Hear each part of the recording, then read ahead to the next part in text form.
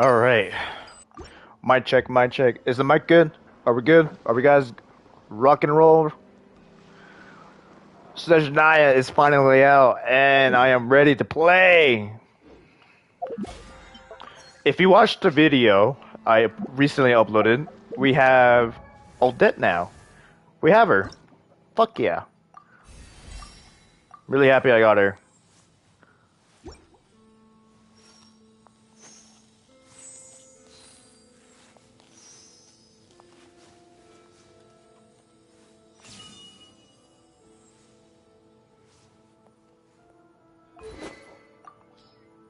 What's she's based off of? What the fuck? Sammer joined.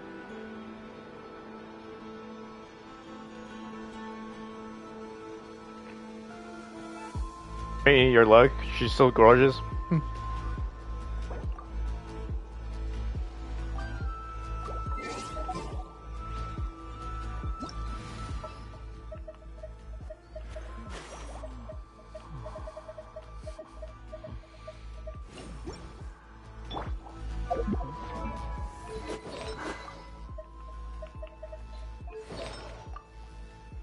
Attack. Attack. So the same shit, really. She doesn't have an artifact set? Oh, that's the one. Oh, this is a new one, I think. Yeah, this is a new one, okay.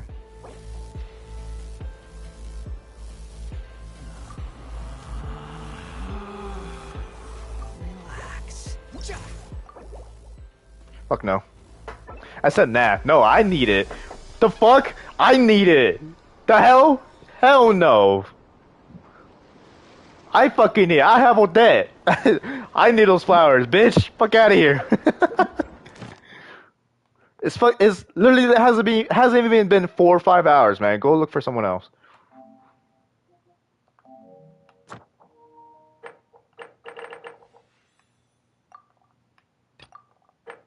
Oh yeah, Shao. Shao has it now. Ooh. Can't I'm about to get the echo for Shao.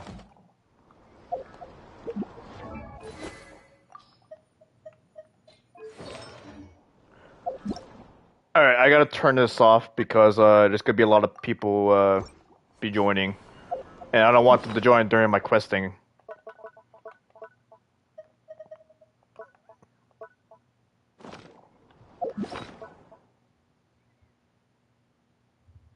Yeah, it is crit rate, sadly. I'm sad. I'm sad about it. It's fucking crit rate, unfortunately. We can still use it, but Scourge's weapon is still better, to be honest. Like, Scourge's weapon is better, you know what I mean? I don't know if I should get it for the main for the free to play account anyway. That's the problem. Should I get a Lacino, I guess you could say, for this was crit rate actually. And we can use bottom life if you didn't know on characters.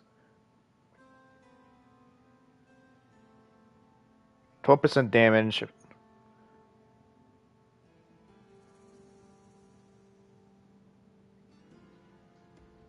Ooh, this is good actually. Hold up.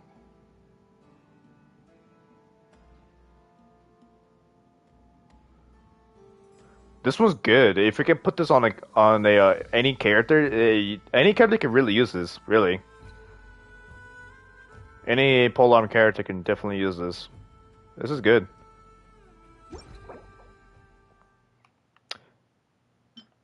The only problem with it is that it doesn't really work with the 30% bottom life. So that extra 24% damage bonus is not gonna help. But we will get that 12% damage bonus at least, guaranteed. That 30% we have to like.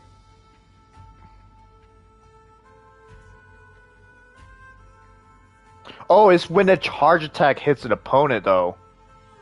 Triggered every 14 seconds. Okay. Yeah, it won't do much then. That's the problem. Yeah, I don't think we're gonna get 20%. 14 seconds. That takes a long time. That extra 24% damage is not gonna help much, sadly.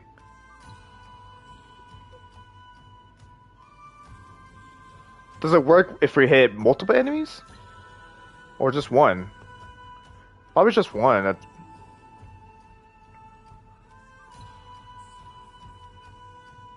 Yeah, it has to be on a Bond Life character, which we don't really have. It has to be 30%, so not every character can use the 24%, but you can at least use the 12% at least, so that's good. There's no special weapons. What the fuck, dude? This is terrible weapons. What is these weapons? Like, we already have these fucking weapons, dude. All these weapons are not that useful, man. They're not really useful at all. And this is a battle roll, not gonna lie. Guys, this is a battle roll. We might have to... I don't know if I want the weapon. We might have to wait for next banner. Or take a look at the next banner at least. See if we want to wait till next banner for the free-to-play account. I want to look at my notices, I think. Or community. No, that's not the community. It's version highlights. I forget which one it is. No, it's fucking notices.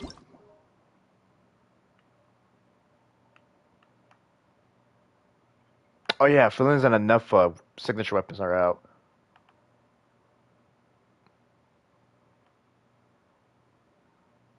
Oh yeah, we get new battle pass weapons. I forgot about that. Where's the banner? I'm looking for the banner.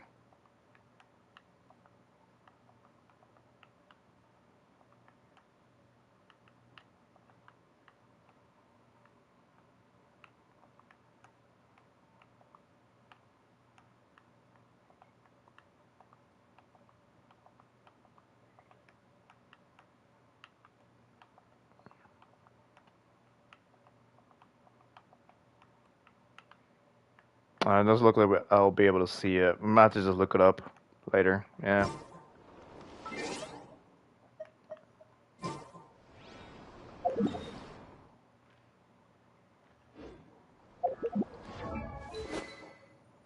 So attack is mostly... Oh, that is mostly attack, so...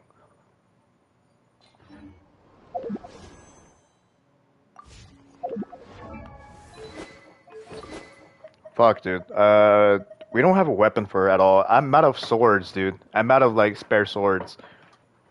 Except, we can get new swords, though, at least, from Seshnia, so let's see if they're good enough. I just hope I get an attack, at least. The attack percentage. If we got a new artifact set, it should buff the thing. Yeah, they did. They did. By 200. No, 300? Yeah, 300. They gave us 300 extra artifact space. Perfect.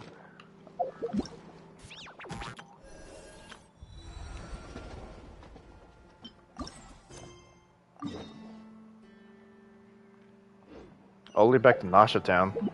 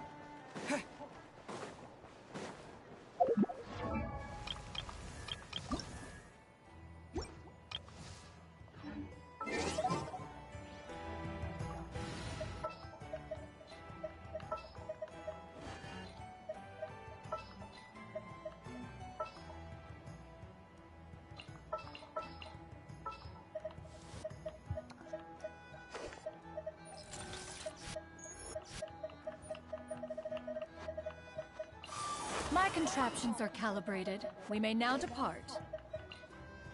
All right, after you.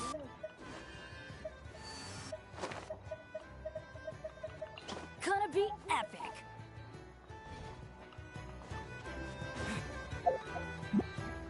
Why is my Shinyan about to die?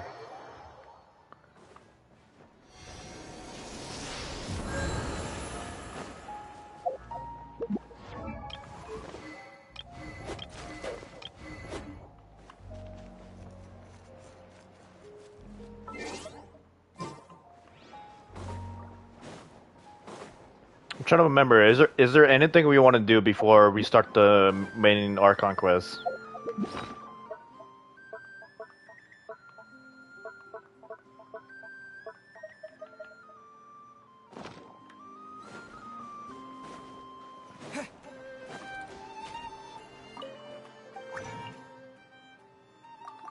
Do this. Oh, it doesn't matter because it reset it. Alright. It doesn't matter. We're about to... Alright. Doesn't matter at all! Finally come. We're off to meet the Tsaritsa of Snezhnaya. This is pressing as fuck. Oh, shit. No spoilers, by the way. No spoilers. Soon, we'll have our answer. I want to see how depressed Guess this will be this the gets. end of your journey that your sister mentioned. I'm gonna cry. What is she It's guaranteed. to find there? Snezhnaya still feels like a long way away. Hopefully, there'll be plenty of time to relax, eat some good food, and have fun before we arrive. But whenever Paimon gets thinking about how our destination is right around the corner, all these questions come flooding into Paimon's head. Stop fucking spoiling, Minuki. Stop saying it. Now I know it's not depressing in Act 1. Thank you.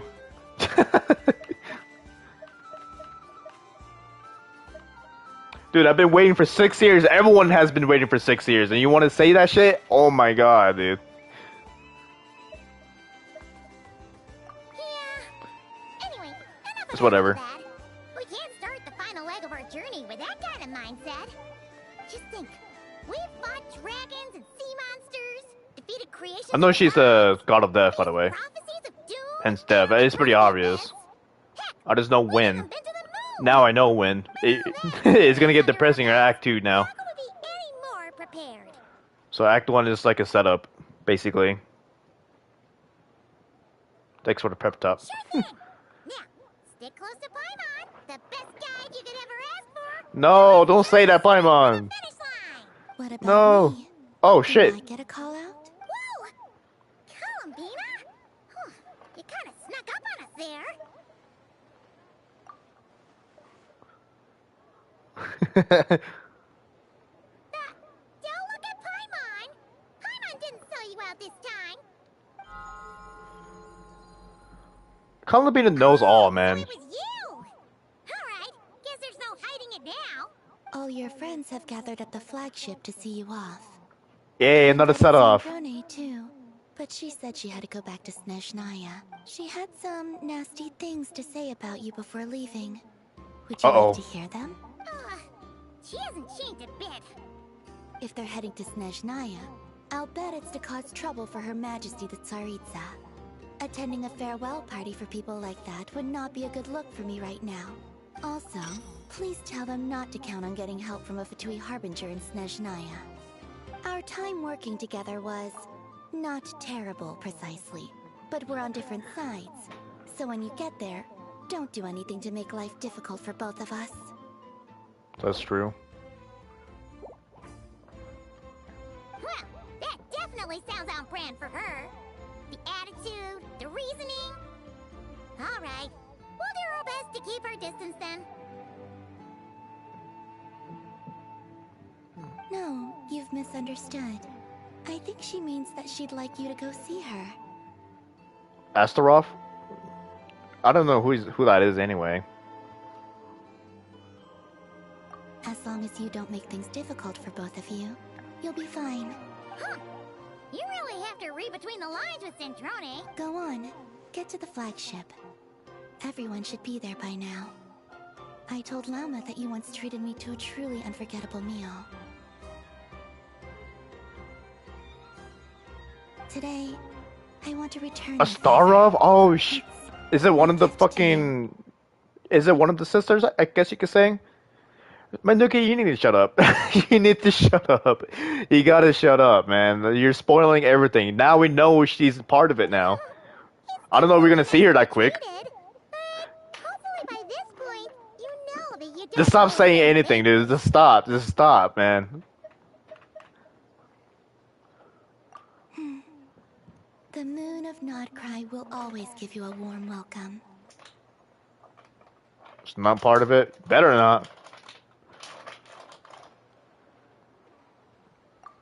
I don't even know who she is anyway, so I guess it's not really a spoiler, but still. If Mania knows what you're talking about, then it's still a spoiler. It's not just me you're spoiling. You're spoiling to everyone in the chat too, just letting you know.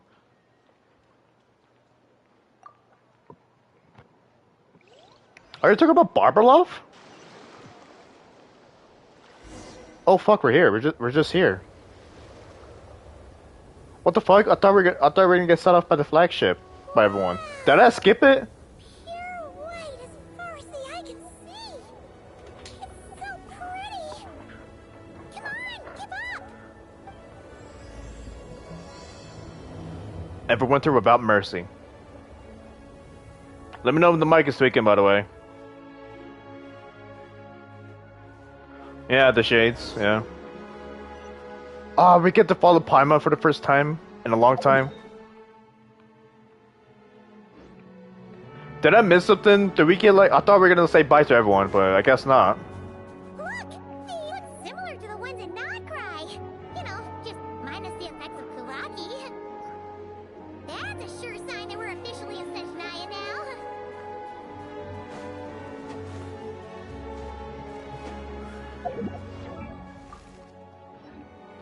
This is my traveler. There's gotta be a treasure chest around here somewhere. No adventure is complete without a chest or two.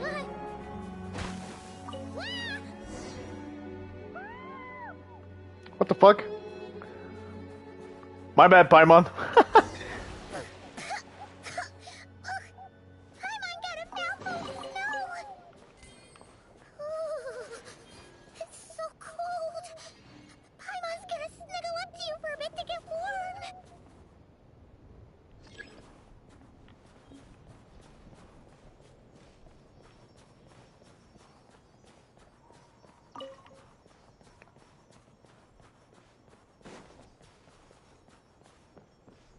Hey, check it out! Those are bears, right? Oh, look how big and Hey, Queen. fluffy they are. So cute. Quick, take a picture before the moment passes. Right here.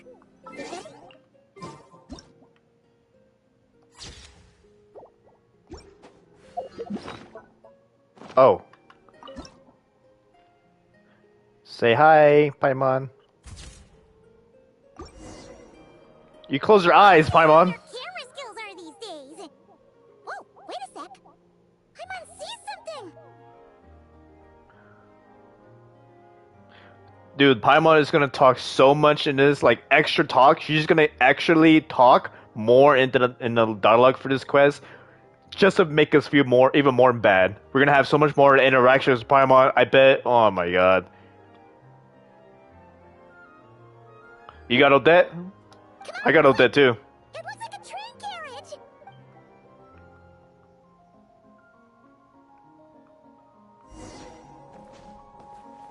Just following Paimon and interacting with Paimon the entire way is what makes it so sad.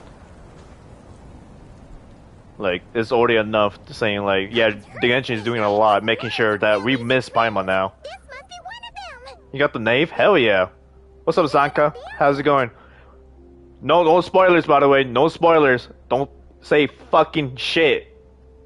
Ooh, it's still A Yosha at C1. I got a Yosha at C1 as well. Hell yeah.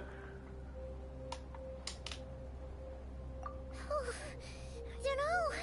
Maybe. Also, is it just Paimon or is the snow getting heavier? Damn, she's already getting affected. Thanks for Rapid. It's hard to describe, but everything feels heavy. Getting oh, no need.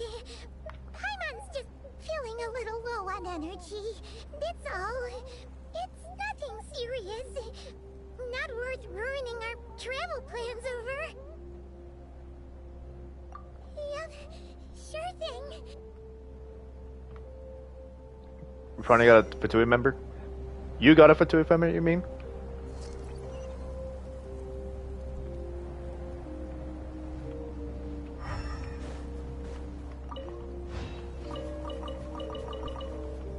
Oh, she follows you. Let's go. I always want, dude. Genshin should like come out with a Paimon that should follow you. They should. That should be an option. A Paimon that follows you and then she disappears when the battle comes out. Yeah, I know the Elegino Queen. The Elegino. You got Elegino. Seems like the snowstorm is getting worse by the minute. Paimon That's so cool. I wish Paimon could like follow you.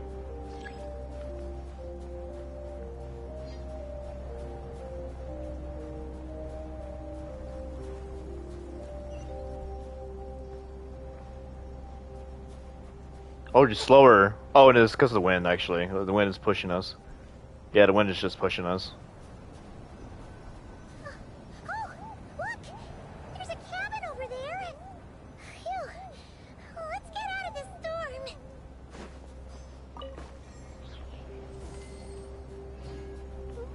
Does pity work in Genshin?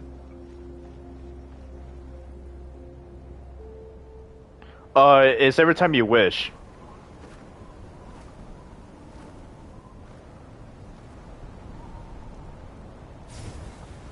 Oh. Oh, fuck. No, we're separate already? No, she can fly down, but still. Paimon's not feeling Where's good. This place? Where's Paimon? I need to find her fast. Paimon! Paimon!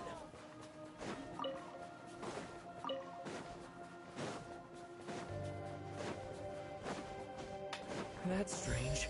Where could she be? I guess I'll try further ahead. Hang in there, Paimon. You flew off the thing. I feel like she could have followed you, or maybe she really like hitting that hard right now. Train carriage? Ooh, Maybe I can get up from the inside. the music is crazy. By the way, music is crazy. You guys hear the music, right? Do I need to turn up the volume? Are we good? You guys hear the game just fine? I'm not too loud, right?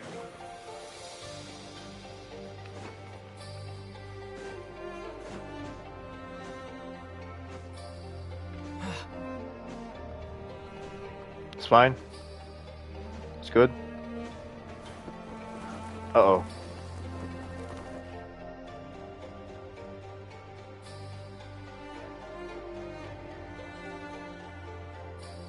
I'm gonna use food to like increase my stamina and like stats and all that shit.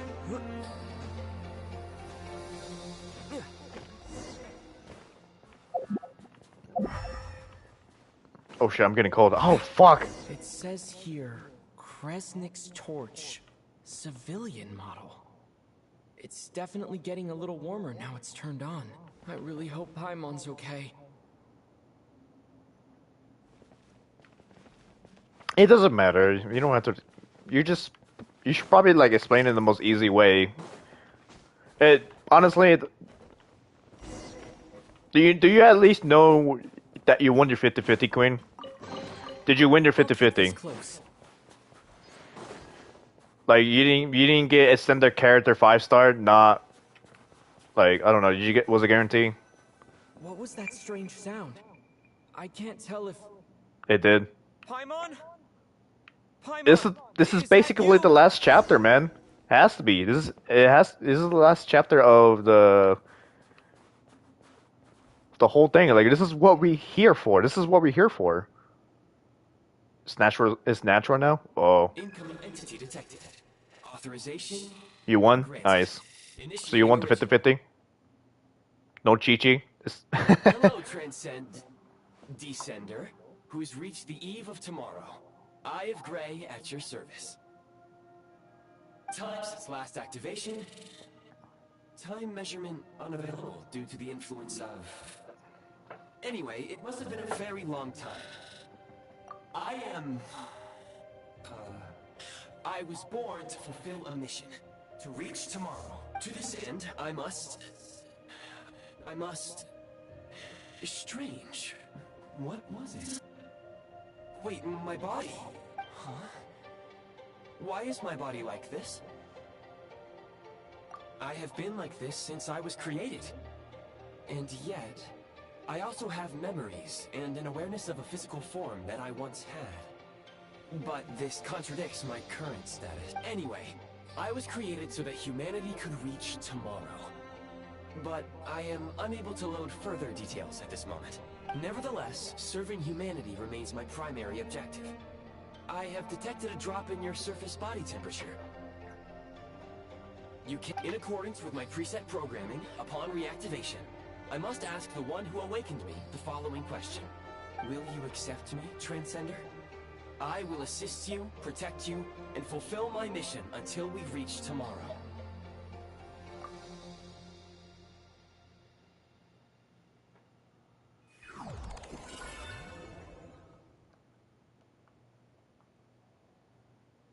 Did my clothes transform? Yep. It did. You have made a very wise decision. Now, I detected that you called out a name. Oh wait, no, never mind. Presumably that of your missing companion? The name was Paimon. After helping you get out of here, I will search for a match in the nearby area and pinpoint their merely the tip of the iceberg. Now that we have reached an accord, you will be my new user. May I ask your name? Very well. I will remember this name Quiet until Region the came. mission is complete. Came out like a few hours ago. Well, a while ago actually, but like it's a new. I don't know. I'll stop talking. It came out like 12 hours ago, basically. So for America. I need to recover my body, retrieve the power to unlock tomorrow, and help the suffering masses to reach the far shores where the empty ark floats. I can sense my power scattered You out there across right this away? ice-covered land. I even have a vague sense of where it might be found. The key right now is you. You must survive and reunite with your companion. They live. You may now execute the command, Demolish. Use it to remove the prime ice blocking the path and obtain prime ice units. Prime ice unit count has been updated.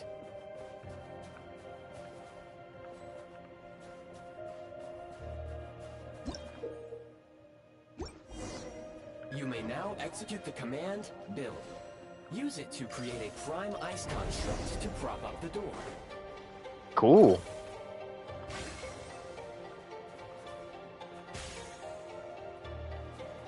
How much can I collect? I'm trying to like read it.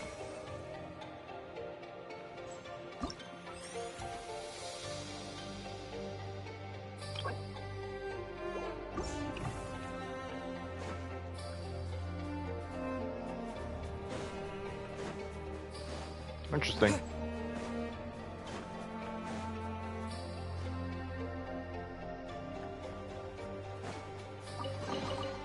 I'll keep this close.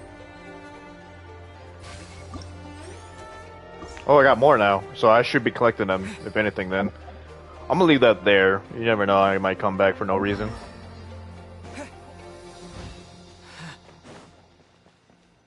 Scanning local environment. Exit has been sealed off. That would not be an efficient approach. One moment.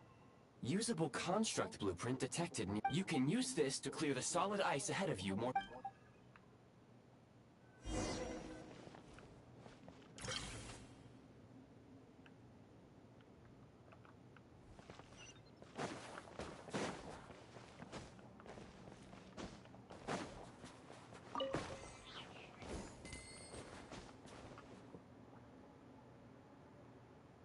Choices are hilarious.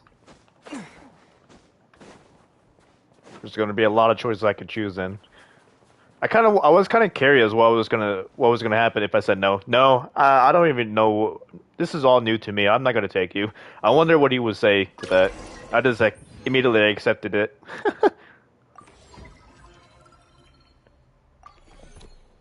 Construct blueprint added to records.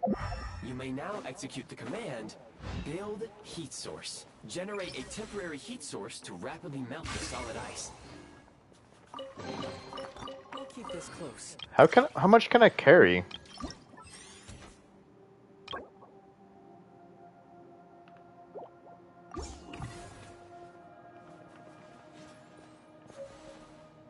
This is my energy. This is my battery.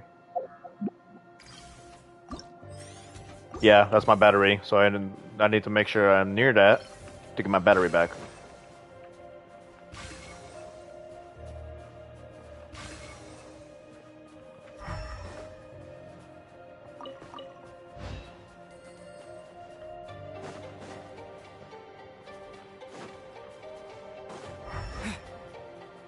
Music is so good. I love it.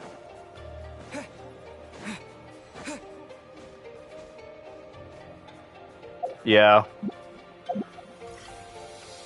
Call of Genshin.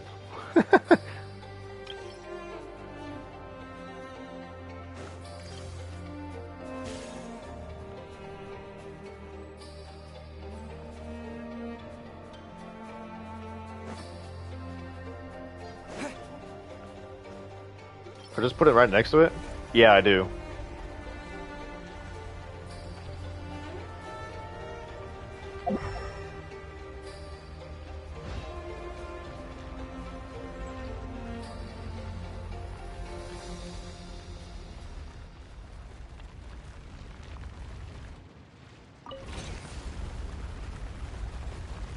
Oh, I could just take it. Ooh.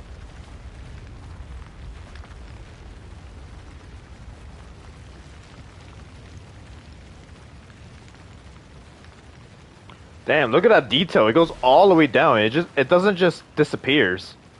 It just goes all the way down to the to an atom and then disappears. That's so cool.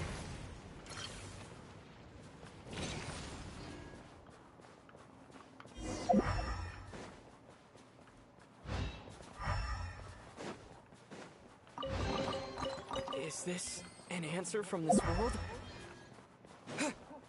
My scan indicates the path is straight ahead. I recommend we proceed.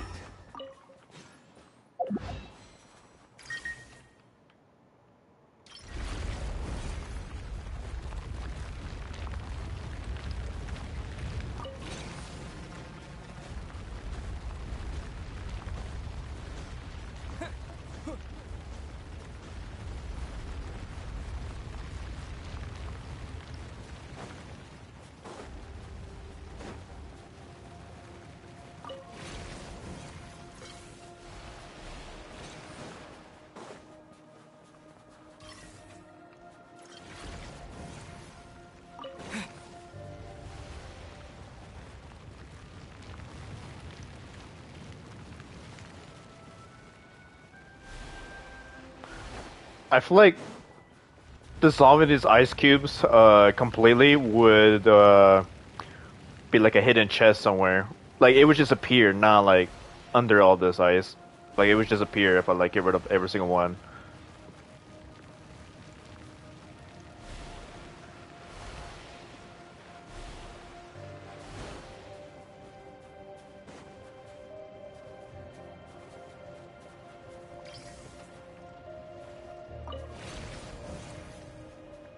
Are you talking about that? More animation into this? They better.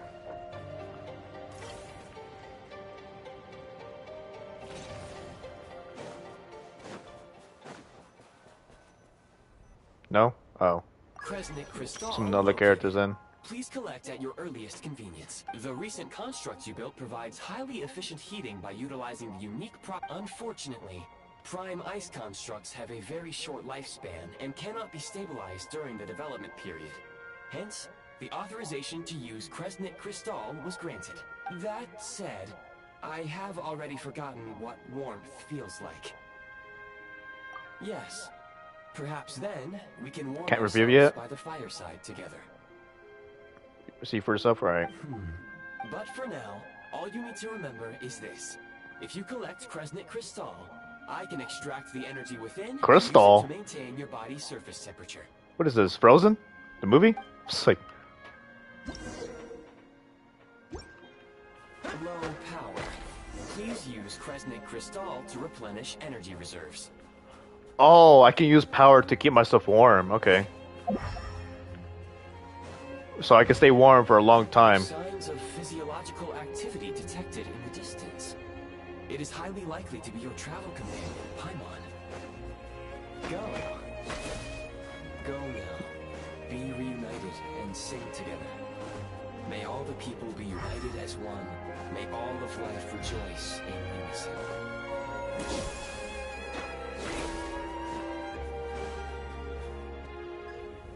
Approaching the target location. Scanning for signs of life. Life forms detected. 2. Affirmative. However, that is not the reason for my confusion. According to my database, this location is a train station, meaning the number of life forms. Real-time environmental data suggests that the train station may no longer be in use. But whatever the situation, please exercise caution.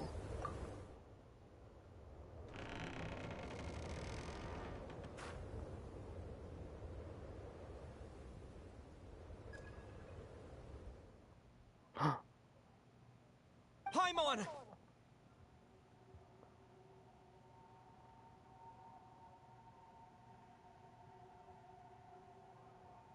Oh, is that Yosha? Oh, fuck! Already? Already! Who are you? Don't worry. She's only sleeping. Damn. You must be the Traveler. She called your name repeatedly while attempting to battle her way through the blizzard. Newcomers to Snezhnaya struggle to adapt to the sheer cold at the best of times. Lately, even the locals are It's way suffering more deeper with the than powerful fucking, monster having summoned a bitter Capitano. snowstorm. You two must be very important to one another. You Ooh, should take those more eyes. care not to get separated. Your eyes.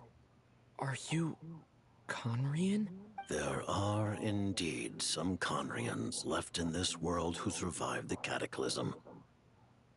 But I doubt that is news to you. It would be unwise to interrogate my identity here. Focus your attention on your travel companion instead. We will meet again very soon. Oh shit. He walks so slowly, dude. The unidentified subject has now left the area. He appears to be an individual of great significance, but my search has yielded no relevant data. I will try searching the database again. Against the odds, your companion is safe and sound. The other person...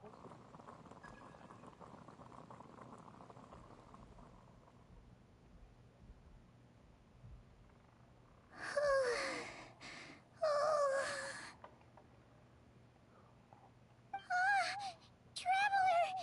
Oh, thank goodness you're okay. Paimon was so worried. She looked everywhere for you. She's so cute laying down like that. It's okay. Take it easy. Are you feeling alright? Pretty much the same as when we first got to Snezhnaya. Paimon must have got a cold. She was feeling so faint. She just couldn't keep going any longer. Wait, where did the jester go? That's not the jester. That's the jester. The director of the Fatui. Is that really the jester? So, you met There's no him? way his name is the jester. There's no way.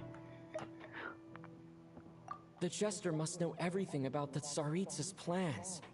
But there's no way he'd tell me just like that. We might well have ended up clashing. Well, he was right about one thing. Right now, the most important thing for me is to take care of Paimon while she's unwell. Poor baby. He had no intention of explaining his motives, and he left in something of a hurry. What the? Who is that?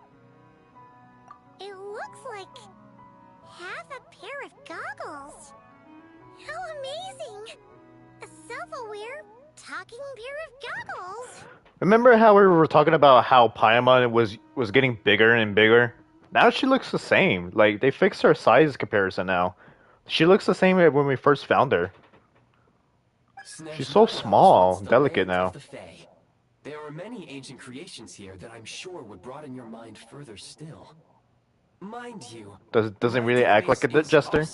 Huh. As we speak. Not gonna lie, I thought the jester was that like hobgoblin motherfucker looking ass. You know, the one that like was talking in court and shit.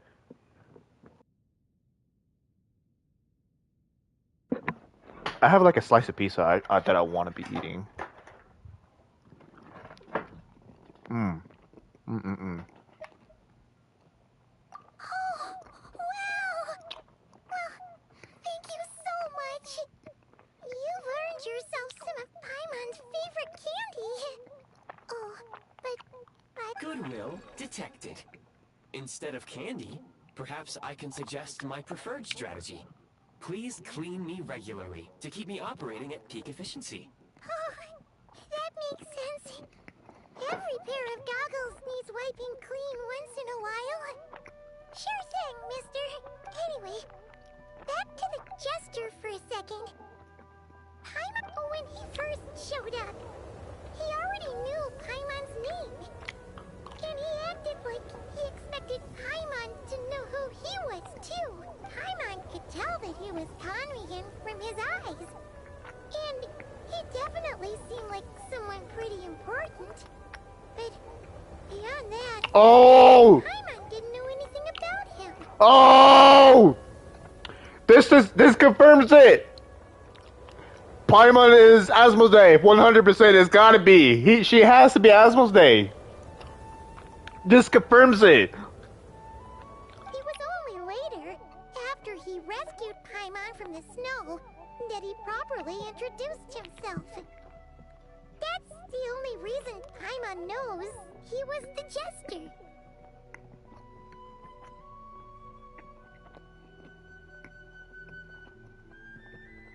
And you know what? What if the jester blew me away on purpose so he could meet Paimon one-on-one?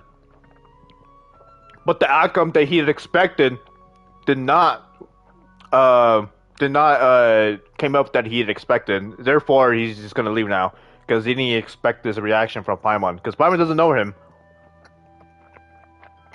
Oh, seems No? unlikely. That's my theory. I'm on a work in progress, man. The sound of Paimon's voice with a really anxious expression on his face. By the way, I'm just theorizing, by the way. So when I theorize, don't say I'm right or wrong, alright? I just want to find out. I'm just guessing at this point. And after bringing Paimon here, he just stared out at the snow. He didn't do anything. Don't say I'm right or wrong, okay? at all. I'm just theorizing. I want to see the big He reveal. never said anything. Wouldn't even answer any of Paimon's questions either. Paimon didn't feel unsafe around him, and he didn't seem to have any ulterior motives. For all we know, he might have just ignored Paimon's questions so she'd give up and go to sleep. Please allow me to interrupt. Fatui and director are unfamiliar terms. May Wait, you've seriously never heard of the Fatui? Oh, they're like the Tsaritsa's inner circle. Really powerful people. Understood. Since they hold elite positions and serve their god directly, it stands to reason that they would conduct themselves with due decorum. I am inclined to agree with your assessment, Miss Paimon. I did not detect any ill will from the gentleman in question. Sorry, I shouldn't have encouraged you to talk so much. Paimon, new plan. Let's get out of Snezhnaya for now. We can come back after the weather clears up and you're all better. The Jester mentioned that the snowstorm, being the work of a monster, is worse than most. Even if we made it to Snezhnegrad, we'd still have to wait out the storm before we could do any exploring. Oh, well, it's really nice of you to look out for Paimon, but she doesn't want to hold you back. We were really psyched up for this journey when we first set off. Just think of all the burning questions we have.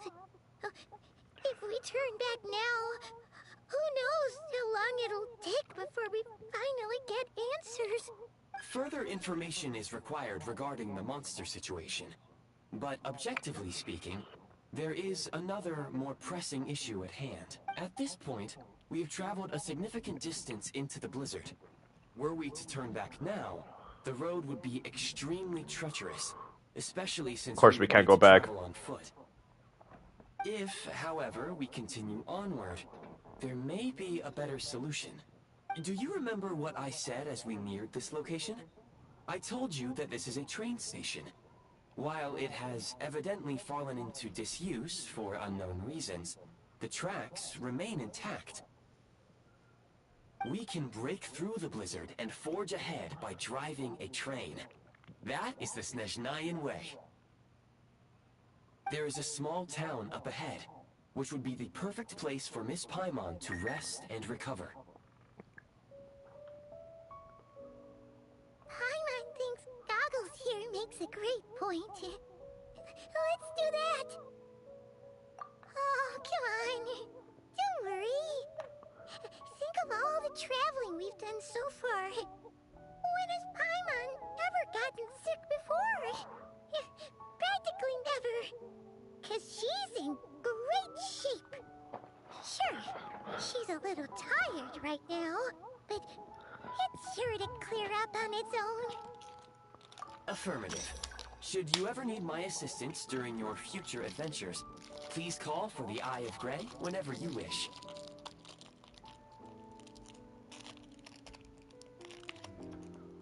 Otherwise, I will remain silent to avoid causing any unnecessary distraction.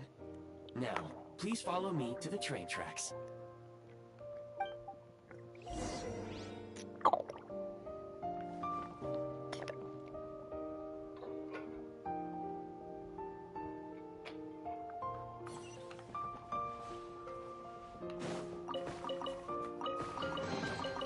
Is this an answer from this world?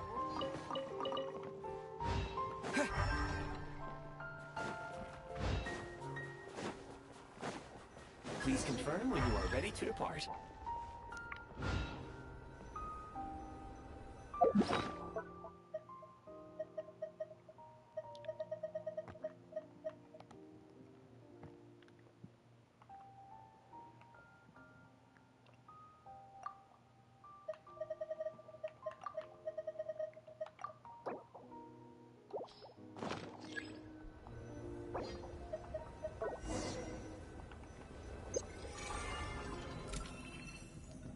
What the fuck?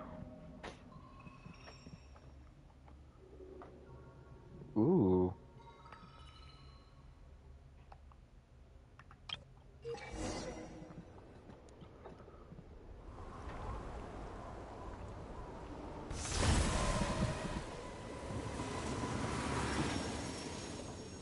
What the fuck?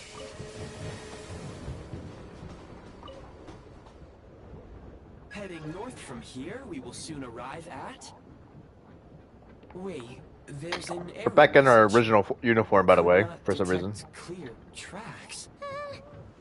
What exactly does clear mean? Brace for impact, friends! Preparing to enter impromptu flight mode.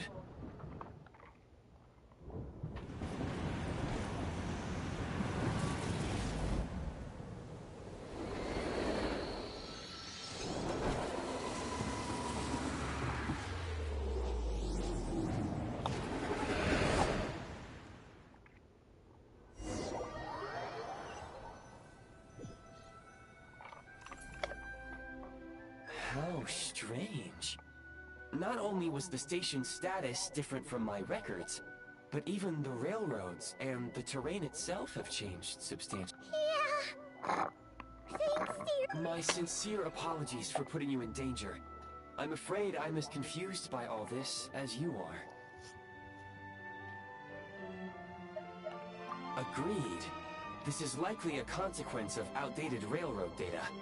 The discrepancies between the old data and present reality are far greater than I anticipated. Fortunately, our crash landing has at least brought us much closer to the town. True. According to the data, anyway. Your data had better be right this time. I can assure you, it certainly is. Please look this way, and you will see a Kresnik's torch. It seems our ill-fated train ride was a blessing in disguise. We have taken the shortest possible route. Rest assured that I will take user preferences into account next time I plan a route. Next time, I will get it right.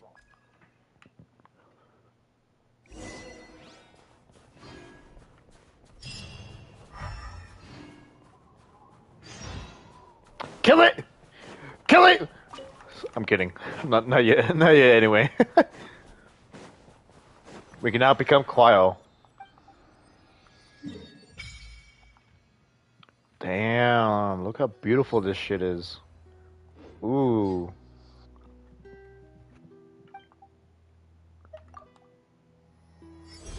Just like that. Let's go. Resonate with Quile. Welcome him with the Ice Wind. What do we have?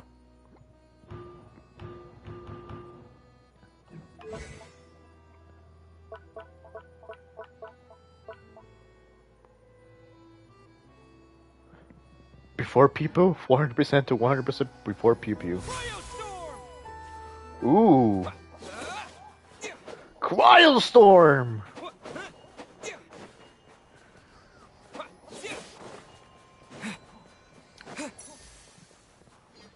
What about pressing?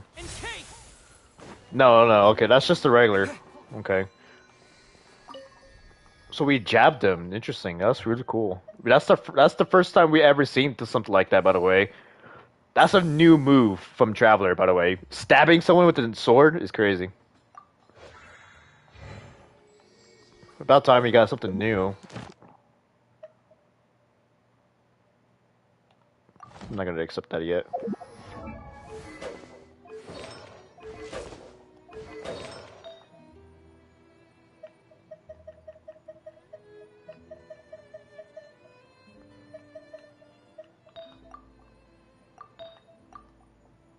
Oh, it's attack percentage.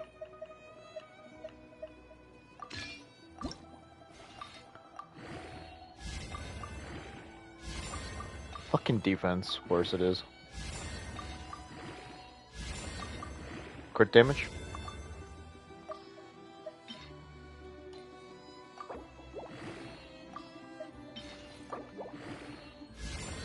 HP. Whatever.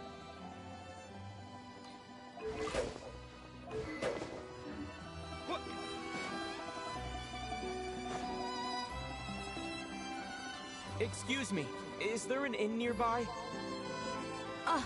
I'm sorry, but they've all closed. Sorry to interrupt. We're looking for a place to stay. I can't even afford to warm my own house, let alone run a business.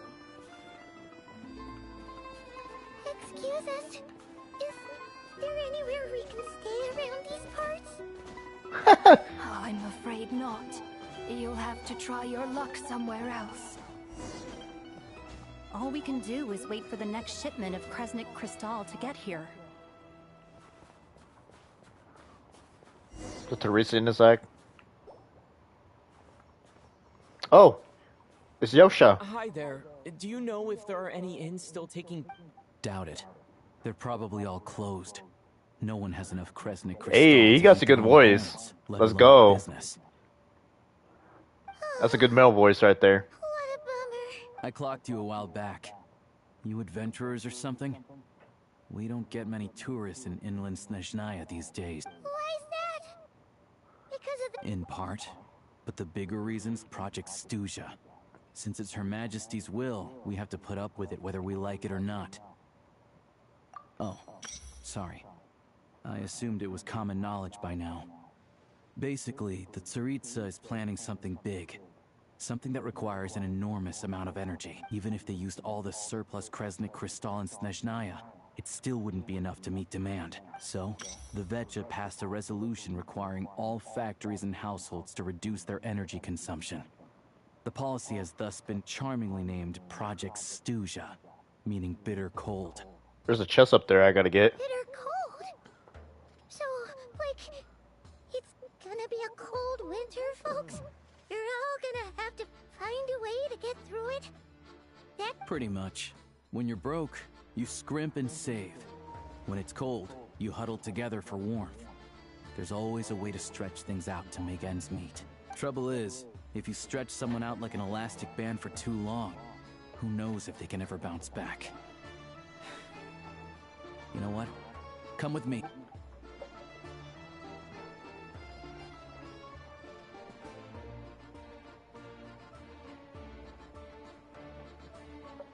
Can you please explain to me why the price of Kresnik Crystal has gone up by 1/3 again? Even as our purchase quota has gone down. You only come here twice a month. This won't even last us a week. The supply and pricing of Kresnik Crystal are based on current production volumes and price data. We Fatui are only responsible for delivery and security. I'm not in a position to explain to you how the figures are calculated, but I assure you, they are as fair and reasonable. Oh, so our lives mean nothing to you? How can you expect anyone to survive a single night in this weather without heating? Since you insist on making me repeat myself every single visit, I will remind you again. There is no monopoly on the trade of Kresnik Crystal. You are free to purchase the shortfall from elsewhere on the market. What market? Nobody else is selling! And when they do, they charge 8 times the normal rate! It's robbery! Which is why the Snezhnograd Veche passed a resolution to support border communities. Without which, you wouldn't even be able to buy Crystal from us to begin with. So if you're here just to argue, move aside and let the next person in line come forward. Everyone's feeling the cold here. Damn. You got him. All right, everyone, let's calm down for a second. A few words, if I may. We're all subjects of Her Majesty the Tsaritsa, and I'm sure every one of... We all know how cold it is. And the more it snows, the harder life gets. Everyone's struggling already. Let's not make things even more difficult for each other. But Liaison Shishkin, there's clearly something wrong with this quota. I have a family in Marepasak who tell me they can buy at least double our Crystal allotment. Oh, believe you me, I had the same reaction when I first saw the numbers. Couldn't believe what I was reading. I even wrote a letter to confirm the true figures, but... Still, you must understand that calculating these energy quotas is a complicated balancing act. They have to factor in population, town size. Our top priority must be to keep the largest Kresnik's torch burning continuously. Only then can we sell the remaining Crystal for household use, and in doing so, we must make sure that everyone is treated fairly. As our Fatui comrades said, they are only responsible for delivering the goods. They need to keep accurate records, and they do not have any authority to modify the rates. That's right. Our duty is to do things by the book. Tell you what, listen. I know how anxious and upset everyone. What we can do is open the lower combustion chamber of the Kresnik's torch to the public. You can come to me directly to register, and I will allocate time slots accordingly. I can't guarantee there will be ample energy for household use. We can at least make sure you'll be able to boil water and cook food each day. Let's hang in there and make this... Fine. I don't see any alternative. So, this is Project Stuja in action, huh? Oh, no wonder nothing. We came at the worst time too. We're always coming at the worst time. Barely getting by. You were looking for an inn, right? For your, Oh, Paimon's not a fae. Just Paimon. She must have caught a cold or something. We only just got to I have a small place in Stratomaros. I don't stay there very often, though. But if you're not picky, you're welcome to rest there for now. It's not much, but I've got blankets. Are you sure? Oh, that's really All right then. Oh, we just get him just like that. Perfect. I have a Sisu Ayosha now. So we get a free Ayosha either way when I get to Shesnai on the free-to-play account. Cool.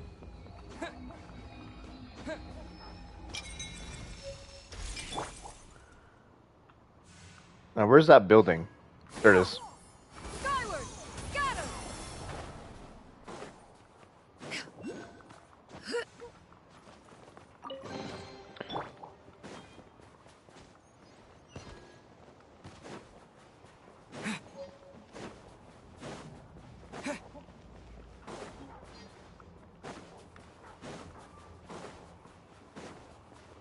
Yeah! Scatter!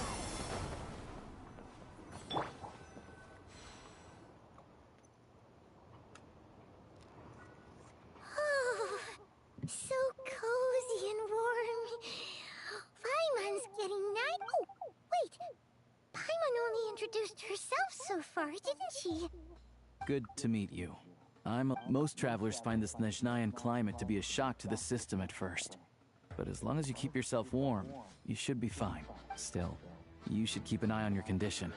When people are too quick to dismiss a cold, it can easily end up turning into something more serious. Don't say that. Paimon's too young for chronic health issues. They aren't in town right now, and they won't be back anytime soon. The train station has been closed ever since these power shortages began. I do a lot of hunting, so I spend most of my time exposed to the elements. But even the animals wouldn't survive long in a storm like this, let alone a hunter. Nothing to do but sit tight in town until the weather improves. I get that you're in a hurry, but even if the station were open, that doesn't mean there are any trains. We could end up stuck here for a long time. What? A long train? Wait, hold on. That train? The one that suddenly fell out of the sky and crash-landed on the ice? We got lucky and found it in a cave. Oh, then our luck ran out and we had a little accident. Pretty crazy for a random find in the mountains. Well, as long as your train's good to roll, you might get to Snezhnagrad after all. I've been doing some digging recently. Turns out, the real reason for the current energy crisis in Stratomoros is that some of the supply is being seized for a private stockpile. But to expose what's going on, I need to catch them in the act. So, I'm heading off to catch a rabbit. Huh? Wait, a rabbit stole the crystal? Paimon, really? It's a figure of speech. Real rabbits couldn't pull this off. They'd prefer carrots to Kresnik Crystal anyway. I also found out that rabbits doesn't even like carrots as much either. They just see us just another type of food. But that could be just me. Shishkin, Mr. Positive Attitude, let's all get along now, shall we? Him? Really? Paimon never would have guessed. Huh? You're coming with? Oh, okay then. Just give Paimon a second to get ready. Alright. Guess there's no point pushing myself. Paimon will stay here and hold the fort then. Oh yeah, there's one more introduction to do. Tagarin, get in here. Oh, a dog would protect her. The dog would protect her. A doggy! Oh, angry doggy. Oh, He likes to think he's above that kind of thing. He's my hunting partner, so he'll be joining us when we head out. Carrots aside, we'll need to stay completely undetected. We can't risk spooking our rabbit, but there's no telling which burrow he'll scurry back into. First, we need to find a way into the train station and see if we can find any real freight data. Shishkin's figures can't be trusted. Then, we get Tugarin to catch a scent and find out which way the crystal went. What are you eating? check it out! When you're all out of carrots, try Bruh. Good doggy. A fellow dog lover, huh? Yup. And rabbit lover. Good to know. Eat up, Tagarin. We got a lot of work to do.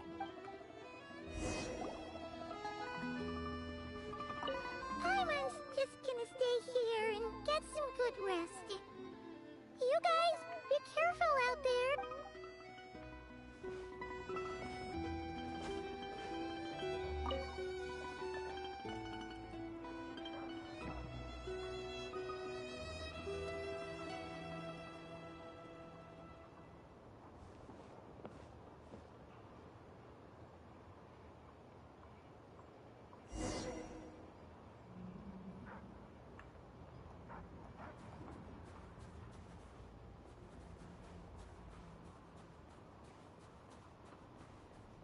Wait.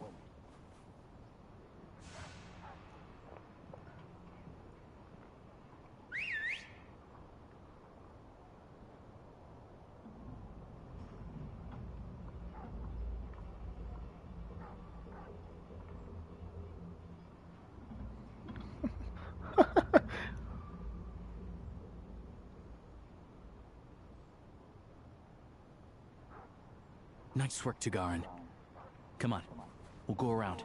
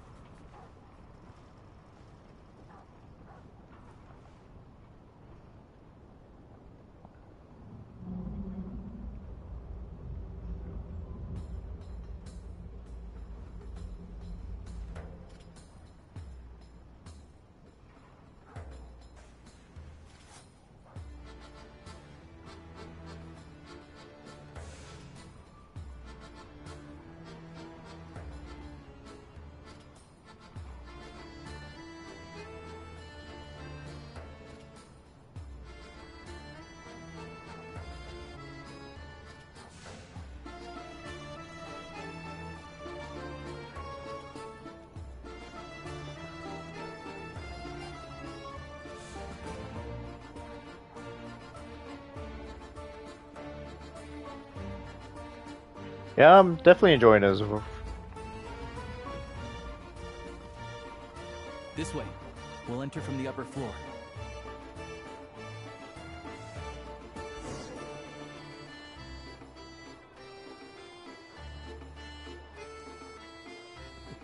Oh yeah, for sure. Fuck the Naranaras. Aranaras. Yeah, that's alright. Yeah. There we go. A freight list. Straight from the Fatui. So Shishki looks as new as the day it was printed. I guess no one bothers reading these unless they have ulterior motives. Yeah, this is all we need.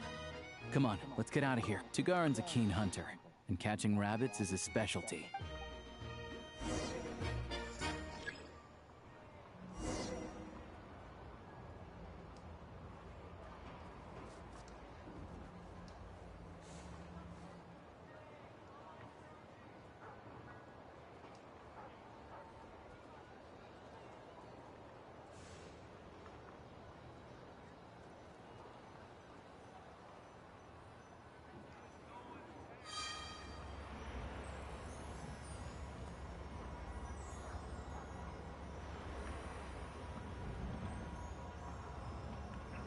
This is the only Lee it looks like.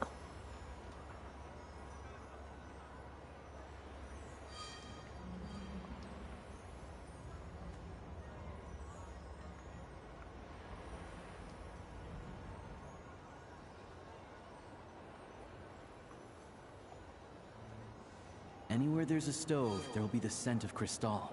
That's normal.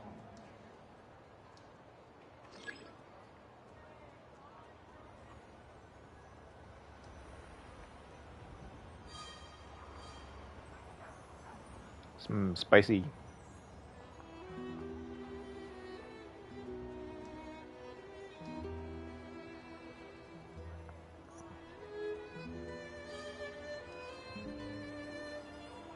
It's from the same fucking house, is it? Yeah. No? But if he picks up the scent of Cristal somewhere and there's no stove around, that's how we know something's up.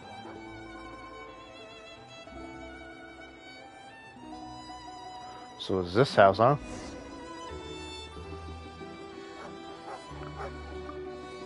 This must be the rabbit's warren. Sure enough, there's a tunnel. You stay here and keep watch. I'm gonna take a look inside.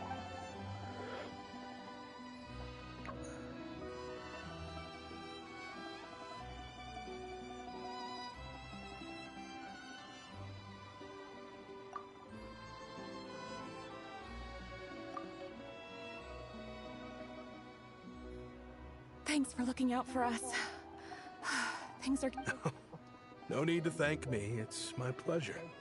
Sure is Her Majesty the Tsaritsa watching over us, every sacrifice will be worthwhile. Let's grit our teeth until the blizzard passes. These days of hardship will be over soon. Maybe for everyone else, Liaison Shishkin. But for you, the hard times have only just begun. Oh shit. Huh? Who are you? What's the matter?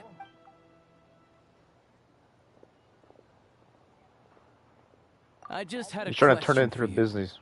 Why, when times are as tough as this, would someone hoard more Kresnik Cristal than they could ever use? All the crates here are from the most recent shipment, but they weren't brought here for sale. Instead, they were secretly stashed away. Would you be able to shed any light on the situation? Me? Why, I have no idea. But look at how much there is. It's quite a god. This godsend was found in a cellar adjacent to your residence following a tip from Mr. Alosha. And this is only a fraction of what we found down there. We're still taking a full inventory. The official figures will be finalized shortly. I've always been grateful for your efforts to mediate between us and the townspeople of Sretomaros. But now, Mr. Shishkin, it appears you were the source of the conflict all along. How? We trusted you to have our backs. You've been lying to... Hey.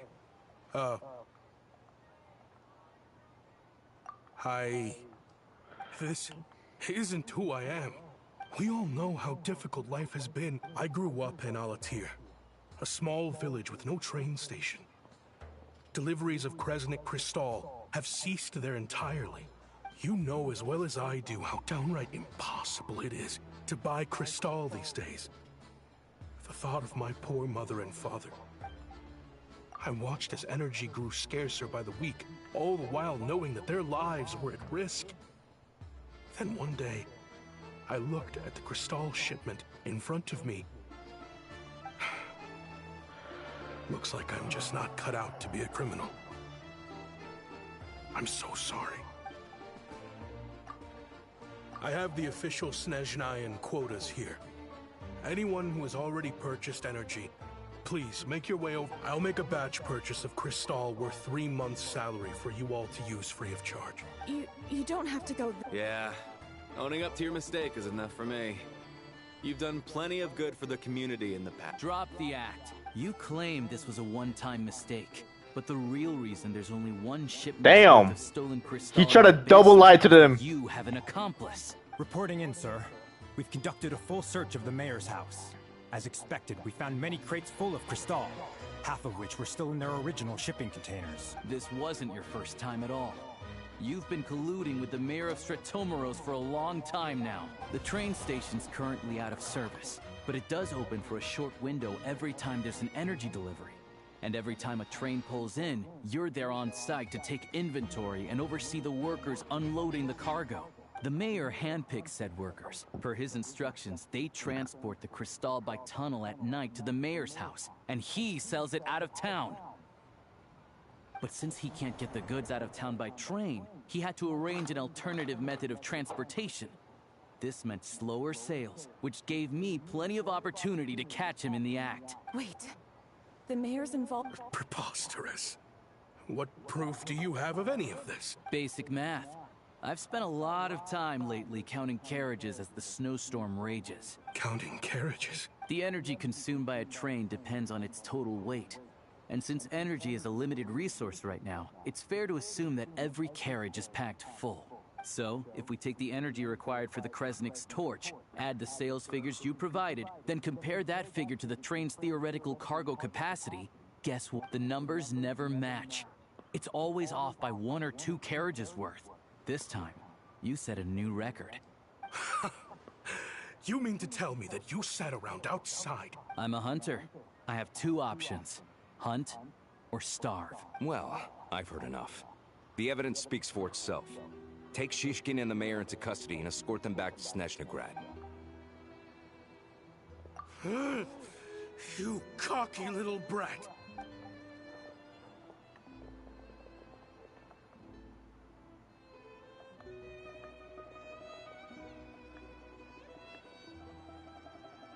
Yeah, something felt off. So I just followed my gut. Math isn't my strong suit, though. I'm lucky my dad made me learn enough to get by, but all this number crunching was a million times harder than the aim and fire work I'm used to. Thank you for your assistance. You're a brave lad. Shishkin was quite the cunning criminal, as I'm sure you can tell. He did all of this right under our noses, and we never suspected a thing. A wolf in sheep's clothing. He had everyone fooled. Even with that sob story he fed us. He was probably trying to keep the mayor out of it, not just mask his own motives. Without the compelling case you put together, even I might have fallen for it. Alosha, was it? Tell me. We can go find some wild animals if you want. I'll fire off a couple of shots, and you'll see whether I'm the real deal. I didn't mean to cast suspicion on your identity. It's just... well, I'm sure you've heard of the Rokot. Recently, they've been recruiting people with your kind of talent. They hide in plain sight under false identities, working against Project Stuzha, sometimes directly opposing the Tsaritsa herself. They aren't a violent organization, and their goal is to improve the lives of the common folk. But still, as a member of the Fatui, I wouldn't be doing my job if I didn't keep tabs on them. First I've heard of this. I don't really keep up with what goes on in the city. All I know is, people who don't mind their own business in the city end up paranoid about everything. As for me, I just couldn't stand Shishkin. I'm from Alatir myself, and I can tell you, nobody's lived there in years. Why would an abandoned village need Crystal? Of course, no one really cares about the fate of that place. I'm guessing today is the first you've heard of it. I see. It does sound quite tragic. Really. Well, thanks again for your assistance. I will report this incident to Snezhnograd. The Fatui will take over energy distribution until new officials are appointed. We'll also ensure that the train station resumes normal service as soon as possible. Looks like it's my turn to brush up on math now. I never liked it as a kid either.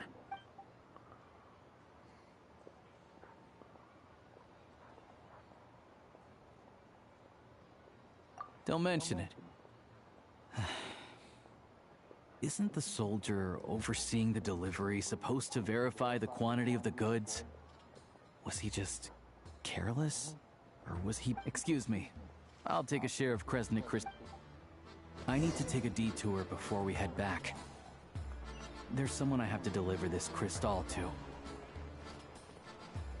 Is that the title of the... Love how they start the title of the act.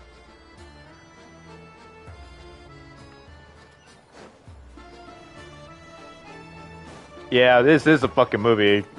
So good, man. So fucking good. I'm enjoying it so far, for sure. Voice acting, the acting in this game too is so good. That dude, I really like.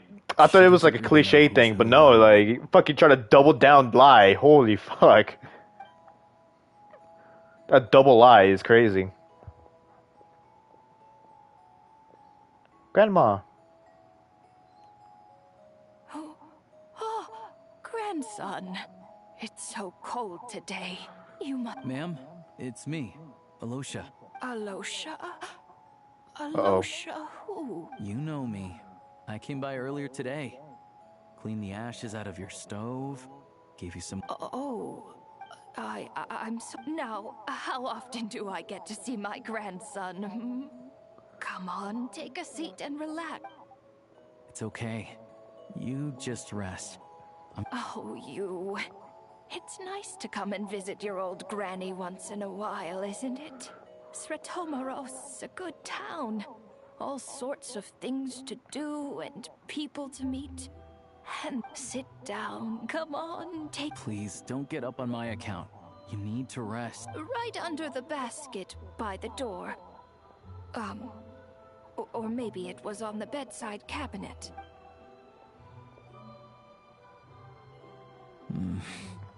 Well, grandson,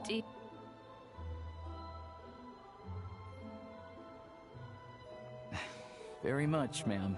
Good, good. Damn. You don't need to save any more for me next time, alright? Fresh fruit is hard to come by at the moment. You should eat it as... Oh, I don't need it.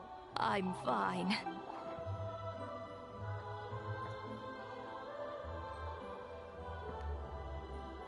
Some kind soul must have given these to her.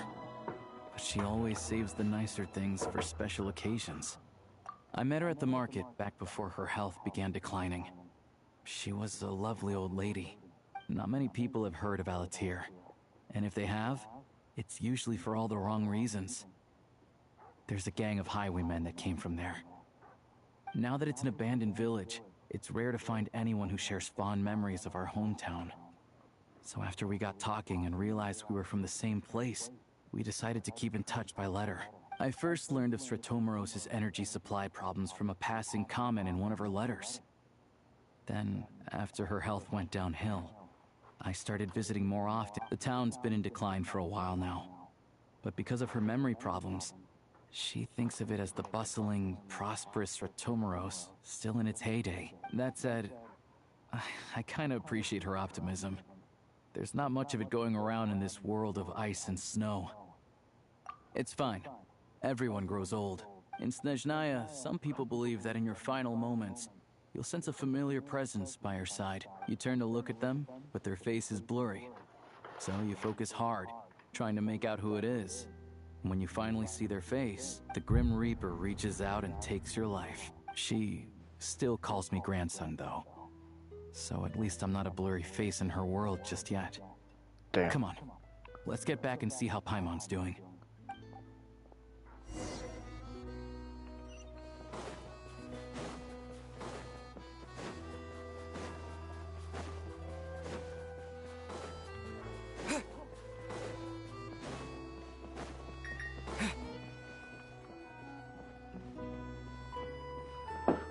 Fuck, I dropped my phone.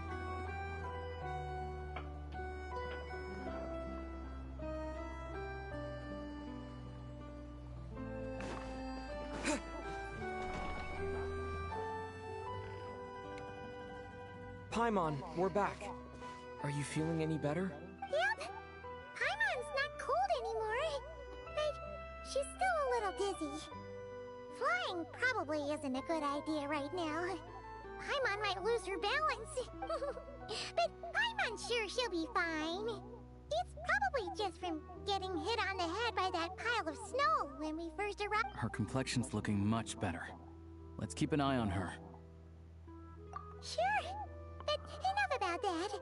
How did everything go? You're flying, Paimon. What are you doing? Did you have any trouble? I'll explain. It's a bit of a long story.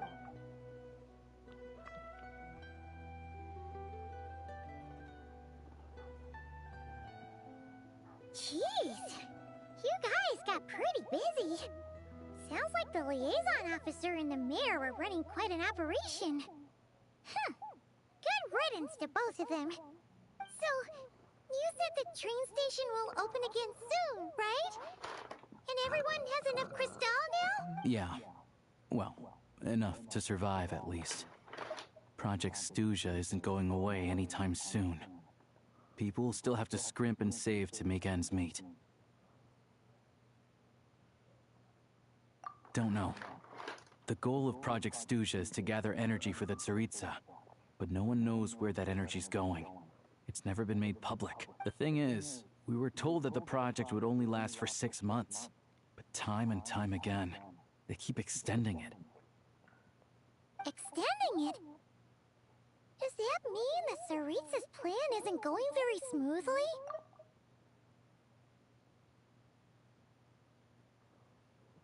That's what everyone suspects. In principle, any proposed extension needs to pass by majority vote in the Snezhna Grad Veche. But even though opposition has been growing, Any detractors end up caving in to political pressure from the rooster, Pulcinella. He's the chair of the Snezhna Grad Veche and a key figure in the voting process. He has the backing of many powerful and influential people. How come the Fatui are picking on ordinary people even here in Snezhnaya? I don't see it like that. Fundamentally, the Fatui will always think and act in the Tsaritsa's interests, but that doesn't mean they don't care about the plight of the common folk. The only reason Sratomro still receives Crystal shipments is because of a relief proposal put forward by the Rooster himself. Then there's the Fatui soldiers providing support in every corner of the nation. Even the Northland Bank provided some mora for disaster relief, and they're as conservative and indifferent as they come. It's just that the rich and powerful in their fancy palaces live in a completely different world from us. There's always going to be some conflict when those worlds collide. Yeah, well, even though we all believe in Her Majesty the Tsaritsa, there are still many differences of opinion on how best to tackle the big issues of the day. Regular folk don't have an easy way of getting their voices heard in Snezhnagrad, while the rich and powerful are either unwilling or afraid to speak out for all sorts of complicated reasons. The Rokad provides the disaffected with false identities and an outlet to vent their frustrations. Of course, an organization like that exists in a gray area. The moment the Veche think they've crossed a line, there's sure to be a crackdown. But so far, they've been doing their best to help the common folk. Like us, don't you mean? You didn't hesitate to join in. You're not new. That's because we're adventurers. It's our job to help people out with commissions and get to the bottom of things. Sounds like we're going to get along. So, what's your business in Snezhnagrad? Aside from taking your friend to see a doctor, of course. I want to meet the Tsaritsa. It's complicated. I've had run-ins with many of the Harbingers along the way, and I really need to know what the Tsaritsa is up to. Her ultimate goal? What the no-sees mean in all of this? Since I've made it this far in my journey, I have... Wait, so... No way. Are you... Oh, the Traveler!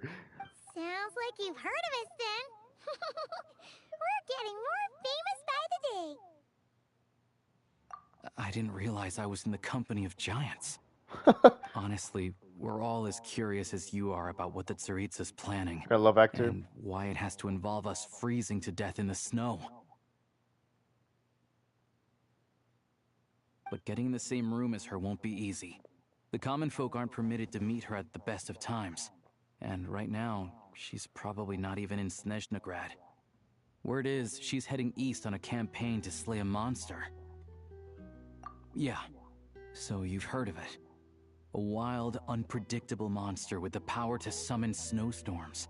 It also absorbs everything around it into its body, so it's growing constantly.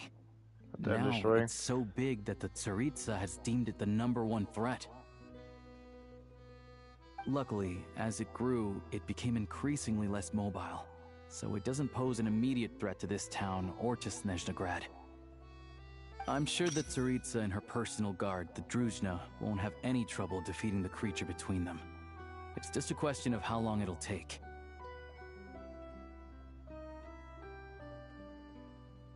Suffice to say, you won't be seeing her anytime soon. You'll have to wait until she gets back.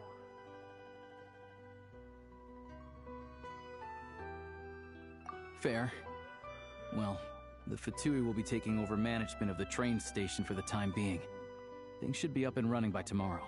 Once it's open, we can see about getting your train towed to the station. Whoa! That's gotta take a lot of manpower. Are you sure we can talk them into it? The Fatui aren't exactly spotless in this whole mess. Plus, we help them out. Should be easy enough to negotiate. As far as I know, all the paperwork is dealt with upon manufacture. I've never seen anyone check it, so I wouldn't worry. Having a train makes everything much easier. We'll reach Snezhnagrad in no time. I need to head there myself anyway. Got some game to trade for Mora. I know a good doctor in the city. I'll introduce you when we get there. Oh, thanks so much. Let's get a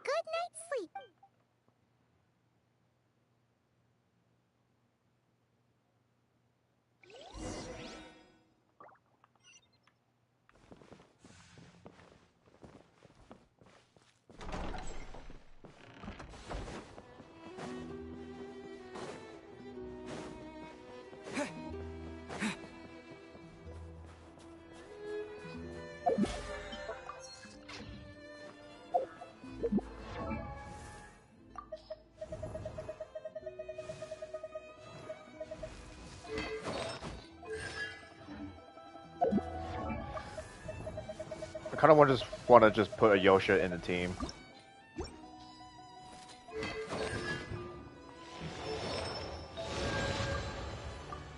What does he work with? Same artifact set.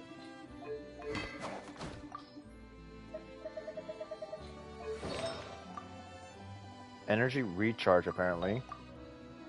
Electro damage bonus.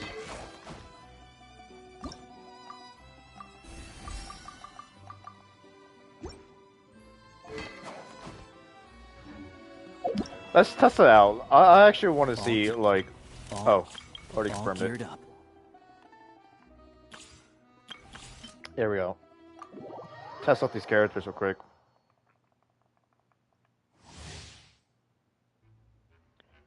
With both off-field and support capabilities. Oh, she's a off-field DPS and support character. Ooh, okay.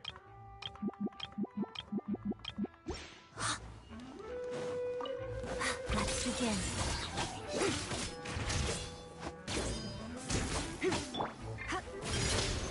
You're in for a little shock. Yeah. Stay clear. Crystalline Adagio. Animal hypostasis. Let's spark things up a little. Absorption test. Together.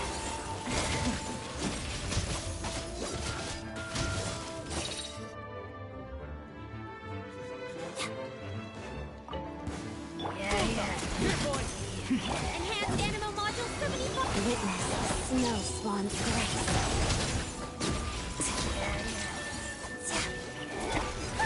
What a joke.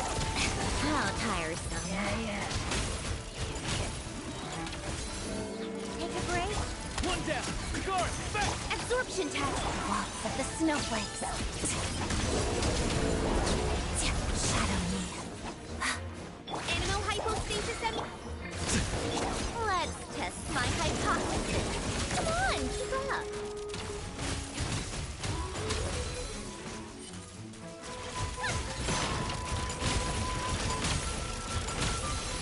Here, boy. Bullseye. Crystalline Adagio. Hot as dust.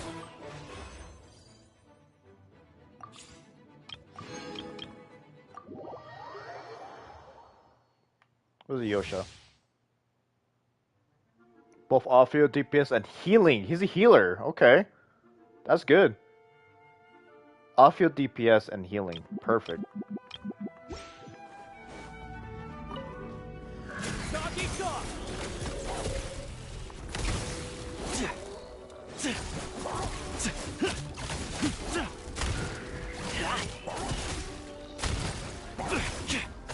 That's a big trio of healers.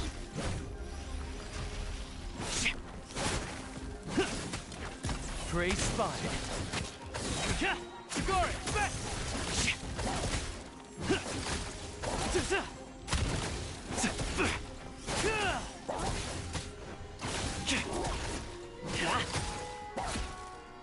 One down. You have no Mora? Rip. On the rock. Look at you. On the rocks. Animal tech 63 away. Swirl.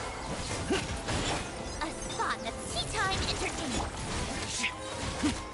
It's dog eat dog. Yeah, they expected to kill a whole bunch of enemies here. Take a break. God damn.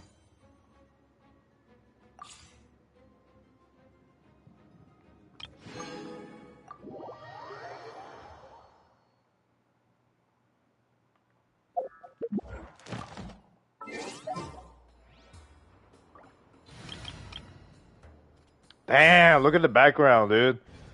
So beautiful.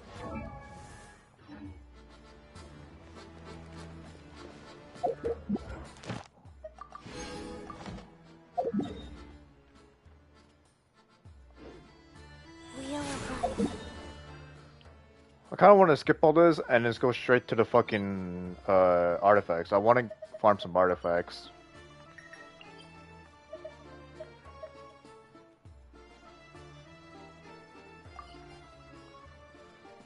Let's go get the teleport waypoint real quick. Without triggering it, hopefully? We'll see. If we trigger it, we'll just continue with the story.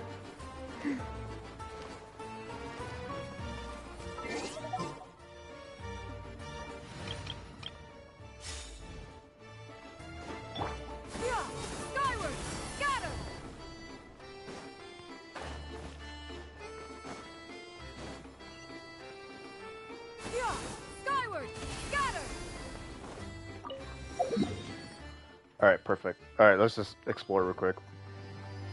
I want to go get. I want to farm some artifacts before we continue. So maybe I could use a Yosha right now.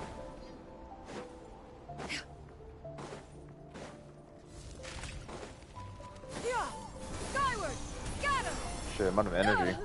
Oh fuck! That killed us so bad.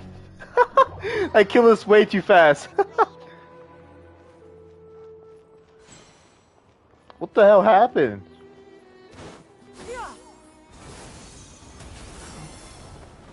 I'm gonna do that again.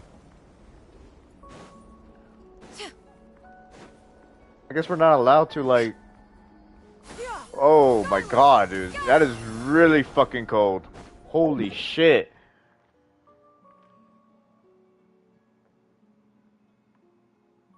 Oh, I see now. I think I know why it's doing that.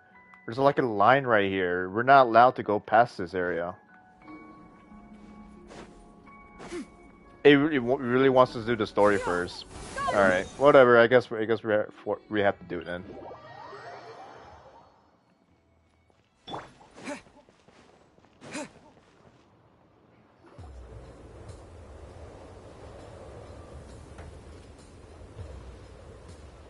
Drive carefully, all right? You don't want to end up in this situation again. Also, I don't think I've seen a train like this before. Is it a new model or... Not a fan of small talk, are you? Anyway, take this. It's an up-to-date map of the Snezhnayan rail network. All the track switching is automated. So, as long as the train's moving, you don't need to worry about collisions or anything. We'll leave you to examine the train's conditions yourselves. Fingers crossed nothing's broken. I doubt Sratomaros has any engineers with experience working on this model. Shouldn't be a problem. All right then. Have a safe journey.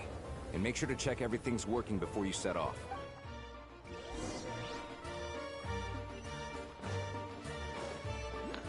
So we just magically pick up the train and put it right here?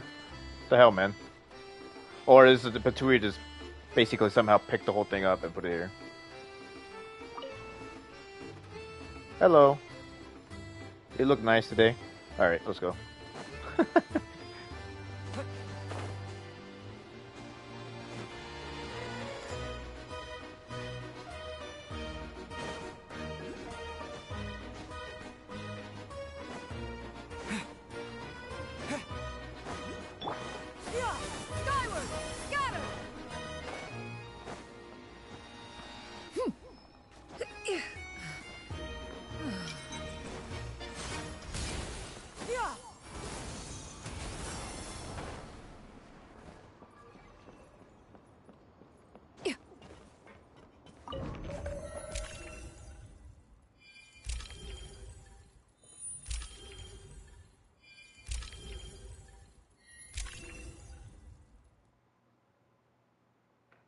Glow up train sooner or later.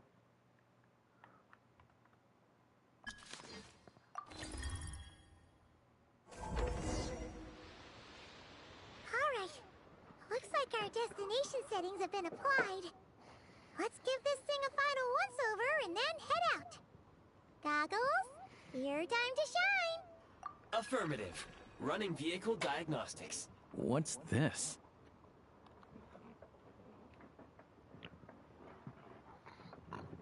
Engine, green. Wheels, green. Frame, minor damage, but no impact on function. Diagnostics complete. All systems nominal.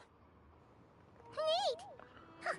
Paimon still can't get over the fact that you just found this tech lying around in a random cave. I looked out there. I've lived in Snezhnaya my whole life, and I've never heard of an interactive, talking train autopilot. Strictly speaking, I wasn't designed purely to drive trains, though I doubt you have any interest in navigating the practically unreadable operator's manual yourself. All configurations are complete. Should you require any further assistance, please call for the Eye of Grey.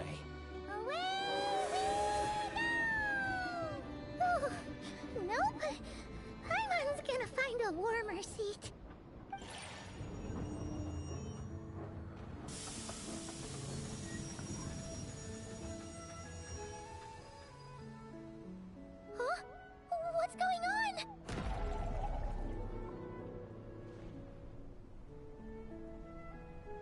Oh no.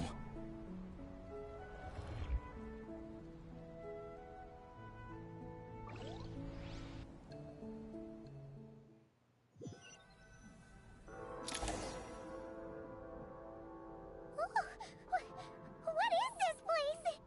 Traveler, are you okay? Paimon's still airborne, but it feels like swimming through thick, gloopy water. Just our luck. Of all the things that could have gone wrong. Halosha, you're Snezhnayan, right? It's called the Shadow Realm. A place where no wind blows, no light shines, and no elemental energy flows. Even time itself doesn't exist here. It's a world where everything seems to come to a standstill. I've only seen it a few times before, and this is my first time inside. It's a dangerous place. Most people who get sucked into the Shadow Realm are never seen again, and the few who do make it back, they're never quite the same. Huh? Then what the heck do we do now? Oh, maybe Goggles knows something. Goggles? Great! Now we're done for! Hold it together. Let's not get ahead of ourselves. I heard a story once about the world of shadows. If it's true, there's a way to escape. We just need to find the exit. Come on. Look at these Fatui!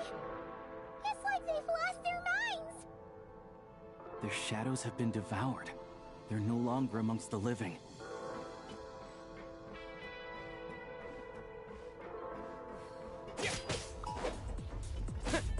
I can't channel elemental energy here. I have a few gadgets that still work.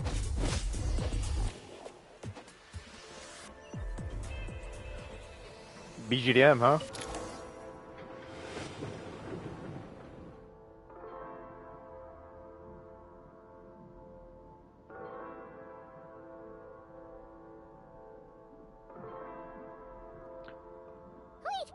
What is this, Hawkeye and Star Rail? It's like... Guess we'd better find a way over.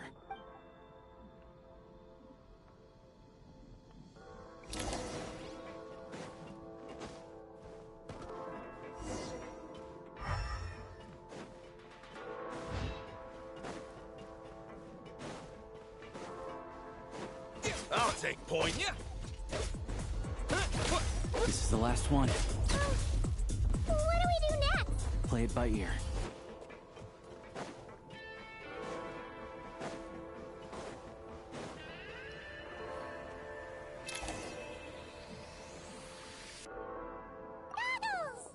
Hello. I am glad to see the three of you safe and sound. For now, at least. But things aren't looking too good. Correct. We are now inside what is known as the Shadow Realm, the darkest space in the shell, where even the Most High is loath to cast its gaze. Time and space hold no meaning here. It intersects with the world of the Light Realm only rarely, like an air bubble that rises to the water's surface. We must leave this place before it sinks back down into the depths once more. Sounds like you have a plan. Yes.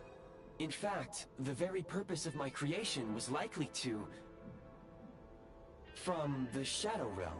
It appears that key data is currently inaccessible. But now is not the time to resolve that. I have marked the exit to the Shadow Realm for your convenience. In addition, I have prepared some equipment to aid you as you traverse the Shadow Realm, Traveler. It may well be one of my core functions. Scan complete. Construction in progress. Activation code? We once peered into the past from the ruins of the shadows. This is what remains of the Golden City, Hyperborea. Ooh.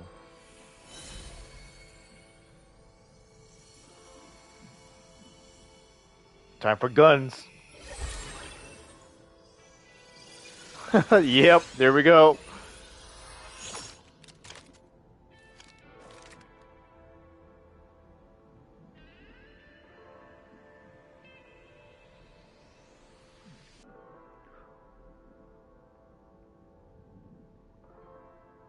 Whoa! Now go. Arm yourselves with weapons of the spirit. Bring down the walls of the stronghold and extinguish the flaming arrows of the wicked. Is this A gun? In the Shadow Realm, where humans cannot channel the elements, there once was one who, after much research and many attempts, found this to be the most effective means of attack. Let's go. We don't have much time.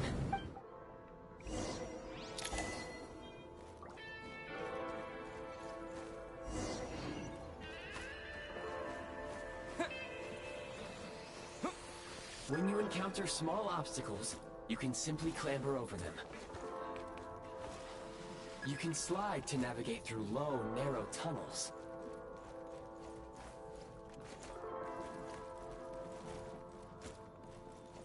Oh shit.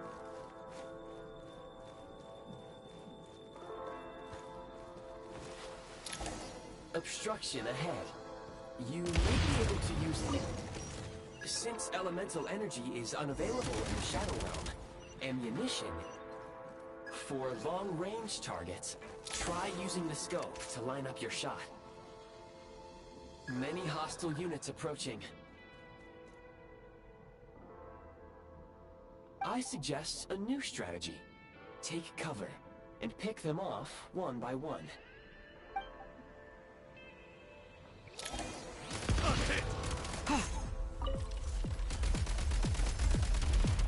Need a refill. Yeah. So cool. More enemies detected. Try attacking with the newly unlocked assault function.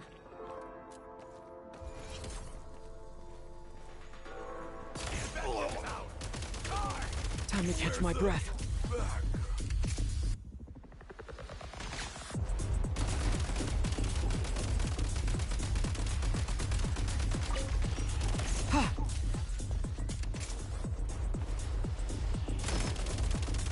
Where's the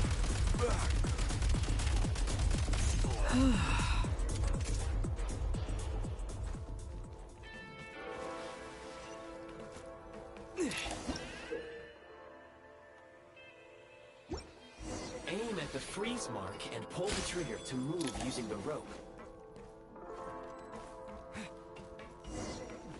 Back in business.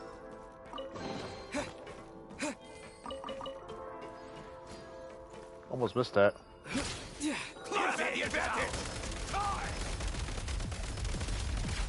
Where's the... Gotta recharge!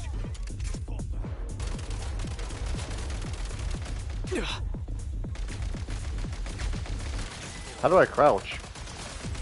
It's high and what? It's high what? Oh, it just it auto crouch for me if I go near it. Some supply points can restore a small amount of stamina. Press on. Back in business.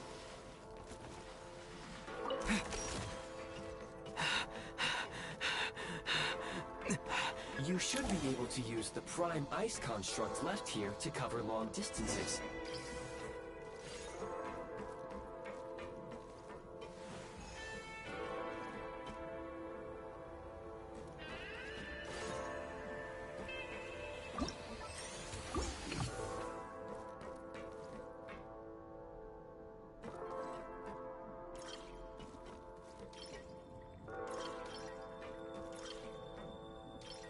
Oh, I'm out of fucking... I see, I'm out of energy.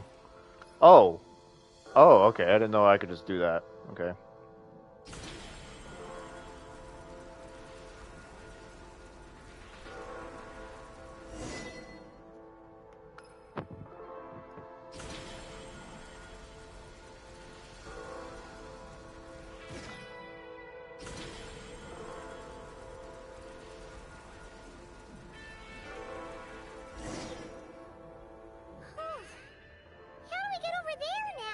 I recommend using this grappling gun.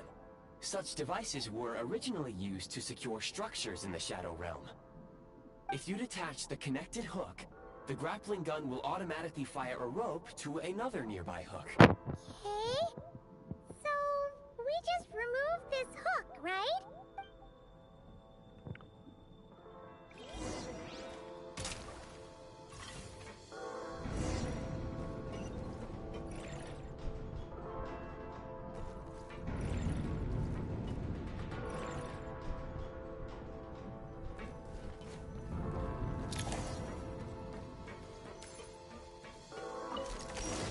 So you guarantee? Alright.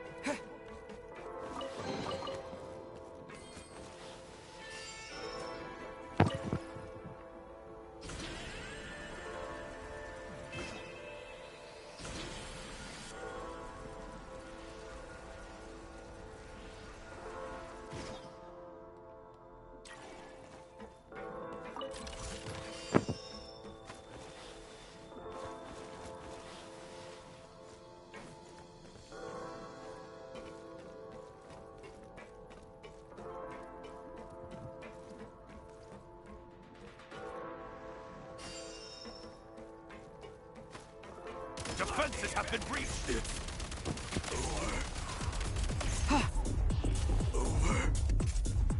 Switch mode!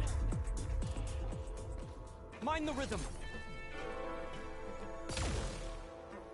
Sprint at the prime ice launcher to reach high places with ease. Oh, what the fuck? It jumped me off. Take great care not to fall down. Defenses have been breached! Time! Not good taking cover. Where's the back? Usable munitions detected. Frag crystal.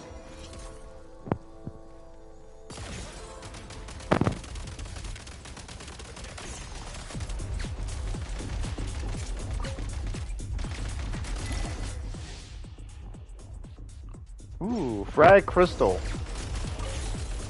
All 4 different types. Need a refill!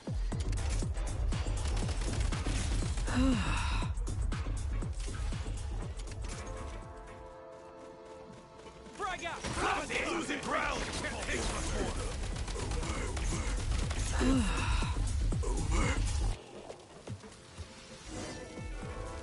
Does that hurt me? No.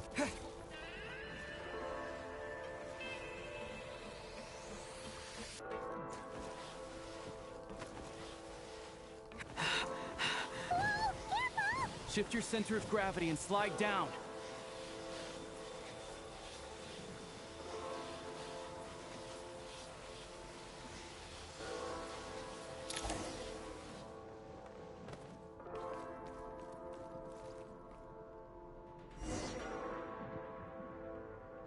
Moving forward, okay. How much longer is this gonna take? The exit is right ahead. We are very close now. However... It's like they're trying to keep us trapped here. That platform and the carriages are swarming with undead Fatui. Guess we gotta storm through.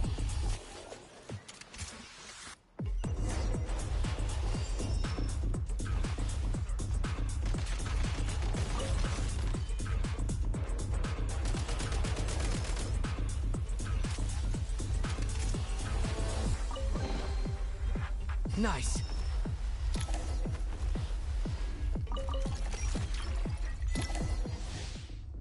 Ooh. Is this shotgun? You may find switching to assault mode Grenade launcher. makes your attacks more effective.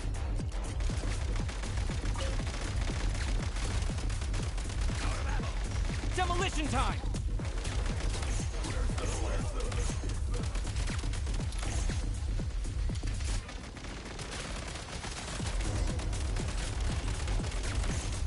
Reload!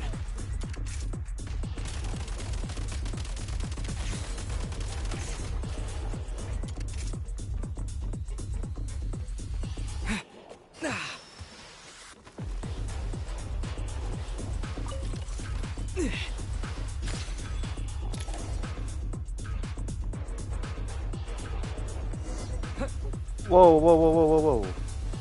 I didn't mean to jump like that multiple times.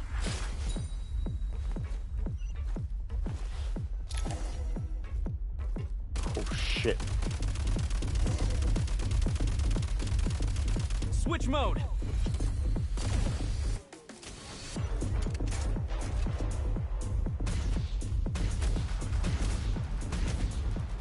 Come on! We're almost there!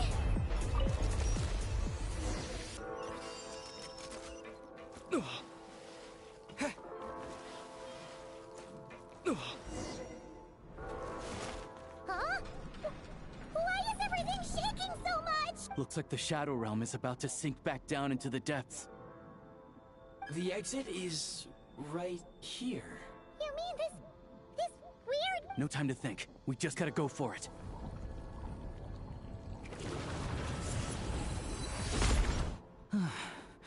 Looks like I was right.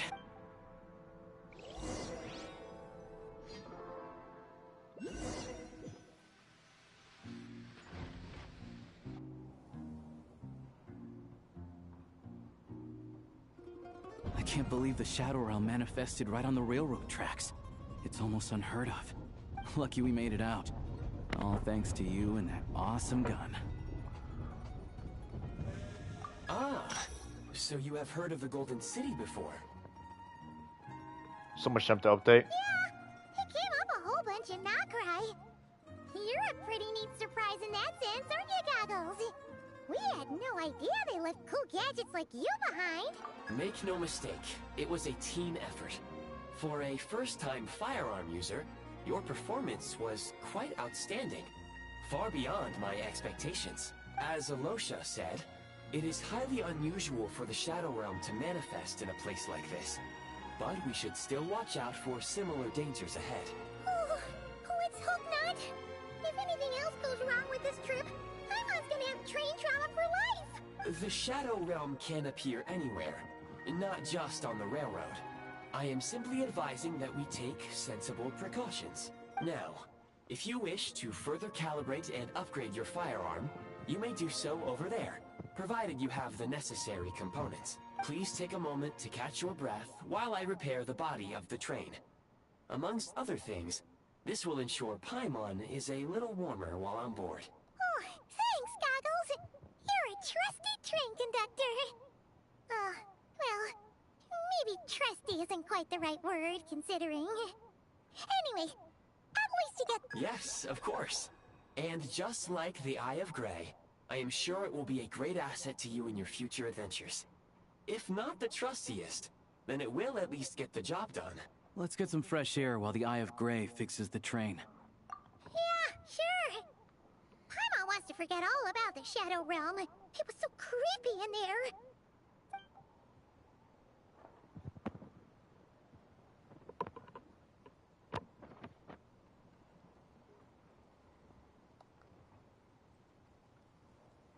It's so quiet here for a train station. Not a...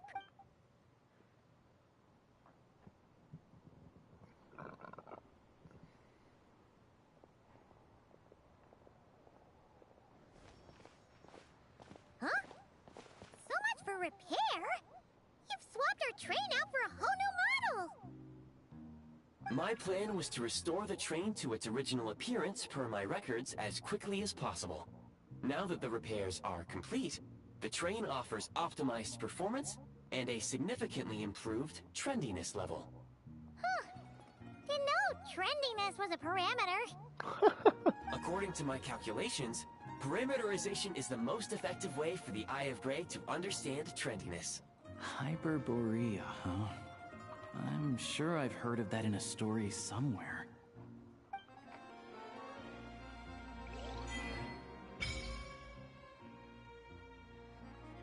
Adventure journal.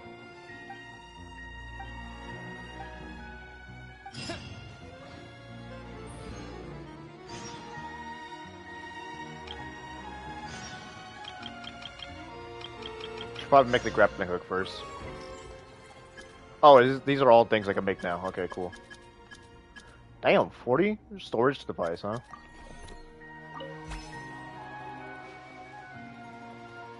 Aether.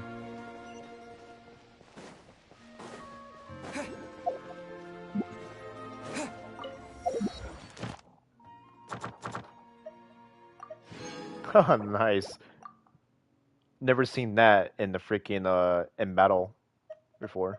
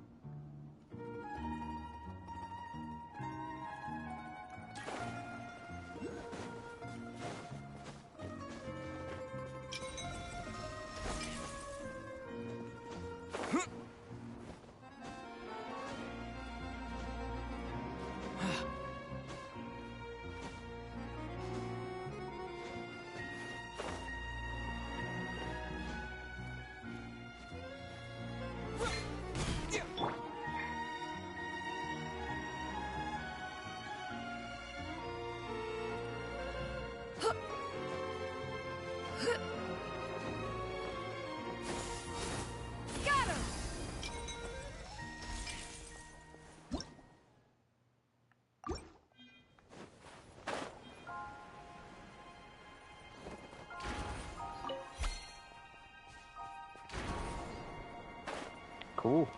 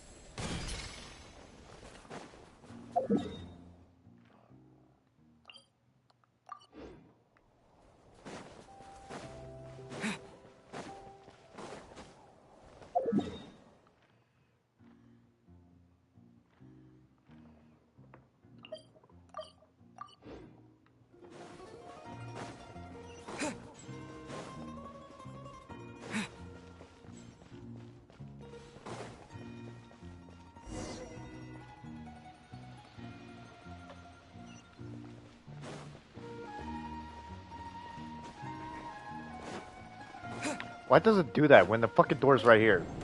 I'm like following the waypoint and it's just like, hey, you could just phase through the fucking train, you know? Enter the shooting range? Nah. Shadow wing drop, huh?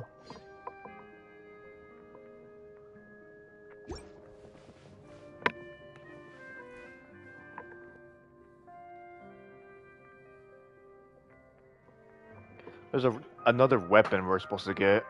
I'm assuming get a grenade launcher, assault rifle, and I guess the third one is a fucking sniper rifle, I bet.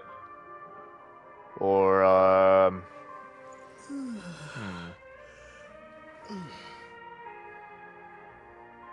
shotgun? I don't know. Maybe I don't know. Could be shotgun, but it could be a sniper. It has to be those two like different things. I don't know.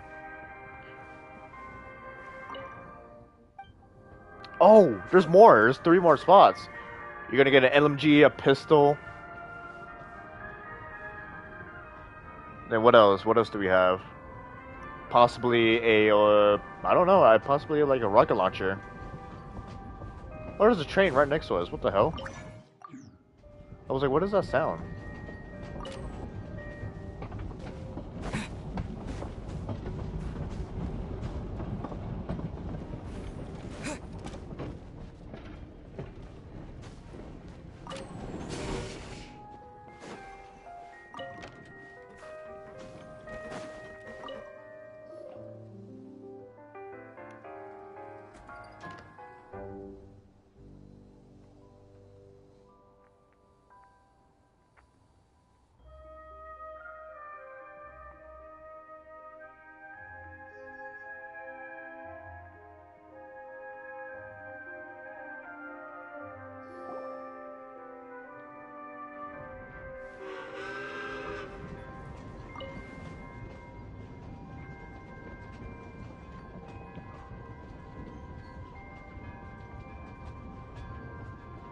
So cool.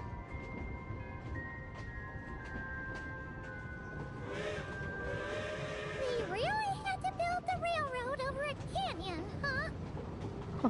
You might want to avoid looking down if you're afraid of heights. No, it's not that. Paimon's just praying that we don't have yet another accident.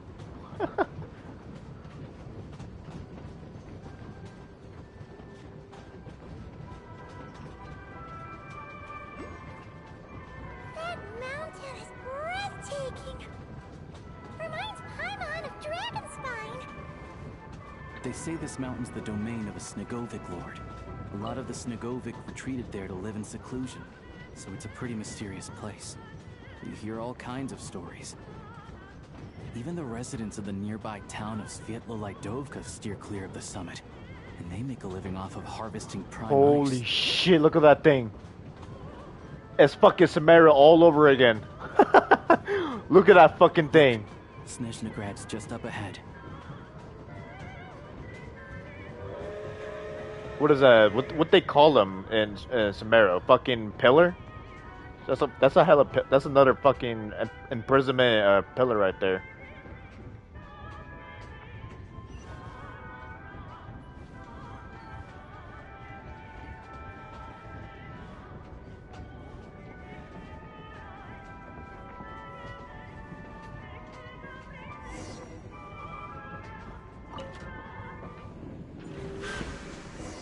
That was dangerous. I don't know why I did that. That's not the correct way at all. Hey, look at this place. Clean and fabulous. Reminds me of Fontaine. But like way Here we more are. crazy. Welcome to Snezhnegrad train station, the biggest transport hub in the nation. Wow! It's so majestic! Just flying from one side to the other would probably leave Paimon out of breath! It's built for maximum efficiency, but yes, transferring trains here can be a little tiring.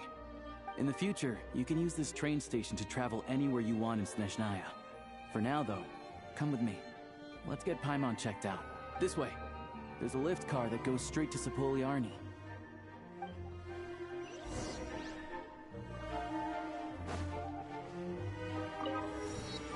Damn, look at that kid. Got a crazy hat.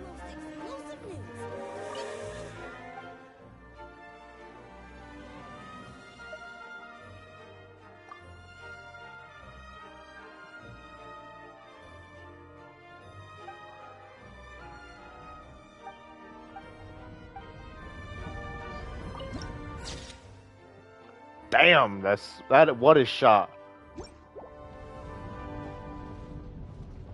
Wait, that's a little goblin. That's an old ass goblin. Or wait, I don't know why I say goblin. What the fuck am I talking about? What do you call these guys again? I forget. Dwarfs? Is that a dwarf? No idea though.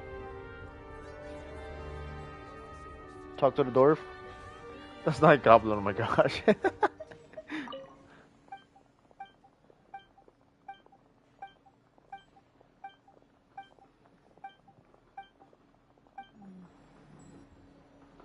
I guess he has information that we need to look through, but honestly, I don't really care.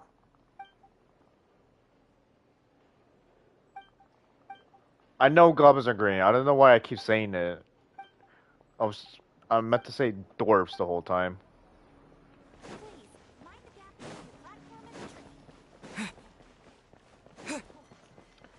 So lively here, man. So much more. Really funny-looking heads! Those are not hats. Those ones are about the same height as Paimon! But it looks like they can't fly. Those would be Volkudlak and Domovoy. You'll also see the winged Vila and the snowborn Snegovic amongst others. No wonder. We'd heard that Snezhnaya used to be the realm of the Fae. Paimon can really see it now. Like I said, it's so lively here compared to fucking Mondstadt. It's crazy.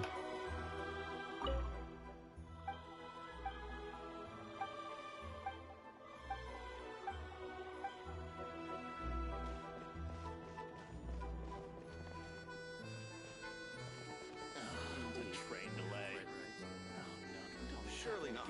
That can't be possible. Please enter in an orderly manner and cooperate with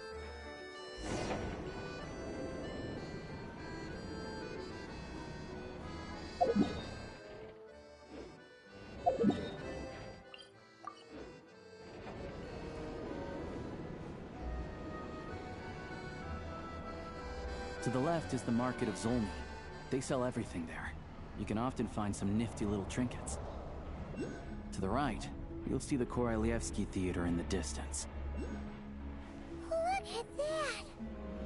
Incredible!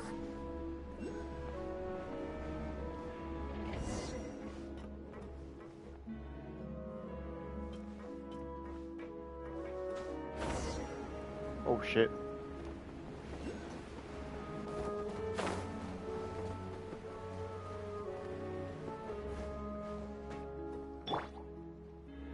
Skyward! Scatter!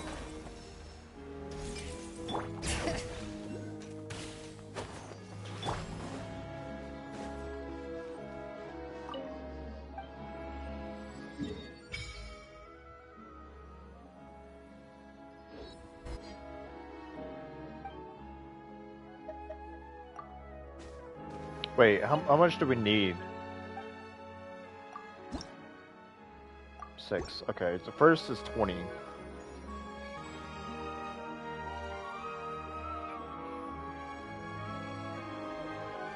You know what's crazy? Paimon and Traveler didn't say anything about the cryo. Like, we just got the power of cryo, but we didn't get anything. We had a whole fucking quest about the goddamn not being able to get cryo. But yeah, it's weird. I found it pretty stunning when I first came here too. But I soon found out that stunningly beautiful means stunningly expensive. The prices here are crazy. I'm just a small-time hunter, so Zolny is where I spend most of my time.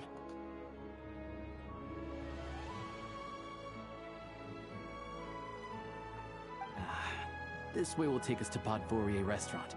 They offer food and lodging there, so you can get settled in while I fetch the doctor.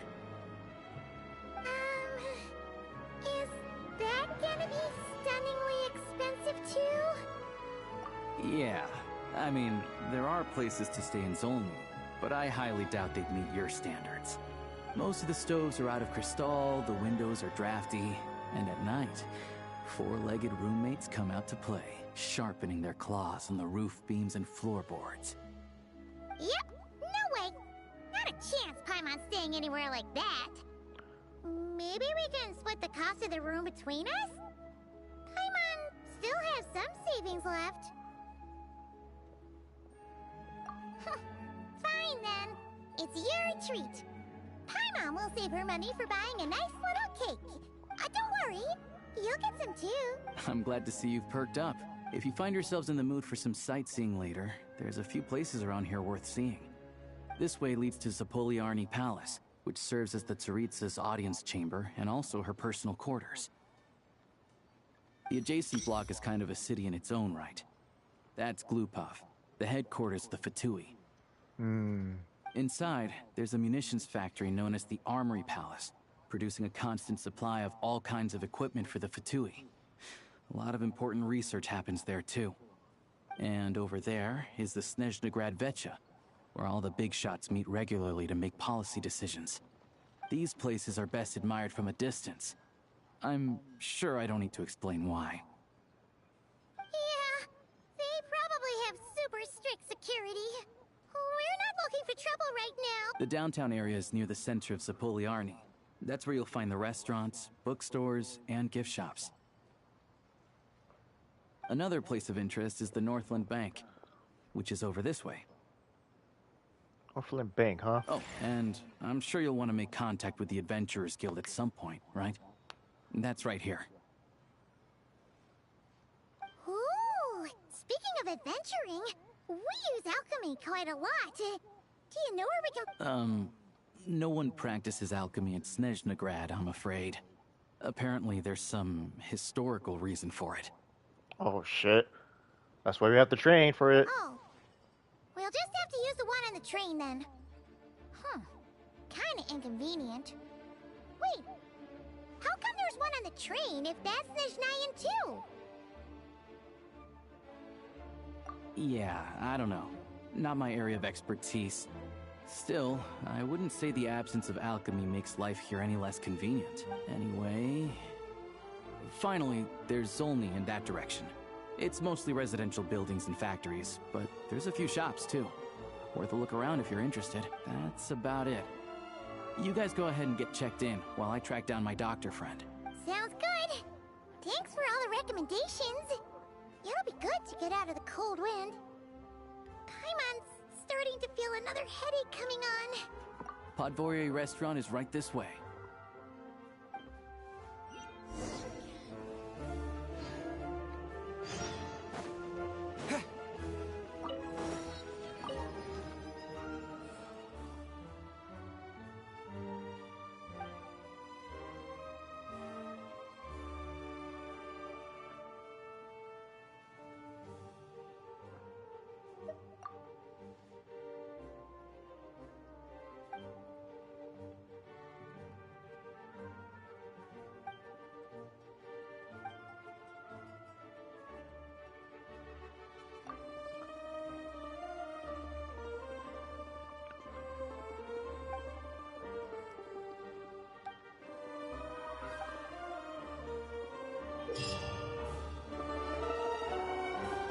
Okay.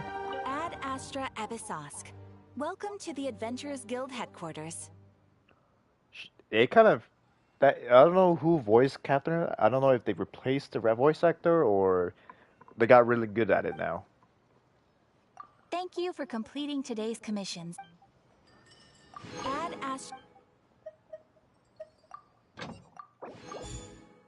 Ooh, let's look at Snezhnaya. No minerals yet. Ad No Astra. ore.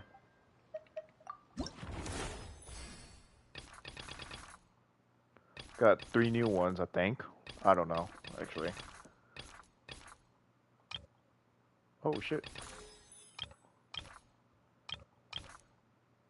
Oh, this is part 2. No, these are the 3 new ones. Okay.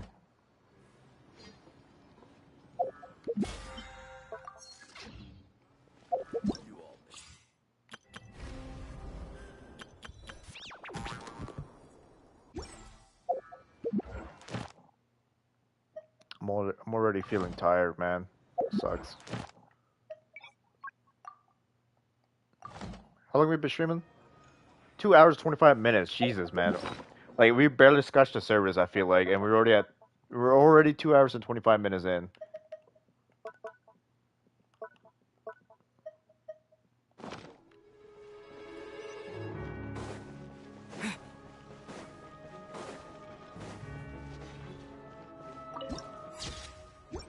Damn, that picture is insane. That picture is so good. Hey, little man, how's it going, little dwarf?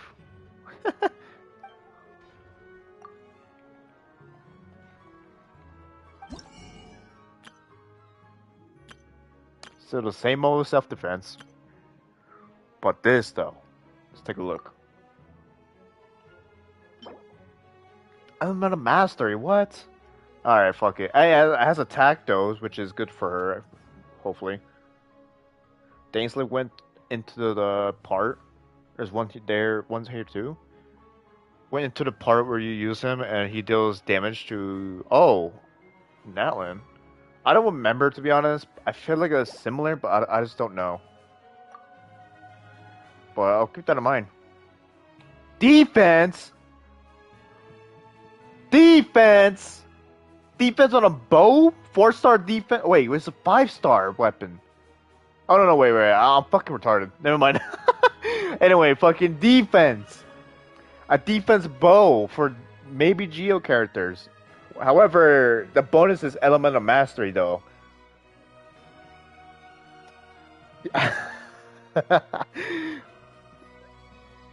Elemental Mastery, huh? For the bonus. What's wrong with that? I don't know, man. I was reading the stars right next to the levels, as you can see. And I look above it, and I'm like, oh, it's 4-star. Those stars are just like, it just tells you like what ascent level you're at. So, but anyway, Elemental Mastery. Problem with this is that it does not go well with Geo characters. That's the problem. There is a few Geo characters I want to put this thing on that needs defense, but yeah, this is not. It's not one of them. I might be thinking wrong too, so I don't know what character. Cause I can't remember, but I remember. I feel like I remember that I needed a bow with defense, and obviously that's not like a crazy thing to get near sometime, you know. Fucking Claymore, more attack. So everything is attack besides the fucking bow. Unbelievable. Oh, this was Elemental Mastery. Okay. So we got new weapons for Battle Pass. What do we have?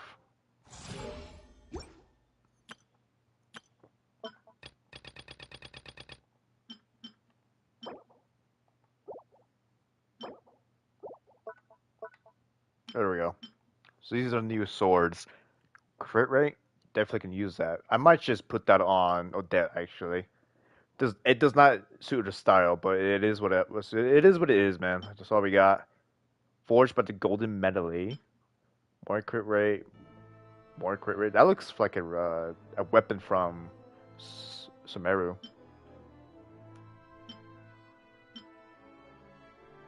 crit rate bow.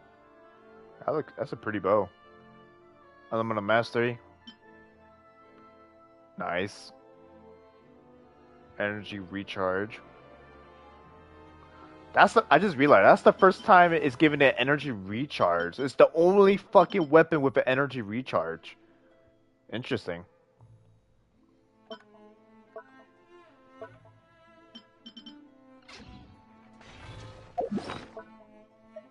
I'm going for the sword first, obviously, because I need fucking swords. It is really bad. I have too many characters that use the swords, and I don't have any more swords to give out.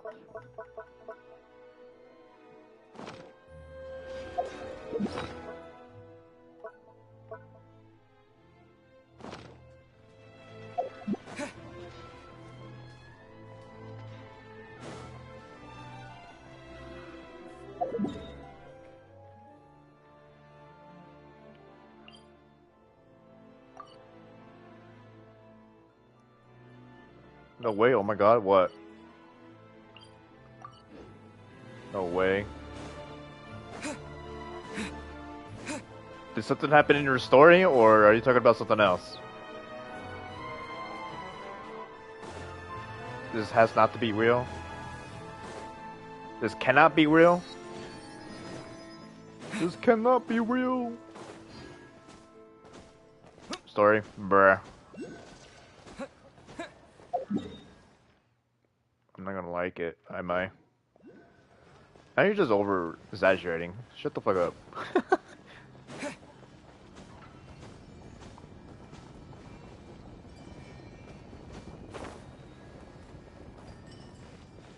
Is above. Skyward! Scatter! Can we climb this? Still on disease? Bruh.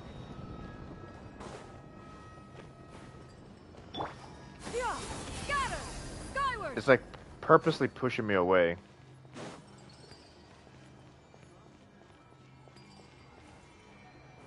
It's just part of the ban, huh?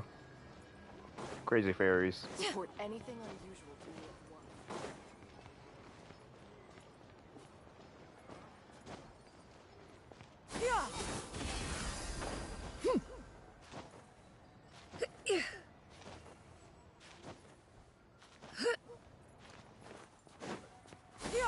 Scatter! Skyward!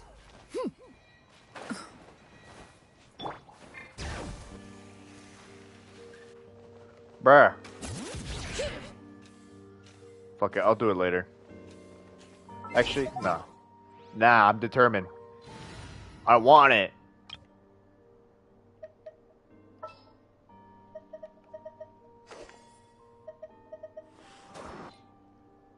Honestly, this is probably the best I can get.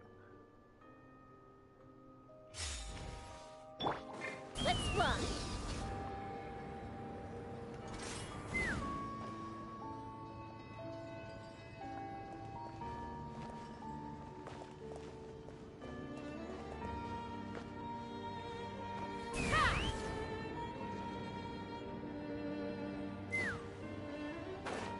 Damn. It's like pushes me away. It's so annoying.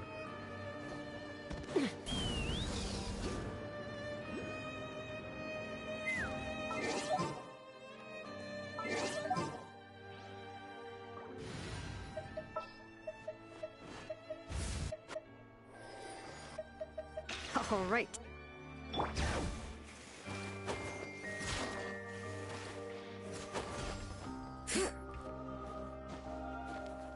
Take me up!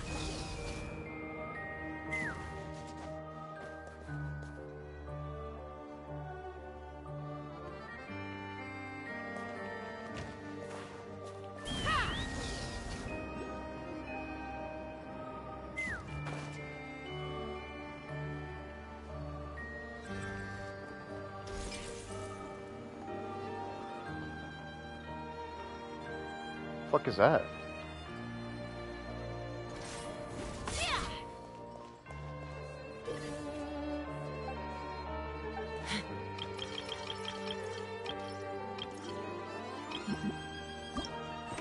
We can make a whole bunch of platforms and shit. But that's gonna take a lot to learn, dude. I don't feel like I'm learning right now at all.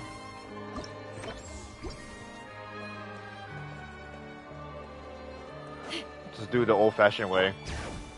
Climbing shit. And then using characters that can fly.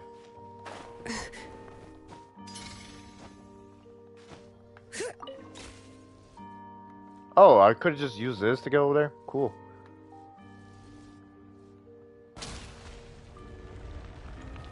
Ah, shit. Okay, cool. Let's fly. Alright, I'm done dicking around.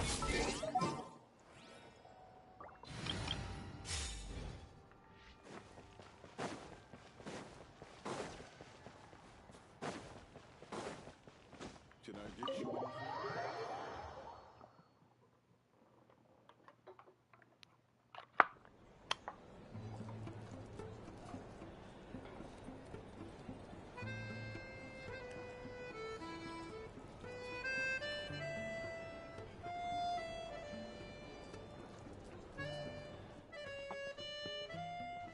Looks like you get what you pay for, huh? Paimon likes this room a lot. Yeah, much better now that we're out of the cold. Oh, thanks for taking such good care of Paimon. Honestly, she feels kind of bad for throwing a wrench in the works. If this were anywhere else, we'd be out investigating and adventuring by now. But instead, we're stuck here waiting for a doctor. You're right. No need to push yourself. A lot happened on our way into the city. Let's review what we've learned so far and try to figure out what to do next. Obviously, the million more question is, what is this Tsaritsa planning? Everything else leads back to that. Sure was. And so far, we've learned that in addition to the 7 Gnosis, her plan also requires a ton of energy. Took 12 hours. Then I'm gonna complete Act 1, I think. Said that she went east to fight that Just big Act 1. I'll monster. probably if it's 12 hours, I don't know. Powerful one We'll if it see can how long I blanket the get. whole of Snezhnaya in a snowstorm this awful.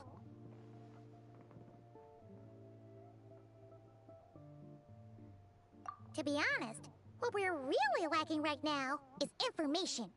The kind of information that only the higher-ups in the government would know. Not word on the street type of info. Paimon can think of a few people who might be able to help us. But...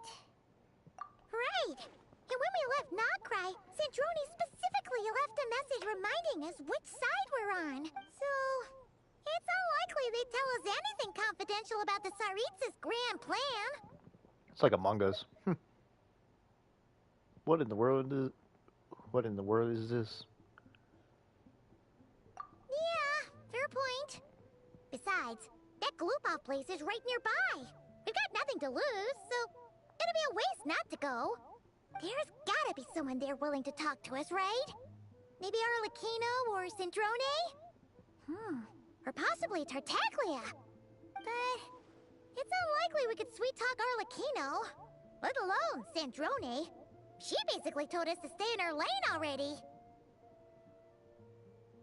Yeah, the last time was all the way back in Fontaine, right? Too bad we missed him in Nocry. Apparently... Hello. Is there a traveler and Paimon in there? That's Alosha! Hello, I'm Dr. Luneva. Alosha mentioned that one of you is feeling a little under the weather. I see. So you're my patient today, yes? And you're, Faye, I presume? Good question. Paimon's not too sure either. But Bruh. she's definitely not the same kind of Faye as the ones we saw at the train station. Is that gonna be an issue? We getting you know what's crazy? This is the first time ever that Paimon is aware that she's not even sure what she is. She just knows that she's Paimon. Paimon's Paimon. That's crazy. Not exactly. It's just, I'm used to treating human patients. Fae tend to be far more resilient than even the healthiest and most long-lived of humans. But don't worry, I do have some experience treating Fae. I've even diagnosed plenty of cats and dogs in my time. Safe to say, I have a fairly eclectic range of expertise. It'll be fine. Paimon's basically the same as a human, right? We're no different when it comes down to it, are we? Probably is your appetite. You don't eat enough. The more talking you do, the more you need to eat. I'm not convinced by that logic. Now, please take a seat.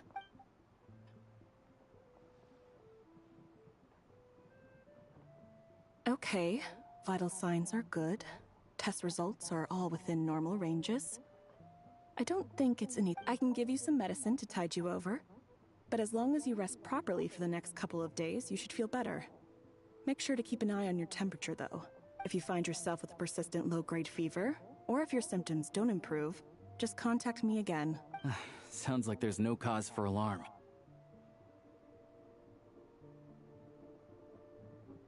Thank you, Doctor. You're very welcome. Just doing my job. I'll leave you in peace now. Time to... Take care. You heard the doctor. Best you rest up here for a couple days. No sightseeing for the time being. All right, then. Guess we've got no choice. Let's just treat it as a short vacation. I have to get back to it. If you need anything else from the doctor or me, go to the Hunter Trade Station in Zolny. The boss there knows how to reach me. Hey, no big deal. You saved my life in the Shadow Realm. This is the least I could do. See you around.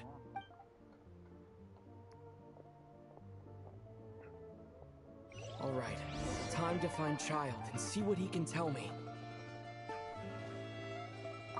I'd better not disturb her while she's asleep. With any luck, I'll be back before she knows I was gone.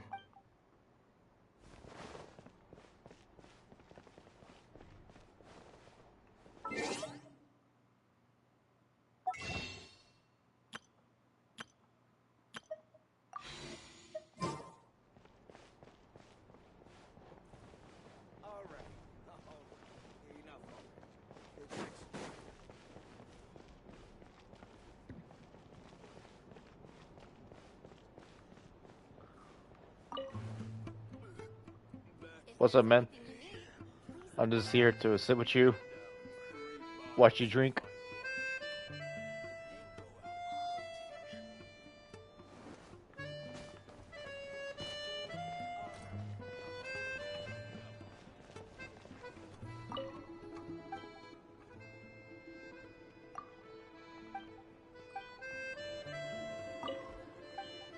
It's not gonna sell me anything? Damn it. Oh, is this the person?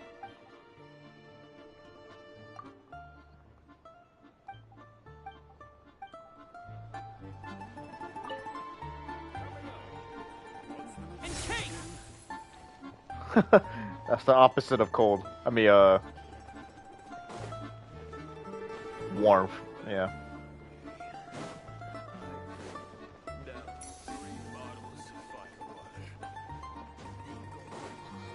Oh, there we go. This is the person we're supposed to talk to.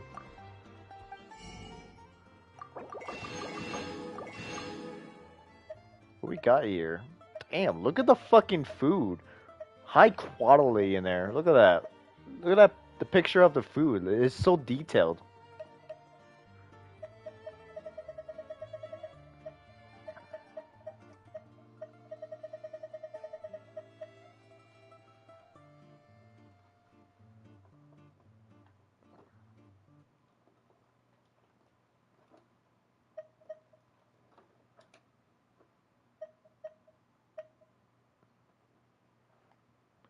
Sheer cold. Probably gonna have to use that.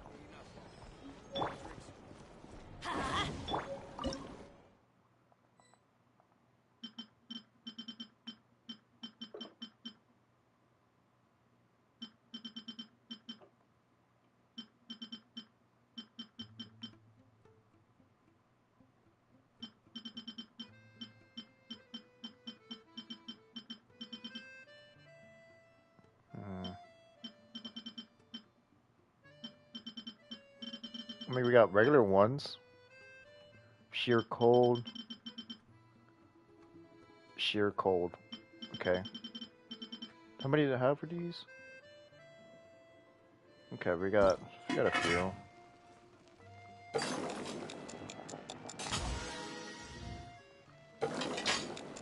Thanks, Nailu, for always making doubles.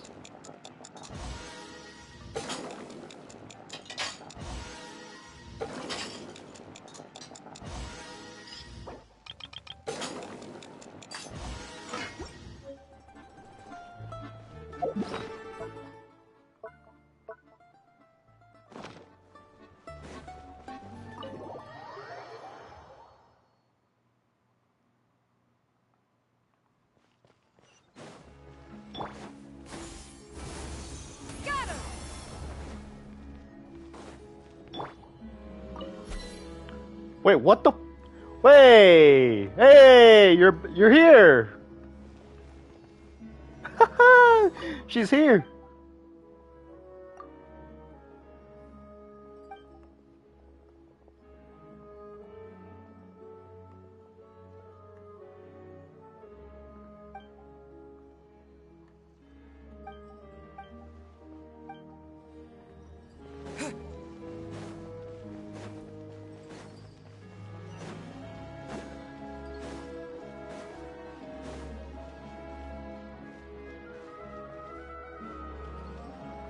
The hell? There's so many different types of creatures here. Or should I say, so many different types of people here.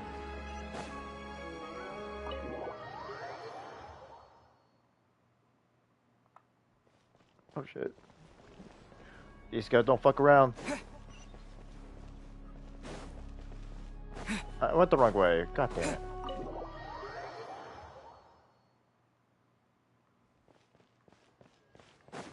Supposed to go around.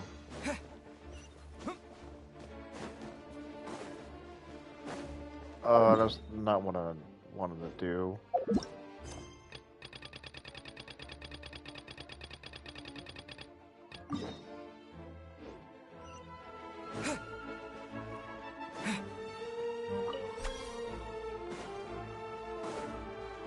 Snow launcher.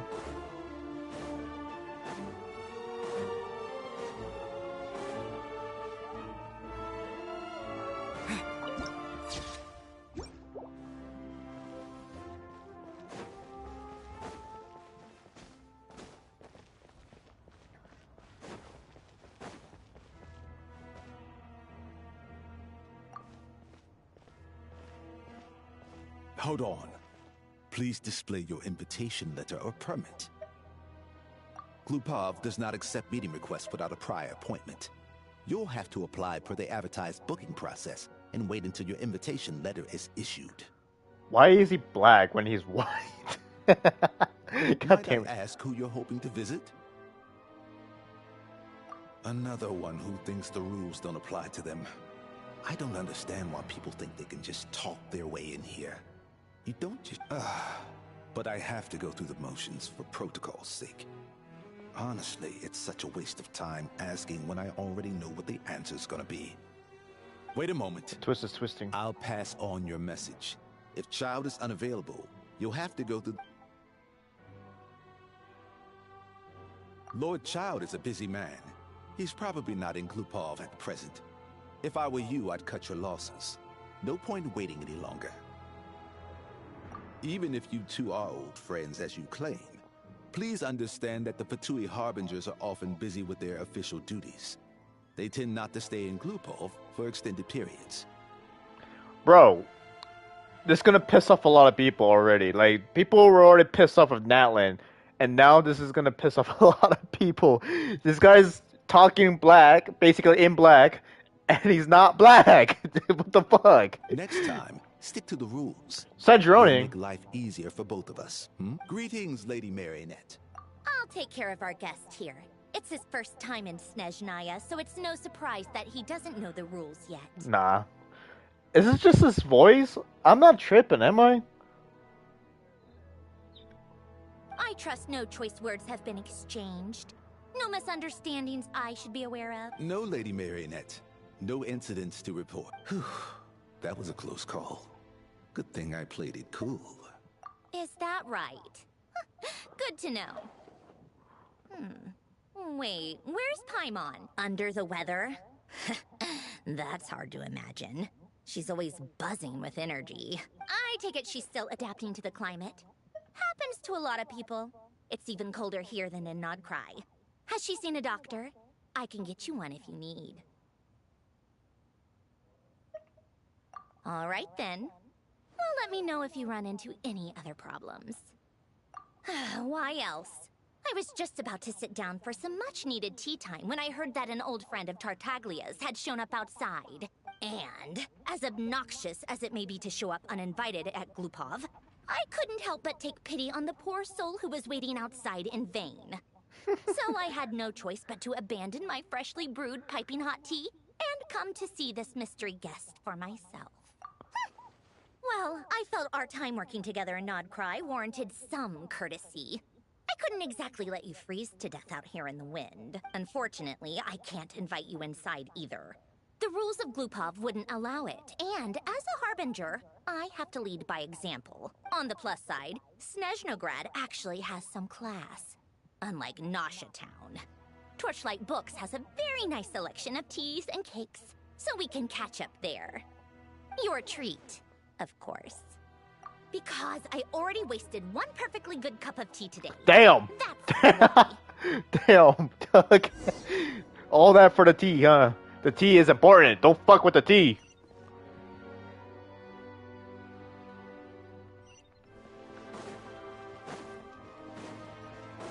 Can I at least get this thing? Thank you.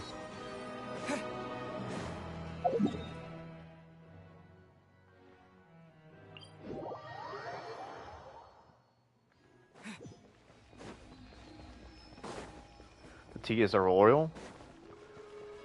What is that supposed to mean?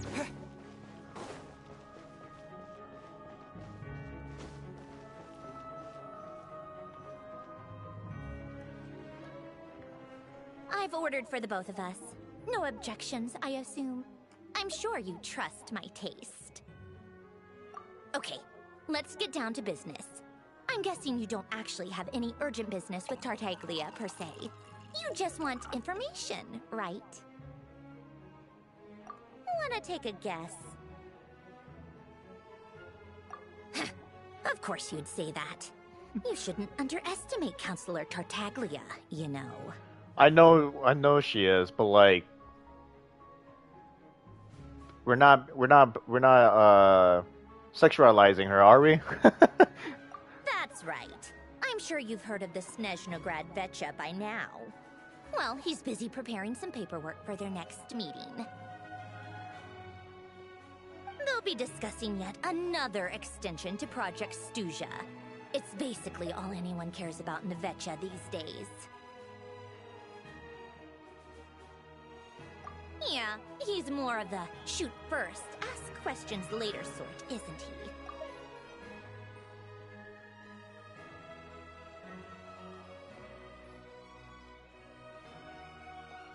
It all started with a very detailed letter that Capitano left for the jester, Piero, before leaving for Natlan. In that letter, he detailed the future arrangements for his subordinates. All of his key people were reassigned to Tartaglia.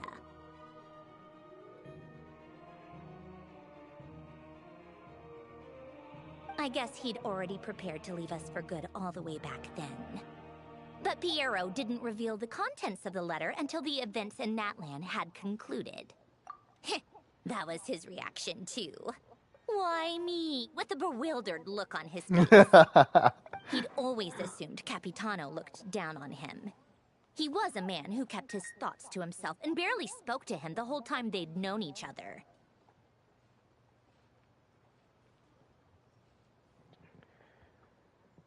Oh my god. I clearly sent $5. Oh my god.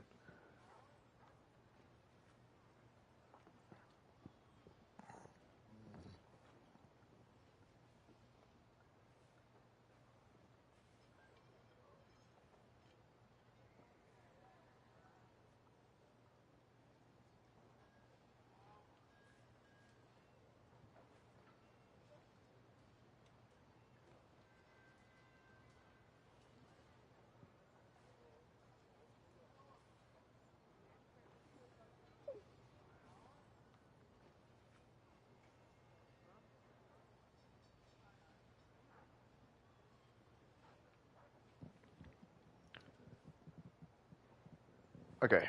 But he occasionally brought Tartaglia along to my tea parties back in the day. So to the rest of us, it was clear that Capitano had quite a lot of respect for his young comrade. By the rest of us, I mean my tea party regulars. Arlecchino, Rosaline, and... actually, not Columbina. She was probably oblivious to it. Columbina's is there. Anyway, then the Liu-S situation happened. Normally, it took a lot to get under Capitano's skin, but that time he was furious. It's not really my place to talk about it, though. You can ask Tartaglia about it sometime. The Liu situation happened. Normally, it took a lot to get under Capitano's skin, but that time he was furious. Interesting. And he really pissed off everyone. Well, I don't know. Wasn't really his fault to begin with, to be honest, but yeah. Basically, Tartaglia probably had the wrong idea about Capitano all along. Right up until Piero revealed the letter he'd left behind. Capitano believed that despite Tartaglia's immaturity, he showed great potential. Plus, he possessed a kind of purity rarely seen among members of the Fatui. That makes no sense. Oh, I read it wrong. Doesn't matter, no. Yeah, it's one of the few things that I'd agree those two have in common. But there's one other reason why Capitano chose Tartaglia to assume command of his troops. He knew that after he was gone, several of the others would swoop in on his army like vultures, with the ones who stood to benefit the most being the Rooster, Pulcinella, and Regrator, Pantalone. Once they divided Capitano's troops between them, they'd be more powerful than ever. No one would be able to stop them. So, Rush.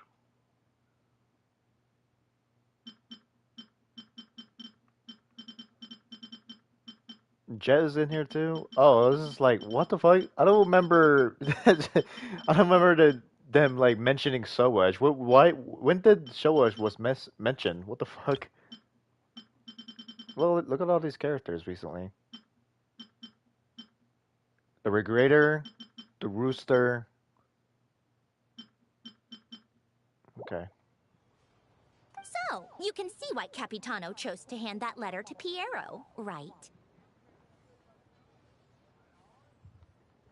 I haven't started at all, V. I'm still here doing the Archon quest at the moment. Exactly. Piero also needed to back a Harbinger as soon as possible. And all things considered, Tartaglia was the best choice.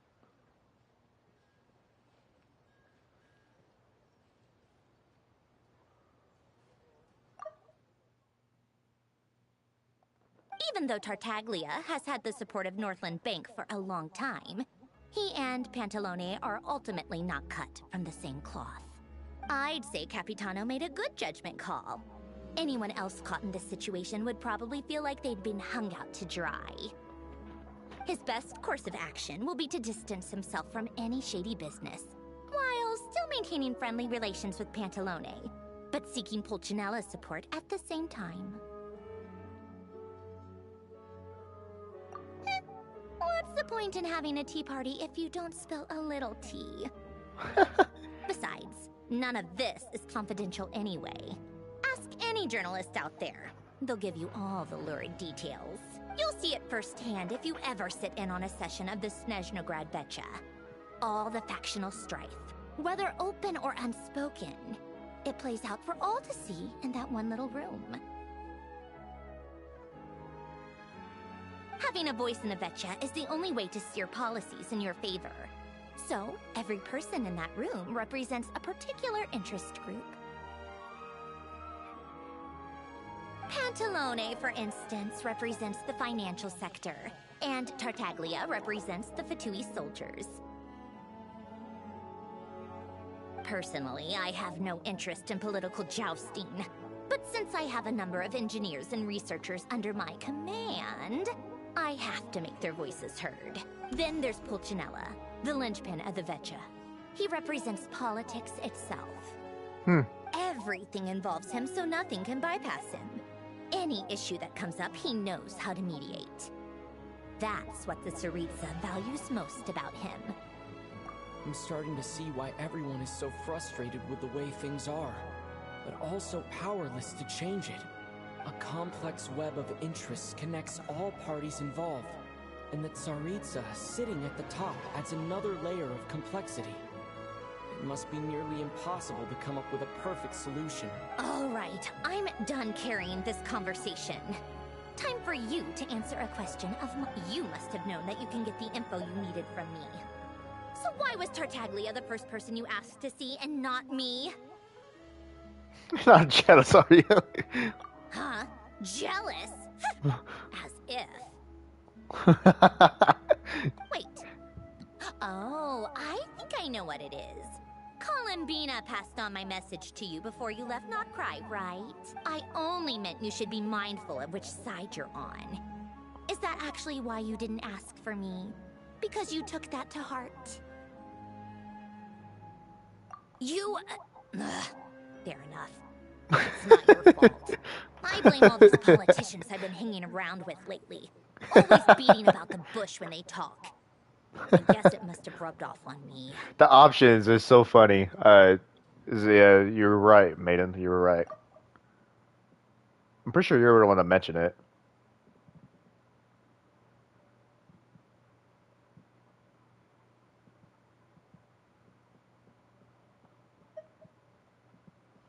Anyway, just ask for my help next time, okay? Little things like this are no problem. Lady Marionette. What now? Can't you see I'm on my break? Whatever it is, just leave it on my desk. Sorry to disturb you during your break, ma'am, but I'm afraid it's an emergency. Isn't it always? I've told you before. Fixing the tracks and transporting ice blocks does not constitute an emergency. The equipment in Svietlo-Lidovka is in urgent need of maintenance.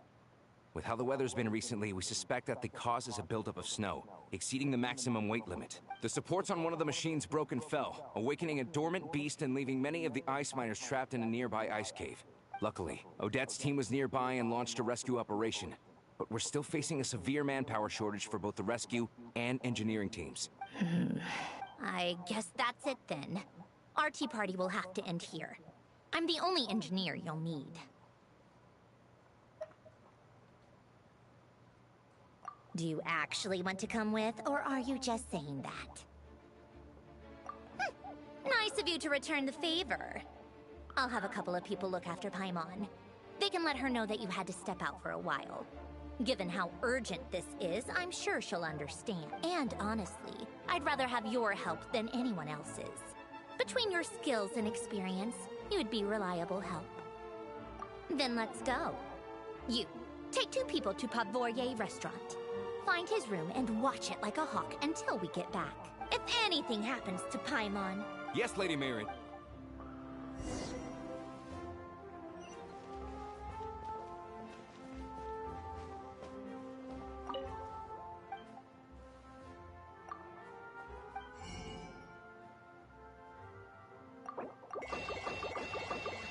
I'm buying all your books for no reason. Hey! I got an achievement for it though. Never mind. That was for a reason. Remember guys, buy all the books, you get achievements for some reason. Can I just take the train?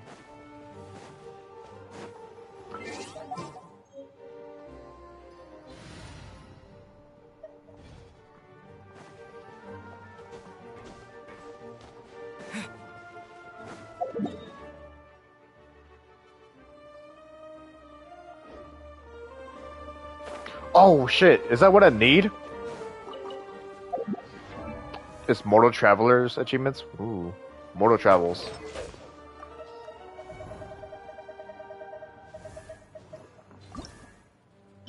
Oh, I do, hell yeah, that's what I need.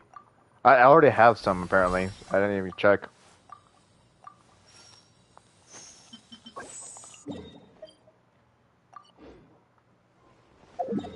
Who finds these things?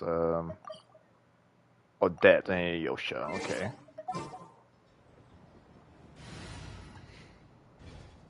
I would look for them right now, but never mind. Had to think about it. Can I summon the train? I don't know if I could just summon the train anytime I want.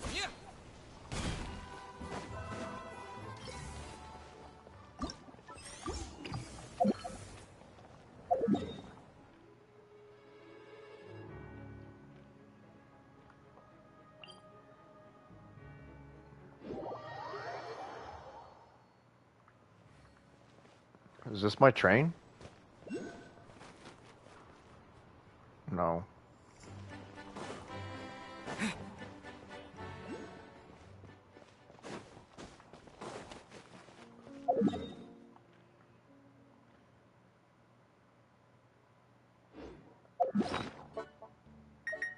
Oh, fuck. I forgot. I could just...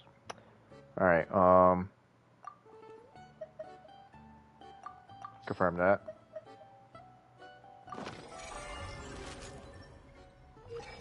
Okay. That's how to use it. Okay. Let's go back.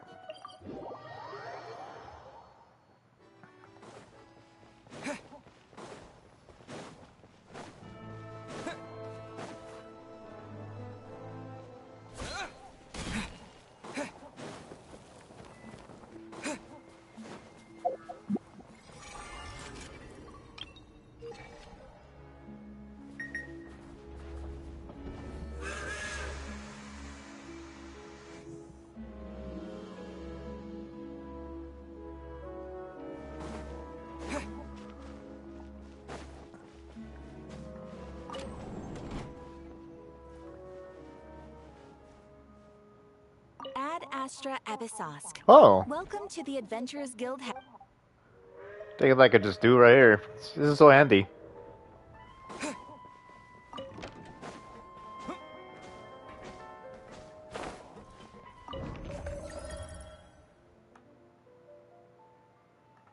Is this where we need to go?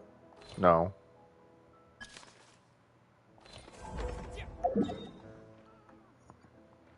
Okay, that's where we need to go. Okay.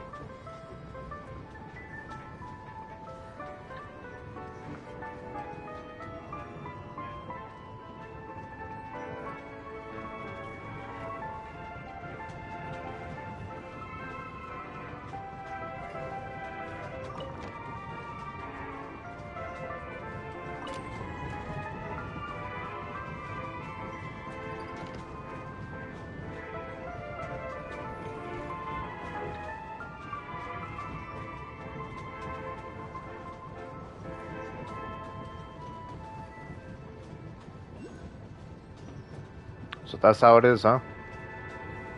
What do you mean? Well, you got hit by a cliffhanger, huh?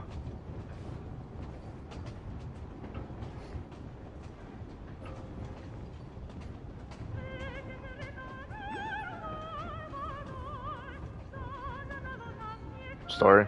Yeah, but you... Oh, just the story? Oh, okay. Thought you hit a cliffhanger. There will be a fucking crazy cliffhanger for sure. I already know. It's gonna piss me off. You still in it? Oh, okay. I wonder what San Jordan thinks about my train.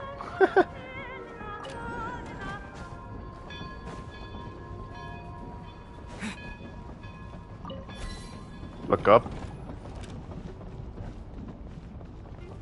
Cool.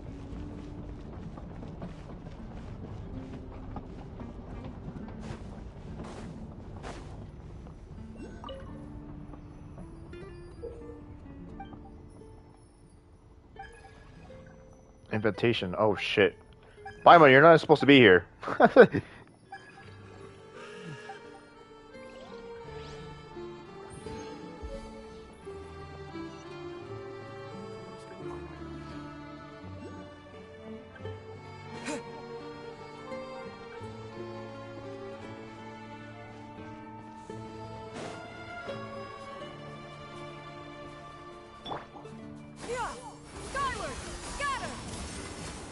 Okay, that's not gonna help.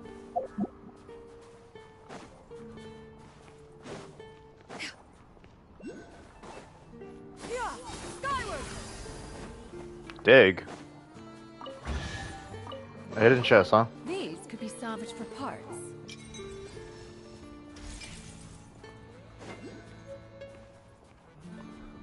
Yeah, skyward.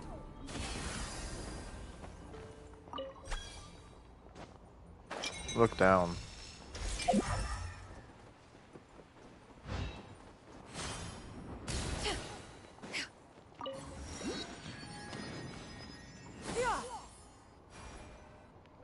They weren't exaggerating. This is really dangerous. It's a good thing only one of them broke. From what I've been told, most of the trapped miners are over in that direction. Yeah, you do that while I check the rest of the equipment.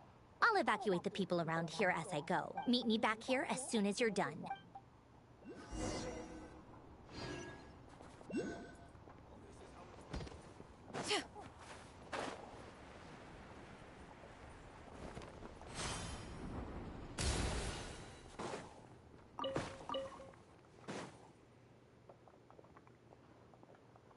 I have to be getting close. Don't go any further. Odette? It's too dangerous here. There's a highly aggressive monster on the prowl. You need to leave, now. Ah, I see. You're the backup from Snezhnograd. Well, I'm Odette. Good to meet you. Ah, so this is Odette. She was the first member of the Fatui on the scene. There are 5 people trapped in the cave. Monster type is unknown, and so is its location. Let's go.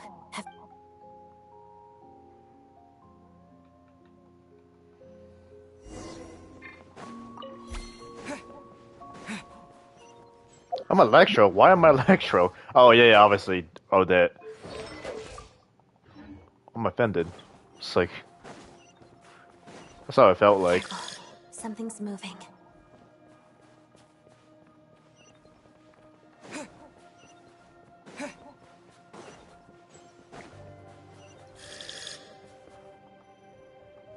This must be the monster's shadow. Looks like a tough opponent. The rep is near.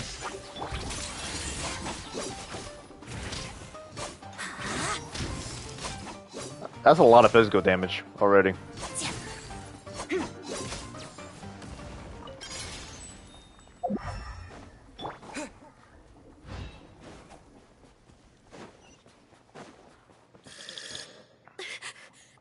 Stay back.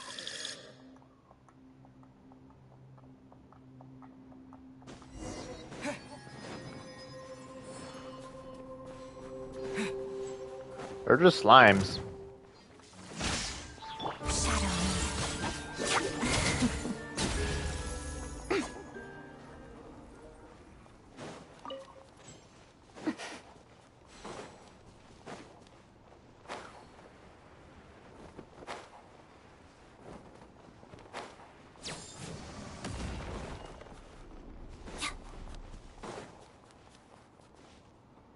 I see them. They're right behind the monster. The monster seems very agitated. It could attack at any moment. Let's make the first move. Lightning flash! Witness the snow swan's grace. What the fuck is right there the whole time? Begin.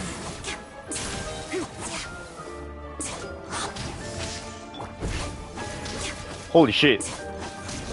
Crystalline Adagio.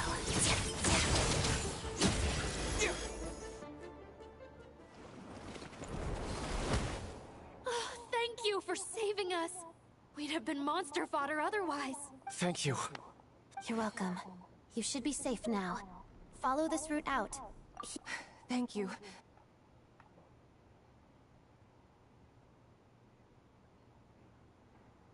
I've searched the area. Pretty sure the monster made a tactical retreat. Yeah, but with us here, it won't be coming back anytime soon. It may be small, but don't be fooled. It's a ferocious beast. People are just food in its eyes. It's lucky we got here when we did. The trapped miners have been successfully evacuated. Wait, this place. There's... Oh shit.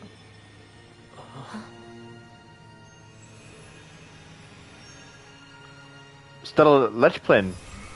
I'm still a Lechpin.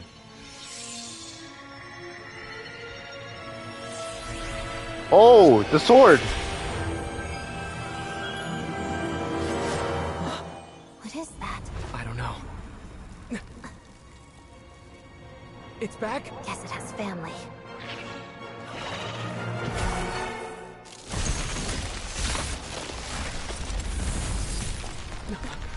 This way. Run!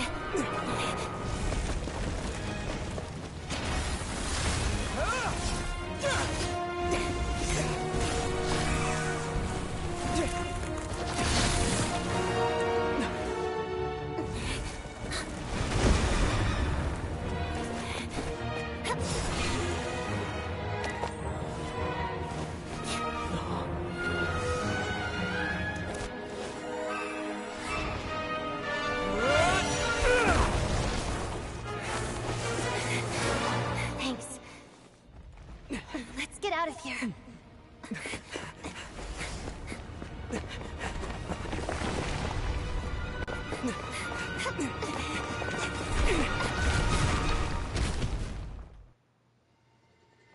That was a cool little animation.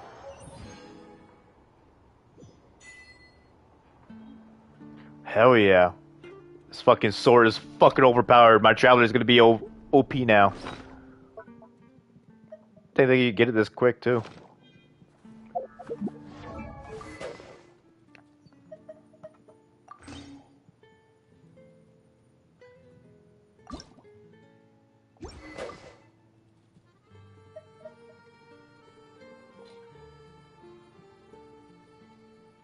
No, you can't get that? What do you mean? You're still in Samaro? I was talking about my traveler, my main account traveler. You can't even upgrade it anyway, so fuck.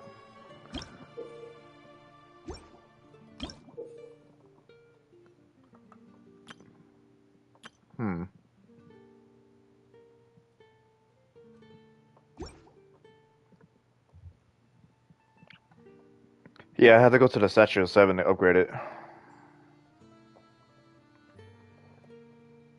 60% for 8 seconds.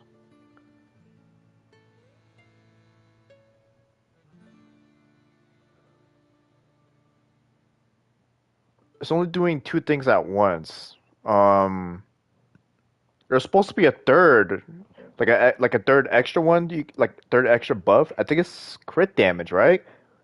But you gotta upgrade it first, I guess. So.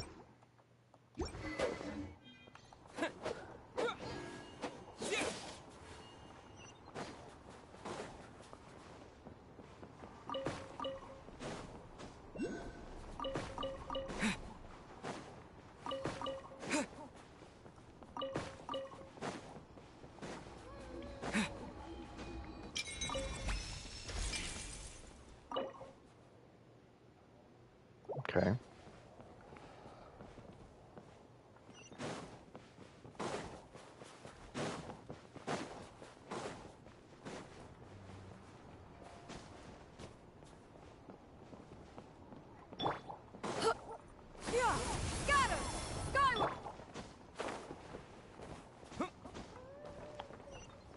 How the fuck do I get out of here? Did I missed a huge ass ladder earlier? Beware of dangerous terrain.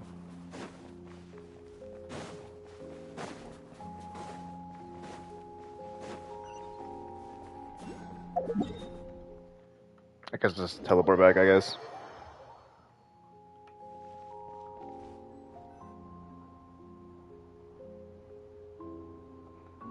Everyone's accounted for. We managed to rescue them all. We also placed a sign at the entrance to the cave, warning people to stay away. You really held your own today. I still don't know your name.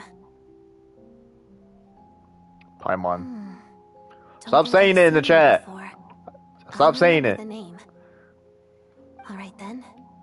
See you around. Hello, Lady Marionette. I hear the rescue operation was a great success. I knew I could count on you. What brings you here, Odette? Here for a performance? No, a Fatui mission. I happened to be nearby and heard the crash. She hasn't introduced herself then. Odette is the prima ballerina of Snezhnograd. She's quite the celebrity. If you ever hear people mention the two crowning jewels of the Korailievsky troupe, they're talking about Odette and the prima donna, Vodi. On top of that, Odette's also a rising Fatui star. It's looking likely she'll inherit the title of the Fair Lady. She learned all her combat skills from Rosaline herself. Used to be one of her most valued subordinates, too. You flatter me, Lady Marionette. Oh, Traveler's already thinking about it. If she's Rosaline's protege, that makes me... Never mind. There's no need to bring it up. No point making things awkward. How's progress on your end, Lady Marionette? Equally successful. I finished reinforcing all the equipment. Took me a little longer without Polonia's help. But the outcome is the same, of course.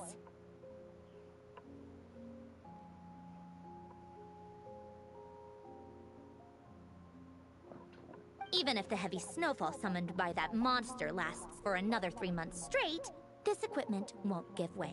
All right, now that we're done here, it's time to get out of this blizzard. Sure, but Snezhnograd will send someone to investigate and draw up a relief plan. And I guess I'll have to write the incident report myself this time, since it involves a mechanical malfunction. First, Pantalone needs to approve the budget, then Pulcinella has to sign off on the plan. Once they've argued it out and reached a compromise, we can move forward. That's the rough process anyway. Could take anywhere from a couple of weeks to a couple of months. Weeks? Depending on how smoothly it goes. Months? Yup, nothing we can do about it.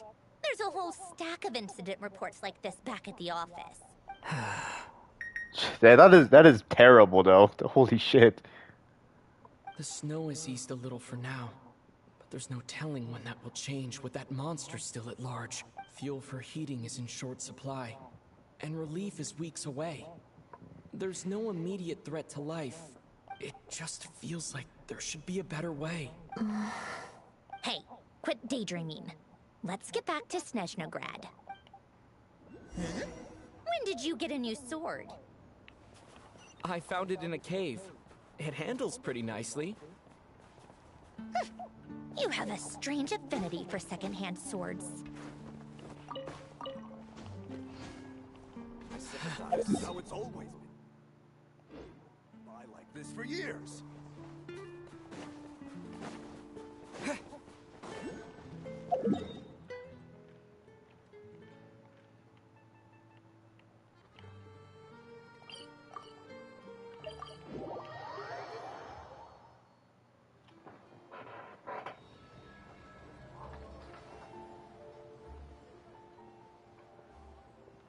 Tartalica?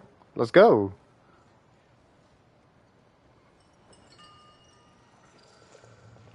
Huh. Well, if it isn't Counselor Tartaglia, Mr. Big Shot himself. Go easy on me, all right? I'm still recovering from the interrogation the real Big Shots put me through. Hey, comrade, it's been too long. I heard you came looking for me earlier. Nicest surprise I've had in a while. Good to see you too, Odette. I'm guessing you guys just got back from Sviatlo Laidovka. How'd it go? Crisis averted? It went fine. How about you? Any new developments? Not really. Same as ever. Growing opposition to Project Stuja, and the usual rebuttals are starting to ring hollow. The results of the mock vote were pretty dire. Pulcinella was fuming. I've never seen the old man so angry. That's not good news. It takes a lot to rattle him. Yeah, obviously if push comes to shove, there are ways to crack down on dissent. But... Sorry, I have to ask something. This is going to sound blunt, but... Huh? Of course, fire away. It sounds to me like everyone's tearing their hair out trying to figure out how to deal with opposition to Project Stuja. But what exactly is this project's purpose? And how can it be so important that even people like you two refuse to stand up for the ordinary? Damn! Goddamn, Traveler, just like that. Interesting. I gotta hand it to you, comrade. You sure... Excuse him? What does he mean, refuse to stand up for ordinary people? Oh my gosh. How does he dare speak to the Harbingers like that? Are you interrogating us now? It's okay, Sandrone. Let me explain. I think I understand where he's... If I could, I'd take your side right now. In fact, my position's very similar to yours. I've only held back on casting a dissenting vote in the Vecha because the Tsaritsa would never let me get away with it. Still, I have a responsibility to the Fatui armed forces, so I do what I can to make their voices heard. Most of them are just regular folks from small towns far from the capital. I'm sure you've seen how much those kinds of places are struggling right now. Oh, and for what it's worth, Does it have a break in I'm the from tongue? Epasok myself. Things aren't going so swell there either.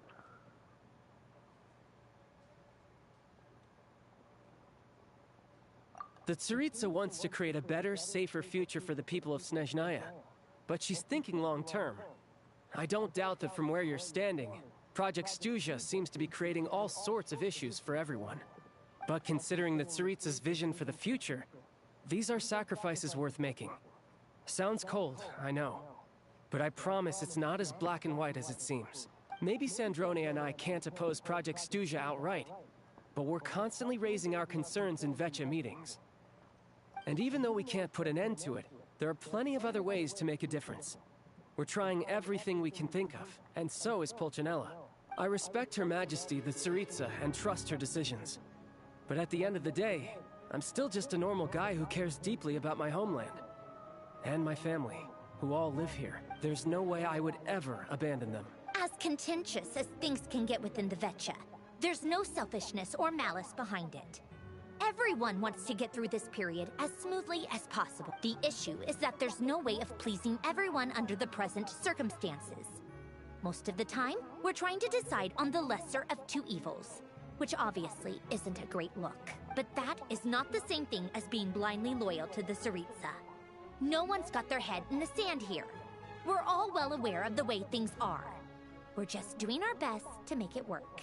In fairness to Sandrone, she rushed to Svietlo Lidovka's aid the moment she heard, and even Tartaglia, who used to only care about the thrill of the fight, is clearly doing his best to rise to the demands of his new role as counselor. Hey, come on. There's only so much we can say, so don't press us too hard. Look, I know how untenable the Tsaritsa's position looks if you don't understand her motives. Maybe you've heard already, but she's currently leading her army on a campaign to the east to defeat the monster that's been causing these brutal blizzards. Striking that monster down will be a significant step in dealing with the present energy crisis. As laser-focused as she is on realizing her lifelong ambitions, she's still putting time and energy into taking down this powerful monster. To me, that says a lot. If she thought Snezhnaya and its people didn't matter in the grand scheme of things, why would she waste her time on something like this?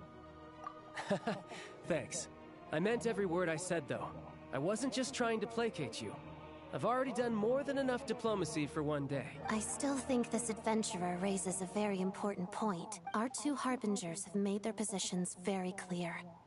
But there are many others in the Vecha who must feel trapped and forced to vote against their conscience. I think it's a very valuable quality to be willing to speak one's mind, despite the risk of offending powerful figures. You can say that again. I highly doubt we'd feel the need to explain ourselves so much if we didn't know you so well. Forgive me, adventurer, but might I be so bold as to ask about your background? Oh, haven't you been properly introduced? Easier said than done. I like to think I'm not the kind of person who goes around busting open people's old wounds. I've only learned his name so far, and no details of his experience.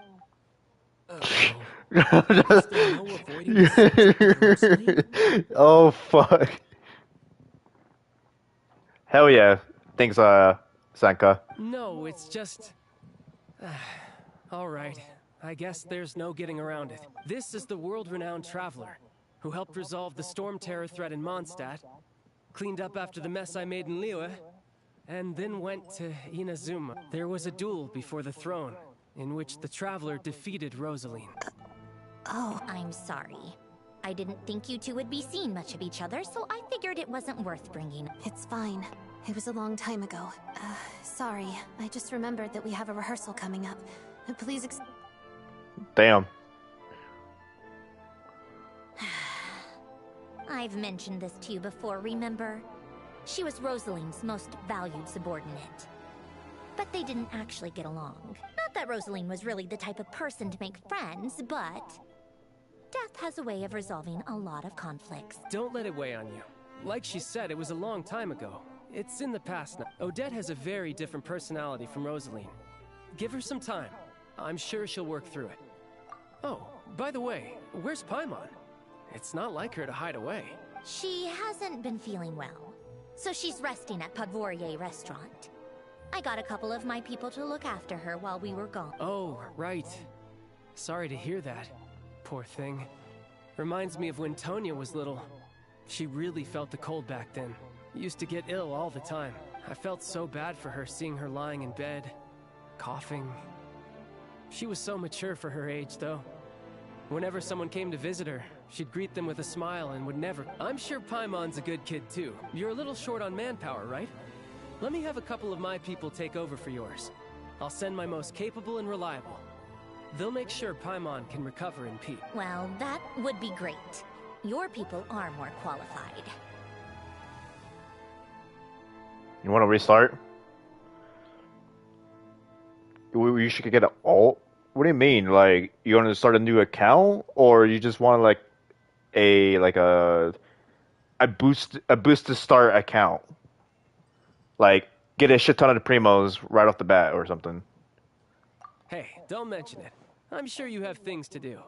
Hopefully this takes a load off your mind. Yeah, new account? And that's gonna take a long time, man. You gotta be dedicated to it. Unless you're not exploring, of course. If you're not exploring, then sure. But still, like, holy fuck. After what I did in Sumeru, holy shit. I forget how bad it was. Just grinding through all of that. It's insane. I didn't use guides. I also didn't use the map. So that explains why it took longer. But still, like, that shit takes a long time, dude. Sumeru is bad, dude. I can't believe how long it took to finish pretty much everything there. So no more accusing me of not being on your side, all right? Already? That was quick.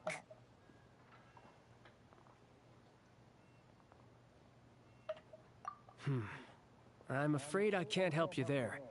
Our director's recent movements are confidential. Even we're not in the loop. If you hadn't told me, I never would have known he'd gone south. I assumed he'd been in Glupov this whole time. Well, I guess I'd better go sort out Paimon's security situation. I have some other work to catch up on at Glupov anyway. Me too. I have an incident report to write up. Let's leave it there for now.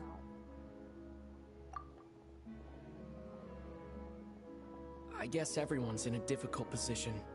But Tartaglia's right. I have things to do. Things I want to do. And things I ought to do. To start with, I should ask Alosha if he knows any way to help Svietlo Lidovka.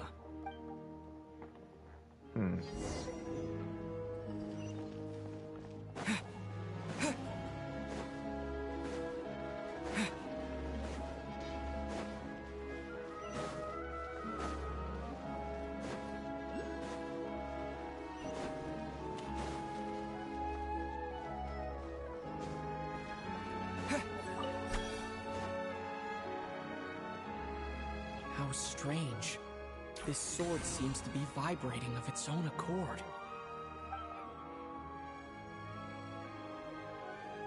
It's a very faint vibration, but it's really good. Stronger as I get closer to the statue of the Seven. Its story is really fucking good. It's like it's impacting like what we're used to and not.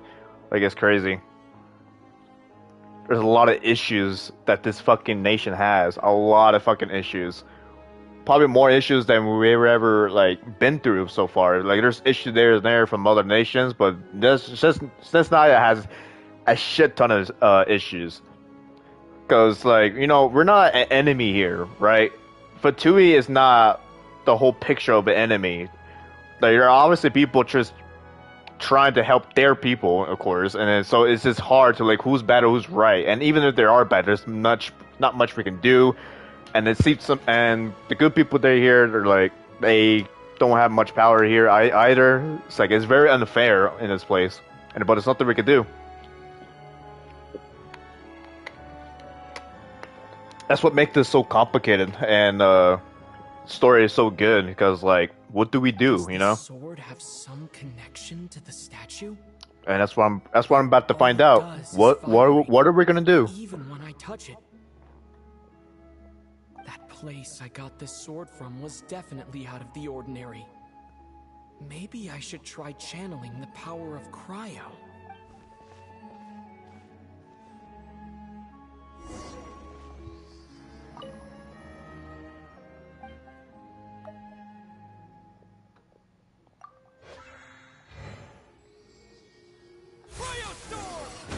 Worked. There really is something special about this sword.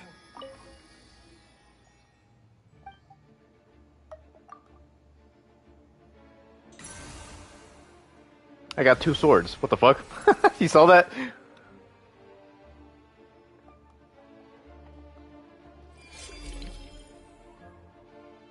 It's level 20 now.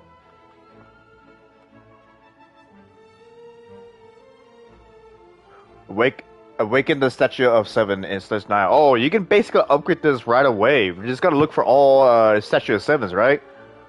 That's basically what it's saying. Holy shit, there's the crit damage. There's the crit damage.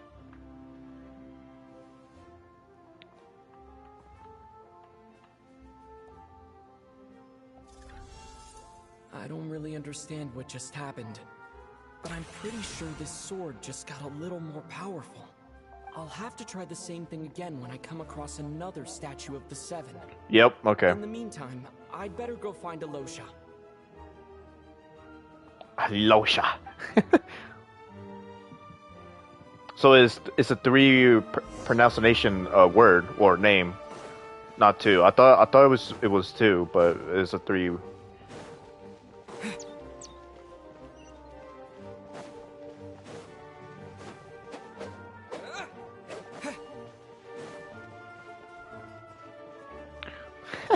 They're so cute. I'm trying to fly, and the game did not let me fly. Oh, hello. Give me your power.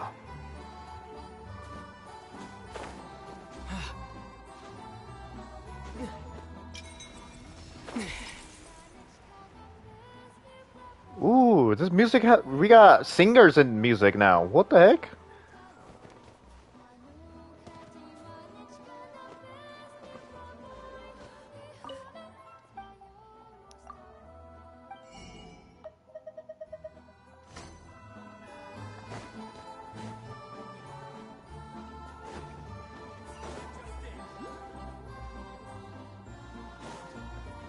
Add to the game if you could.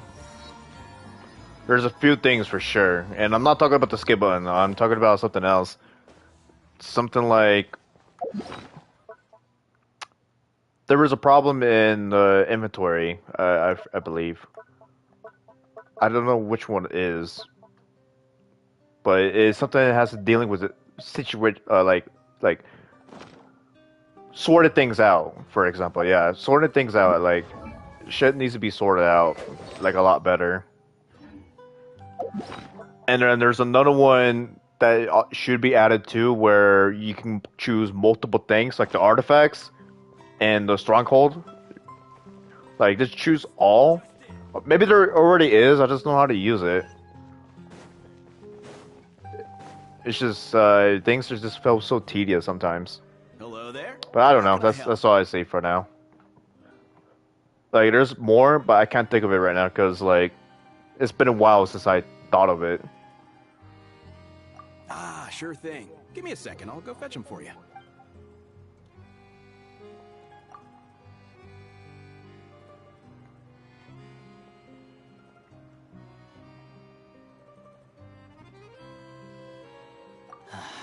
It's a familiar story.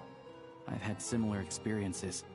Although Snezhnegrad doesn't deliberately delay or withhold relief, those first few days of waiting for help are always the hardest.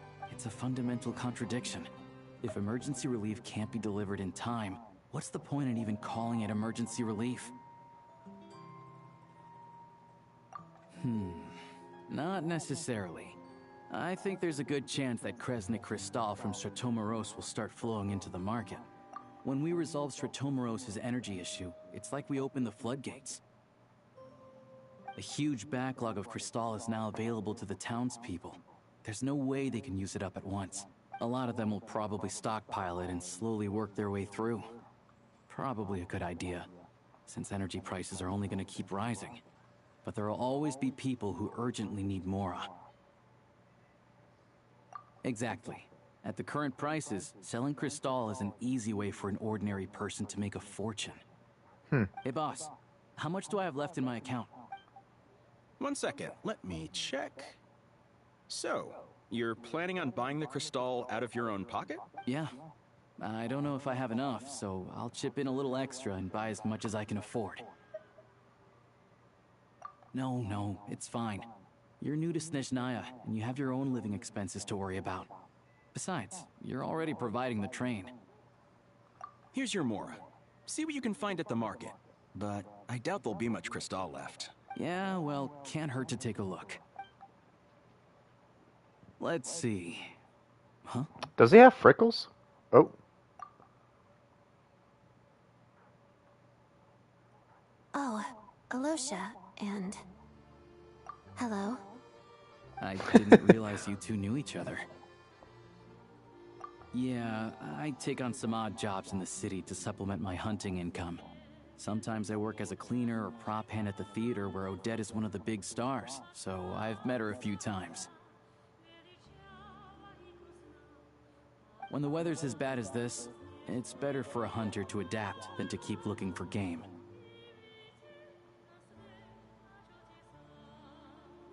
Yes, and we sometimes need extra help. Atmosphere is so bad. Wait, why is the atmosphere so awkward? I thought things went pretty smoothly in Sviatlo-Lydovka. He does have freckles. That's cool. So, what brings you here, Miss Odette? Looking for some new props? No. After I got back to the theater, I couldn't stop thinking about the situation in Sviatlo-Lydovka. It bothered me so much, I couldn't focus, so I decided I'd come here and see if there's anything I can do. You too, I presume. I suppose that's why you're here. I didn't feel comfortable expressing my true opinions in front of the Harbingers. Not least because ordinary Fatui like me don't even know what Project Stuja is all about. Without knowing the full picture... Damn, look at her gem. I just realized her gem is so if things detailed. aren't making sense to me, I can't just keep going along with it. Goes off of every reflection. So many people feel the same way. They wish they could do something, but all kinds of reservations hold Change them your back. perspective? Okay. Explains why groups like the Roadcott are springing up to fill the gap. Yes. Well, that's one option. But there are risks to consider with organizations like that. The Fatui does not encourage their activities. Right, because things can get out of hand, and it's hard to hold the right people accountable when they do.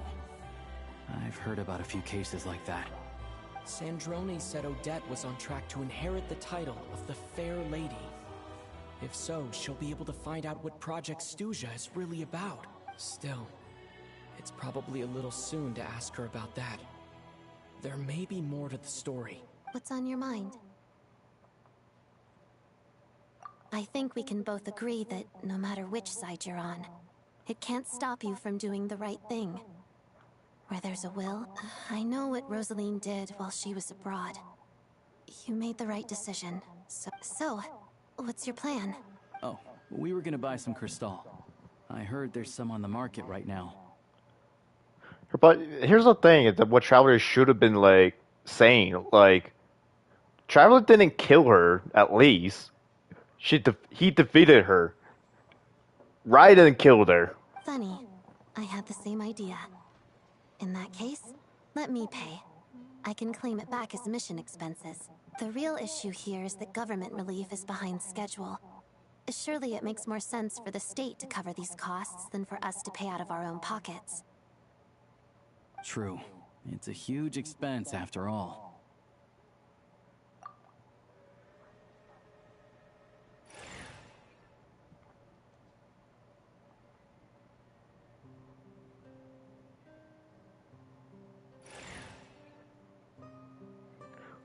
No, Traveler defeated her. I know that. I'm saying he didn't really kill her with his bare hands. You know what I mean? Raiden killed her. We defeated her, right? But we didn't kill her. We just defeated her ass. I don't think Traveler would make. I don't know. I don't know if Traveler would have probably killed her if he had the option to. Raiden's just like, let me just step in and kill her myself. Like, holy. Right. Choose mission budget under the expense category, but be sure to specify emergency rescue operation in the description. She also took the oath too, by the way. So it didn't really matter. Like, someone had to die, and it wasn't gonna be us, obviously. Let's book this train. Regulations say that if we need to transport Kresnik Crystal during Project Stuja, extra carriages can be added 1 hour before departure.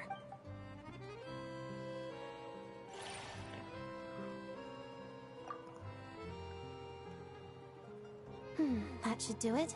The train will be escorted to its destination by Fatui guards. This is my first time seeing you handle Fatui affairs, Miss Odette. It seems you're as skilled an officer as you are a dancer. You flatter me. It's only because I've been doing both my whole life.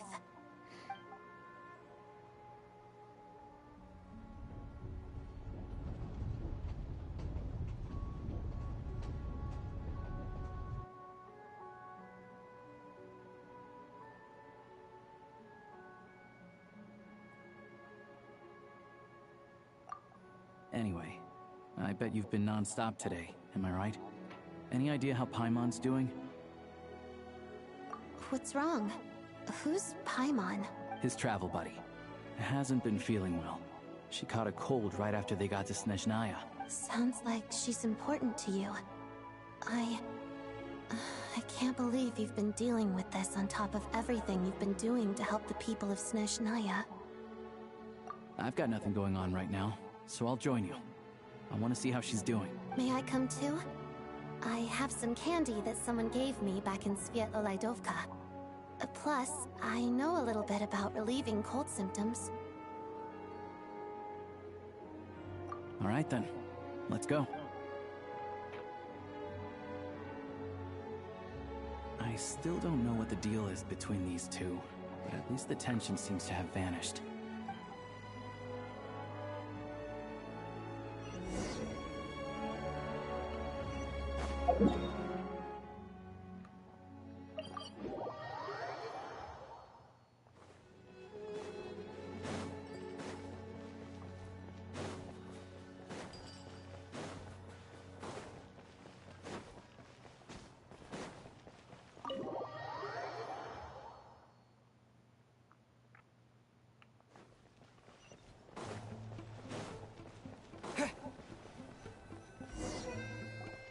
Hello. Sorry, but there's a sick person What happened? Oh. Please, excuse me. Are you the Traveler? Could I take a quick look at your Adventurer Handbook?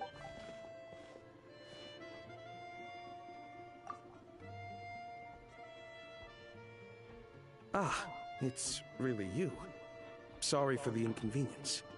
We're under strict orders from Master Child to keep this room well guarded. At the same time, we can't interfere with Podvoye Restaurant's business.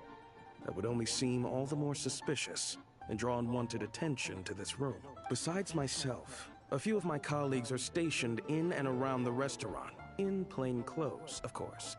Rest assured, you're in safe hands. I didn't expect such a high standard of protection. Well, Master Child handpicked us for this special assignment. We're not about to let anything go wrong. Anyway, I won't keep you any longer.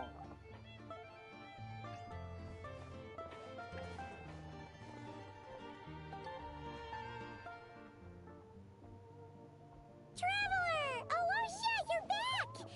Oh, hey! Who's our new friend? Hi, I'm Odette. The Traveler and I crossed paths a few times. Another friend from the Fatui, huh? You're practically a member yourself by this point. Paimon's definitely on the mend. We should be back to our usual travels in a few days' time. Seems like that doctor was right. It's just...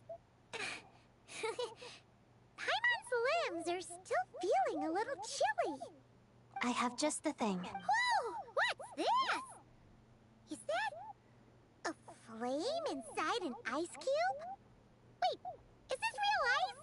How's it not melting? How does the fire keep on burning? All keen observations. You're right. This is called core ignis. Whenever I've caught a cold in the past, I found I recover much more quickly if I place this by my bed. You're welcome to borrow it. Awesome! Wow! It's so nice and warm. It's like magic. Seeing Paimon happy, it feels so good. Makes it even more sadder that something so bad is gonna happen. Looks like she's in pretty good spirits. That's a relief. Any progress with your investigation yet? No surprises there, I'm sure. They're not likely to let anything slip.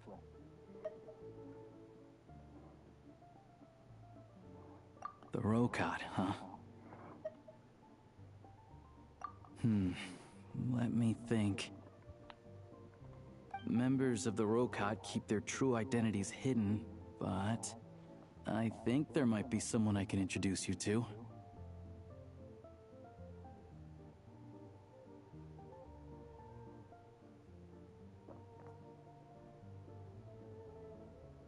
Leave it with me. Meet me at the Korolyevsky troop tomorrow, and I'll tell you how it goes. Would anyone like a drink? I'm gonna head to the bar. Paimon will have... maybe some hot milk? Yeah. Paimon's in the mood for something warm. Enough with the secret chat, you two. Let's catch up properly in a minute. Paimon wants to know everything that's happened today. It'll be kind of like tabletop troop. No reason why listening to a story can't be an adventure.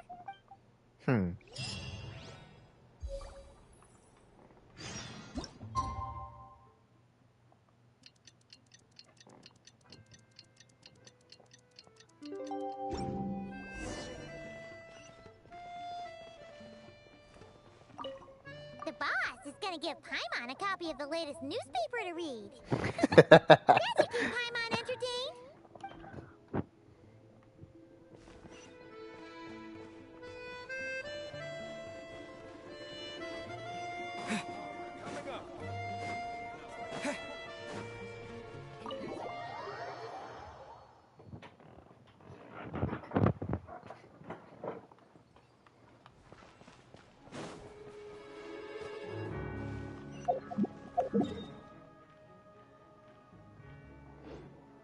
Finish it? Hell yeah. What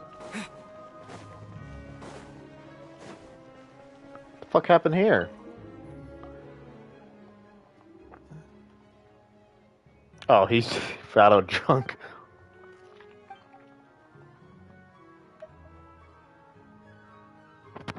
Nice smacks to the face.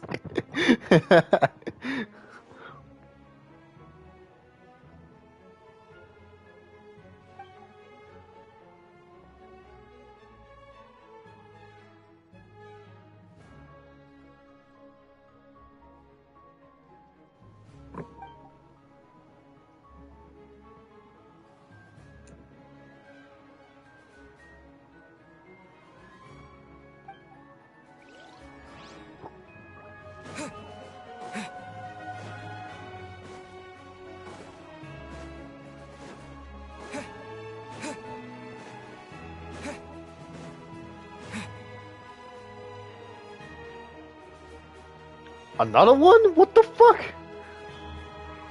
Is this the same person? I'll take a. I'll do that later. What the fuck, dude?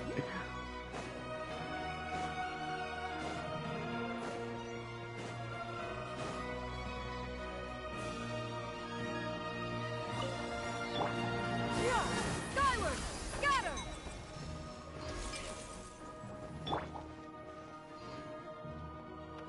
Ah, you made it. I've got some tickets, and I managed to set something up with the Rokot. It'll have to wait until after the show, though. Happy to stay and watch? I doubt you've seen the Korolyevsky troupe on stage before. Pleasure. Here, this is the way in.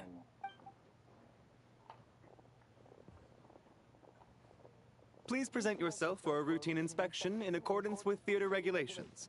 Thank you. Shunion? It's because Shunion enhanced my Traveler. That's why. When I use her burst, my Traveler can like jump and then plunge attack. That's the whole reason. It's just to make my Traveler OP as fuck, much as possible. Who the fuck is that? Oh, it's that guy. I remember now. Is that him? Is him? Is that guy with the Fatui? Looks like he's waiting for something. The ultimate knight. Okay, all done. Thank you for your cooperation. Please proceed through to the theater.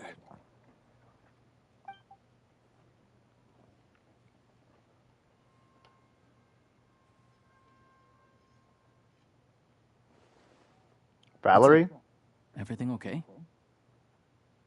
Snezhnaya's business and political leaders are always passing through here, so it makes sense that security's tight. Still, it's a little unusual to see the Fatui's Armory Palace guard here. You saw him, right? The guy right at the back. Strong, silent type. His name's Valeri. Valeri, okay, that's how I He's part pronounce of the it. Special Assignments Battalion, but I only ever see him here for one thing: to look for a guy named Mitya. Supposedly a researcher, though he never seems to put much time in at the office. The theater is one of his favorite places to hang out when he's playing hooky from work. But that's not for us to worry about. Let's go. The show's...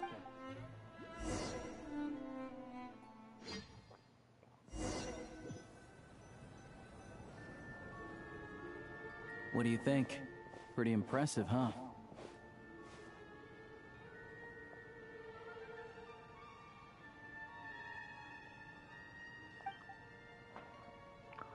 Oof.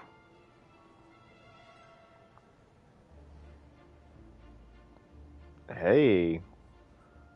Opera Epicles. Oh, the one in Fontaine? I hear it's iconic. Never seen it for myself, though. Here we are, just in time. Sorry, coming through.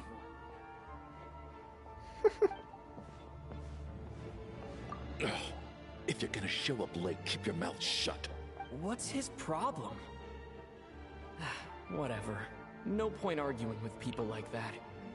I bet that's him too. No, that's not. No, never mind. There she is. That's who I'm introducing you to later. She's the lead singer of the troupe, Vodyanitsa.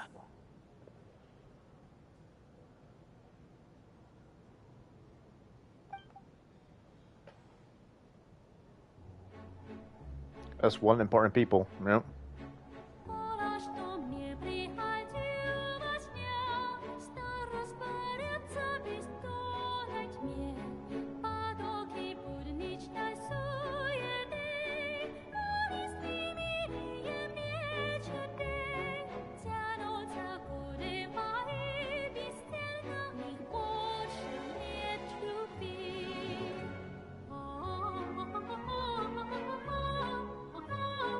Oh yeah, for sure. This is. I didn't realize Snezhnaya was like a lot about opera.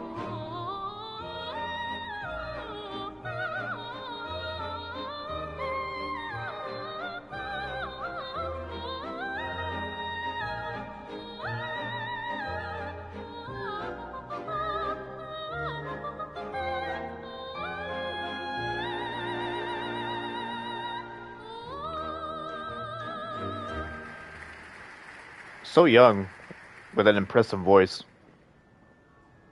This leads directly to the green room. They're expecting So it's us. about opera? I don't know. This is straight up opera, though.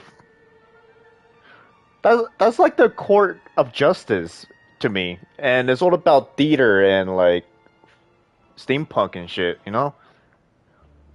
But their music is more like there are like very similarities, but it's still different. I can't find a word. I guess you could see opera, but like this is like number one opera. Like this nation is like all screams opera, no matter what it is.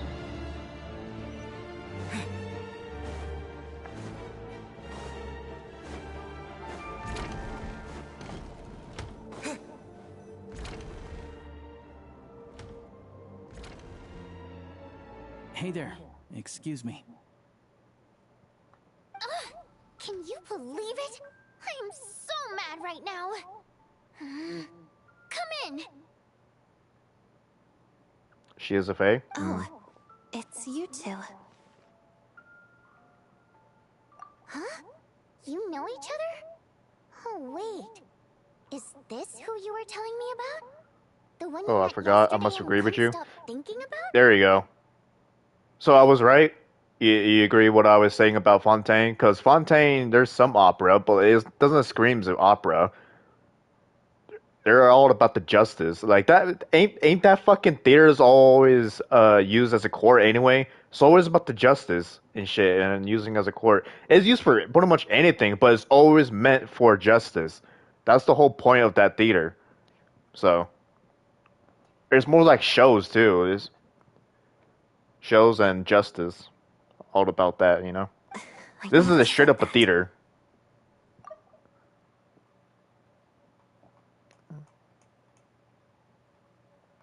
Yes, you did.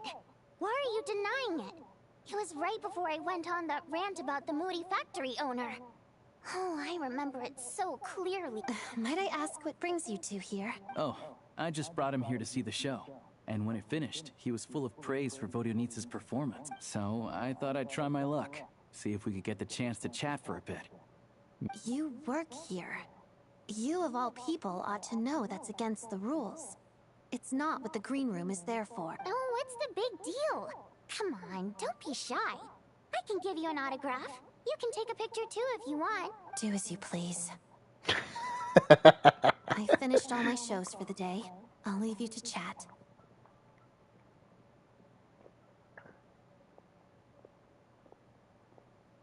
I wasn't making that stuff up, you know. Odette's just too proud to admit it.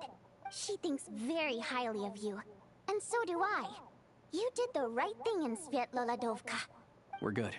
Odette's out of earshot. I'll lock the door. Confidentiality, of course. The Rokot is very strict on that. Whoa, Alosha! Not out loud! Not with an outsider here! Relax. I've taken care of it. Look at this.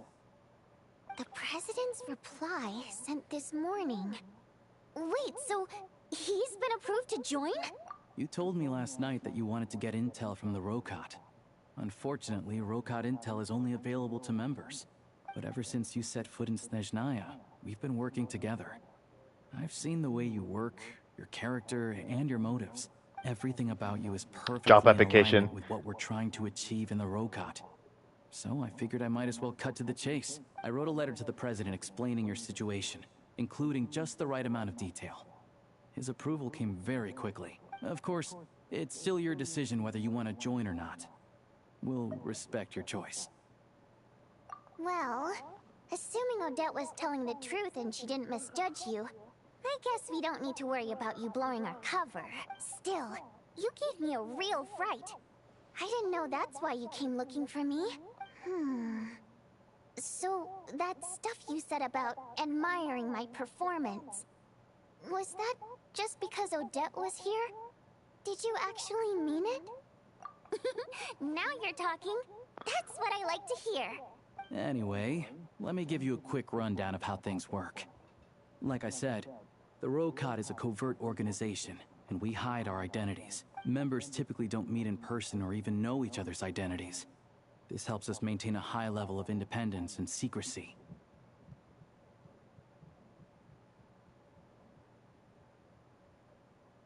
Because of this, members are basically free to decide their methods without constraints.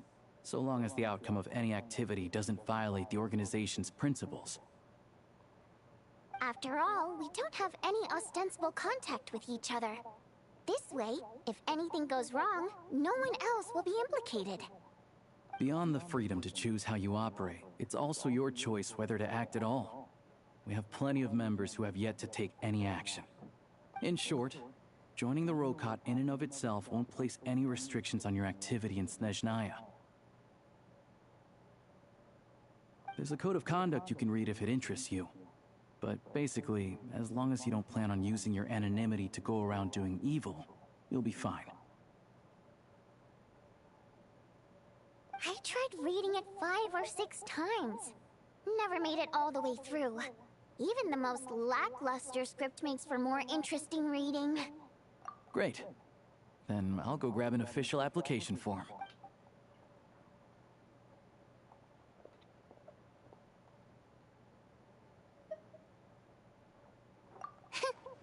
Well, Alosha has this pet dog, you see.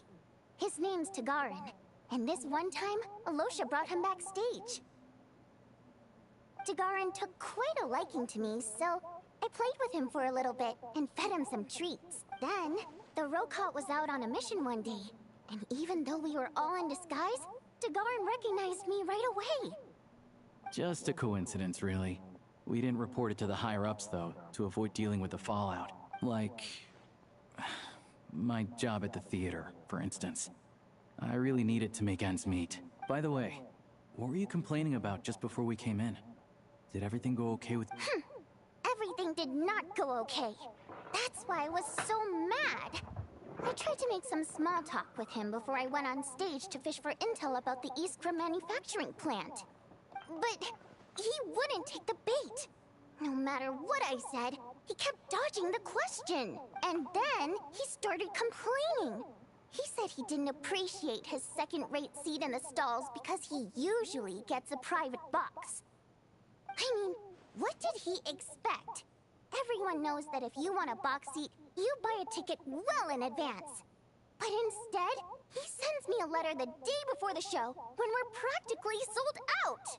I had to juggle things around just to get him a half-decent seat, hoping he would appreciate the gesture enough to share some information. But nope, he didn't give me anything. Yeah, meeting Chuganov in person has definitely been a disappointing experience. That's the guy we're bumping into. Interesting. Oh, you probably don't know who we're talking about, do you? Chuganov was that older guy you were sitting next to today. I'm sure he didn't make a great first impression on you either. To the citizenry, he's a family man and a kind boss. But our interactions with him tell a very different story. It's one thing to ask for a favor, but he acts like it's his right. He always expects special treatment. Take the ticket situation, for instance. I've actually gotten him a private box in the past. But not only was he not even grateful, now he's acting like I've sold him short this time. Not to mention that he's never paid for a single one of his tickets. And another thing, if he's such a big family man, why doesn't he bring his wife and daughter to see the show once in a while? I've never seen them here, not even once. Calm down, Vodyanitsa. If you won't do it the easy way, we'll have to try the hard way. But first things first. Here's your application form. Go ahead and fill it out.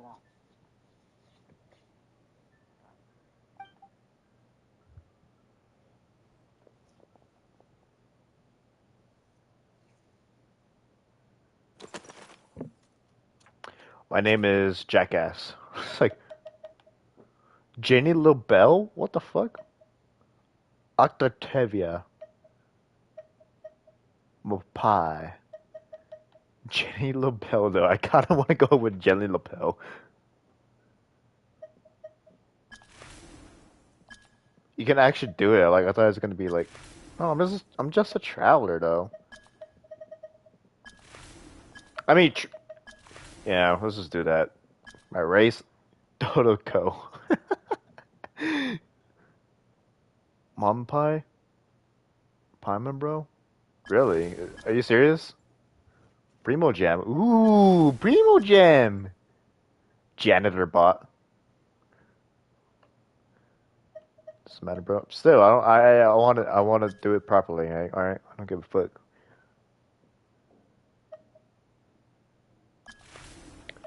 You know what? I'll do Monpai. Just because it's Paimon and my race is Primo Gem, because it makes sense with the Primo Gems with Paimon. The 12? The 12. Oh, okay. You know what? Never mind. I'm just. I'm not gonna say human because I'm technically not human, so I'm Dodeko. I'm Dodeko because that's my favorite shit. All right, now for my code name, Chess Mimic. The 12 of the 11 armatures.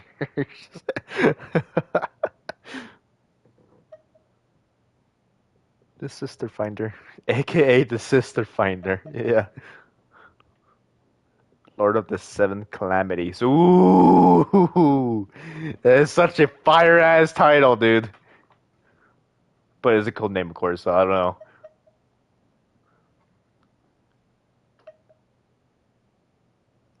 Damn it, dude. You know what would be a really good code name?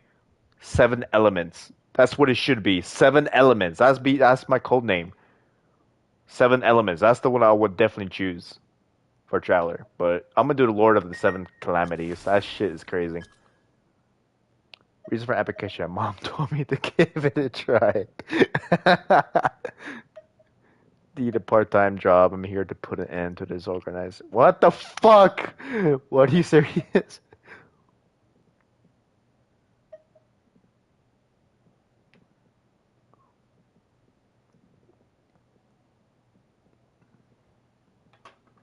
Want to ordinary people?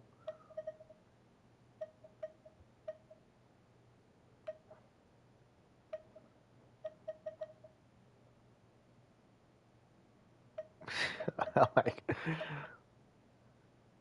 what does that mean? I don't I don't know what that means. This is like bully the ordinary people, but in a nice way, you could say.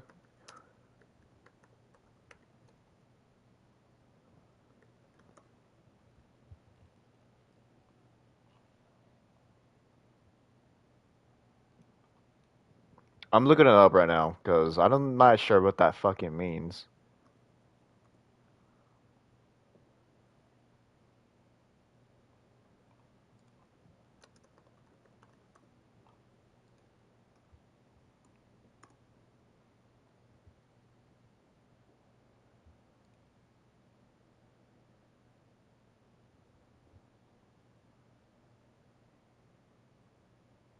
Hmm. There's no, there's nothing about this question or like saying. It keeps saying about. Oh, never mind. No, no. Okay, never mind.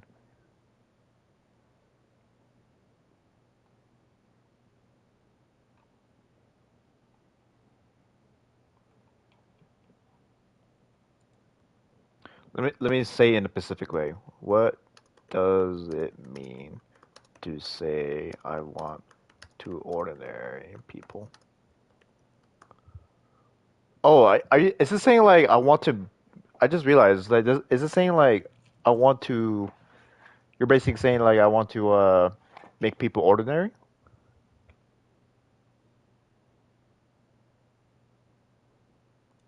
You know what? Fuck it. Let's just go with that. To be honest, it's the most non-questionable, but it's also like very like clear what you want to do. So like, and it's nothing huge or anything. It's like makes sense. Makes sense. All right, man. You have a good one. Thanks for dropping by. Hope you enjoy. Take care.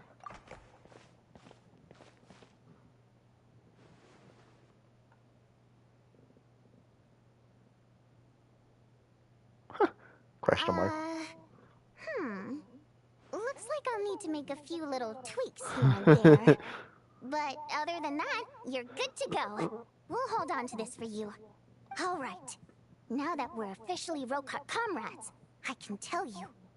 Chukhanov is the target of our current operation. Recently, we've done some recon work at the Eastprom manufacturing plant, which pretty much confirmed that their energy consumption is way beyond the legal limit. All we need now is some direct evidence to present to the Vetcha, so we can demand that they shut the plant down. That way, the Kresny Crystal can be allocated to where it's needed most. I was hoping he might let slip during one of our chats, but he's too tight-lipped. We'll have to find another way. I'm meeting another regular theater goer tonight, Mitya. But Valeri's here too, and he's probably looking for Mitya, so he may end up being a no-show.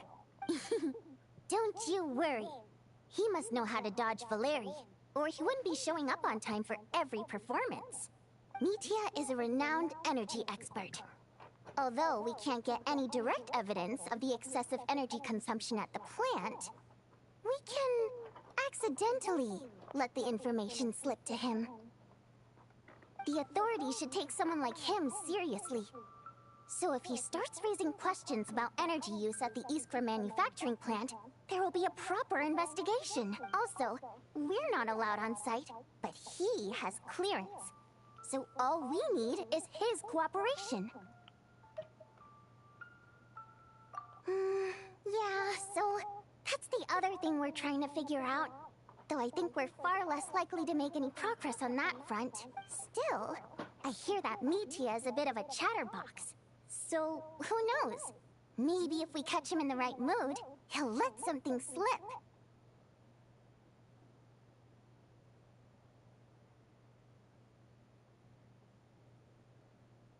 What do you think? Sound like something worth your time?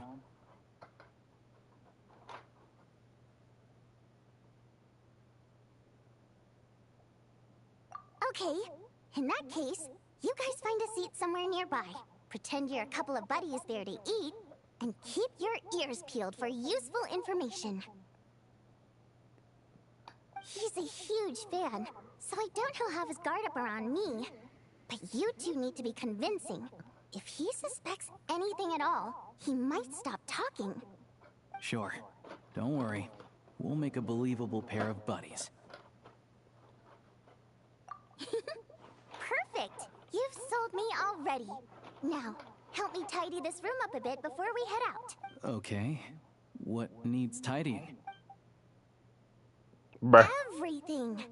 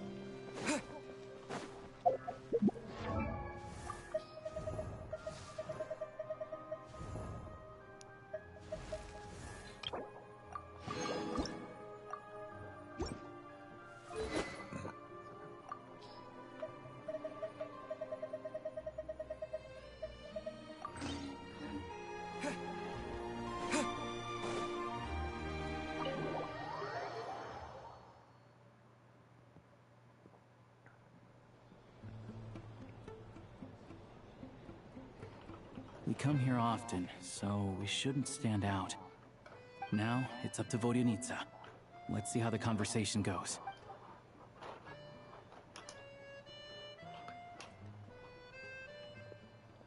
Oh shit. Mr. Mitya! Over here! Over here! Oh, sorry. I got a little held up on my way here. Now we have even less time than we planned. Go ahead and order some snacks and drinks. Whatever you like. Let me see. According to my schedule, we still have 25 minutes left. You're really pressed for time today, huh? I was imagining this would be a leisurely chat. If you'd prefer, we can always reschedule for another afternoon when you have more time. No need. Getting to meet the lead singer is a very precious opportunity for me. I'm not about to pass it up. I've already had to decline your invitation several times because our schedules rarely align.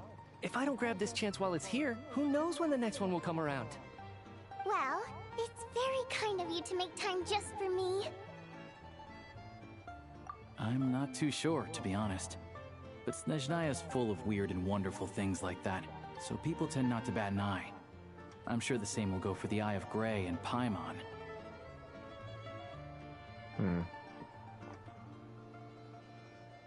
The reason I invited you out for tea and a chat today was to get some feedback from a true fan of the theater. Well, I genuinely have nothing bad to say. No matter how many times I hear you sing, it never gets old. It always seems fresh and new somehow. Maybe it's because the more times I listen, the more details I notice. Or maybe you simply improve with every performance, delivering it better each time. Thank you! I'm delighted to hear that! Could you give me any specific examples? Oh, yeah. That, the piece you sang today, for example. Beneath the Frozen River? Close her mouth. What's with you? I'm just praising a good performance. I always used to find that such a bleak and lonely song. But the more you listen, the more you realize that it's not as cold and nihilistic as it appears. When you really dig down into it, there's a certain level where you're surprised by the emergence of hope. Wow, I'm impressed. I didn't expect you to pick up on that. Actually, I only tried out that angle after talking with the composer. Still, Beneath the Frozen River wasn't on today's program. Oh, really? But it's a classic. You sing it every time. Almost every time. Oh, well then, let me say a few words about that other all-time classic, Flying in the Wind from the Mountain Sparrow. I didn't sing that one today either. My voice wasn't quite up to it, so I switched it out at the last minute. Oh, but, Sorry, Mr. Mitya, but you were at the theater today, yes? Of course I was. Remember? I said hello to all the troupe members before the show started. You, Odette, and the others. So, what did Odette sing today? Elegy of the Snow-Winged Goose, of course. Correct. I see. I see. You find my singing boring, don't you? Damn! That's why you don't remember a single song. Looks like I'll need to cut a few from the program next time. No, that's not it. I swear. All right. I'll be straight with you. I'm sorry. My mind was wandering as you took the stage today. I enjoy watching your shows because the exquisite performances stimulate the mind. It always sparks some inspiration for my research. So, whenever I get stuck at work, I come to the theater for a change of pace. Odette's dance during the Elegy of the Snow-Winged Goose today was simply incredible. It got me wondering what she's been going through recently. That look of sheer defiance in the face of utter tragedy? It was so inspiring. I started scribbling in my notebook right away. Not that I made a ton of progress in the grand scheme of things, but I still think it was productive. By the time I snapped out of it, the entire show had finished. So what you're saying is, you didn't listen to my singing at all? Unfortunately not. I'm sorry. I don't know which is more disrespectful. The fact that I don't always come for the show itself, or the fact that I missed your performance. Seems like things are getting a little awkward. Mitya just stepped into a conversational minefield. If there's one thing Vodyanitsa doesn't like, it's people who show disrespect for her performance. This meeting was so hard to set up. Don't tell me it's already falling apart. It's fine. I suppose this is affirming in its own way. At least, it shows that our performance really touches people's hearts, right? Don't let it bother you. It certainly doesn't bother me. Cap! A lot of restraint. Well, I'll be be sure to let Odette know how much you adored her performance. Please don't say that. I always love your performances too. It's just that inspiration struck at the wrong time today. I'm usually all ears. I know, I can tell. That's why I'm sure some people can't stand it when others praise their coworkers right to their face, but not me. No, sir. Fair enough. I still feel kind of bad though. But you know what I really can't stand? People who only show up to the theater to pretend that they're cultured. Makes me sick to— Oh, yeah, 100%. There are too many of those people around. By the time they're walking out the door, they've forgotten all about the show. What's wrong? You look furious. I don't know if you've heard about the boss of the Iskra manufacturing plant. He isn't even a theater investor. But he always demands the same privileges as actual in-box tickets only, premium drinks, even the right to request specific songs. Well played, Vodyanitsa. Seems like she's harnessing her rage to steer the conversation. Now that you mention it, I've interacted with that guy before. I gotta say, everyone holds him up as an example of a benevolent businessman, but I don't know. I don't see it. Yeah, he couldn't care less about what's happening on stage. He's just there to flaunt his social status. I hate that I have to prepare programs for guys like that. What's the big deal with that factory he runs anyway? I asked around a bit and heard some pretty shocking stories. Sounds like he's just another greedy capitalist. Oh, really? Yep. The things people are saying are pretty damning. Low wages, insanely long working hours, equipment running around the clock. And as if that's not bad enough, he also strictly forbids his employees from giving any kind of interview. Project Stuja has now been extended so many times, we're at the point where crystal rations for the common folk are barely enough to survive on. Yet he even wants to get his greedy hands on them just to boost his own profits. If the rumors are true, he's in serious violation of the law. Interesting.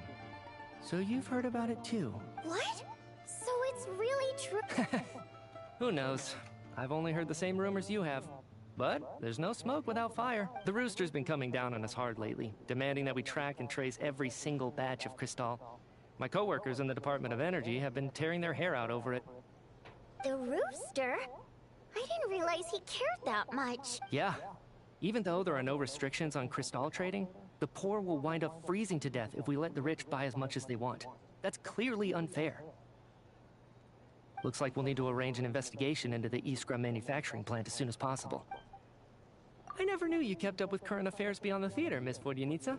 You really have a heart for the common person. Most Fae in your position have long been indifferent to the plight of humans.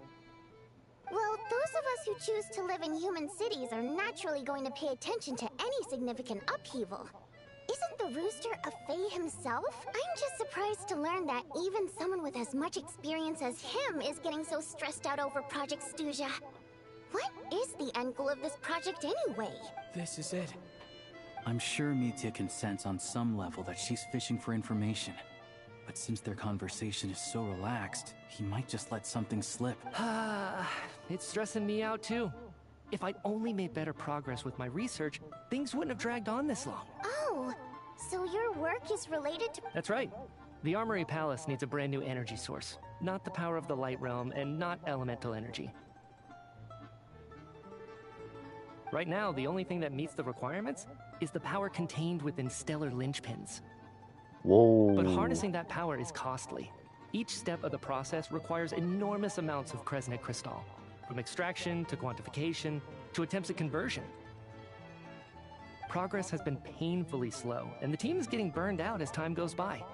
Sometimes, I see people staring into space as if in a trance.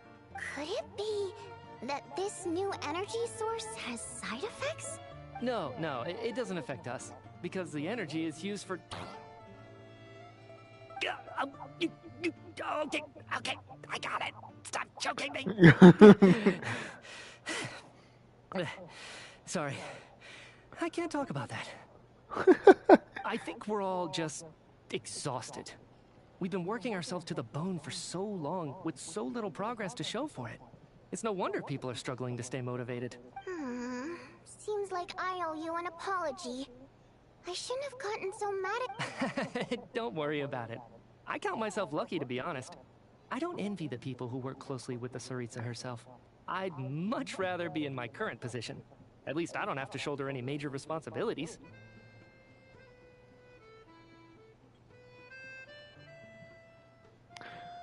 Is it?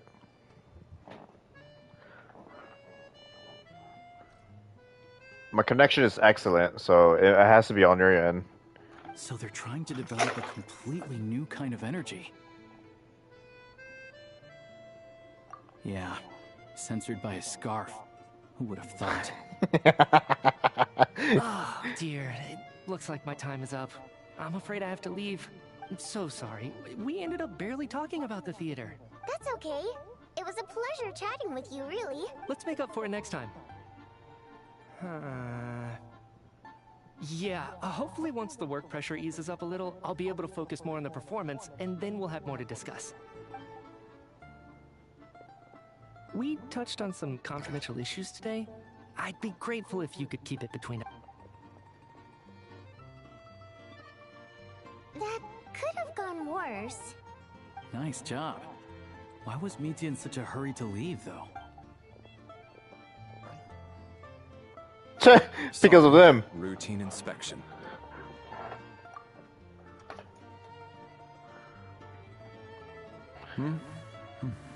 Okay, let's go. So he wasn't rushing to get back to work. He must have calculated that Valeri would find him here in exactly 25 minutes. That's frighteningly accurate. One of the main duties of the Special Assignments Battalion is to ensure that important figures stick to their schedules. All right, time for us to get going too. Excuse me. We'll settle our check too, then. Oh, hello there. Mr. Mitya paid the check before leaving. He also asked me to pass on a message. He said it was an honor to share his tea break with Miss Vodyanitsa and her two friends. Get fucked! I knew it. I fucking knew it. He knows. He looks too good, and he has so much magical powers, aura farming around him. Wait. So he knew we were here all along? This raises a lot of questions. Did he deliberately mention the new energy source so that we'd overhear it? Maybe his work isn't confidential after all. Maybe the key here is the purpose of this new energy. I guess that's the next thing to look into.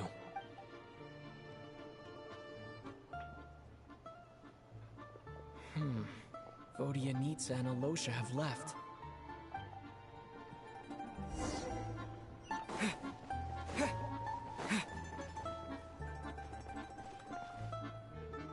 You're back! Here pretty early today. Paimon was just gonna mention that. After she woke up today, Paimon felt like her temperature was completely back to normal. But still, there's some good news. Paimon thinks she might have figured out the source of the problem. It's like there's some kind of mysterious power affecting Paimon. Paimon's never felt this way before during any of her travels. She only started feeling this way since we arrived in Snezhnaya. That's right. The Armory Palace needs a brand new energy source. Oh, fuck. Could that have something to do with this? What is it? Some type of soul extraction or something like that. Which is obviously really hard to explain and like something completely different that we never experienced. So we'll see what it is. So they're trying to develop a new energy source here? And you think that... Well, Mitya denied that the energy they're researching has any side effects. Although, he did say that people working on the project have been having issues with their concentration and short-term and even so, those are completely different symptoms from Paimon's. It's pretty faint, so it's kind of hard to tell. But, if anything, it seems like it's coming from roughly the same direction. Sure, Paimon's with you there. But how, though? The robot only has a limited amount of intel. Oh, great point! They about Project Stuja every day. If we could sit in on one of their sessions, we might pick up some new leads. Good idea! Oh yeah, while you were out, Paimon tried all the yummiest looking desserts in the Podforia restaurant. This one seemed right up your alley. So, Paimon saved some for you. Come try it once you finish writing your letter.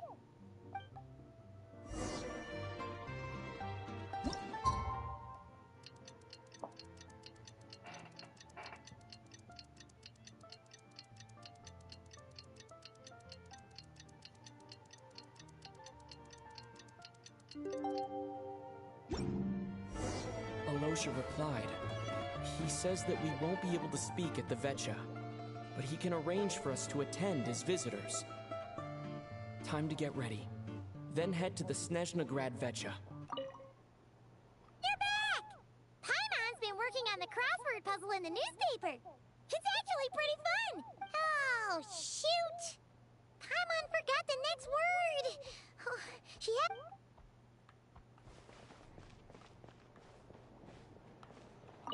Hello again.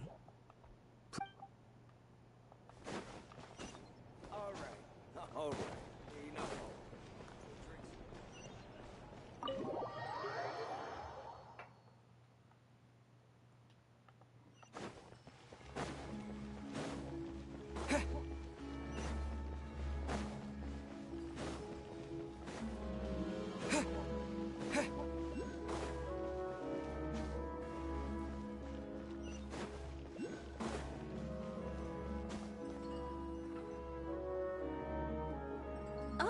Miss Vodianitsa, prima donna of the Korolievsky troupe. What a surprise meeting you here. Will you be sitting? Sorry, I'm not taking interviews. Oh good, you're here. The session's about to begin. Please wait, Miss Vodianitsa. Could you introduce me to your new friend?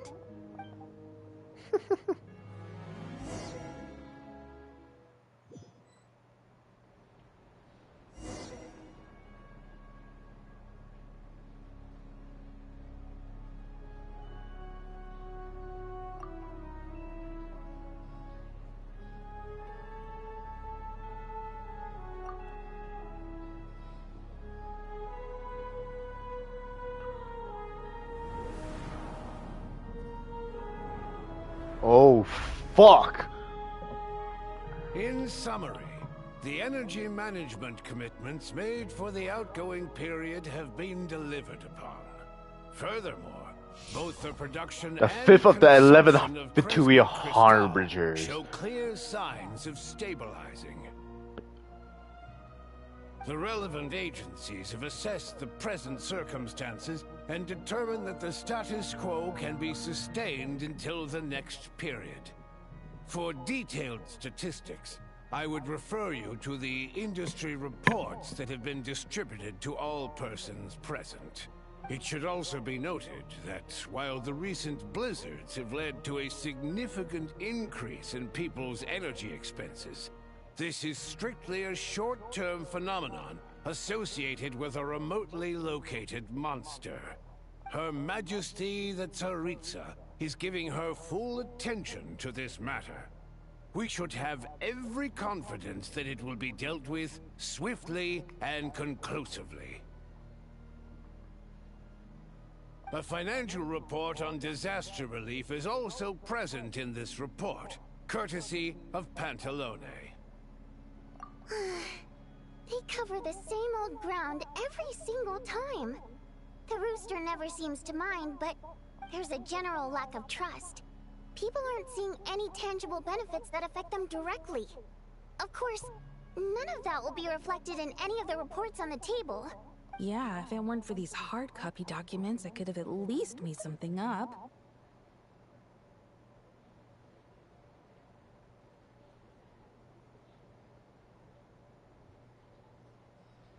Why are you just here? Don't mind me. I'm just out here trying to hit my interview quotas. Bring out the kvass. Ever read it? Best-selling newspaper in town. If I remember correctly, you guys don't even have a sales permit. You have to sell from stalls on the street. Okay then, best-selling street stall newspaper in town. Still counts. Holy. Holy, she's a she's a high expectation dreamer, just like that one fucking Fontanian girl back in Fontaine. Go big and risk it all type of deal. I don't know. Order! We will now open the floor to the representatives. If there are no further substantive issues to discuss, we will then proceed to a vote on this motion. Snezhnaya has a long tradition of treating members of the Fatui armed forces and their dependents favorably. But recent surveys shows that Fatui families in remote areas have access to 15% less crystal than the average civilian family in Snezhnograd.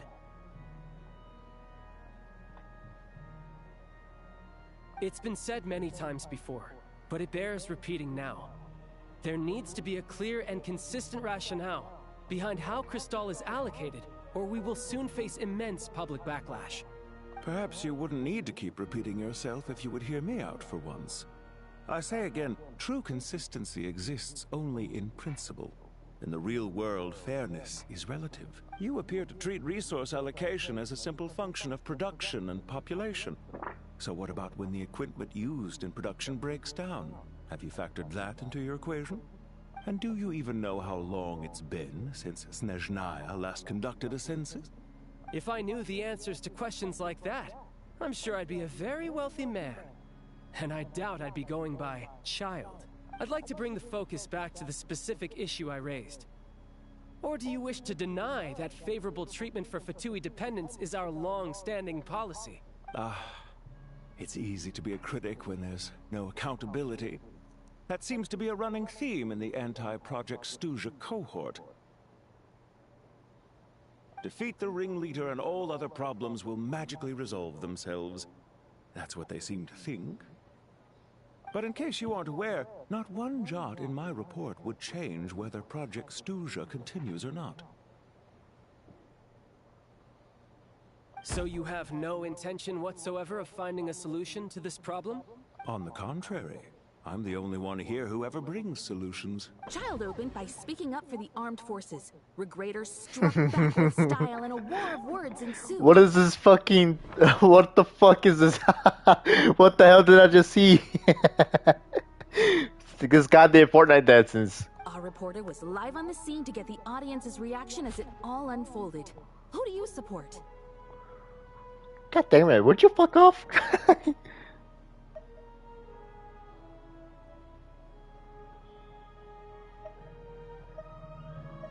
The people have spoken.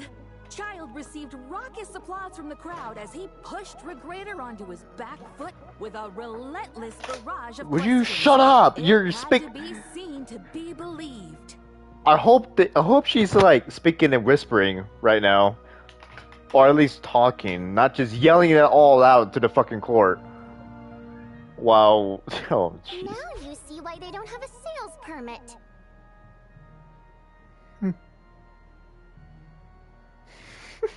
However this reporter wants to spin things, I haven't forgotten that Tartaglia was representing the Northland Bank when we first met in Liyue.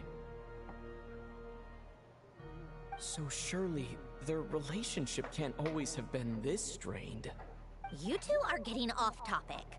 Let's focus on what the data is saying. Mr. Pantalone, may I speak on your behalf? Oh, please do. I'm more than happy to save my breath. Crystal distribution policy undergoes modifications with each new period. The ultimate goal being to find the most reasonable method of allocation, which I believe is what Mr. Tartaglia also seeks. But I fear many may have been misled on this topic by extremist activists. To clarify, Project Stuja is not the root cause of the problem. It is merely a framework for resource distribution. The most recent reports all point to Snezhnaya's resilience and adaptability during this period of fine-tuning, and give clear indications that a distribution framework is improving with each iteration. To make drastic adjustments without first considering the risks would likely do more harm than good. It would be a waste of the hard-won experience we've gained to date. Renowned scholar of finance, Arapov spoke up to clarify the fiscal logic, clearly alluding to social organizations like the Rokot in his words. With the notorious Lelek still active to this day, should the Rokot be held responsible? No, there is someone else to blame. Oh my god. This is gonna get annoying real fast. She's just rephrasing what Mr. Pantalone said. The Rokot are the critics he accuses of taking no responsibility for their actions. As for Lelek, you won't have heard of him yet. He's currently the most famous member of the Rokot. Well, more like infamous. Ending Project Stuja has become an obsession for him. Unlike the more decent ones among us, he believes that votes in the Vetcha are all that matter. So whether it's threats, coercion, or bribery, he'll use whatever means necessary to get people to change their vote. And since we're already on the subject, what do you think of Lelek's methods? Are you for or against?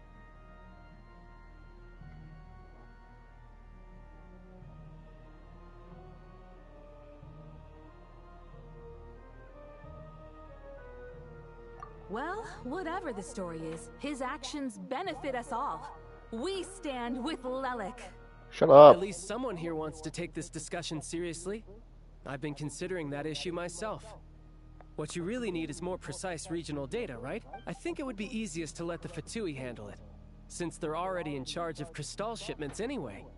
We may as well get them to collect some data while they're at it. Whatever you need, you can ask the Fatui to look into it for you. In terms of supervision, I think the Druzhna would be a good fit.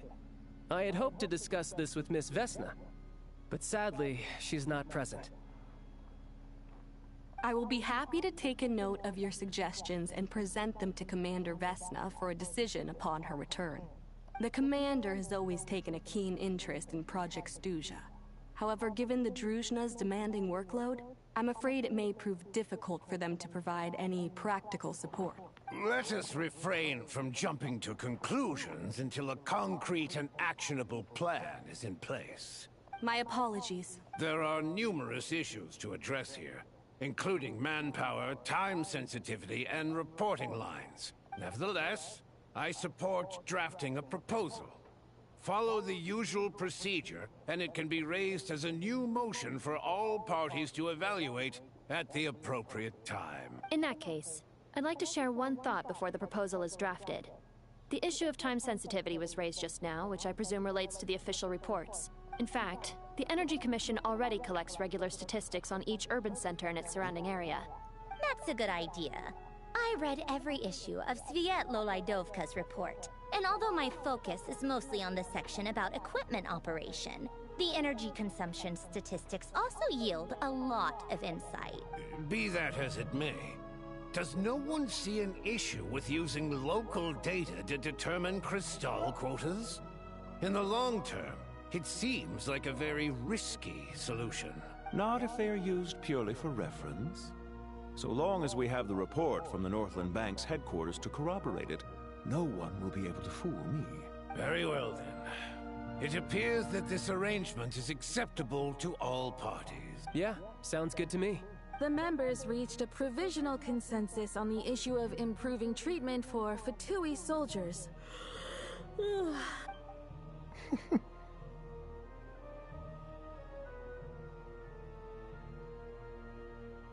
Today, the prima donna of the Korailievsky troupe attended a session of the Snezhnograd Vetcha in the company of a dashing young man. The question on all our minds is, what is the true nature of their relationship? What are you on about? Anything like that again, and I'm revoking your permission to interview the troupe. Got it?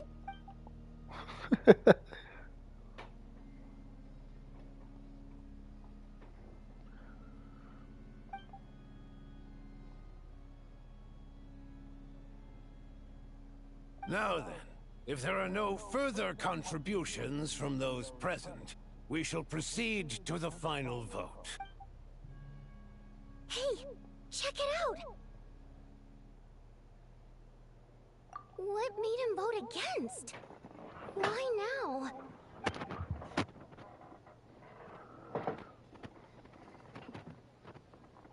The votes have been tallied. Those in favor of continuing Project Stuja total 61%, securing a clear majority.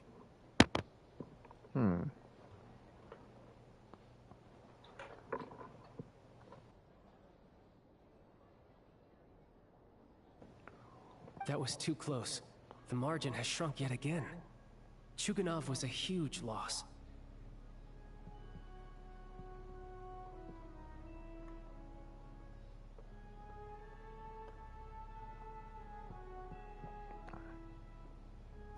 I'll bet Lelek is behind this.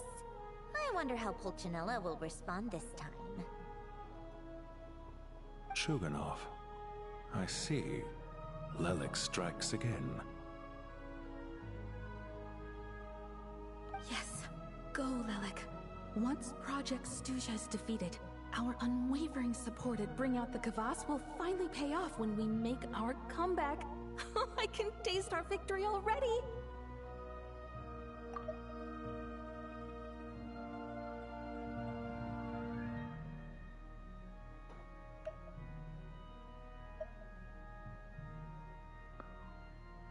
I'm trying to. What's the fucking?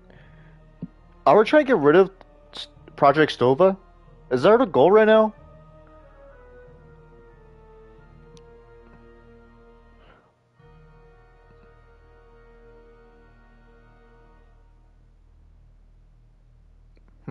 In accordance with the result of this vote, Project Stuja will remain in effect until the next Vecha period. Finally, may I remind us all, we debate only for the greater glory and solidarity of our nation. May the aurora shine ever on, and the tundra always stand firm. The session is concluded.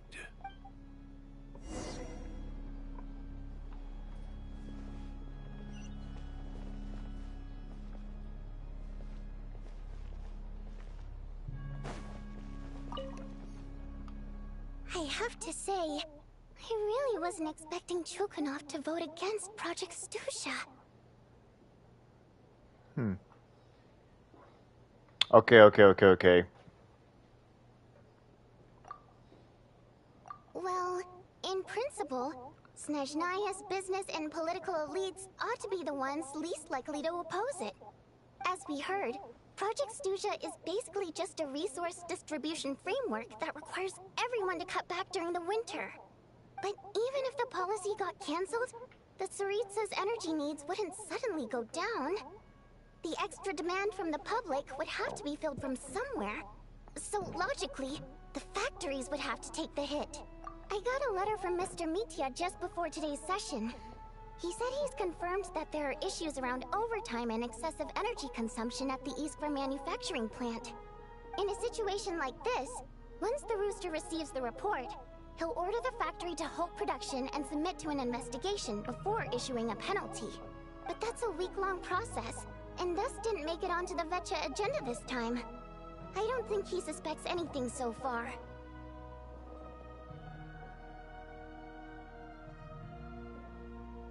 Exactly. And as you know, he's a very selfish person. I was originally gonna try and flip him after he received notice of the official sanctions. My plan was to convince him that the whole thing was completely unfair. Rather than just sit back and take the hit while his factory stopped production, he'd be better off voting to end Project Stuja. At least that way, no one else would be able to make any money either, because all the factories would suddenly have more limited energy to work with. But now, he's already voted against it, which means someone must have used more forceful means to change his vote. Just like with everyone else who flipped. Yeah, no one knows why Lelek is so obsessed with ending Project Stuja, but by the looks of it, he's inching closer and closer to success. Lelek must have strong motivations, given how he'll stop at nothing to achieve his goal. Maybe he knows the full truth of Project Stuja. Maybe my next step should be to focus on him. All right. What are your plans for the rest of the day? Hey, comrade. I noticed you were here during the debate. I didn't take you for a political enthusiast. Greetings, Harbingers. I just happened to have some free time today, and my new friend here thought it might be fun to check out the Vetcha. Ah, Odette must have introduced you. Looks like you two are getting along pretty well. I'll leave you to catch up. I should head back to the troop. Sure. Break a leg. Thought it might be fun to check out the Vetcha, did you? Things are never that simple with you, Traveler. There's no way you're here for kicks and giggles. Tell me I'm wrong. Oh, yeah. To some, he's a captivating enigma. To others, he's the bane of their existence. No one ever thought that some anonymous nobody from the Rokot could cause such a stir.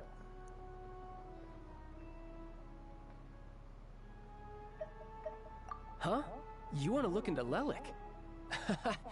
Then I'm sure his days of anonymity are numbered. What do you think, Sandrone? Fine by me, I guess. If the Traveler actually manages to expose Lelik, it'll be doing Pulcinella a favor. In return, it seems fair to let him in on what we've learned so far. My thoughts exactly. Sharing is head back to Sharing and is grab caring. the files on Lelik. It's easier to just pull the records than go through the rigmarole of getting the Traveler a visitor's permit. As you command, child. In that case, since we're going to be waiting anyway, I'll have someone brew a pot of black tea.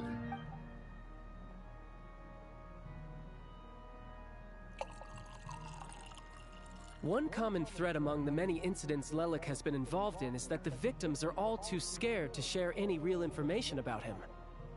Clearly, he must have threatened them in some way. His modus operandi is to silently infiltrate the scene and leave a threatening letter behind. But neither the letters nor the crime scenes ever yield any clues to his identity. So all these files have to offer are short statements by the people affected. They don't give us a lot to go on. If nothing else, it shows we're dealing with a trained professional who's versed in counter-surveillance. Yes, and to that point, he often strikes in highly secure locations. The victims are high-ranking and influential people who take their personal security very seriously. We're Somehow, 5 hours in, Lelik dude. slips right into Holy. their rooms without making a sound. There's never any eyewitnesses, nor the slightest trace of a break-in. If he can get in and out undetected, it means he can strike without warning. Not that that's ever happened so far, but the thought is enough to scare these people sleepless. It's hard to believe that a human being could pull this off flawlessly every time. So they switched the focus of the investigation to Faye. Unfortunately, no one's found anything yet.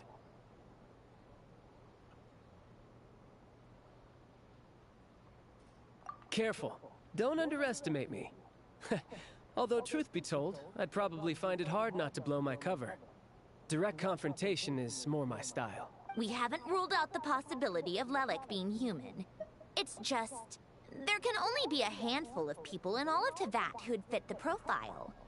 Faye, on the other hand, plenty would have the ability, but few would have the motive.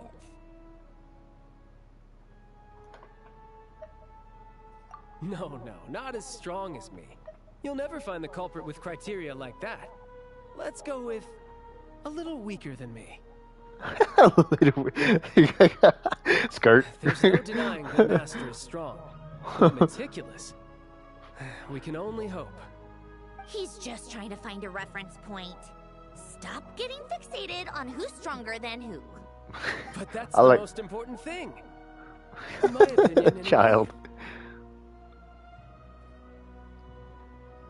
I feel like Odette is my favorite so far. Go look at the video. Let's take it down a notch or two. Fucking child.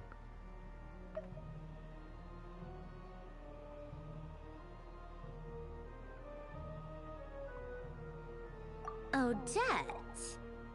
Yeah, that seems about right. Her skills are solid, and she's always calm under pressure. Except she's Fatui, so the likelihood of her working against us is pretty low. But yeah, much more accurate than your previous example, at least. No, wait a moment. Maybe we should interrogate that assumption. What do you mean? Which assumption? Her Fatui identity doesn't necessarily exonerate her. And when you think about it, the Rokot would be precisely what she needs to conceal her identity. Plus, she wouldn't need to be such a pro at covering her tracks. She'd already know where the Fatui will be and when, so she could choose the perfect time to act. Oh, yikes. I was just thinking out loud. Why is this starting to sound like such a convincing theory, still? What reason could Odette possibly have for trying to call off Project Stuja? Arlecchino would be the best person to ask. She knows Odette best. Unfortunately, she isn't back yet. Rosaline used to open up to her in private about her struggles with Odette. As I'm sure you can imagine, Arlecchino is quite a lot better with children than Rosaline was. She gave her some tips on how to handle the situation, and Rosaline managed to reach a settlement with Odette before leaving. So I suppose there were at least no lifelong regrets left behind. Beyond that, I don't know the details about that side of things. But I do know that Odette definitely has a motive to hold a grudge against Project Stuja. The reason being, her father passed away during the early stages of the project. Damn. That was back before it had been named Project Stuja, when things were still being worked out. But in essence, it's remained the same ever since. Huh. The more you know. Rosaline was always so self-centered. I never understood why she started paying so much attention to Odette. Is that such a surprise?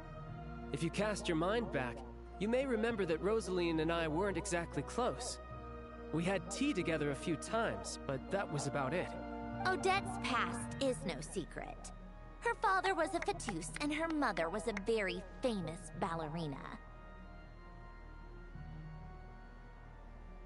On the surface, it looks like she followed right in her parents' footsteps. But the truth is quite a different story. After her father passed away on a mission, her mother was overcome with grief. Oh She shit. broke her leg during a performance and could never dance again. Damn.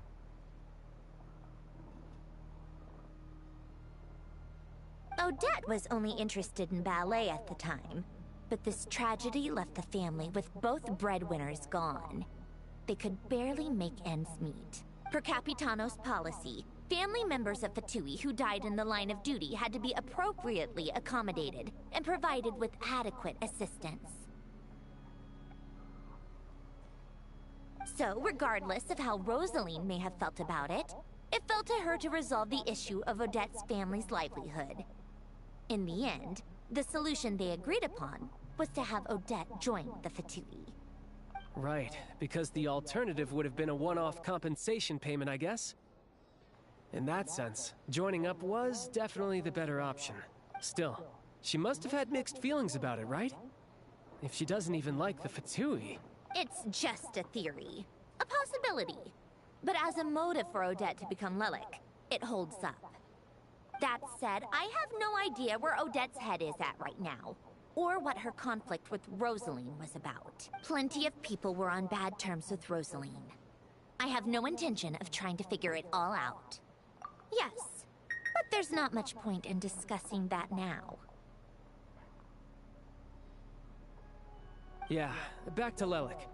Since our investigations so far have turned up next to nothing, we've got nothing to lose by trying a new angle. Funnily enough, Tonya and I had actually made plans to go to the theater tomorrow to watch Odette's rehearsal. Unfortunately, thanks to this Lelik situation, I'll be stuck working overtime again. Which means, you can go in my place. No point wasting the ticket. Plus, you'll get to meet Tonya. Spirit Seeker. Quite the classic ballet. It was passed down through Odette's mother's family for generations. Though it hasn't been performed in years. But Odette's been practicing it diligently, and it's finally ready for a return to the stage. Excitement is through the roof. Tickets for the official performance sold out long ago. Tonya's excited for it too. She's desperate to see it no matter what. Personally, it's not really my kind of thing, but since she's my little sister, I had to figure something out. I've actually seen it several times before. The story's pretty straightforward. The lead character follows a trail of clues left behind by a spirit, gradually recovering her memories along the way. It's a tale of love and regret. So not exactly reinventing the wheel, at least by today's standards. But when that classic melody kicks in and the lead character begins to dance, it always gets me. It really is beautiful. Not an easy dance to do justice to, though. I know it's always been Odette's dream to perform this piece, but I'm not sure she's really ready.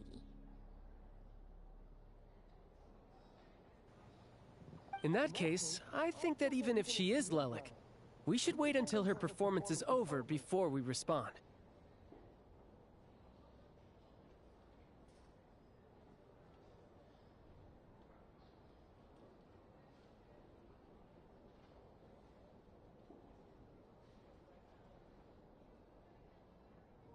I'll let you take it from here, comrade.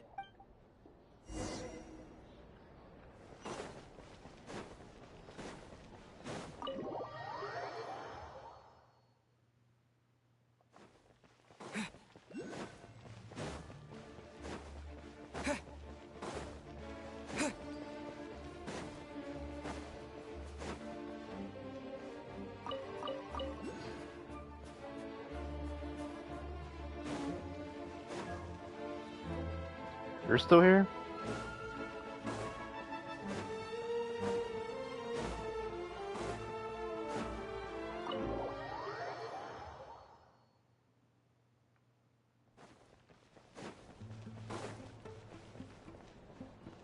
App is so big for mobile.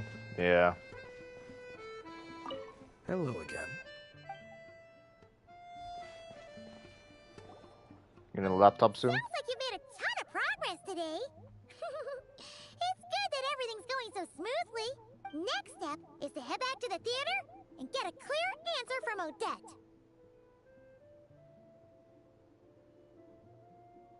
Either way, Paimon doesn't get the sense that she's a bad person. Sure, she might have done some pretty extreme things, but Paimon bet she has her reasons. Maybe this is going too far, but like, with everything she's managed to do so far, wouldn't it make more sense in theory to be even more, you know, heavy-handed? Why leave a letter when she could, well, we know there are plenty of other ways to keep people in line, right? The point is, she could have gone further, but she didn't. So, if it is her, she's got some principles at least. Yeah! Well, all you can do is follow the facts wherever they lead. No change, really. But that thing Paimon told you about yesterday? Paimon feels like she can... Oh. Hearing you talk about your day makes Paimon itch for an adventure. If only she could be there with you so we could experience it all together. Yeah, I wish you could be there too.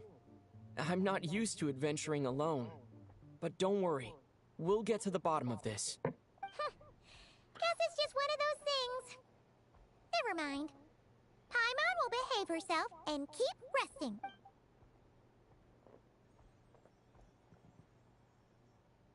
If Odette is Lelik, she may well have inside information on Project Stuja. Her father was involved with the project's early implementation, and tragically died in the process. Now, she's dedicated herself to bringing it to an end. It's hard to imagine she could have gotten this far without knowing anything at all about the Tsaritsa's true intentions. When she spoke to us as a member of the Fatui, how much did she let on? And how much was she hiding? Only time will tell. Maybe... Hey look! It's snowing! Could be a tough day ahead.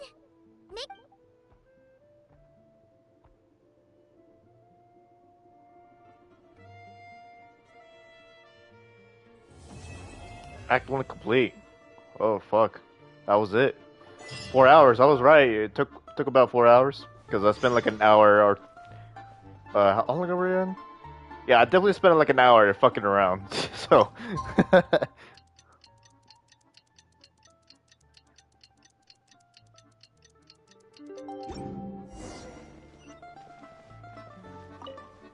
back! Paimon's... Oh, shoot! Again?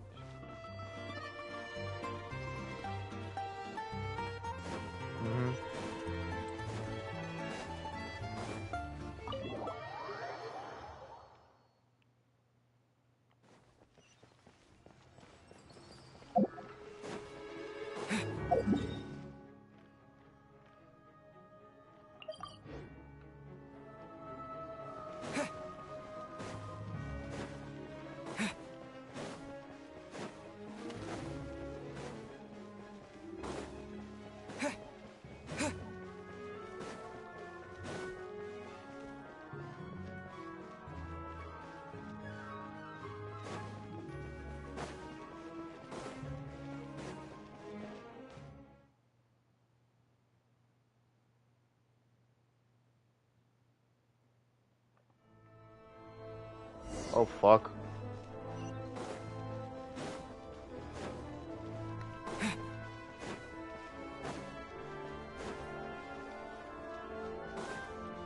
Oh shit.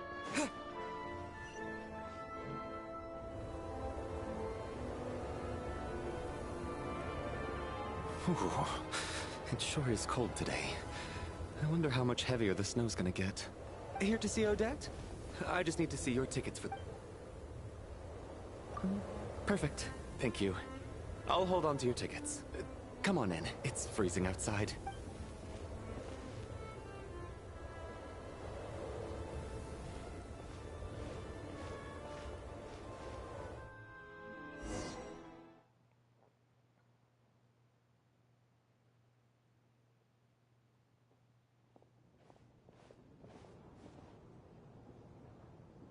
I think I'll leave the Lelic question until after the show's over.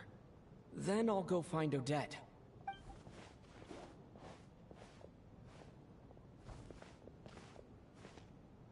Child said he was originally going to come with Tonya.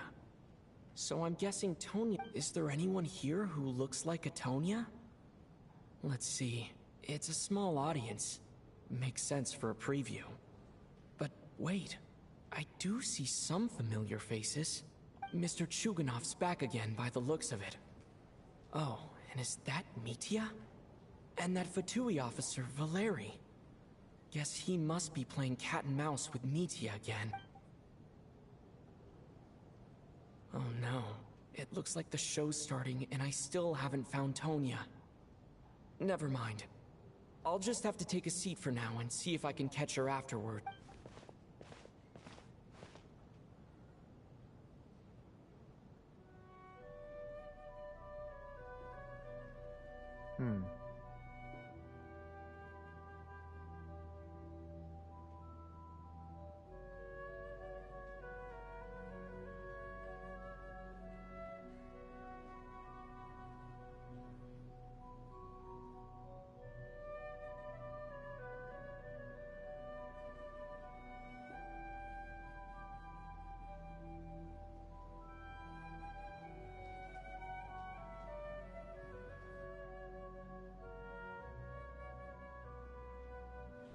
Oh shit.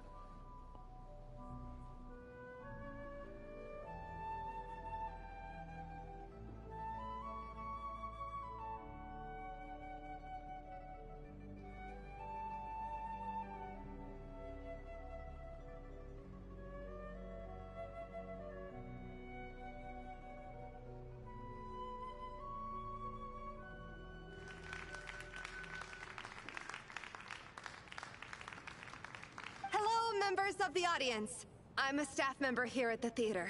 Today's performance was a very special one for us, as it marks the first attempt in a long time to revive the classic Snezhnayan. To commemorate this occasion, we would love to take a group photo of the cast, crew, and audience members present today.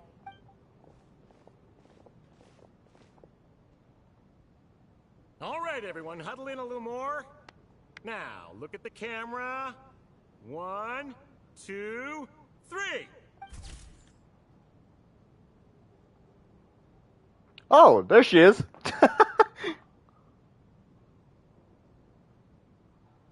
I bet she's one of the quite box. satisfied, Mr. Energy Scientist?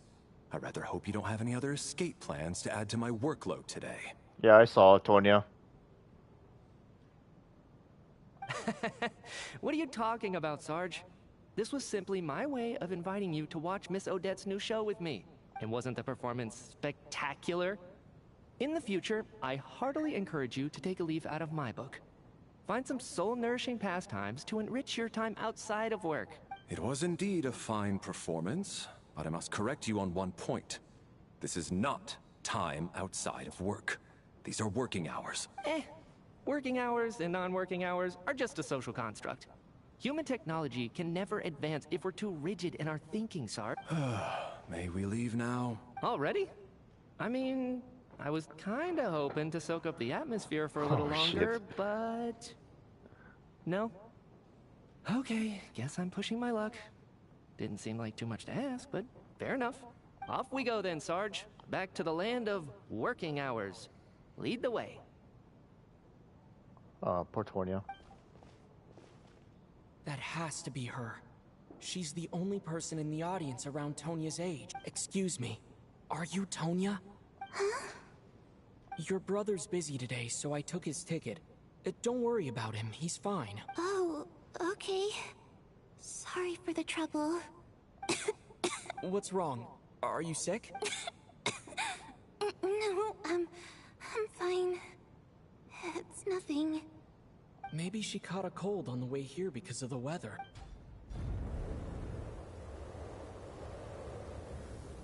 I haven't seen snow like this in a long, long time. It's most unusual. I know. It's completely white out there. You can barely see a thing. I've never seen such heavy snow in my life. Let's wait it out for now. You'd be lucky not to freeze to death in this weather. Well, look at that. Maybe we shouldn't be in such a rush to get back after all. What do you think? God damn it. Oh, hold on. Give me a second.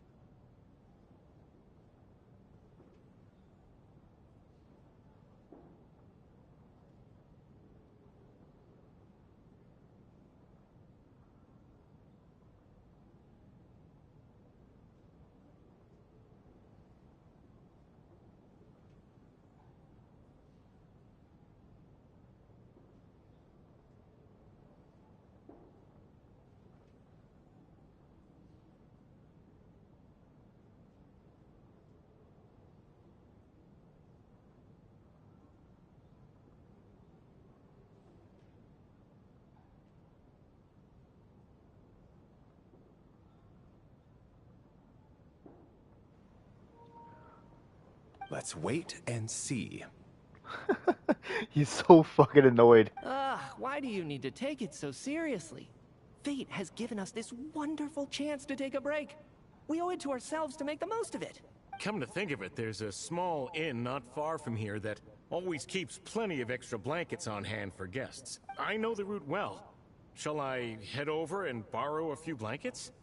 That way, anyone in a hurry can wrap up warm for the journey back. Just remember to return them next time you're over this way. Sir, there's really no need to go to all that trouble. Hey, it's no trouble at all. Wait here. Uh-oh, no. What a kind gentleman. Very good. My wife and daughter are waiting for me at home, so I shall be heading back as soon as I get my blanket. So... are you expecting us to go back to the Armory Palace wrapped in blankets too? Don't worry about that. I made arrangements in advance. Should I not return to the Armory Palace within 3.5 hours after Operation Showtime begins, an armed squad will be sent to collect us. Why does it sound like Nevelette? They will escort us of course back. he did. You are one of our key military personnel, so any weather-related risks must be eliminated. Yep. So that's why we shall see. Operation Showtime? So, wait. Every single time you drag me back to work when I sneak out, it's a whole official operation? I gotta say, you've really turned this into quite a moral dilemma for me. It's snowing pretty hard out there. I think you should stay here for now. You seem a little under the weather. Sure. My brother might come pick me up in a bit anyway. Time to get to work. I should head backstage and find Odette. I need to look her in the eye and ask her about Lelik. Excuse me, are you looking for someone? Ah, you're a friend of Alosha's. I think he's busy moving props backstage right now. Sorry, but that area is currently off limits to everyone except the cast and crew. Bad timing, I guess. Well, I might as well stick around. I doubt Odette will be leaving before the snow lets up in any case. Why is the door still open for all the snow to come in? What happened to the gentleman who went to fetch the blankets? How has he still not returned? I was thinking the same thing. It's still snowing very hard. Do you think something might have happened to him? Whatever the reason for his delay, I must say I hate nothing more than people who make empty promises and fail to deliver. Well, I have to treat my employees like that on occasion, but that's different.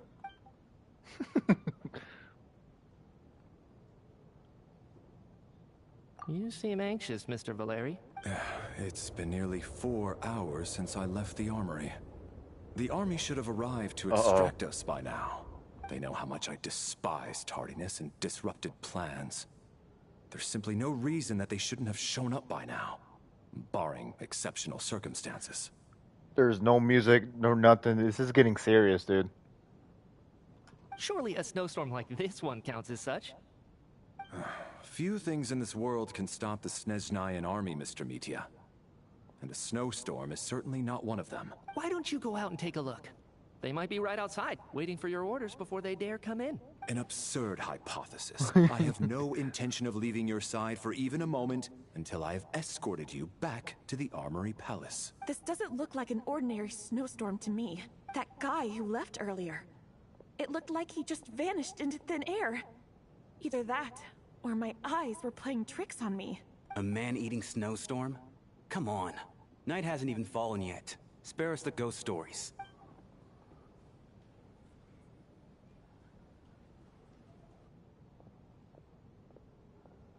Traveler, didn't know you were coming today.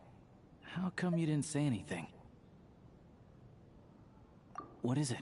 Something the matter? Tell me, I can help. Whoa, that's quite a snowstorm out there. I've been working backstage this whole time, so I didn't even notice. No wonder the audience hasn't left yet. Is weather like this rare, even in Snezhnaya? Yeah, snow like this. I'm sure I've seen it out in the wild before, but never in the city. Actually, I take that back. I don't think I've seen snow this bad even in the wild. Holy shit. Something else. It's not normal. If even Alosha thinks snow like this isn't normal, could it have anything to do with that monster people have been talking about? We can't stay cooped up here forever. Someone needs to go out and take a look. No need. I have plenty of experience with snowstorms. Besides, I work here while you're an audience member. I should be the one to do it. Be safe, Alosha. Everyone by the door. Careful not to let the snow soak into your shoes. In a snowstorm, you gotta look after your toes above all else. Heading out, my man? Be careful. I've been told the snowstorm eats people alive. Thanks for the advice. I am planning to be careful. I just want to take a quick look at the situation out there.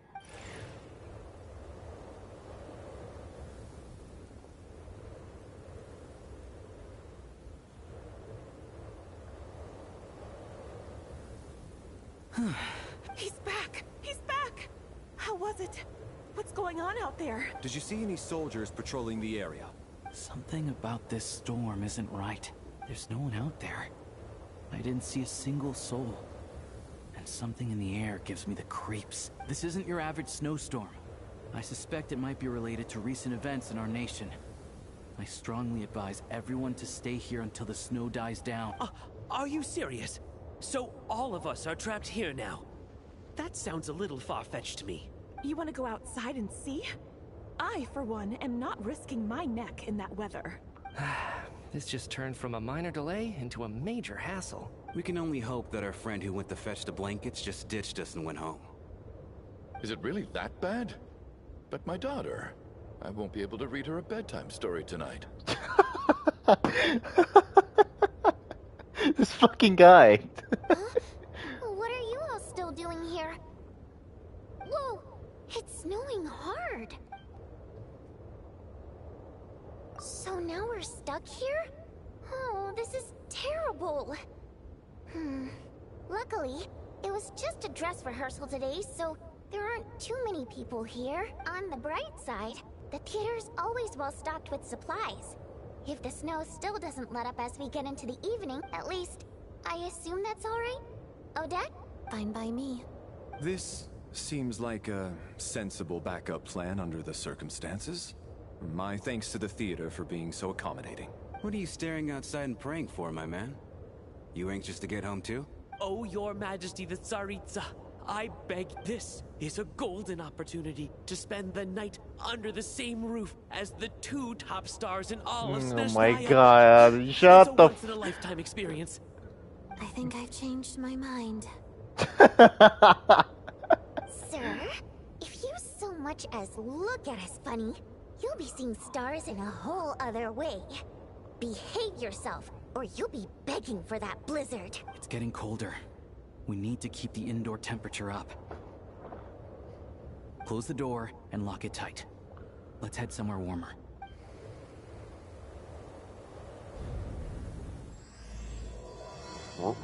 Raph's Dark Turd. Oh, fuck.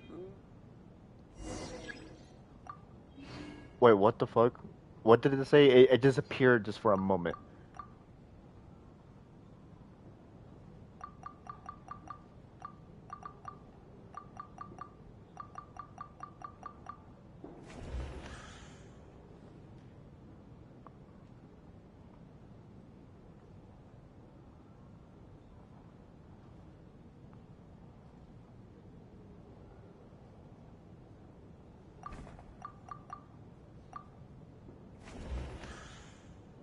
Oh, details on this person, yeah. So am I supposed to, like, talk to everyone?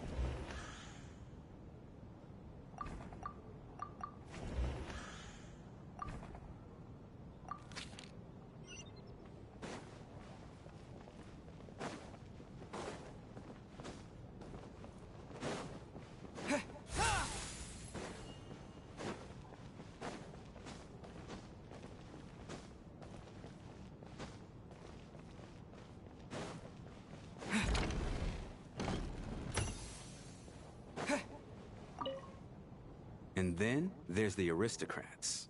Easiest of all to deal with. You don't need to use any force whatsoever. I don't. Do tell. Because nothing horrifies them more than the thought of a cheap, coarse rope leaving creases on their precious $1,000,000 more coat. They'll do whatever he's a you ask mercenary. to avoid that fate. Unexpected, but funny nonetheless. Tell me another one.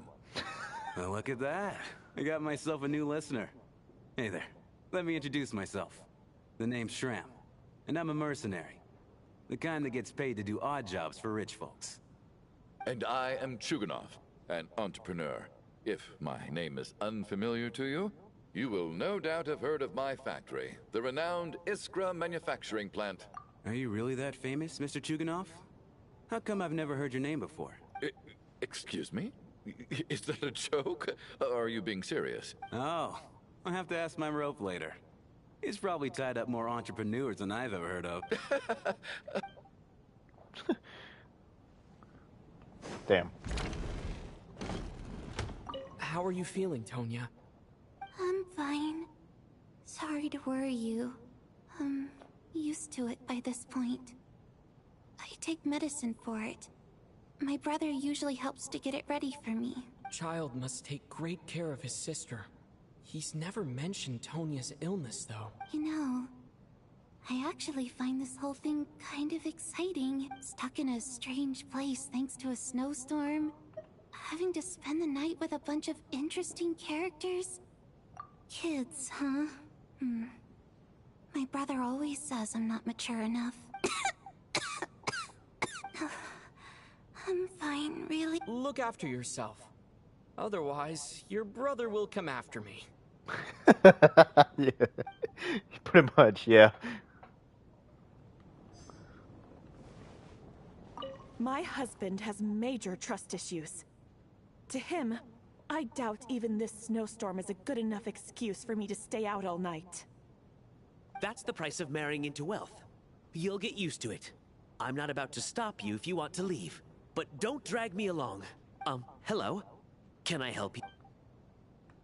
Okay, damn, well, fuck you too then. It's like...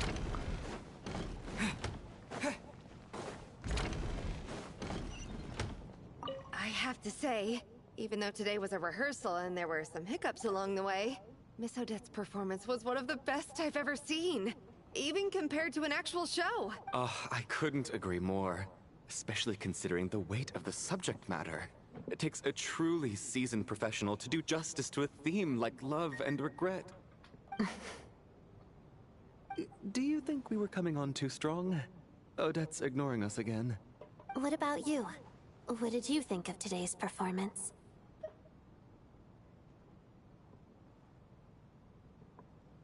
Huh. That's actually a more insightful critique than I was expecting. My mother would agree. She's always thought that was my biggest flaw. Maybe I need to work on making my facial expressions appear more natural. I'll make sure to save a ticket for you when the show's performance ready. This doesn't seem like the time or place to bring up the subject of Lelik. So unfair. Talk about double standards. And now it looks like I've been spotted.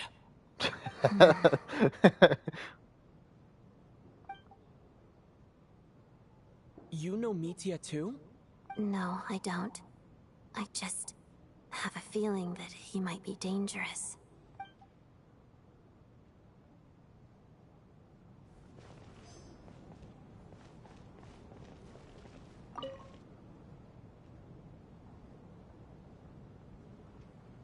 I don't think it's ever been this lively backstage before. I didn't know you were coming today. Hey, have you seen Chuganov? I heard he was coming today. Have you spoken to him at all? I'm with you. This could be just the chance we need.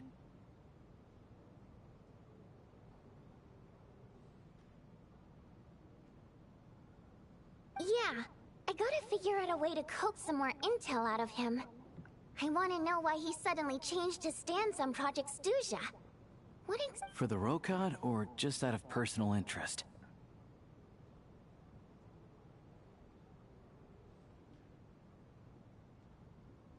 Shh! There are other people around. Don't say the R word.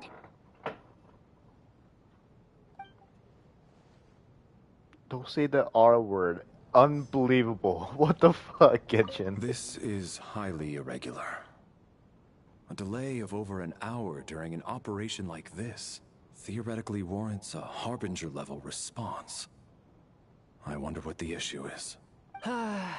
Sarge, the day you learn to let go and just enjoy moments like this is the day you'll finally understand the meaning of life. Jeez. Why, hello, sir. I believe you were the one sitting at it. Any friend of the theater's star performers is a friend of mine. It's a pleasure to meet you. Greetings. Major Valeri. head of the Special Assignments Battalion. Armory Palace Royal Grenadier Guards, 1st Regiment. I am here to ensure Mr. Mitia's personal safety. Please let me know if I can be of any assistance. Mr. Traveler, I cannot help but notice that Miss Odette is stealing glances at me. Any idea what that could be about? I've racked my brains, but I can't think of anything I might have done to offend her. Perhaps she noticed me spacing out during her performance? What? You mean I really did do something to upset her? Well, thanks for letting me know. So, Mr. Mitia, is your work related to Project Stuja? Yes, that's right. The higher-ups in the Fatui transferred me from the Energy Commission to the Armory Palace because they wanted me to... Really? I can't even talk about that? Pretty sure it counts as part of my private life. All right, I won't say anything. Sorry, Traveler. As you can see...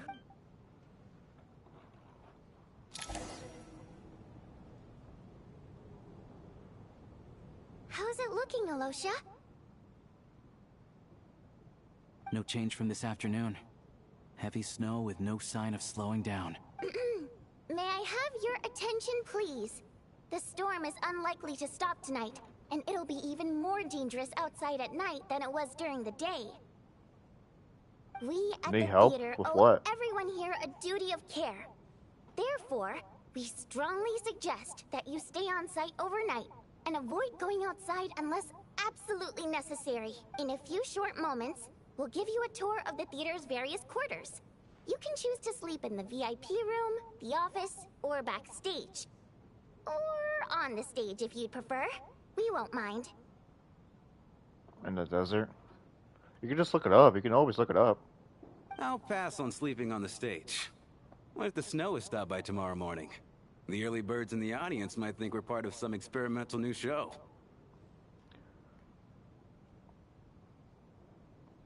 It's a Nemo thing? Bruh. Animal thing.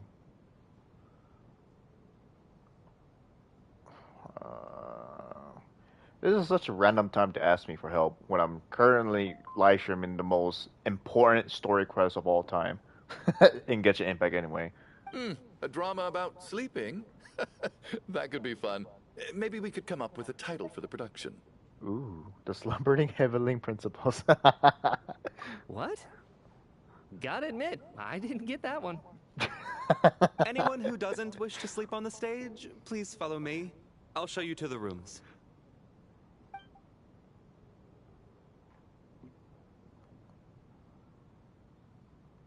Do you even know what the title's called at least, so I can tell you? I guess I'll call it a night. Like, what is the quest I called? feel like I won't sleep very well without Paimon here.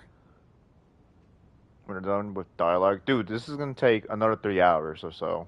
So I don't have. Even when I'm am done with this, I'm gonna explore around it as well. So. I'm sure she'll be worried that I Sonic haven't made Quest? it back yet. I'm not too But sure as long then. as she I don't looks know. out the window, she'll probably realize what's holding me up. Send me pictures, I guess. Maybe it will come into memory because I recently completed all the quests, all the puzzles, in Sumeru so far. Dude, you think I suck anyway, so it doesn't matter. I wonder if she's feeling any better yet. At least she hasn't been getting any worse. Still, I should try and get back first thing tomorrow morning. Yeah, I'm getting worried about Paimon. Oh shit.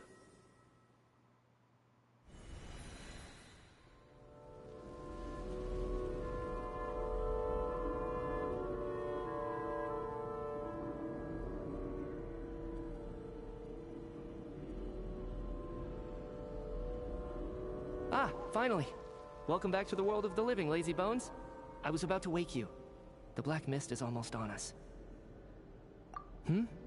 Still waking up, huh? You know, the black mist. Oh. It's been chasing us from below ever since we were born. You're just dozy. There's no way you've forgotten. What the? Come on, let's keep heading up. Onwards and upwards is the only way to survive.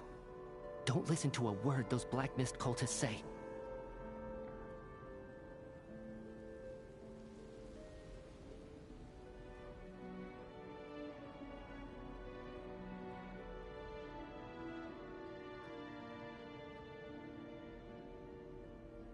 Oh, that one. I remember. That is a puzzle. That one is not. I had the same trouble, but I started guessing, and I got it right the first time when I started guessing. It's the complete opposite. You do it opposite. It's the complete opposite way. You start. You know how you thought it goes in order from 1, 2, and 3, and 4, whatever. It's complete opposite. And then I don't know. I don't remember correctly.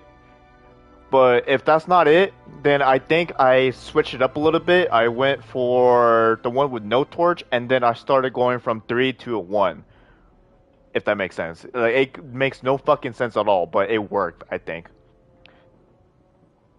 Because I started guessing after that. I was pretty annoyed with it too.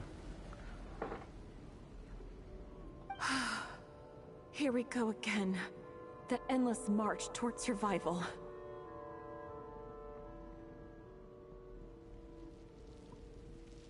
What's going on? That black mist down there is creeping me out. And it's rising. Guess I should head upwards and get away from it. The Black Mist cultists believe that being swallowed by the Black Mist leads to everlasting peace. But if you ask me, they're just lying to themselves. We're the only heretics left. The only ones who refuse to give in. We have to keep going. But how do you actually know that they're wrong? Dangerous question there, Torgov. The moment your faith wavers, you start a chain reaction that ends in the collapse of your will. Put the question out of your mind. Stay strong and believe that the Black Mist means certain death. Okay, but it's not my mind that's the problem. My body's about to give up on me. It's already starting to falter. No! Come on, man. Keep up, motherfucker, keep up!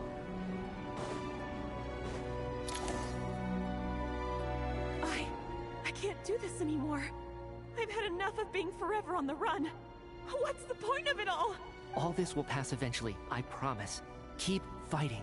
You accuse the Black Mist cultists of being liars. But you're lying too. There is no end to this path. It keeps going up forever. There was never any hope. The cult of the Black Mist has poisoned your mind, Sobolova. Are you thinking of giving up as well? I am. I think I'll take my chances with the Black Mist. As much as I detest the Black Mist cultists, I'm just too weary. Oh, man. Then I bid you both farewell. Let me put my personal opinions aside for a moment and say, I hope that you both find peace within the Black Mist. Fate always appears so impossibly complicated.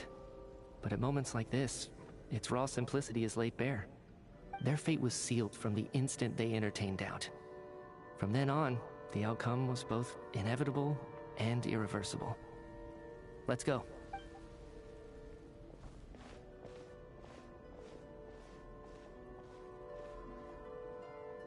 Torgov and Sobolova are gone.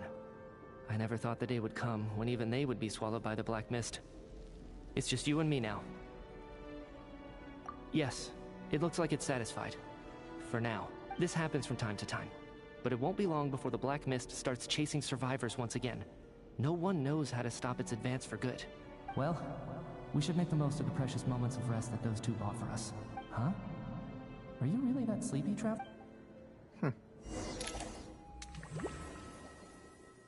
A glimpse of the future? What the fuck? Somebody, come quick! What is it, Yuganov? What's wrong? Is it morning already? Sounds like it's coming from next door. I should check.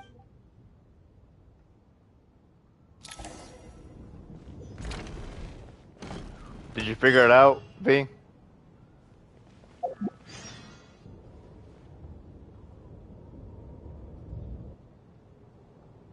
A murder has happened. It's like, I don't know.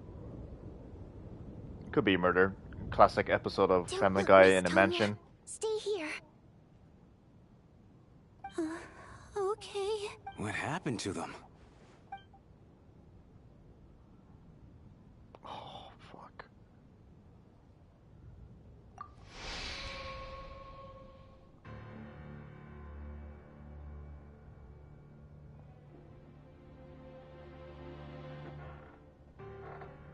These two people have passed away. And the strange thing is that somehow, I knew this was going to happen. Have I seen this moment before? Or did I have some kind of premonition? Let me take a look.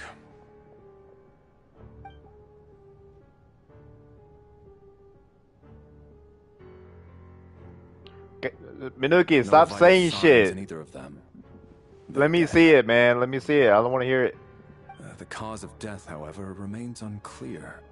No wounds on the bodies, no signs of a struggle, and no skin discoloration caused by the buildup of toxins. But just last night, they were chatting and joking away. Could they have had pre-existing medical conditions? Even then, the odds of them both dying of sudden complications on the same night are extremely low. It's hard to believe that they died of natural causes.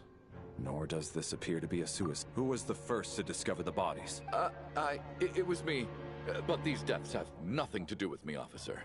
I got up early because I wanted to see if the snow had stopped. Then I noticed that the door to this room was open, and it looked like there was a man and woman inside. I just went over to see what was going on. I had no idea they were... I can corroborate this. I was doing my morning exercises near the stage.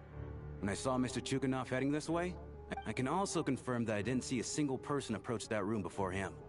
The snowstorm was raging all night, and it's still going now. There's no way someone could have come in from outside, correct? You mean an intruder? No, not possible. I slept by the door last night as a precaution. There's no way I wouldn't have noticed if anyone had tried to open it. Everyone, split into pairs and search the theater for anyone in hiding, or any signs of suspicious activity. I'll follow up with a full search of my own shortly. Go. There is no time. Damn, you're now soldiers. They're no longer civilians.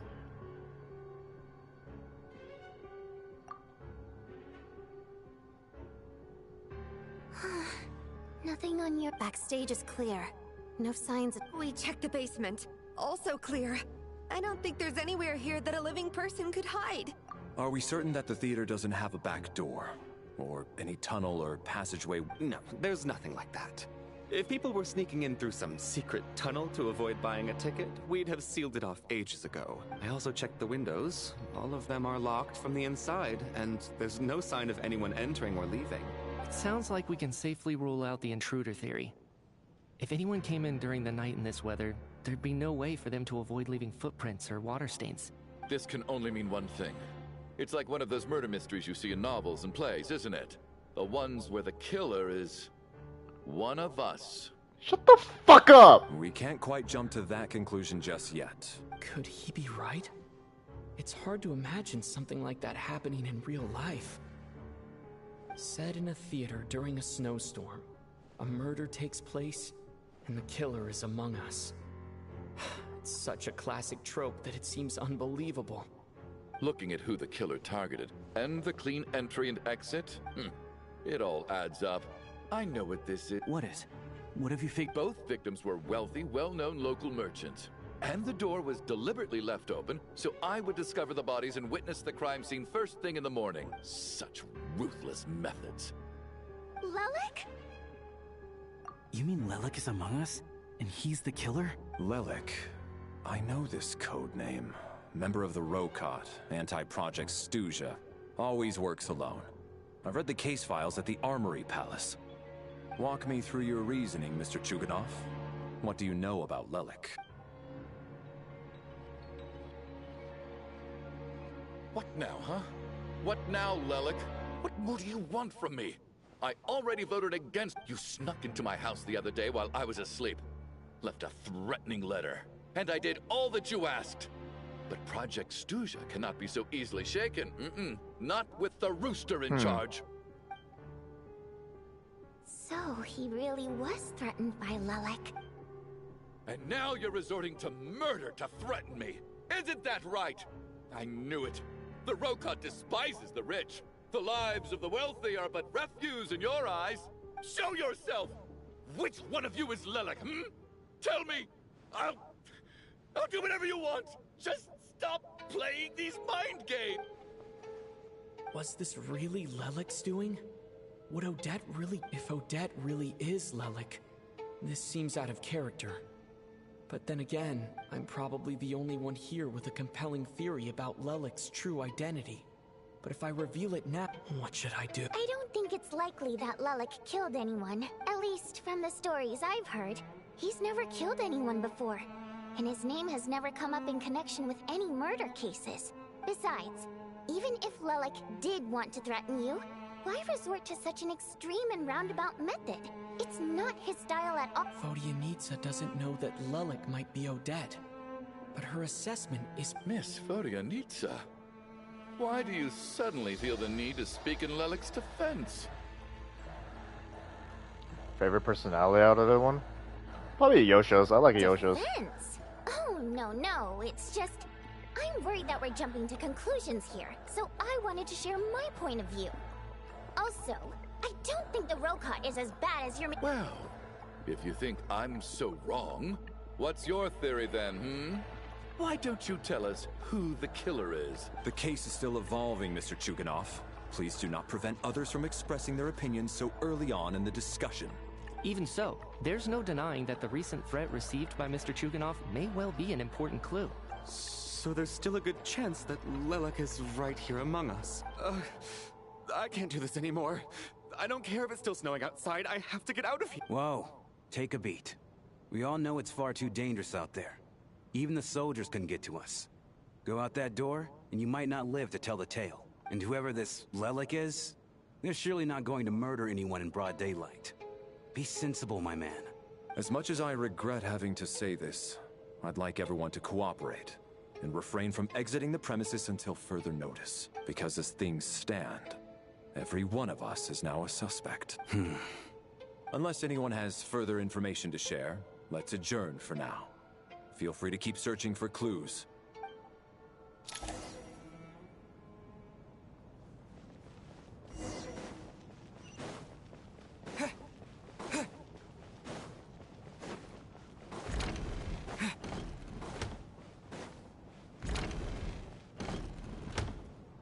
You're right. That was my bad.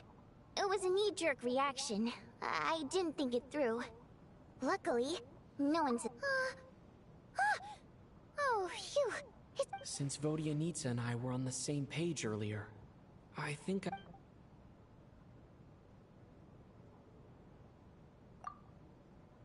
Whoa. Are you serious? I don't know if this counts as gossip, but it's definitely on track to be the juiciest this whole... Odette? Really? Odette? Oh god, how dumb does this make me look? Lelik has been right under my nose this whole time. Actually, it's exactly what you'd expect. Sometimes, hiding in plain sight is the best strategy. And now that you mention it, the more I think about it, what are we up to now? 1, 2, 3... Odette's identities. She's my coworker, specifically a ballerina, and also a fatous, a member of the Rokot. It must be so exhausting. I guess since I've always known her as a member of the Fatui, it never even crossed my mind that she could be involved with the Rokot. I don't understand. If she's with the Fatui, what reason could she have for being so opposed? Probably best if you ask her that in person. Well, since you waited until now to bring this up instead of announcing it to everyone earlier, yeah. Lelik may not follow orders from the Rokot leadership, but as far as I'm concerned, she's never crossed the line. If anything, her actions benefit the poor. We need to confront her fate. Do you think she'd really admit to being Lelik? I don't know. We'll have to see how it goes. For now, we'll work on the assumption that she didn't kill anyone, and see how much she...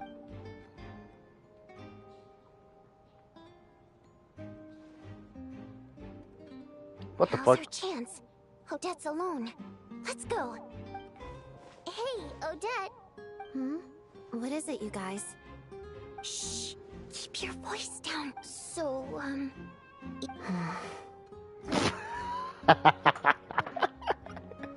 Alright, fine. You don't have to say anything or explain yourself. None of us believes you'd kill innocent people. The Traveler was the first to figure out your identity, but he kept quiet during the discussion just now. Still, It's clear where the group consensus is heading. Everyone believes Lelik is the culprit. If your identity is exposed, we're your colleagues, and we know what kind of person you are. So, can you clue us in? Tell us everything. The more we know, the more... Alright. Yes, I'm Lelik. And no, I'm not the murderer. And thanks, but I don't need you to cover for me. Actually, I'm planning to reveal my identity. Huh? You're gonna reveal that you're Lelik? Here? That's right. I'll admit I was surprised at first when Chuganov guessed that I was here. It was just a lucky guess, but it caught me off guard. But after taking some time to assess the situation and confirm where everyone stands, I don't believe I have anything to worry about. Are you sure you don't need a second of... Mr. Valeri! What?!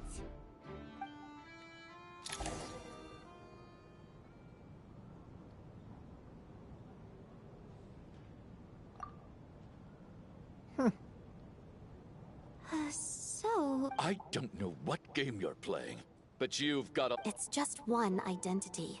So what if it's exposed? I can disappear and adopt a new... I made my peace with this when I chose to become Lelik. But more importantly, I promise I am not the murderer.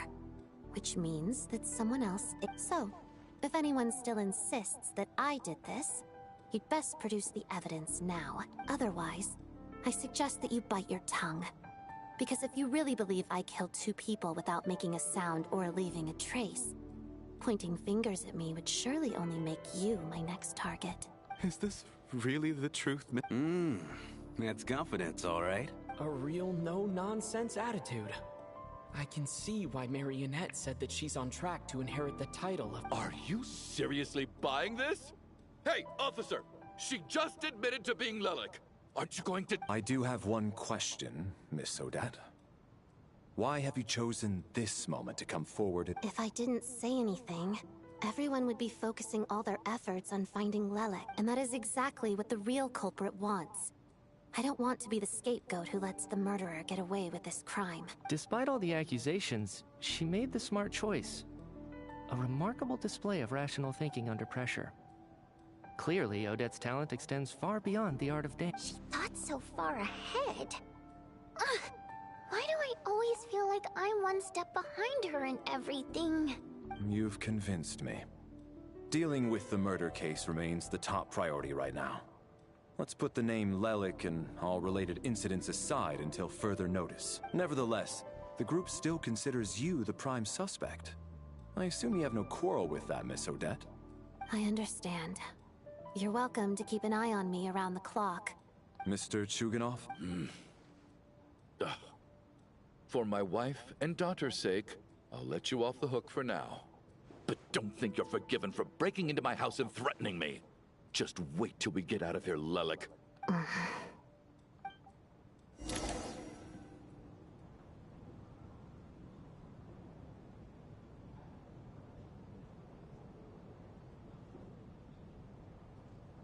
Good work, Lelik guard team. And Lelik too. Here, have some hope. Turns out Valeri knew about my exploits. So now I've been told I have to guard Lelik with him. Shouldn't you be facing my way if you're guarding me? At the moment, it looks more like you're my bodyguards. If the true culprit is indeed still at large, as you have claimed, we must keep our guard up against them also. Don't worry, Tonya. We'll get through this. Once the snow stops, the officials will step in. The investigation will get easier, and then we'll be safe. But... once the snow stops... You're gonna miss us, huh? Well, some of us work at the theater, so we'll still be here. I'll even give you a special backstage pass. Yeah, that is true. Alyosha didn't say shit. Really, Miss Vodyanitsa? That's awesome! You've made a fan for life. Aw, you're so cute, Tonya. All right, let's swear to it. I promise to give you the pass, and you You promise to never change your mind about being my fan. Promise. Don't indulge her, Tonya. You don't have to swear an oath over things like that. You really do get carried away sometimes, don't you, Miss Vodianitsa? Hey! Mind your own business!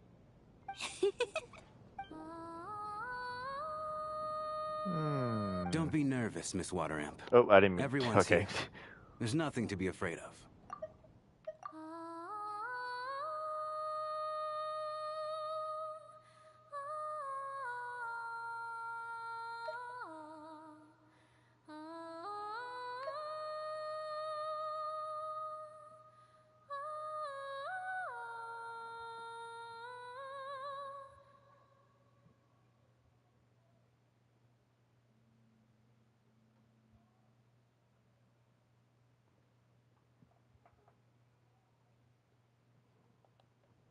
Excuse me? Do I look... Hmm? No. You sound nervous, lass. Oh.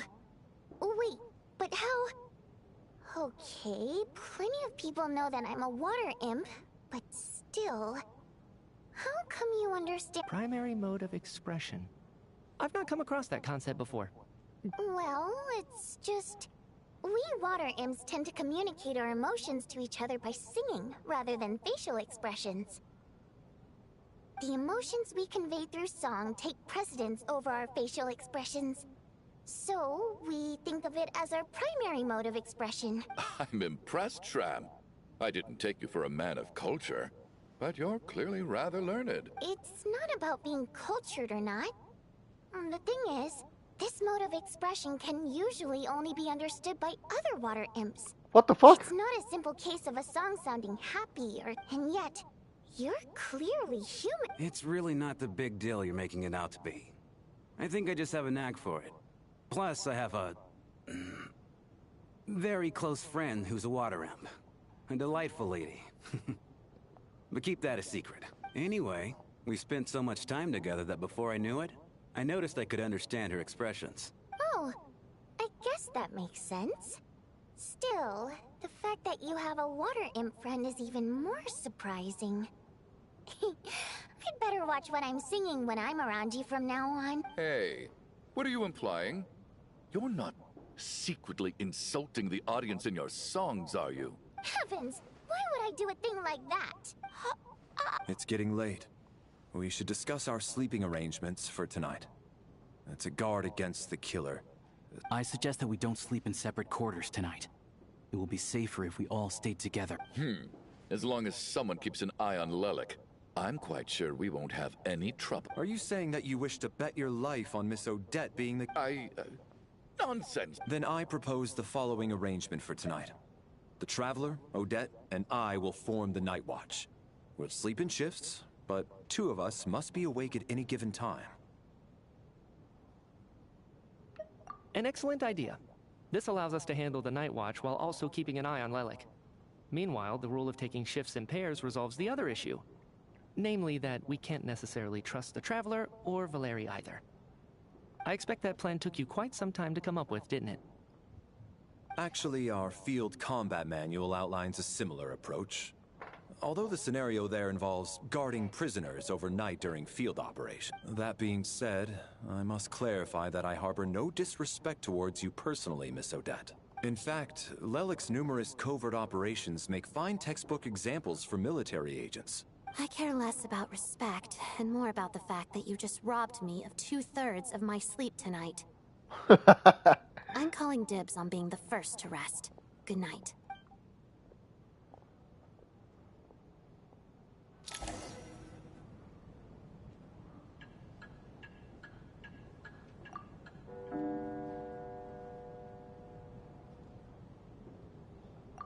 It's almost time. We should wake Odette. How are you faring? Oh, not going to argue with that. I'll take a quick nap. If you start to feel sleepy... It's finally time for Odette and I to share the night watch. I should...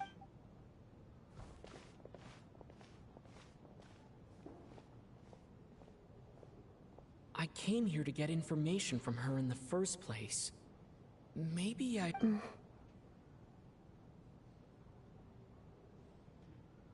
How long are you gonna keep staring at me? Couldn't sleep.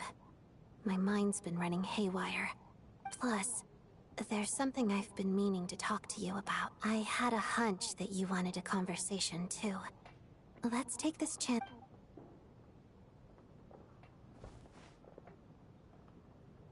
I just had a simple question for you, really. Rosaline, in her final moments, did she have any last words or anything? I see. Well, that was all. I have no other questions. No.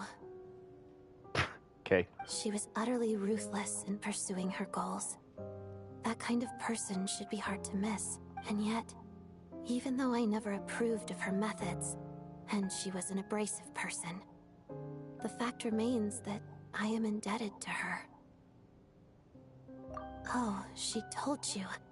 I guess that makes sense. I think she and Rosaline were on pretty good terms. Yes. Rosaline wasn't the kind to gossip about this sort of thing. Not that it's any huge secret to me, though. When I was a child, I had to join the Fatui for the sake of my mother and me. I trained under Rosaline. It was extremely grueling, and it didn't exactly come naturally to me. All I could do was try to ignore the biting cold and practice. I was a newcomer who'd managed to make a good first impression on a harbinger. There was pressure to live up to her expectations. Every day was a struggle against the cold, pain, and fatigue. And most nights, I struggled to fall asleep. After enduring all that, I've become almost immune to the sensation of pain. I suppose that was the cost of survival. Surely, any child who had to experience that would grow to hate her lot in life. Don't you think? So, I put an equal amount of effort into my ballet. Because in my young mind, that was the only way to defy my fate. It was my way of telling her, the Fatui's demands and your expectations of me are not what I wish for. I think she probably blamed my poor performance in training on my passion for ballet. She knew my heart wasn't in it. One time, when I was secretly practicing a dance at night, she suddenly showed up. I knew she was there to catch me red-handed. I told her, "You don't deserve to watch the dance I learned from my mother." She looked stunned. I guess she was surprised that I lashed out first, before she had the chance.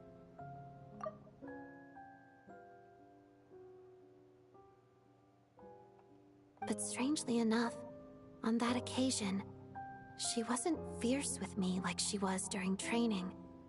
Instead, she fell silent for a moment. And then left.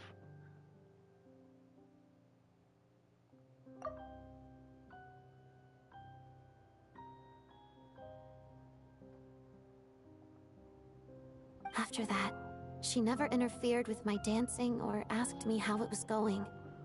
She never came to watch me dance again either. Not even once. She was. But even now, whenever I take out this core Ignis, I can't help but think of that night. Of the look on her face. Sort of. Although gift might be too kind a term. This is her flame sealed within ice.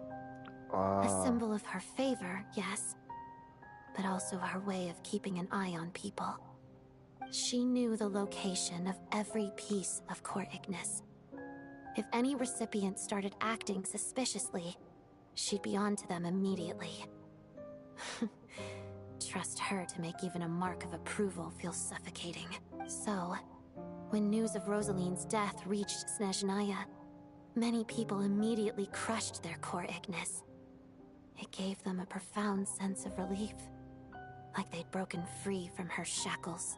But I kept mine. With my sensitivity to pain being as dull as it is, the warmth from this core Ignis is one of the few things I can still feel clearly. I still wonder, did she really come to stop me that night? I wasn't sure, but I was scared. I guess she didn't leave anything behind. Not that I expected her to. It's fine. It's just a bit of a shame that we couldn't settle our differences before the end. She did. Are you sure she was talking about this event?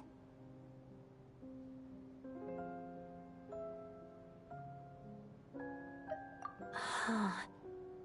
No, she didn't. I didn't even find out that she'd gone to Mondstadt until a while after she'd left. Wait, in that case... Okay, I will. There's something I'm trying to figure out. I'm beginning to suspect that Paimon's mystery illness is being caused by the energy research behind Project Stuja. Paimon's very important to me, so I have to get to the bottom of this. I figured that since you're Lelik, you might... The ultimate goal of this energy experiment is to create a weapon for the final battle. The weapon's construction was completed in Nodcry. Now, all that remains is to arm it with a sufficiently powerful energy.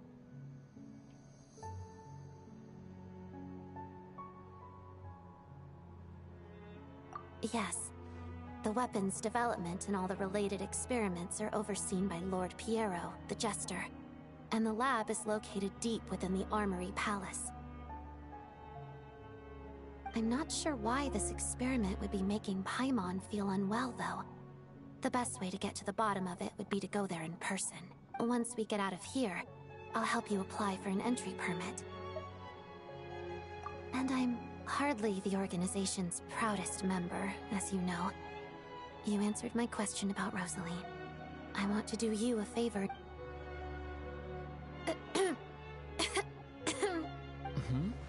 What's wrong? Are... You two seem to be hitting it off.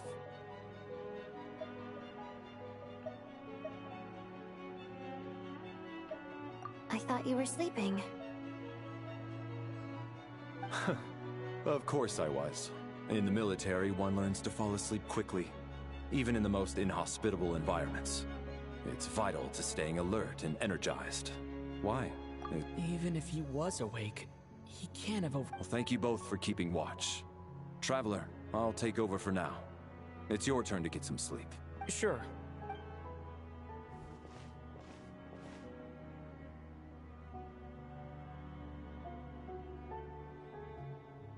This is our second night here, but at least I found out a little more. I hope she's been sleeping well the past...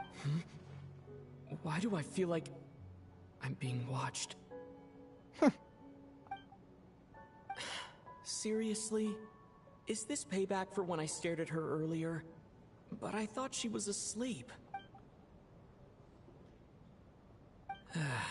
Never mind. I'd better try and get some sleep myself.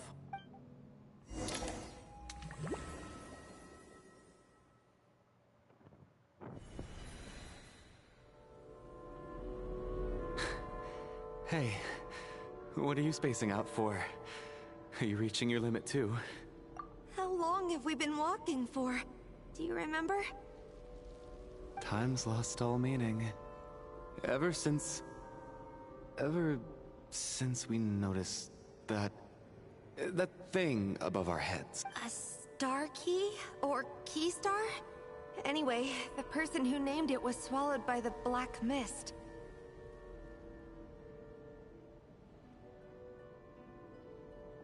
Whatever it's called, ever since we noticed it, we've been walking up and up, hoping that as long as we reach it, we can... But it seems like no matter how far... Well, we've come this far. You never know. Maybe we're...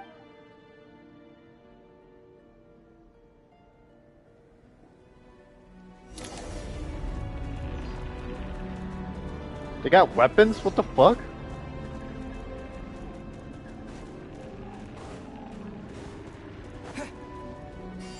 Monsters! Watch out! Not again! I've lost count of how many times we run into them. Be careful! Backup is here. Hey! Now I'm back!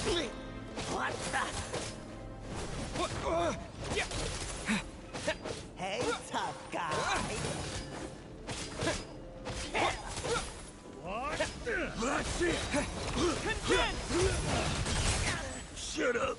Run faster. Back up here. Nice.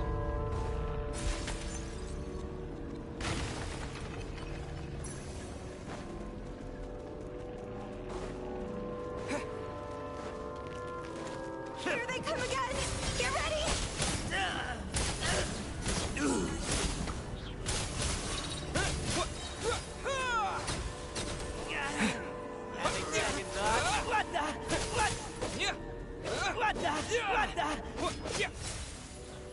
What the? What the?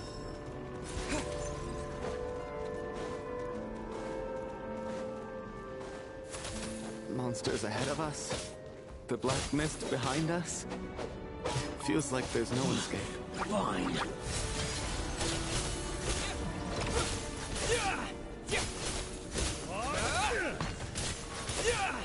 Back up here. Shut up. Faster. Learned! Are you hurt, Coolish? No. I'm fine. It's just... I get you. In fact, I reached my limit a long time ago. Sometimes... Yeah. The hope that the star gives us is the only thing keeping us going. But I'm not... Otherwise, why would it always be out of reach? We know you mean well, but you're only... Thank you, friend. But enough is enough. Please don't get... You're going to continue, aren't you? I admire that. I've given up. Damn.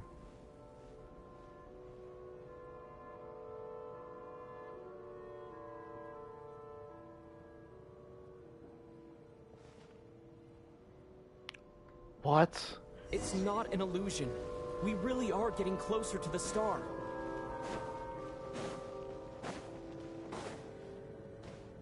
Congratulations.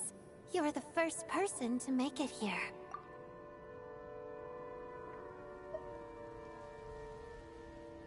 I'm the star's envoy. The black mist has stopped rising.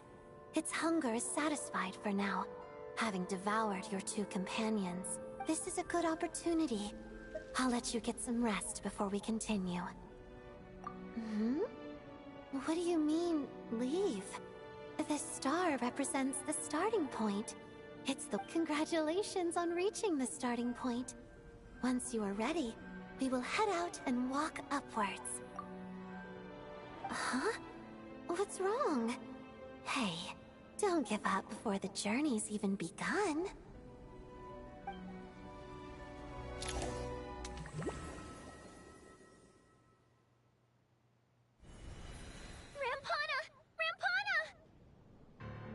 Is that... Vodia needs... Coolish, wake up! Please wake up!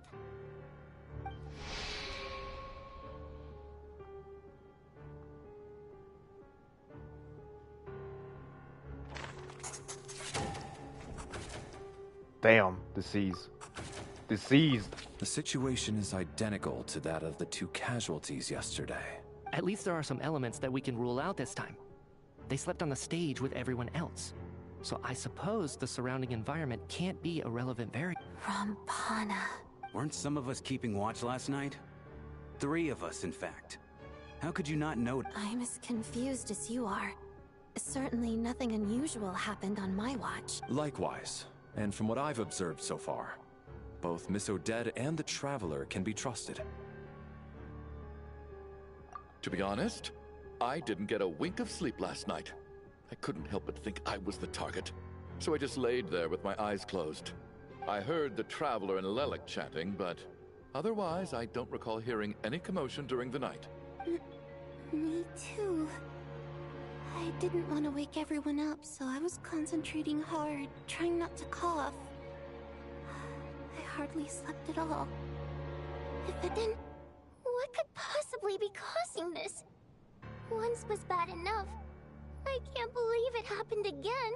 I worked closely with Rampana and Coolish for so long. I never imagined that one day they'd... And on this stage of all places.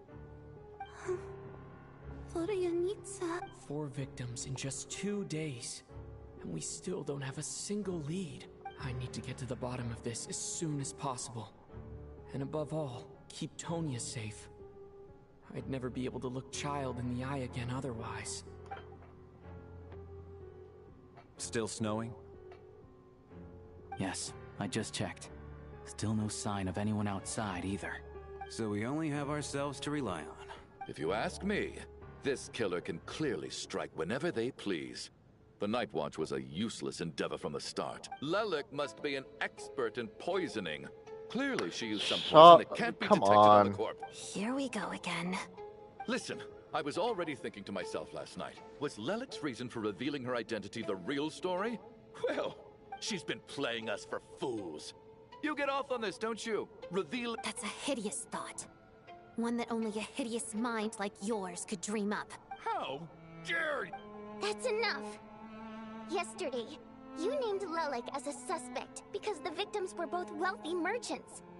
Lelik might have had a motive then, but today's victims were just ordinary people. Not to mention that they were colleagues of Odette and mine. What reason would she have to murder them? Let me guess. Just to scare you? Who knows? Maybe you don't know her as well as you think. I implore you all to ask yourselves, how many people are there really in this world that have what it takes to kill another person? Lelik is well known to be a ruthless operator, and now she has revealed her identity. How could— Everything you've said so far is still just conjecture, which doesn't constitute a concrete lead. You need to back up your claims with— How can you defend her, officer? What did she say to you while you were on Night Watch? Maybe I shouldn't be so surprised. You military types are always colluding with criminals to target the rich. All so you can get your grubby paws on our hard-earned fortunes, then tell us to fall in line. The Fatui, the Druzhna, and the Rokot. Thugs, the lot of you. Don't you dare. Sir, but you were the one who told us not to stop other people from expressing their opinions. 4 people have already died. Only yesterday I was chatting with Mr. Coolish. Then turning against one another is the last— Little— Even if Mr. Chuganov is— he's still one of the victims. I had no intention of resorting to violence. But you're right, Miss Tonya. I ought not prevent him from speaking. Quite. In any case, I believe Mr. Chuganov has calmed down a little now. We may resume our I don't think there's any need for that. What is there to discuss? Nothing about this situation is normal. Did you have an idea, Mitya? You're the brainiac here, right? I've been mulling something over.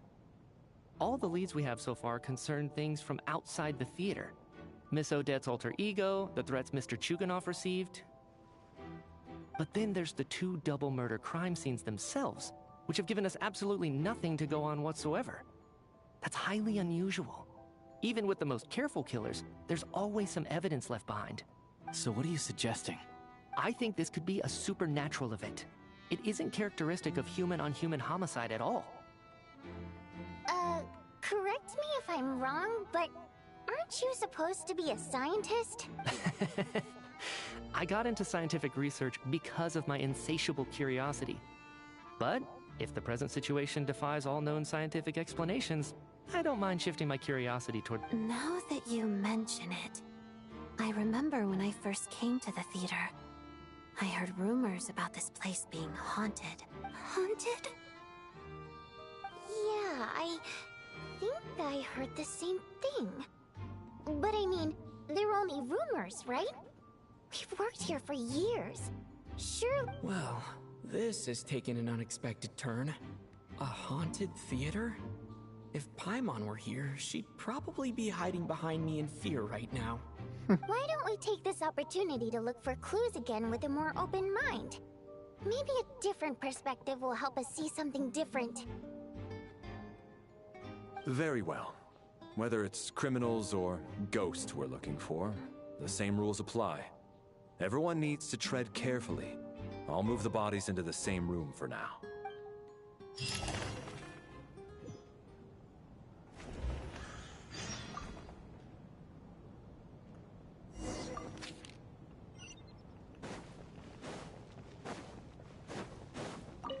I need to think very hard about whether there's anything that ever needed hiding.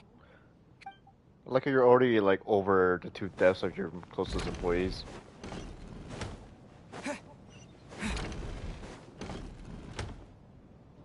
Valeri, come take a look at this. Some sort of notebook. It's the on-duty logbook for the theater. Coolish was the main person to use it. He mostly used it to record any unusual incidents during a show, audience numbers, exit times, and so on. Yes, he'd always have this logbook with him when he checked tickets at the entrance. This should confirm a lot of key details about the recent show. Yes. The number of people. I've checked and double-checked, but the numbers just don't match what's recorded in the logbook. Apparently, we have an extra person among us. Are we certain that logbook is accurate? Could someone have sneaked in without buying a ticket or something? Unlikely. Coolish took his duties very seriously. I've rarely seen any errors in his work. Not to mention that this was a dress rehearsal, meaning smaller audience numbers and tighter ticket restrictions than usual. Everything would have been... We no longer have our tickets with us, do we? They got collected on entry. I assume there's no way we can check them again. Unfortunately not. The theater recycles tickets. Once people are in the door, they don't tend to leave until the show ends. So we collect the tickets at the point of entry.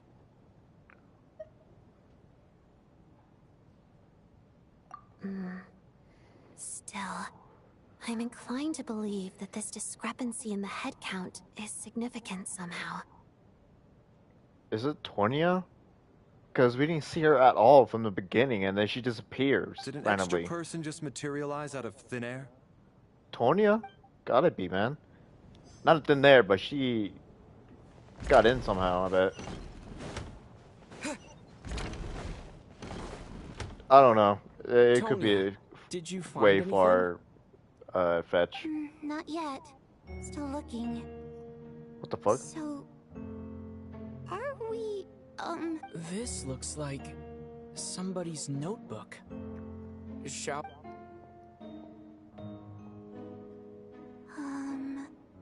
well, it doesn't look scary or anything. So, alright. Let's read it together. Huh. This has to be voting. Maybe it's a little rude for us to peek at this. I feel like it sounds like she's writing this for her parents, right? Because her water imp parents belong to the aristocracy, who are It's fine. My fault for not storing it properly. I can't leave things lying around and expect them to get ignored when everyone's scouring the place for... Alright, give me my notebook back. I'll take over the...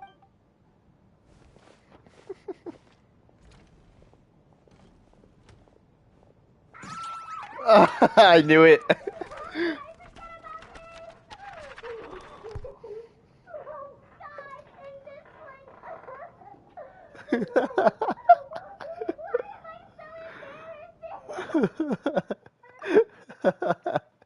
Poor her.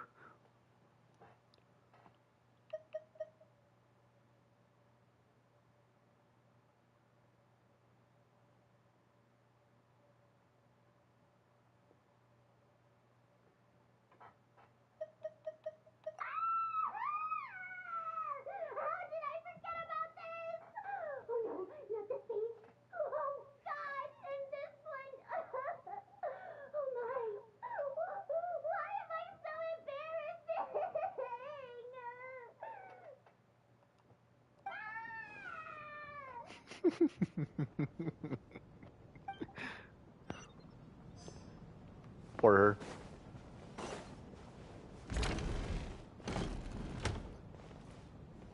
Did an extra person just...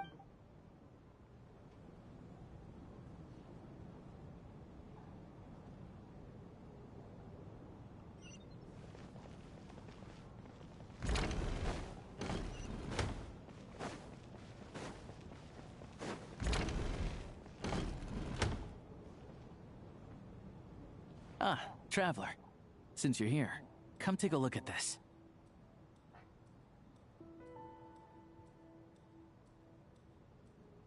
Alosha found it. We're both curious to hear your perspective. It appears to be well, an investigation report. And the focus of the investigation was the rumors of haunting we heard about earlier.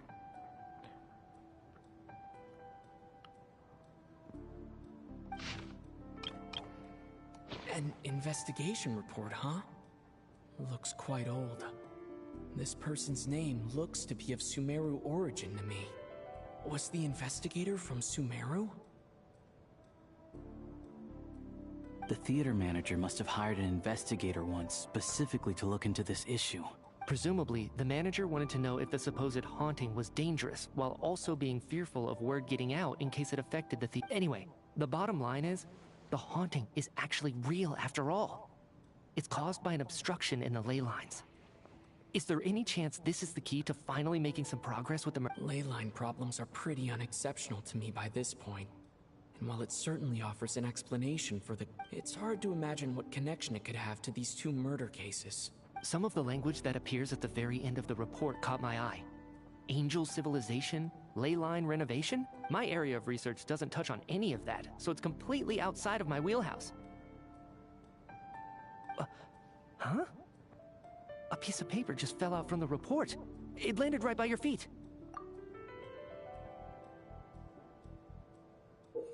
Death is near.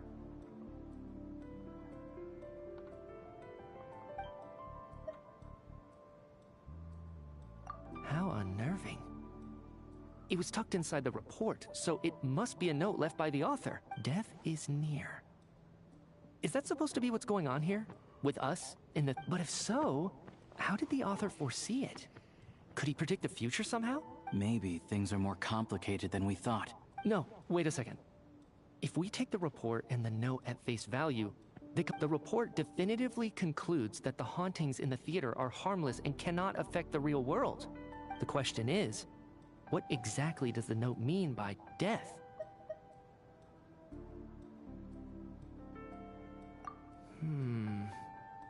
The various ways we could interpret this keyword lead in completely different directions. Let's pause our analysis here for now. I think we need more information.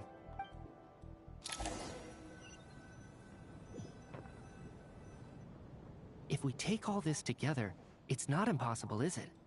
If anything, it's the natural conclusion. Oh, I beg to differ. This sounds to me like a product of a researcher's vivid imagination. And perhaps it's because I'm still viewing this through the lens of a typical murder investigation. Does it really sound that far-fetched? Alright, well, let's treat that as speculation for now. I do agree with what you've said, so let's go with your idea for now. Good. Okay, now that we finally have some meaningful leads, I think it's time to reconvene.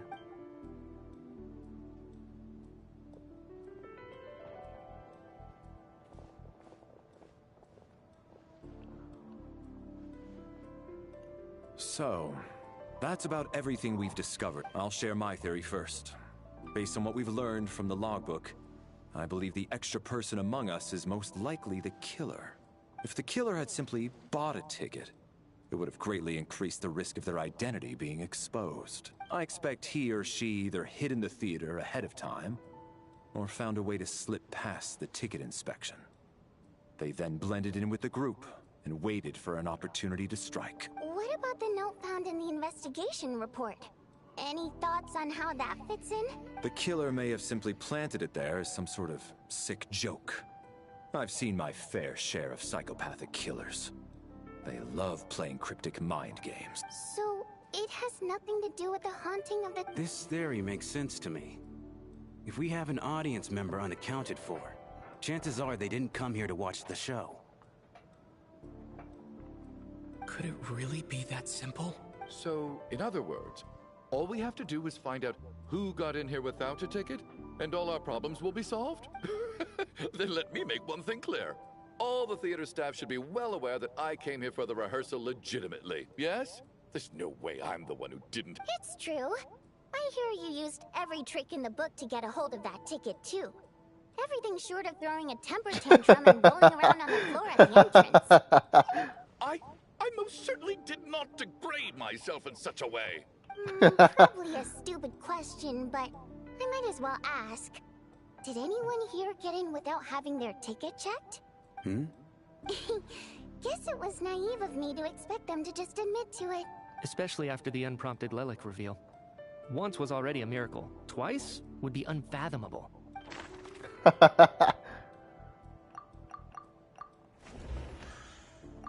Tonya received her ticket the same way I did. I assume Child got both of them together. Yeah, I In guess any that's case, true. I knew in advance that Tonya was coming. Yeah, that's true. I was just wondering, so guess it really is that simple then. This guy then. I don't believe any of us here knew Shram before all this. If no one can verify Shram's identity... Mr. Shram, did you really go through the ticket inspection to get in here? Huh? Me? Why am I being singled out, my friend? Do I seem that... It's not that you stand out as suspicious. More that everyone else has been ruled out as trustworthy. Okay. Well, we spent the best part of 2 days together now. So I'm sure you can all tell what kind of person I am. I'm a true gentleman. I never dream of doing something like sneaking to the theater without a ticket.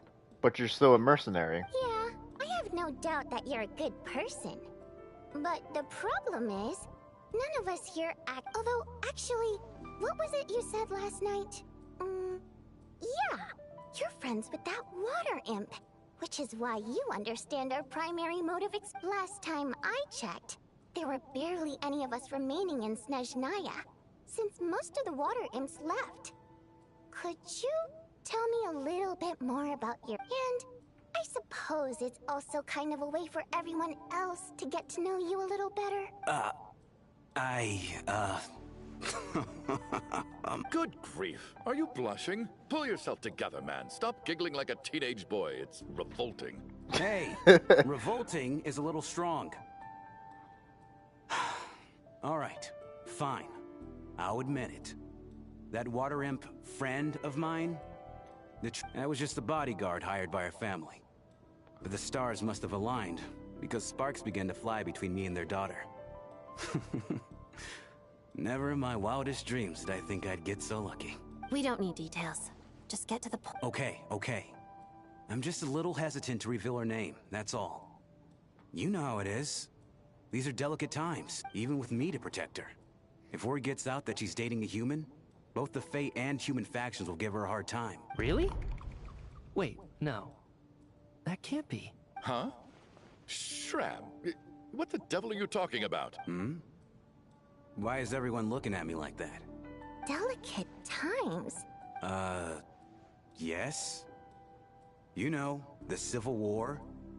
Last time I checked, the Fae and the humans were still at each other's throats. If I'm not mistaken, the last significant civil war in Snezhnayan history was over 400 years ago, when Her Majesty the What the fuck? Tsaritsa had just taken the throne and was consolidating her reign. What do you mean, 400 years ago? What's going on here? Is Shram from the past? All right, Mr. Mitya, you win this round. As far-fetched as it is, it appears that your theory may be correct. I'm just as amazed as you are. I didn't even believe it myself, to be honest. Is someone going to explain what's going on here?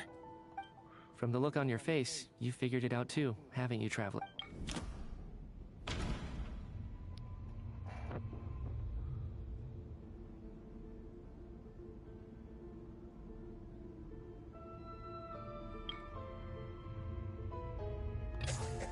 The theater's ley lines have been modified to block souls within its grounds from returning to them. Mr. Shram's statement proves he is from hundreds of years ago. And according to the investigation report on the theater hauntings, Mr. Shram is very likely a lost soul wandering the theater.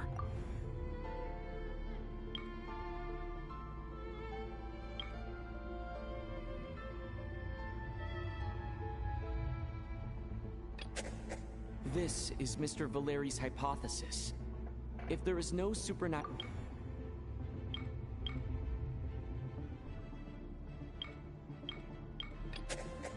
I don't think I... Okay. For some unknown reason, the soul that has been wandering the theater due to the ley line issues has joined our group and blend. Yeah, that must be the immediate reason why the ticket count doesn't match the number of people. The music is getting crazy. The contents of the investigation report have been verified. There are indeed ley line issues and wandering souls in the theater. Death likely symbolizes the deceased. Death is near. That must mean that there's a dead person in our midst. Yeah, the logic is clear now. The investigation report said that there would be souls stuck wandering around the theater because the ley lines were cut off. Mr. Shrem must be one such soul who died in the theater a long time ago. In which case, that also makes him our extra person. So when the note said death is near, it must have been referring to death as in the deceased. People who died a long time ago. Someone who died a long time ago. In short, there's a dead person among us. The extra person we've been searching for is a ghost from the... You mean I'm a ghost? No. Don't make jokes like that, my man. There must be some mistake. But even if I was dead, I know for a fact I didn't kill anyone these past 2 nights. Shram. I always knew he looked different too. He's a mercenary. He looks so different from the today's mercenaries that we have right now. Like, it makes sense now. Yeah. Even if all that's true, the report also said the souls inside the theater can't affect reality, right? Then what if the problem isn't the souls at all, but the ley lines themselves? The ley lines have a powerful ability to attract and devour souls. Let's say that the ley lines are like a black hole, constantly seeking to engulf souls. But the souls that don't want to return are trying to avoid being sucked in. Why does this analogy sound so familiar? What happens when the black hole can't achieve its goal? I'm only speculating here, but what if it ended up swallowing innocent souls by mistake? Or intentionally taking other souls to compensate? That could explain why we weren't able to determine a cause of death. If you're right, and their souls were devoured by the ley lines. It does seem to explain a lot of the things we couldn't make sense. Except there's no concrete evidence. Mitya's still. It seems like the best explanation we have under the... Alright, so how could Shram not know that he's dead? Seems a little unlikely that he hasn't noticed anything unusual even On the contrary, it's perfectly normal for a soul to wander the theater for centuries without questioning their existence or reason for being there. It's simply what's natural for them. You know what, Mr. Brainiac? I think you might actually be right after all. I'm trying to remember and... even though my head feels like it's going to explode, I think... it's all coming back to me. I was the one who didn't want to remember my own death. So Well, I'm sure those... My lady and I snuck out to go on a date one day. We bought tickets for the theater. It wasn't really my thing, but I was just happy to beat it. All of a sudden, a group of people burst into the theater, shouting for all the water imps to get out. Performers and audience members included. It was clear the conflict between humans and Fae had reached a boiling point. This time, the extremists were even coming after the water imps who had nothing to do with the war. I thought I could pull one over on them. So I took off my jacket, draped it over my lady, and tried to sneak out amid the chaos. But I got caught. They started shouting, but I was going to do whatever it took to buy her a chance to escape. No matter how many people stood in my way. I had to. Both as their bodyguard, and out of love. It's all right, friend. You can stop there if you want. You don't need to dig all that up again. It's just... even now, I'm still struggling to accept the truth. If I'd known I was a dead man walking, I wouldn't have dragged you down with me. If I'm the cause of all this death... But... No. I refuse to be a burden. I know what I have to do. I guess it's high time I got a breath of fresh air. Out there, I mean. I'll leave this place. And take all this death with me. Mr. Shram, I'm sure we can figure out a different course of action. My good sir. We both know I'm not supposed to be here. I should have accepted my death long ago. One way or another, this has to end. Unless you're... No, I'm speaking on a personal level this time. Let it go, man. Oh, wait. One last thing. Miss Wateramp. My lover. Her name was Litia. Litia Ozarova. Do you know what happened to her? Ozarova. Oh, Auntie Ozarova. That's what we all called her. I remember her as a very kind elder. She had a bunch of kids, too.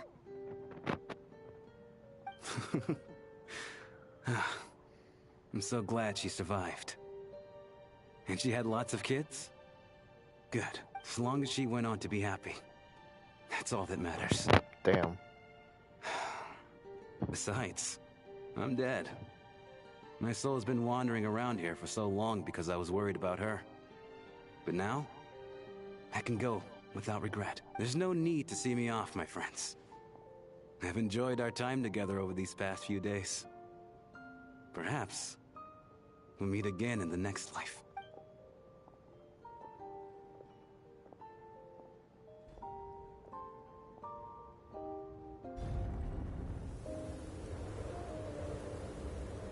Take care. I knew Mr. Shram was already dead, but... Death is cruel, no matter how we might try to make sense of it. So, was the conflict between Fae and humans really that bad back then? I was only little, so I don't remember much. It's terrible to think that so many innocent people had their lives. Even the historical records about that time period don't say much about it. All people know is that the Tsaritsa founded the Fatui, drove out most of the Fae aristocracy without explanation, then used her terrifying power to suppress the humans. It seems to me like the Tsaritsa chose to make herself the enemy. She downplayed the conflict, directing whatever animosity both sides had for each other at herself instead. That's also why, despite how brutal the conflict was at the time, there hasn't been much lingering tension between humans and Fae since. Things have been fairly harmonious for the past few centuries. So, the Tsaritsa banished the Fae to protect the Fae living in the city? She offered herself up to be hated in exchange for peace. Maybe it's not quite as bad as it sounds. I don't think Her Majesty is too concerned if mortals hate her or not.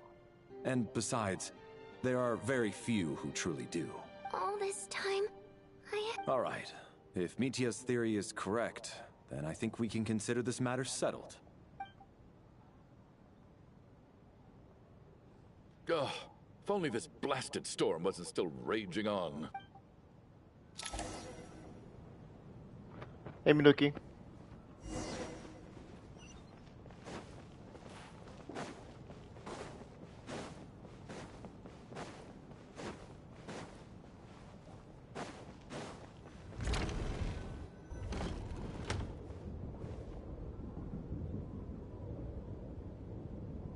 Looks like now we can just rest until the snowstorm. I still can't believe Shram turned out to be a ghost who'd been in the theater for hundreds of years. To think he was dead. Knock, knock. Huh? Knock, knock. Bruh. You know the door isn't closed, right? You don't have to knock. Think of it as a signal then. When I'm entering someone else's room and I knock, I'm here as Odette. If I don't knock, it's Lelik. Thanks. So, why did you come to find me? Is there something I can help with? Vodyanitsa said you knew about my secret identity from the... But when everyone was discussing who Lelik could be, you were worried that revealing what you knew would be unfair to me, so you kept it to yourself, right? Yes. I'm extremely grateful for that. It's nothing. I mean, you didn't hold what happened with Signora against me, so... I should Actually, there's something else as well. I found myself in a situation similar to the one you were in when you helped conceal my... So I thought I'd come and ask you for advice. It's about Mitia. Before all of this, the last time I saw him, he was dead. As I'm sure you know, my goal as Lelik was to stop Project Stuja. Well, when I found out the tech lead for the experiment behind Project Stuja was Mitya, I immediately started planning to track him down and threaten him to back out. I often saw him around the theater. That making my move there would risk exposing my identity, so I decided to infiltrate the Armory Palace and go directly to his lab. That way, the threat would be much more effective. Well, I suppose there was a bit of luck involved. But I am a Fatus, so I already had some familiar. But when I finally made it to his lab, Mitya seemed to be dead. I checked his breathing and his pulse. He had no— I thought maybe another anti-Project Stuja activist had beaten me to it, and chosen a much more brutal method. So I— That's why you were so on guard around Mitya that first night here. Yes. When I saw him sitting in the audience during the performance, I could barely contain the shock. To me, it was a miracle. Somehow, he'd come back from the dead. But then, the murders started happening and things got so complicated. That is, until Mitya himself said there must be a dead person among us. Then, I couldn't— And yet, you thought that bringing it up right away would single Mitya out. Just like when everyone was suspecting Lelik. Exactly. I thought there could be something I was missing. Besides, we soon figured out that Mr. Schramm was a ghost. And we knew there was only one extra— But now, it seems like there's another candidate. I understand why you kept it to yourself. There was so much information being thrown around during that discussion. Bringing up Mitya would have just introduced more— So, what do you think we should do? Let me confirm one thing first. When was it? Around a week ago. Sometime in the afternoon. A week ago? That's earlier than I thought. I saw him just a few days ago at a restaurant. That definitely would have been after you found him dead. He seemed completely normal to me. Chatting with Vodyanitsa, trying to avoid Valeri. So he was definitely alive on that day. Huh. Well— Here's a thought. The reason we even suspected a dead person could be among us was because of the problem with the theater's ley lines, but Mitya's death happened inside the Armory Palace. The ley lines affecting the theater shouldn't reach that far. You're right. I guess he doesn't fit the profile of the person we were searching for. I think the chances of it being him are very low.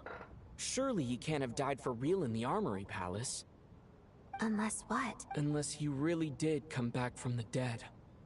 You're right. Do you think we need to disclose— Huh, what's this? A private meet and greet? Where do I line up? That's not what's going on here. Well, I was just making the rounds. Thought I'd try to lighten the mood a bit. Vodyanitsa—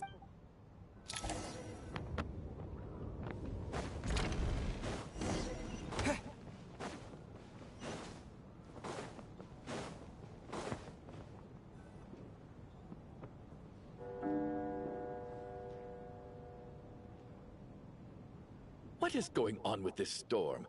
Could it be connected to that monster that just arrived in Snezhnaya? I almost hope it is.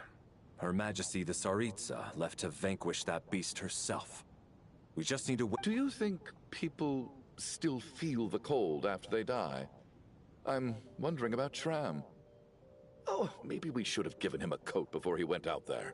Sure. Death itself is cold, isn't it? I'm sure the storm will embrace him. Well, I hope he has a safe journey. I'm going to miss him, I think.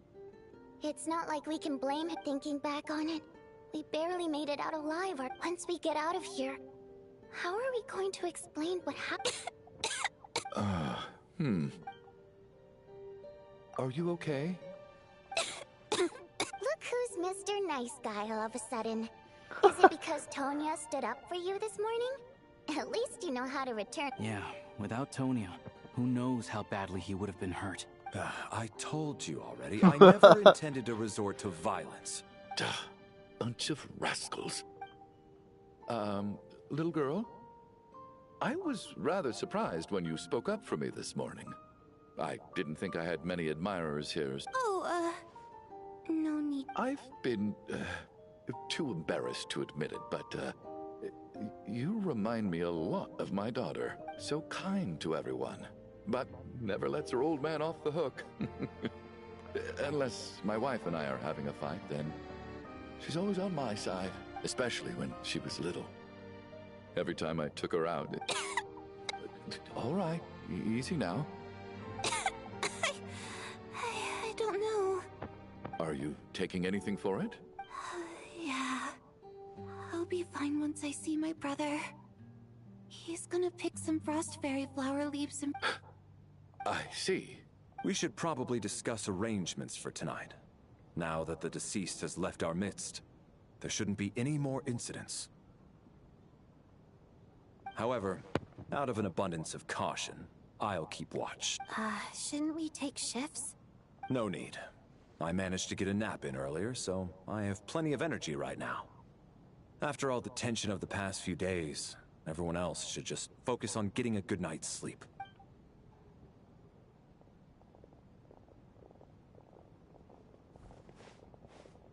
What a long day. This whole situation turned out to be way more complicated than I expected, but Valeri's right. I should just try to calm down and get some rest.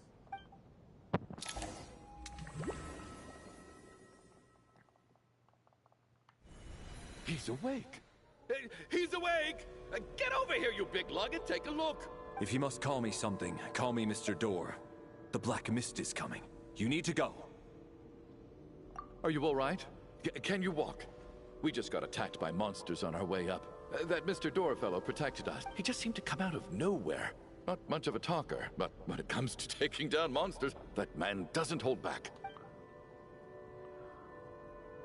Curses! The Black Mist is catching up to us. We need to keep going.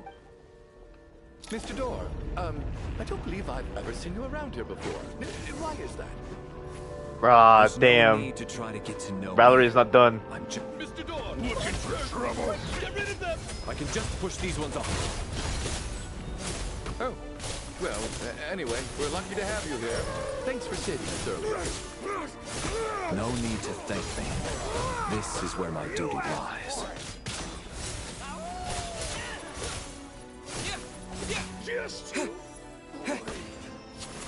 Oh fuck, I'm getting attacked. I'm getting attacked.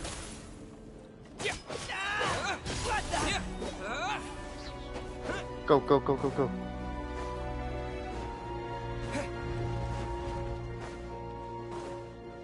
So we're doing this.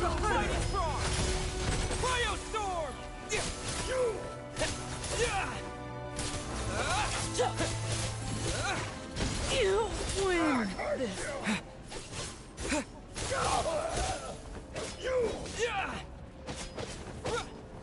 Oh, remarkable work, Mr. Door. If I had your muscles, I'd do the same.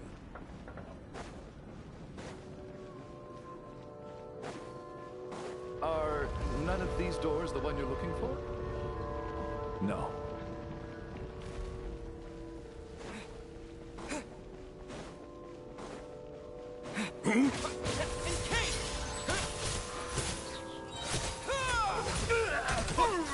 Come no closer. Impossible.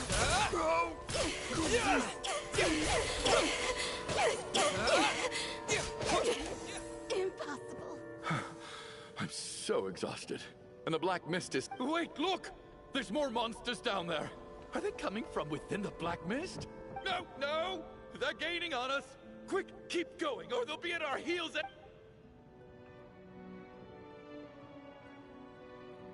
Mr. Door, what are you doing? We need to get out of here. Found it. This is my door. What? You mean you're going to stay here? I am a door. This is where my duty lies. No! You saved us. You must keep going. A door can only keep things out for so long. You must make haste. But... Oh, you're right. Let's go. The Black Mist isn't moving anymore. Looks like both the I didn't just imagine all that, did I?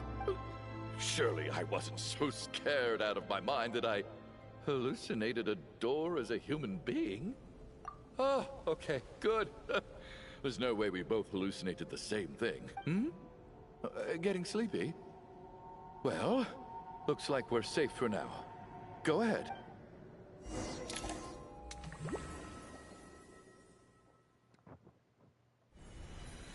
What time is it? Is it morning? I guess everyone's still asleep? These past 2 days have been exhausting. Valeri's keeping watch though. Valeri?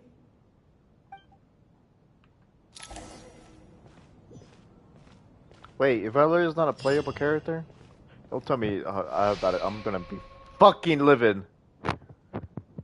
So he's like one of our next like decent looking male characters, tall male characters, man. Come on, too many women.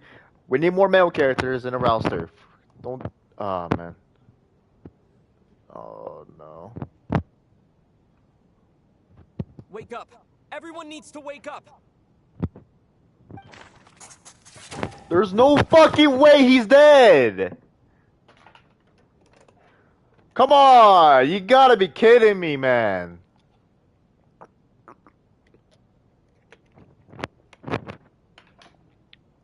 Fuck, I was so hyped to use a male character like him, like Varka, dude. Another badass, but no, we lost another badass, dude. This is like a fucking The Walking Dead show where they got rid of a main character in The Walking Dead. So fucking dumb. God damn Just it, like the dude. last 2 nights. No clear cause of death. I've been a real thorn in your side, haven't I, Mr. Valeri? Now you can rest in peace. Don't say anything, Minogi. Don't say anything, man. I hope it's just like, yeah, he came back from the dead, basically. I hope that's the case, but I don't know. We'll see. For me, life will be all the duller for not having to run away from you, my friend. How's Tonya? Is she okay? I just checked on her, and it doesn't seem like anything serious. She's just exhausted from the past couple of days, and she's still recovering. That means Valeri was the only one who died last night. If Valeri was awake and keeping watch, it would have been impossible to kill him without waking everyone else up. That much is certain.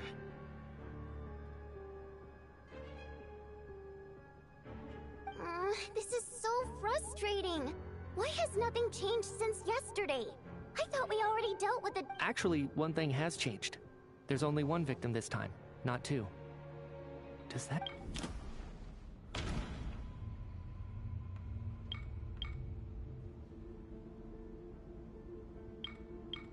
What the fuck? No similar cases have... Can a death at night even... But Mr. Schramm was... After the deceased Schramm left, it's a reasonable conclusion. The number of people who die each night is equivalent to the number of dead among us. Exactly. We identified Mr. Schramm, and the night after he left, the death toll dropped from 2 to 1. By that logic, there must be one more dead person left among us. Another one? But there was only one person unaccounted for in the ticket checks, right? The head count should match up now. Wait. Obviously, the game is fucking baiting us that is obviously... What's her name again? Fucking, Melida? But, it has to be Tonya now. It has to be Tonya. She's dead. There's a reason why Child never mentioned her illness or anything to Traveler, because she's been dead. Having an extra person was It has to be definitely her. But being one person short isn't nearly as unusual. Someone could have left in the middle of the show, or made it out before the storm hit. Can't be that simple, right? One more dead person among us. If Mitya's theory is right, then what Odette told me seems a lot more relevant. It's just, at the time, we had no reason to think there was... If only we'd taken it more seriously as a possibility. I'm sorry. This is my fault. I had information that could have been helpful, but I held back. I'm partly to blame as well. I was too quick to dismiss Odette's concerns. Yeah. What is this Yeah. about? What have you two been getting up to behind my back? Sounds like there's some big news you've been keeping from the rest of us.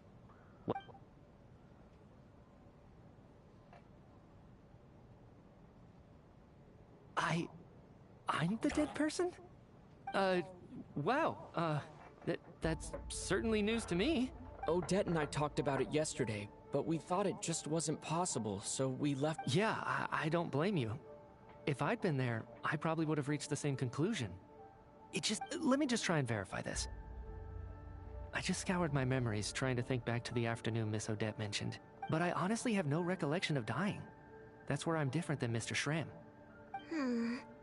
Having seen Mr. Mitya a few Tonya. days ago myself, It's fucking Tonya. Has to be. I also find it hard to believe he could be the other dead person among us. Well, if it isn't Mitya, then who? If you don't mind me asking, Traveler, I believe you mentioned that you know Tonya's brother. Had you ever met her before all this? No, never. It's fucking Tonya. Wait, are you obviously, saying... come on. Now, just 1 minute. I know where this is going. You can't just randomly point a finger at anyone you want. You're in the hot seat, and all of a sudden you want to divert our suspicions onto some... Trying to pick a fight, Mr. Chuganov? Whenever you open your mouth, all you do is attack people, and I've had enough of it. If you don't want to engage in a civil discussion, you can shut up. You Damn! Little... Did Mitya ask about Tonya because he suspects her? I suppose I only identified her by age, and nothing... I'm just saying... You're going around casting suspicion on people for no reason. How could... I can vouch for her, if nothing else. I've seen her before. She's the sister of that... Oh, really? You're telling the truth? Since being here, I don't think I ever mentioned she was Child's sister specifically. Does Chuganov actually know her? Oh my god. Chuganov, is he dead too? No, is he dead? Wait. Wait. In which case, it seems unlikely that there's another dead person among us at all. No! It is Chuganov! It is him, because everyone complained since the very beginning that he has a family, he's very lovable and everything, but he never comes with his family ever. Ever, and he's always fucking here. He's always here. This motherfucker is always here. But never comes with the family, and it just does not add up. He's the one that is fucking dead. Miss Odette, could you go over that afternoon with me one more time? When you found me dead. No problem.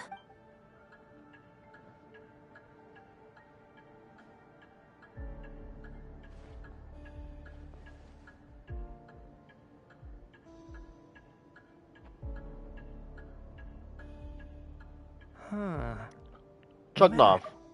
I can't pronounce his name. Chuganov. I do remember has to be him, else. dude. It has to be him. Don't say shit, by the way. Don't say nothing.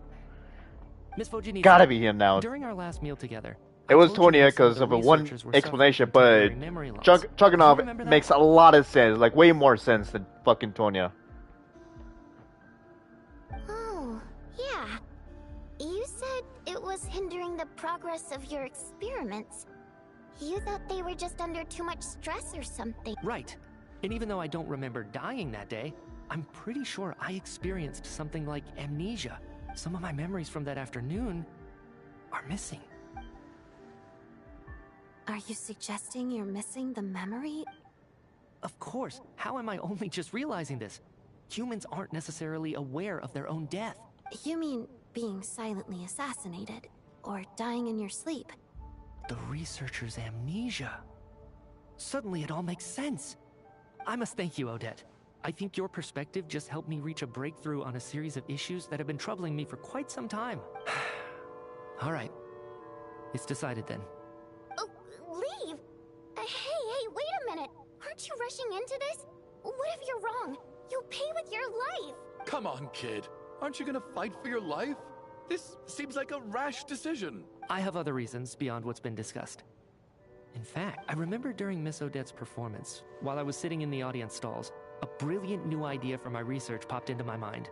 But then, my train of thought suddenly cut off. I can't remember it now at all, and I didn't take any notes.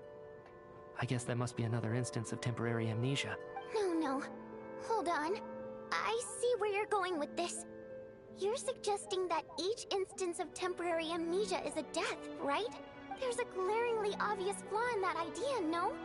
How can one person die so many times? I believe Miss Odette's account. During the period where my memory is blank, I must have been either dead or in a similar state. All it would take is for the same thing to happen in the theater, and I would come under the effect of the ley lines in this vicinity. This increases the likelihood of me being the deceased, does it not? But... There's no evidence to suggest that anyone other than me is a candidate for the deceased. So allow me, as a scientist, to treat this as an experiment. Please relax, everyone. I don't think things are as bad as they may seem. If I really am the deceased, then to leave the theater will be a relief for me. If, on the other hand, I'm still alive right now, well, apparently you've all witnessed my resurrection recently anyway. Who's to say I won't return from the dead again this time? Mitya's right. This is the only thing we can try right now. I think he's deliberately downplaying the gravity of the situation, though. He probably... What is a scientist if not someone who gambles on experiment after experiment in an attempt to obtain the truth? With this snowstorm, the ley line phenomenon, ghosts of the dead, and my amnesia, we've been paralyzed by not knowing and powerless to do anything about it. It's a terrible but feeling, if I do get resurrected, you can be sure that I'll come back with the truth of all this. Just you wait.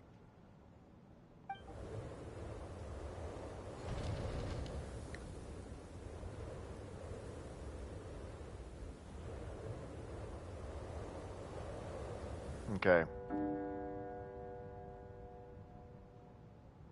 So yeah. It's getting quiet. It's getting really quiet. Beyond the loop. Alright. Poor Mr. Mitya. I didn't even get to see him one last time. If my theory is correct, someone will die again tonight. But let's see who it is. Maybe it's a good thing that you weren't there to see it. It was a hard thing to watch. I hate goodbyes. Why does it feel like everyone around me is slowly disappearing? Not just... Maybe it's the realization that, at the end of life, everyone has to face it alone. Come to think of it, the main reason we're still alive right now is pure luck. Each morning here, for every one of us, there's the chance that we might not wake up. Tonya, I think she's gonna die.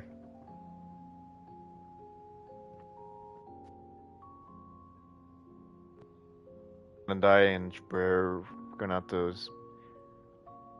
Either her child is gonna break down, he's gonna go berserk and shit, maybe on Traveler, or child is gonna be like, well, what are you talking about? I never had a sister. You could take it a How step about out further there? I don't and say know. that the same We'll is see. true outside too. Who can never be 100% sure when they drift off to sleep that if I make it out of here, I'm going to cherish every moment that I'm awake. And Without regrets. I feel like a strange sense of anxiety has been quietly growing inside me over the last... Are you okay? If something's bugging you, let's talk about it. There's only a few of us left here now. After everything we've been through... I have a travel companion named Paimon. Alosha and Odette have met her before. She's been feeling unwell recently.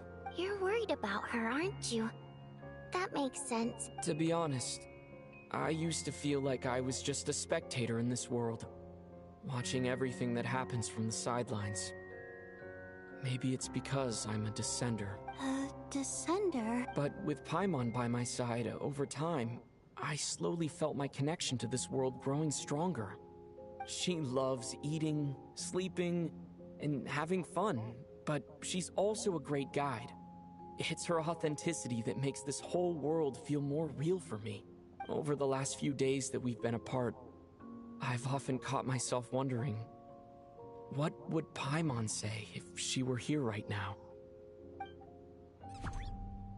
She scares me. Paimon jump scare. I snap out of it, the conversation has already moved on, and I'm still in my own little world. I'm trying to overcome this sense of detachment, but I really miss Paimon. I guess, in a way, she means the whole world to me. At this point, more than my sister, right? I bet she misses you when you're not there as well. Maybe you're her entire world too. I don't know if this will make you feel any better, but back when the water imps left Snezhnograd in droves, I also felt like the whole world was suddenly empty. I could be surrounded by people, all smiling and having fun, and still feel completely separate from it. So later on, I started to think, maybe accepting the fact that our loved ones won't always be with us is something that all we can do is cherish their companionship from moment to moment. So, once we get out of here, you better hurry back to our side as fast as you can. You can't let your story end in regret. That's the trope I hate the most. Thank you. That's exactly what I... But, Vodyanitsa, if you hate goodbyes too... That's just the choice I made. I used to regret it, like I said before. Singing is a water imp's primary mode of expression. Our songs have echoed through this theater for hundreds of years. Each one a story pieced together, but does a story exist without someone to read it? So I made the choice to stay. That way, there would still be someone left to sing these songs and listen to their stories. Otherwise, could you teach me how to understand your people's songs sometime? A fan after my own heart. Thank you, Tonya. How about I sing something for you? Okay.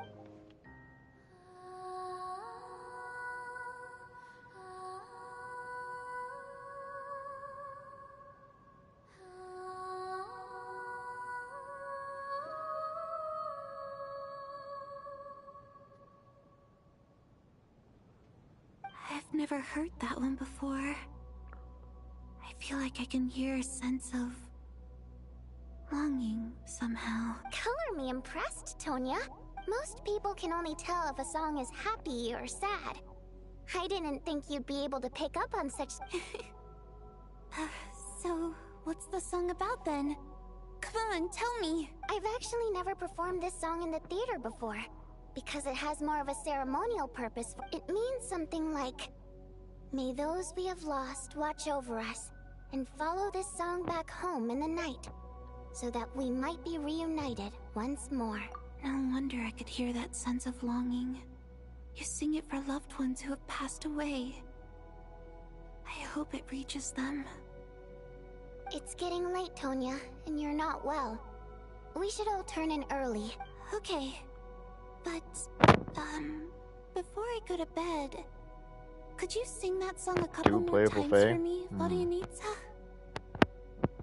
Of course. Anything for my #1 fan.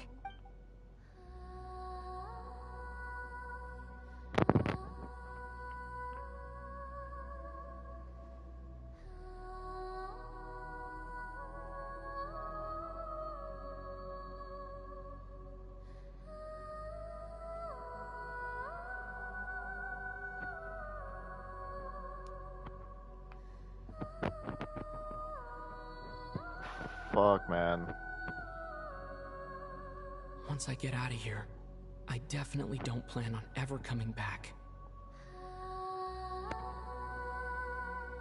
Tonya is dying. But I guess that means I'll never get to hear Vodyanitsa sing again. That's a sad thought. Before I fall asleep, I should cherish this moment of companionship while it...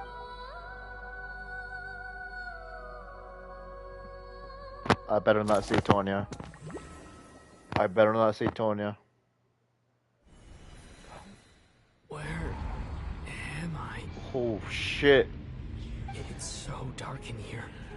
And... Huh? What was that noise?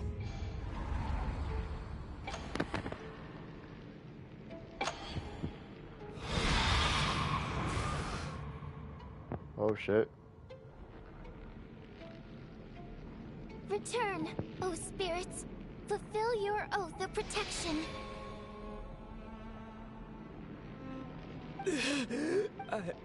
I'm alive? What just happened? No time for questions. Quick, over here. Turn on the switch. We need to bring back the light.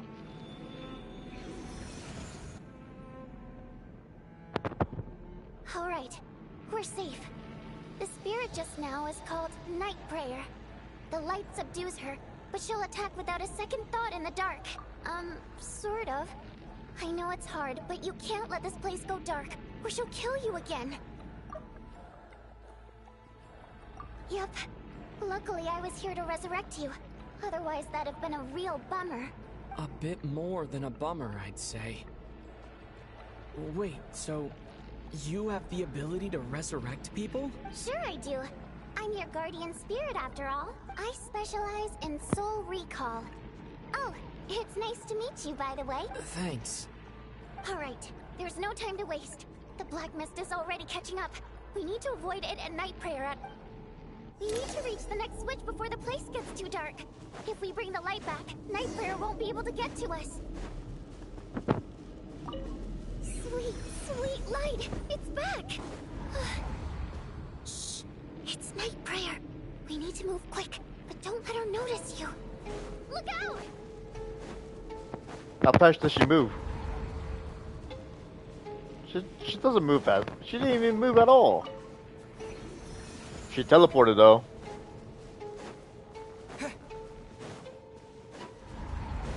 The next switch is over there.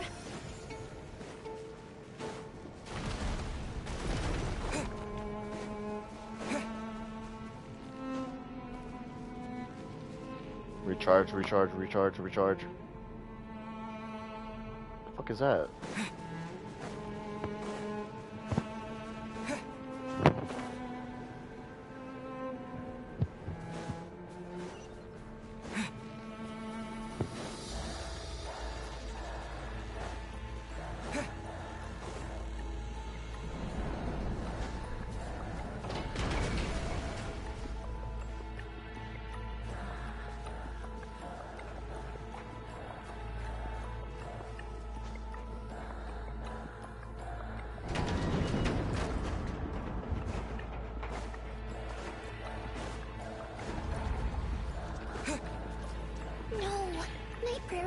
Too.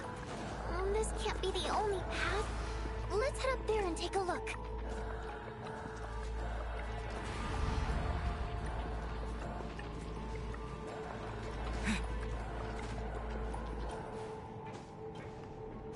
The switch is just up ahead. Hurry!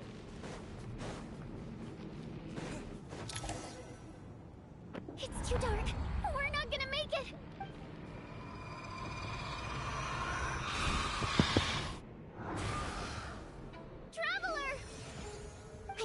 You die like this.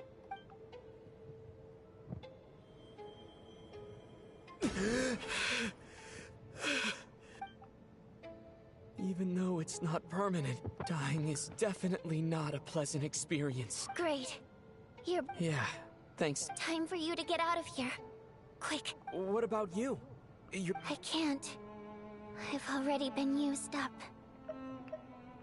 A guardian spirit's skills are finite. I can only I might not look any different, but my essence has been exhausted. Now, I can go no further. No, did you die? The black mist is where I belong. You died? Why didn't you tell me sooner? I thought you were a character. Because it wouldn't have changed anything. No. That knowledge would have just burdened you. But... Go. Now, before it's too late. I already hear night. There's no way she died.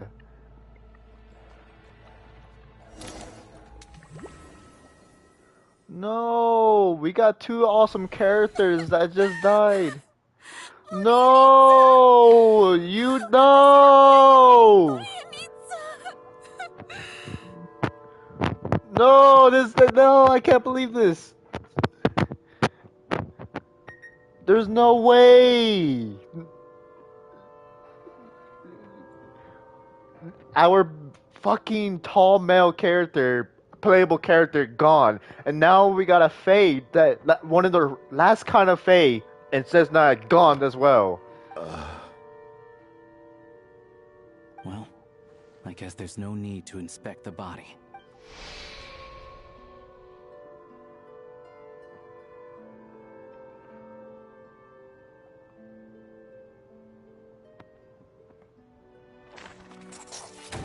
No, fuck, dude, there's no way. This wasn't supposed to happen. You lied to us, didn't you, Chuganov?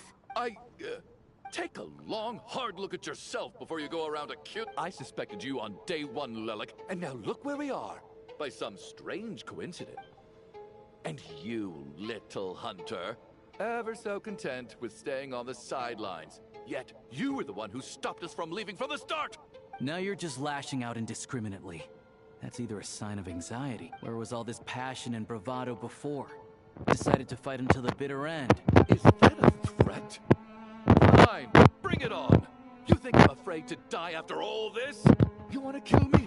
Go ahead. I'd like to see you try. After all the trauma of the past few days, everyone, Valeria and Mitya aren't here anymore. Someone else needs to step up and take. But first, I need to think this through. Obviously him. I clearly remember Mr. No. Chuganov from the first time I visited the theater. He made... Then it has to be heard. It has to be Tonya. Of those who remain, the only person we've never This met is before fucking Tonya. crazy, dude. There is room to doubt her true identity. I know it was her. I know it was her. I know it was her. Now that I think about it, I didn't want to say it, and I knew it was her. due to my own assumptions. But I was confused because I was like wondering why the Fae was reviving us. Oh my god, Traveler, shut up. I knew it was Tonya. But fuck, man. Damn, what this is the twist is twisting. The twist is the twister. Has to be her, man. Well, obviously it is her, but fuck, dude. Tonya, how's Tusser been lately? Tusser? Your brother Ajax must have mentioned me in his letters home, right? Did he say anything about a blonde traveler? No. And... Oh. Chuganov, looks like it's your turn to do some explaining. Yesterday, you said... I knew you were behind this, Chuganov. You've been lying through your teeth. Everything about you is fake. Down to the wife and daughter you're always talking about. Your entire family That night, when I infiltrated your place as Lelik, I noticed you were home alone. Didn't think much of it at the time, but thinking back on it now, that doesn't seem very likely. Even that was a lie? But why would he... Curses! Oh, why is there no end to this blasted snowstorm? If it would just stop! I think I remember now. I know how I ended Hey, up Juno, here. how's it going? It feels like a distant memory. The reason I'm always coughing is because I got sick with frostbite. The locals usually call it the... It's not a very common illness. It's partly genetic and partly caused by the cold climate, but it can be fatal. They sent me to the hospital as soon as they found out I had it. And after a while, I felt myself growing weaker and weaker. Nothing seemed to be working anymore. Oh yeah, Gina. Neither the treatment that the doctors were giving me, nor the medicine my brother was brewing from frost fairy flower leaves. I'm good, Gina. So one day, I told my brother that I wanted him to take What is me Traveler outside gonna for think once, now? so things could be like I mean, they used to, just Tartalica is gonna think. for one What do we day. tell Child? I'm so I curious wanted what to Child is meet gonna loads of say. friends, experience new things. He agreed. He snuck me out of the hospital. We got to the theater, bought tickets, and went inside. Oh, it was all so exciting. I remember the show very... Oh, don't... When I woke up, I couldn't find my brother anywhere. But there's no way he'd leave me behind. So I decided to stay here and wait for him. At the time, Tonya, it sounds like by then... Yeah, I know. I understand now. Dead, aren't I? This cough and feeling weak. Just your Probably body's just memory. after all of that, it turns out I can't blame my brother after all. I was the one. I'm sorry, everyone. I realized this much too late. It seems like death skewed my perception. And now I've dragged you all into this mess. Your name probably isn't even Tonya, is it? Didn't that ever strike you as odd over the last few days? Well, when I was little, my brother and I read a storybook. Tonya has a is the name of one quotation of the marks now. characters. When we escaped from the hospital, our family and the hospital security were looking everywhere for us. So when you first approached me and said my brother had sent you, and called me Tonya, I thought he must have chosen a fake name that only the two of us would know. Because he was afraid of getting caught. At least your memory of death isn't painful. Now it's your turn, Chuganov. Talk to us. I believe no... You're right. I was lying. I happen to know that the Harbinger child and his sister Tonya managed to get tickets, so I lied to you and pretended I knew them. That's crazy. Genshin, like, made sure that we had a lot of suspects to think. A lot of suspects to think. And somehow, even in Fontaine, I remember, like, I was theorizing on Fontaine, and I was wrong every time. And I was wrong every time again, this time. There's so many possibilities, and you still never see it coming. You still never see it coming. And yes, I was lying about the truth of the matter is, I lost them a long time ago. I just refused to accept reality. And now I've spent the second. My daughter's name was Iskra. And before you ask, yes, Iskra, as in Iskra Manufacturing Plant. She also died from the snow cough. She was just 6 years old. If she were still alive today, she'd be around the same age as little Tonya here. After Iskra passed, my wife couldn't bear to face those memories either. So she chose to start a new life without me. What the fuck?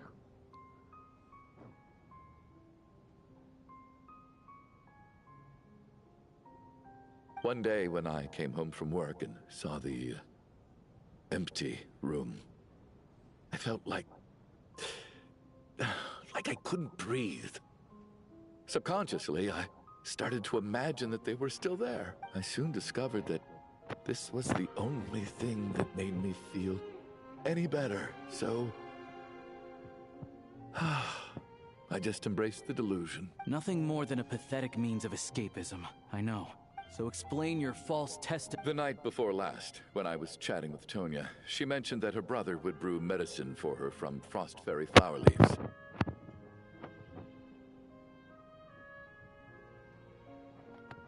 Combined with her various symptoms, I suddenly understood everything, including the fact that she was deceased. I don't play those games, Gina. That's probably why. And I also kind of forgot. I ain't gonna lie either, because I've been playing with my friends that I know, because they always fucking calling me when I get off of work, and they keep calling me and hopping on. And you know what? I had really fun, but dude, I've been telling them that I want to play Genshin. This game that I'm playing right now, I want to play Genshin, not fucking the other game they want me to play. But it's whatever. If I were to blame someone, it would be I'll blame my friends. So my bad, Gina. And like I said, I don't play other games because I'm already wrapped up. All my time is already into games that I'm playing right now already. It already takes up too much of my time. So I'm currently on my day off. So we'll see. And the game you mentioned in Discord, by the way, the game you mentioned in Discord, It sounds like a rip-off game of Game of War or something. I was honestly not interested. I was not interested in downloading that game. So. The snow cough used to be an incurable illness. I would pick frost fairy flower leaves to brew medicine for Iskra too. It took hours and hours on the stove. But the year after my daughter passed away, the jester of the Fatui announced that a cure for frost blight, also known as the snow cough, had finally been developed. It turned out that all previous treatments were completely ineffective. No better than random concoctions. That was the final straw for me. I just couldn't take it anymore. Just one more year. One more year, and everything would have been okay. So, more than anyone, I know full well that in this day and age, no one in their right mind would still be using frost flower leaves to brew medicine for the snow cough. Yeah, I legit just forgot what we were talking about. Because like I said, like my friends wanted me to get on and play with them all night. So.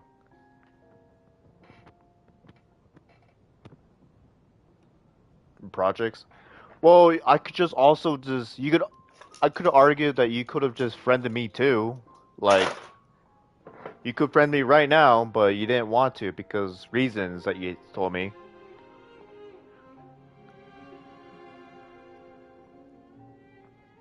Poor Miss Tonya, therefore, had to have been from an era when snow cough was still a terminal illness. I just simply forgot to add you too. Like, I don't really have a motive to keep going, so. So, you projected your daughter onto her? Even though you knew she was one of the dead? That doesn't make any sense. You knew she was already dead. What did you hope to achieve by protecting her? I just don't believe in your crackpot theories. Nor do I approve of your actions. How can you just declare a living person dead and throw them out into that snowstorm? Nitia's gone. My good buddy Shram's gone. And now it's Tonya's turn, isn't it? The others I can make my peace with. But little Miss Tonya, here she is, standing right in front of us, alive and breathing, and fighting her up. I just want her to live. Once this snowstorm is over, the very moment it stops, I'm going to march out that door and find someone who can fetch the very best medicine. I'll be damned if I'm gonna let you cast her out into the snowstorm. Not again! Not this time! Not when the cure is right within our grasp! I'd never be able to forgive myself. Mr. Chuganov, stop. By the sounds of it, you've known I was dead since the night before last. I really liked Mr. Valeri, Mr. Mitya, and Miss Vodyanitsa. I'm not happy about that. The reality is, you've been trying to fight your own demons through me. No! Listen to me. Well, at this point, I'm quite sure that I'm dead. I don't need to be saved. The time I got to spend with all of you is more, despite all the bad things that kept happening. I got to meet so many interesting people and spend so many days and nights by your side. Since the day I escaped that hospital until now, this has been an adventure I never even dared to dream of. I'm very fond of you all. If it were only possible, I'd trade my soul to bring back the ones who died. And that's why I'm not fond of you at all, Mr. Chuk. It's them that you owe an apology to, sir. Well then, I suppose this is it. You're leaving already? It's still early. Don't... No, thank you. My name is Patashka. It was nice meeting you all. Patashka, huh? Feels strange that we're only being properly introduced now that it's time to say goodbye. Yeah. Hi. Bye. Patashka.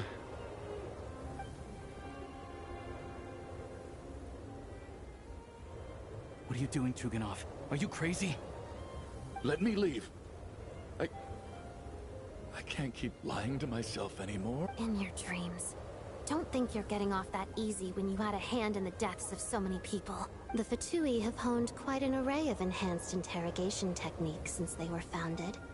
Once we're out of here, Lelik will personally give you a taste of every last one.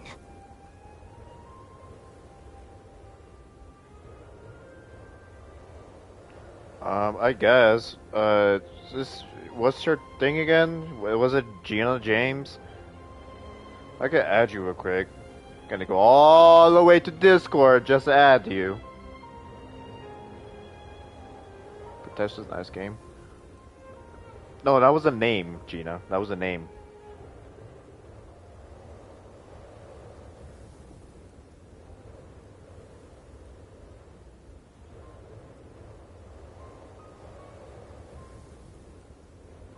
Wait, did you mean I need to, we need to friend each other on Discord? We're already friends on Discord, aren't we? What's the problem?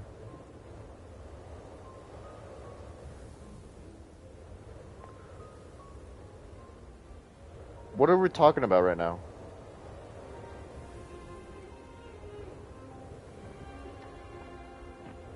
Oh no, I'm just gonna move on.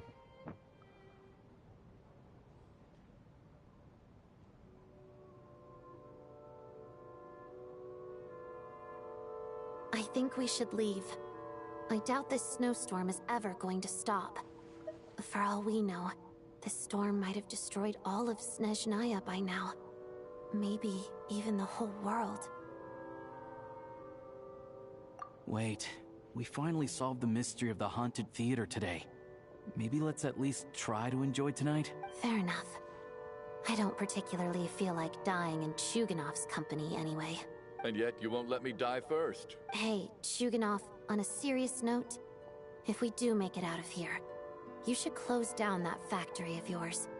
Is this really the time to be discussing my factory? All right, fine. I'll shut it down. Am I hearing things? There it is again. But I don't understand. The It's snowstorm Maltry. hasn't It's stopped, Maltry. has My Tori. I don't know. It has to be him. He's back from the fucking dead. Back from the dead. Should we open the door? Is this it? If the last few days are anything to go by, whatever lies beyond that door at this moment, it could...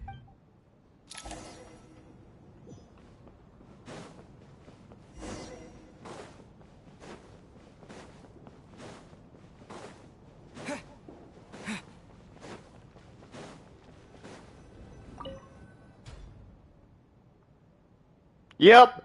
Fucking knew it. I knew it. He's back, motherfucker.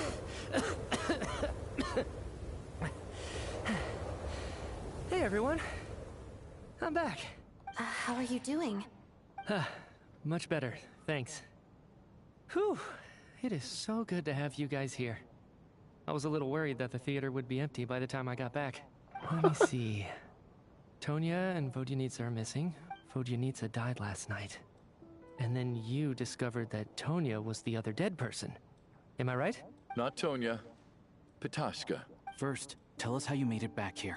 Given the conditions outside, no one should be able to return alive. You're right. The thing that got me back safely was... Share my Discord user again? I heard someone singing. Gina, fucking, we're already friends. What do you need? What user you need? We've been friends on Discord. You can just send me your project and your messages, whatever. I don't know what type of project you're talking about, but we're already friends. Are you gonna show me some pictures? Is that what you're supposed to do? Or that you wanted to show?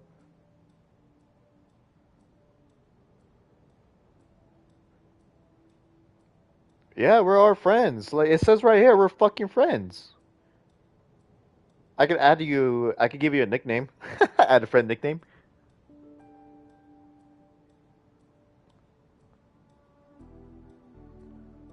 It's right here. I just texted you. It's right here.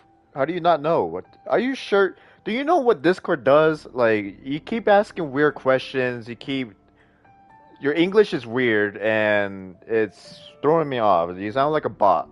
No offense, but you sound like a robot. And not only that, your Discord is also. Your Discord profile is also. It looks like an alt account. It looks like an alt account. It doesn't look like a real account at all. It just looks like an alt account. Like a fake one, I guess you could say. One just barely made to, be a bot.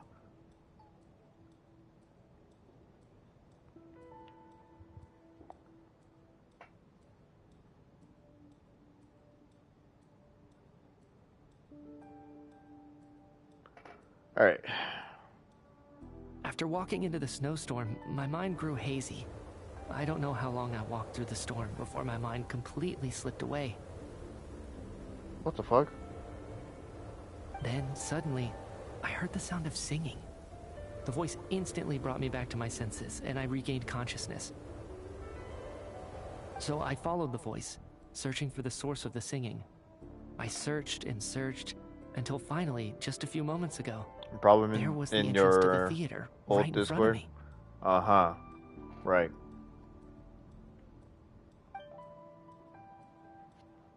I've actually never performed this song in the theater before. Because Oh. it has more of a ceremonial purpose for our people. It means something like, may those we have lost watch. That must have been Vodyanitsa's Requiem. That song is meant to guide the souls of the dead. Mitya, that must mean that you... Huh.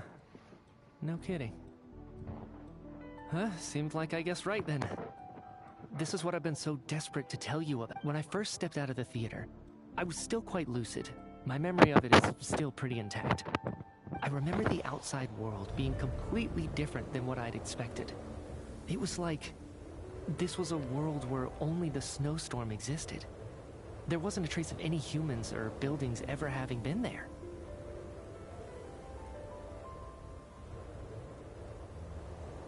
Made you worried? I wasn't really worried. I was more like, I don't know if you're a real person. So, your English is off. You ask the same questions like, what is this game? And you tell me that you want me to play a game that is rip-off of Game of War. Like, I've seen those bots before. You're not the first one. So, and then I thought you were trying to, like, sell your projects, that I was going to buy your projects, but I'm not going to buy any projects. I don't have money for that. And and if you're trying to look for working for other channels, this channel does not need any work. Like, this channel does not make any money. So, and even if it does need work on this channel, I could do it myself, so it doesn't really matter. I don't know how else to describe it, except to say that it just didn't seem like the real world. And as for the Requiem, if I was guided here by Vodyanitsa's song, it can only mean that I must already be dead. And Why this is mobile my games, soul, by the way? not my body.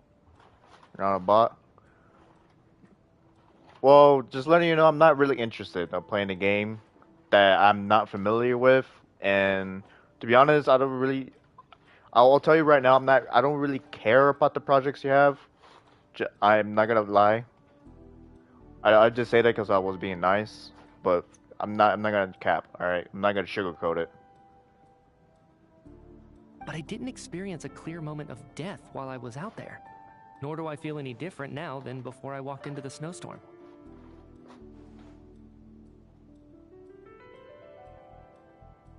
You don't seem any different to me either. In fact, this is something I've been wondering about for a while now. If souls aren't physical, both Shram and Patoshka were clearly deceased, and yet their souls didn't look or feel like ghosts at all. They were visible. This raises a truly terrible thought. Is that really what Fuck, what does it mean? Oh, Mitya's soul fuck. was summoned back by the Requiem, confirming that he is indeed already dead. And yet, he looks no different from us. Of course. If even the long deceased like Mr. Schramm can blend in with us undetected, then maybe we've all Another been twist dead of a from the twist. very Holy start. shit. And all of us are now souls wandering the theater.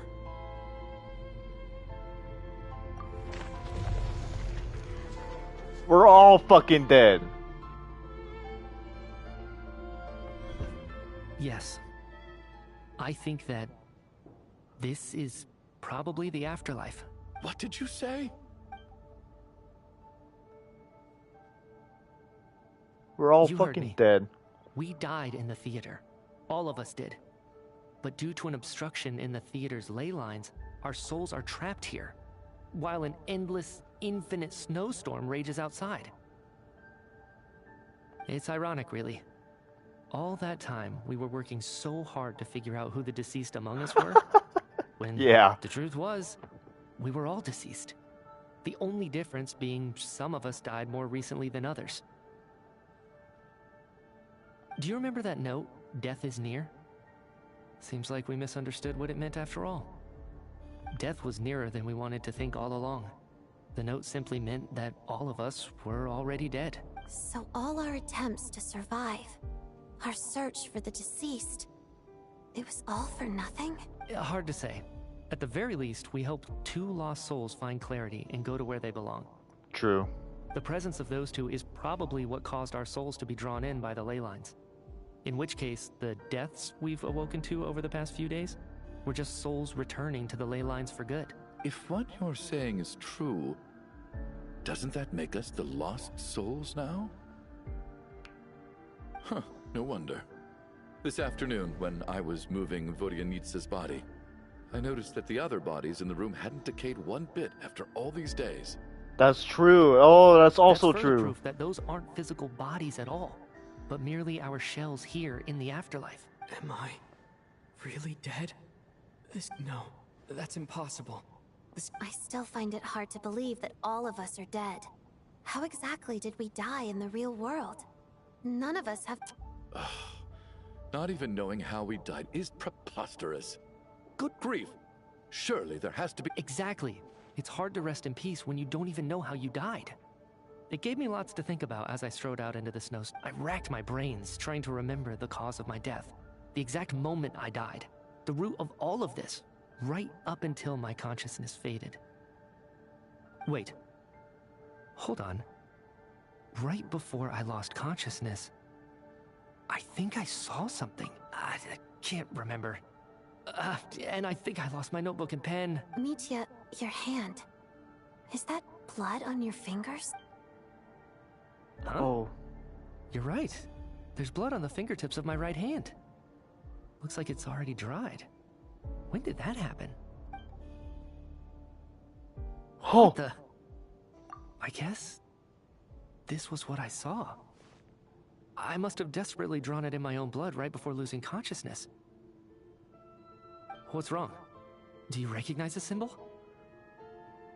One of a ruler of death. It's Renova, the ruler of death. Huh? Alosha, do you still remember that Snezhnayan folktale you told me about? It was about the Grim Reaper. When someone's about to die, he appears as an incarnation of someone familiar to guide their soul into the afterlife. And as soon as you recognize his face, your life is over. I heard a similar tale when I was little. You think the Grim Reaper in this story refers to the ruler of death? That's right.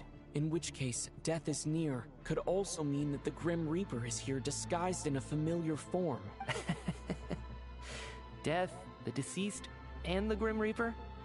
So it's a triple entendre. When I first saw this note, I thought it contradicted the investigation report. But now it seems like that was the whole intention. So the Grim Reaper deliberately misled us. Then, we started suspecting each other and searched for the deceased while they hid in plain sight. By that logic, the one person most likely to be the Grim Reaper incarnate is... me.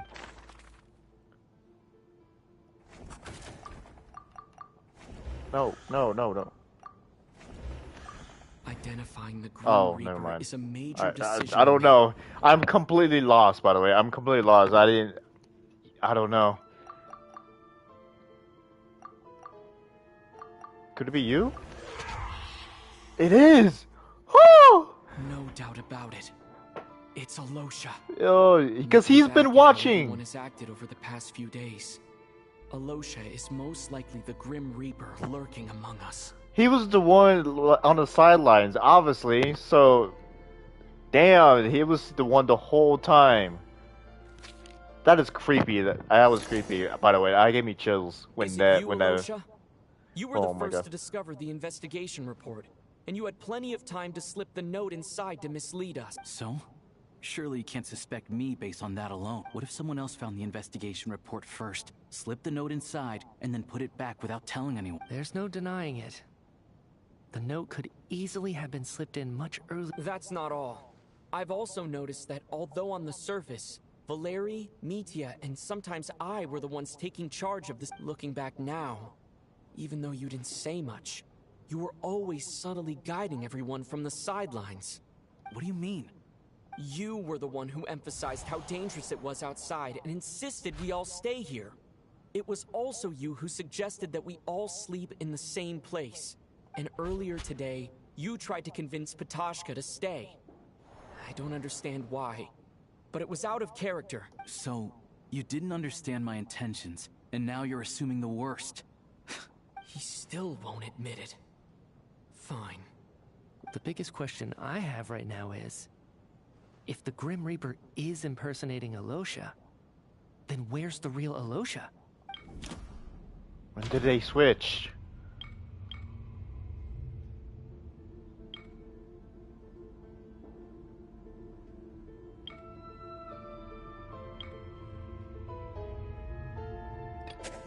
No, it has to be number one then. Number one, yeah. That's right. Right at the start. Before any. I was thinking about number one, but like, is it too obvious that it's one? But I don't know. While everyone's guard was still down.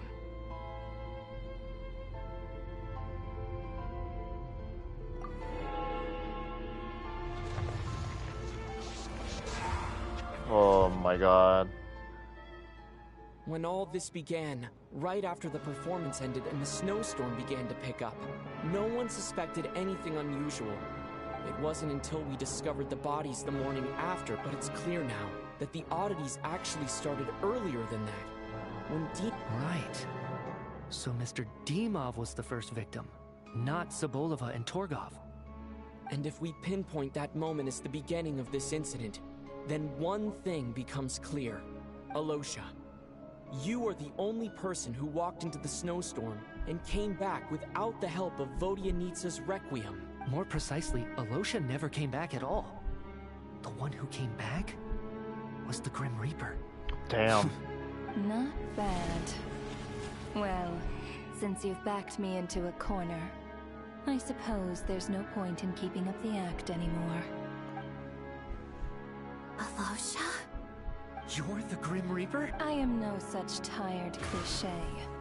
Mortals should address me as the ruler of death.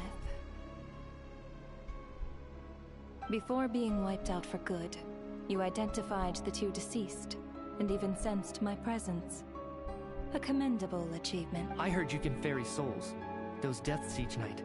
Were they your doing? Your initial conclusion was correct. Due to the existence of the two deceased, the ley lines yearned. Every night they devoured an equal number of souls to fill the void. This required no intervention from me. Though, of course, ferrying souls is indeed my authority. Here, take a look.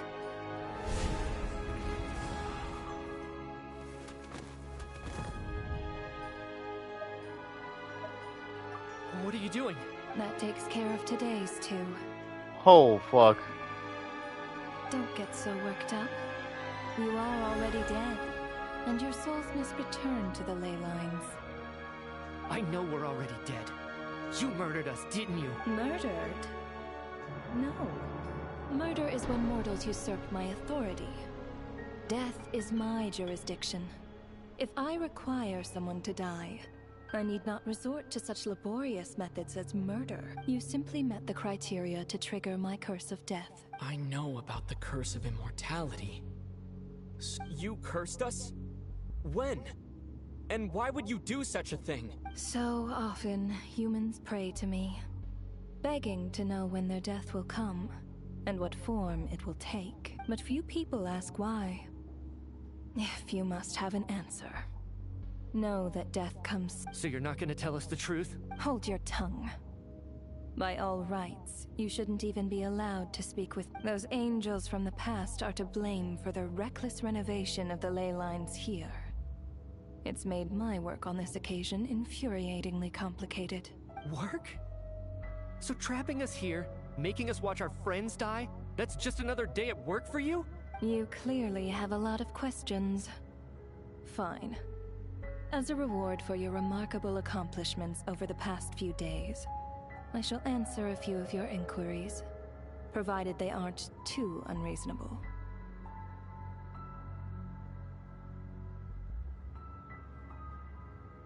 After the physical body dies, the soul must return to the ley lines for that person's death to be considered complete.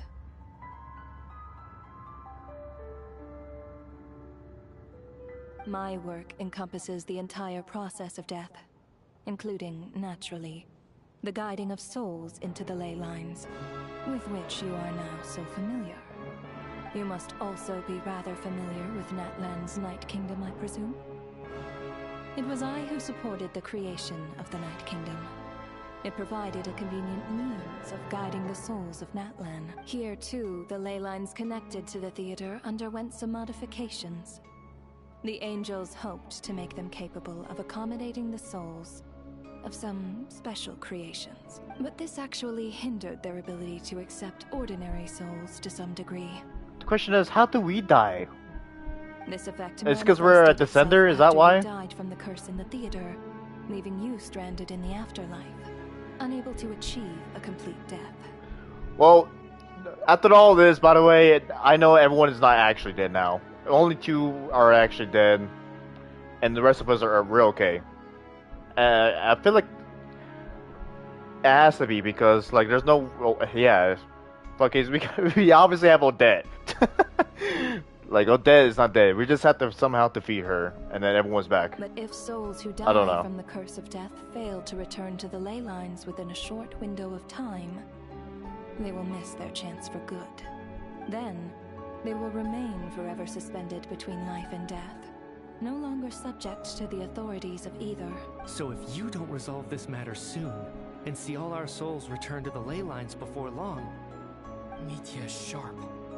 This must be what Renova was worried might happen, and the reason she got involved to begin with. But if you have the authority to guide souls, why didn't you just show yourself and get it over with? Why hide among us in the You seek to understand the mind of a god. Very well. This is a theater, and I decided I wanted to watch a show about death. That's why I encouraged you to take the events to the stage. I found myself getting quite immersed. I suppose the entertainment... It was really good, I ain't gonna lie. The trouble you've caused me by being so defiant in the face of death. There. Can't say I am. Really? But it fits the stereotypes you humans have about God. Just moments ago, you were complaining about how infuriatingly complicated work is work. I get it. There are times when it's a huge pain. That's a rather unique perspective for a human. You are in fact due to the obstruction in the theater's ley lines. There is a hard limit on the number of souls they can receive each. Revealing my identity too soon would inevitably have led to futile resistance. And there was a risk that any souls who chose to run would disappear. Then there was the issue of the 2 lost souls you called the deceased.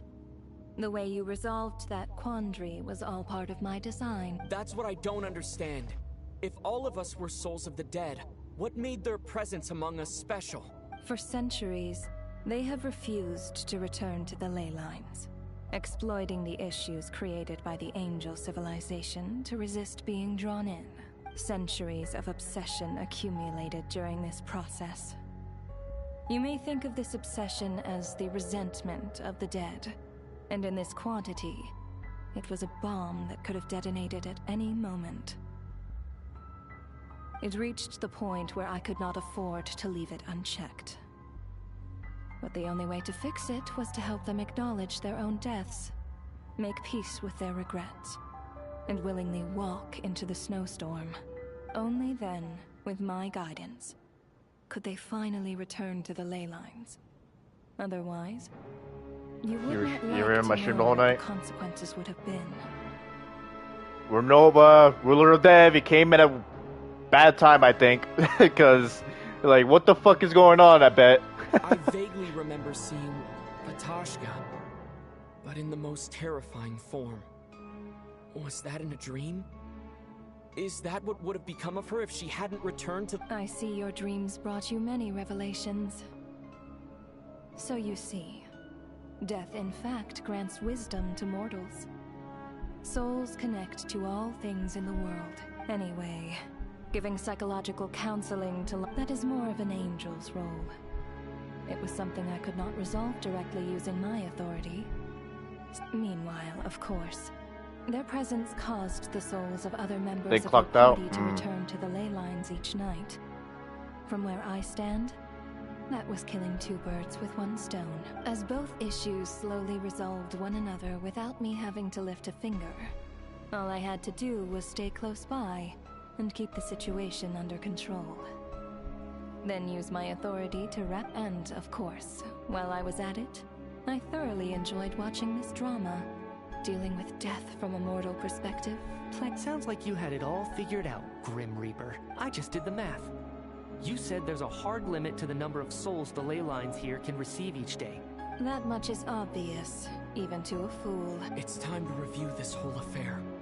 If the ley lines can only take in 2 people per day, I need to go over the deaths from these past—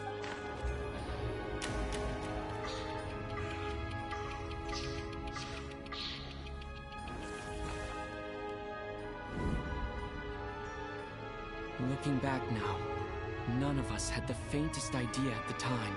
From the moment that staff member named Demoff walked into the snowstorm, the incident had already begun.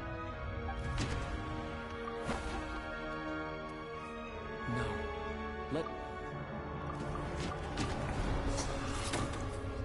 Alosha was the second to walk into the snowstorm after Demoff to investigate. During this process,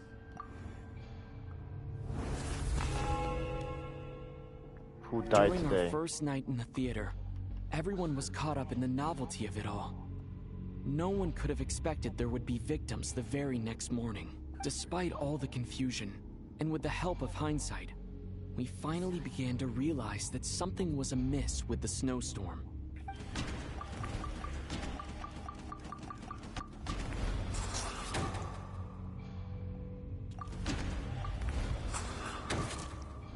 The ley lines devoured Torgov and Sobolova on the first night. At the time, we thought this might be a murder case.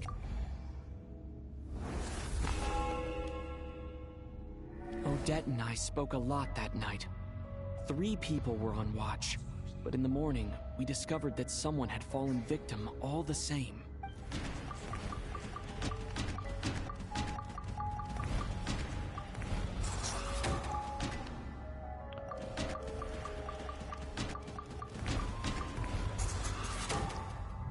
The deaths of Kulish and Rampana caused everyone to stop unexplainable phenomena. Day 4, let's go. Later, we discovered that there seemed to be an extra person among us, and subsequently discovered the existence of the deceased.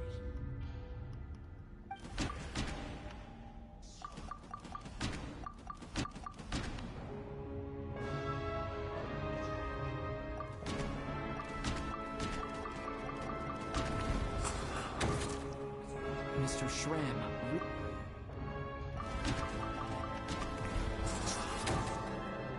I thought it was all— a lot happened today.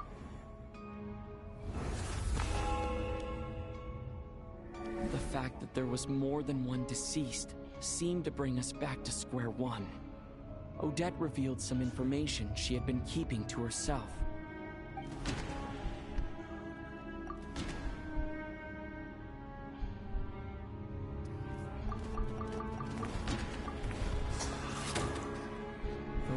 Epsa was... Stop Although disease, Mitya yeah. did the void in the lake... As it happened, Patoshka filled the void left by the girl I thought was child's sister Tonya. Turned out to be come to think of it, Patoshka was about to walk into the snowstorm, and Renova, unaware that Mitya would return, was concerned that her soul would overflow from the ley lines. That's why she used Alosha's voice to try. Looking back, I suppose that was an early... No one could have expected anyone who walked into the snowstorm to return. But just after nightfall, Mitya returned, bringing crucial information with him. It's all even out, man. It all even out. Including that all of us were already dead, and that the ruler of death was here among us. Then, after revealing her true form, Renova callously claimed 2 souls.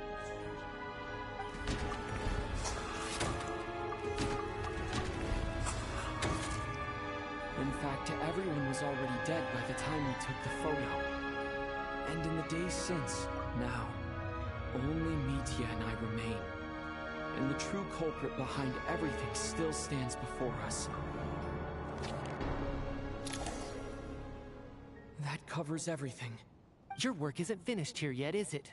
The Traveler and I are still standing here. The Water Imp's song threw things off a little, but it is of no consequence. The ley lines have already anchored your soul, and the first ray of light tomorrow morning will take you back. I, meanwhile, need to review my attitude towards the Water Imp race. So the reunion in the night that Vodyanitsa mentioned, I suppose that was never meant to be a permanent reunion. That just leaves you, Traveler. My power only allows me to temporarily separate your soul from your body. The ley lines of Tevat would not accept you, and your soul is firmly anchored to your body by your will, for a descender like you, who is not bound by Tevat's rules.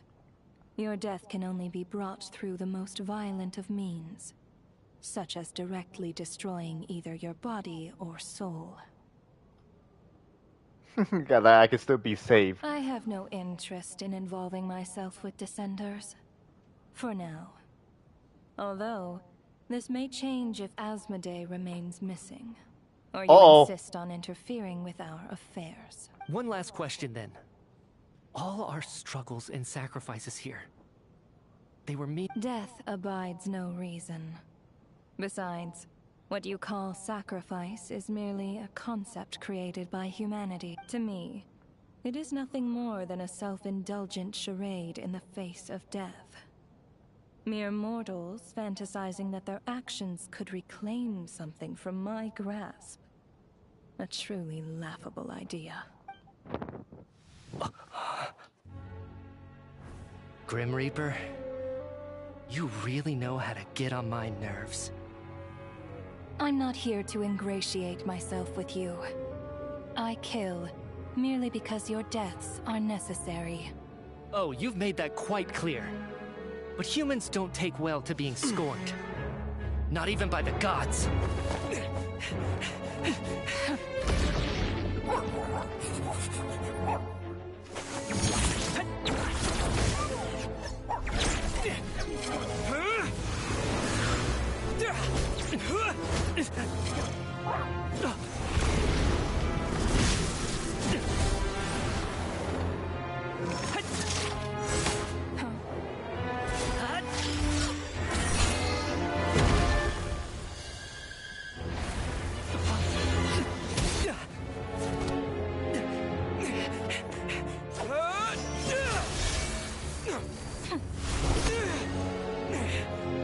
This is futile.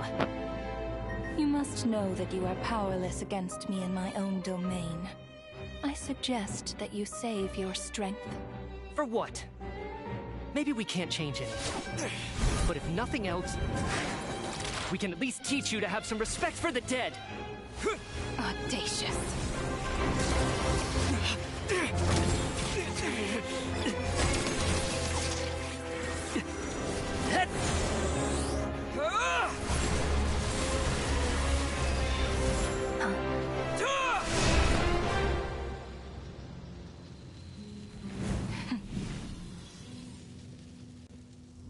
Damn.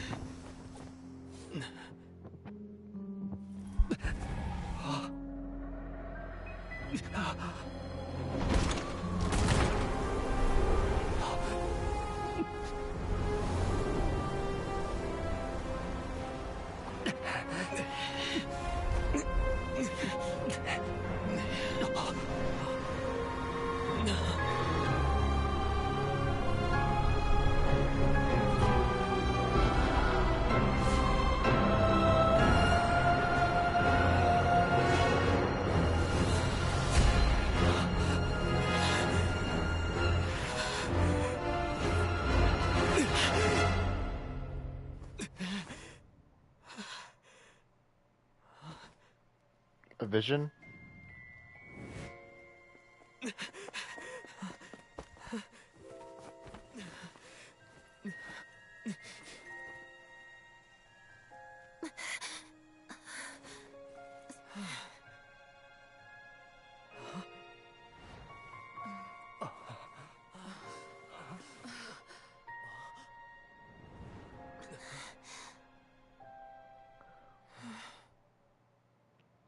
Long ass night.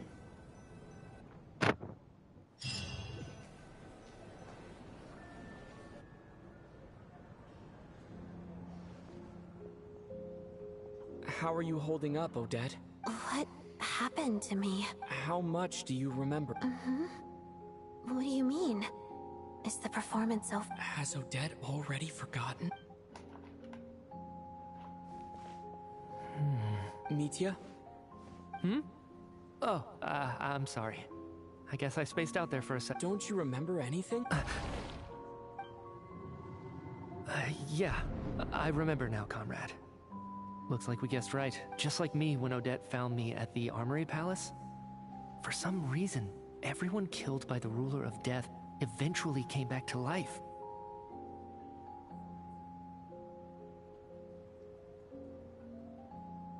Just with one catch. They forgot what happened while they were dead. Odette and the others have already forgotten everything. Why were you able to remember this time? Could this be the reason? You said this is the Ruler of Death's symbol, right? I don't see anything there. You don't? Huh. Okay, I guess that makes sense. I carved this into my hand in the afterlife, so it's not visible in the physical world. Does that mean I carved this symbol into my soul? What an unsettling thought. Still, at least I get to remember what happened. I suppose it's a blessing in disguise. What about you, though? The Ruler of Death mentioned that you're a descender? A full explanation would get complicated very quickly. But that's essentially it. Well then, now that it's all over, let's figure out what we've learned. The first thing I notice is that everything here is precisely as we left it, right before our deaths. This confirms that time passes differently in the afterlife than... They say that right before death, time slows down, and your whole life flashes before your eyes. That must be how you know you have one foot in the afterlife by that point. Anyway, clearly the few days we spend in the afterlife probably only amounted to a few short minutes in... This also aligns with previous reports of widespread temporary memory loss among the Armory Palace personnel. Now it seems likely that those were all brief deaths caused by the Grim Reaper's so-called curse of death. To those unaware of the truth, dying and coming back to life must feel similar to a short bout of catatonia. This leaves me with a couple big questions. What are the conditions that trigger this so-called curse of death? And why are we... If nothing else, I think it shows that killing us wasn't her ultimate goal. We still don't know her true reasons for subjecting us to death. Right. This time only got complicated because of the situation with the theater's ley lines.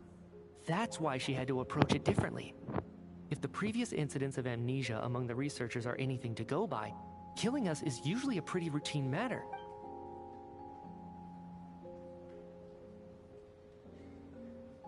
Come to think of it, wasn't I about to note something down before I died? I can't remember what it was, but I think it was something related to my research project. Sorry, Traveler. I'll catch up with you again later. Right now, I have to make a trip back to the Armory Palace. Sir, if I may, no one of your description has ever shown up in my investigations into Mr. Mitia's friends. Yet, you two seem very familiar with each other. Could you perhaps tell me where he was in such a rush? And, by the way, have we ever crossed paths? Forgive the presumptuousness. I can explain everything. Could you help me gather everyone in the theater in one...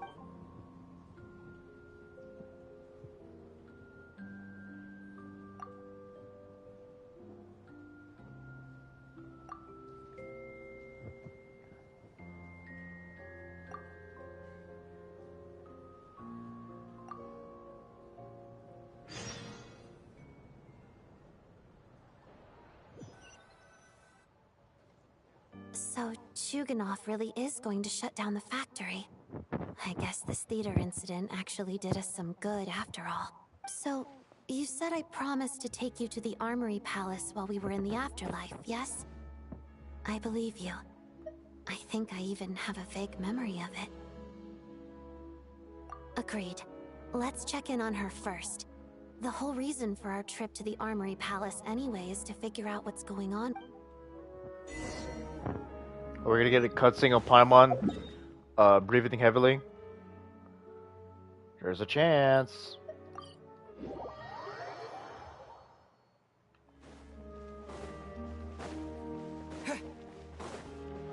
Paimon's breathing heavily. I'm not gonna be happy to see it. She's gonna die. No.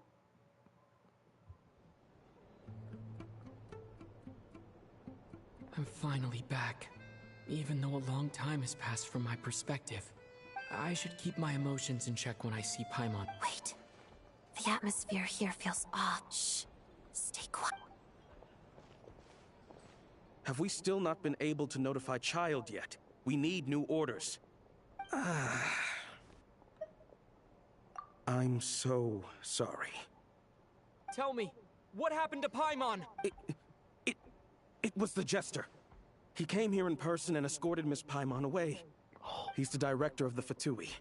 His authority supersedes all others and cannot be questioned. There was nothing we could do. How long ago did he leave? And what was Paimon's status? It was about an hour ago. Miss Paimon was fast asleep at the time. The Jester simply walked off with her as if it was only natural. I assure you, he absolutely did not use any force. Do you know where they went? The Armory Palace, most likely. Lord Piero, the Jester, has been overseeing the experiments there lately. No. Keeping a close eye on their progress. I'm surprised he came in person. Whatever his reason for taking Paimon, he'll most likely return to the Armory Palace first. Which is exactly where we were headed. Then lead the way, Odette. Okay, let's go.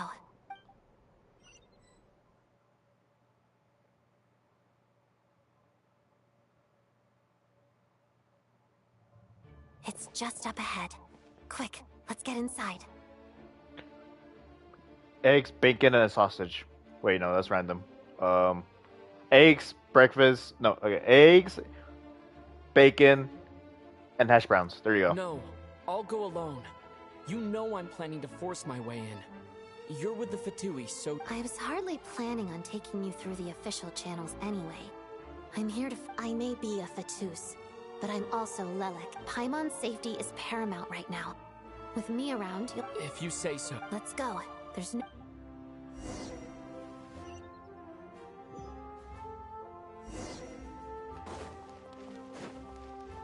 Yeah! Skyward! Got her! Hey, who are you? This part of the Armory Palace is under restricted access. What do you think you're doing?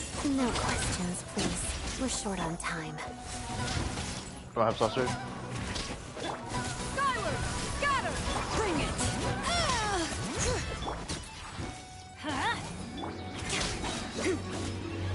Shadow me.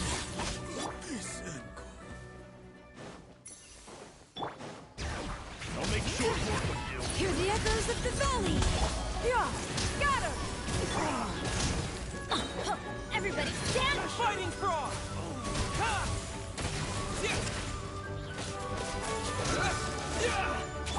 Witness the snow swan's grace.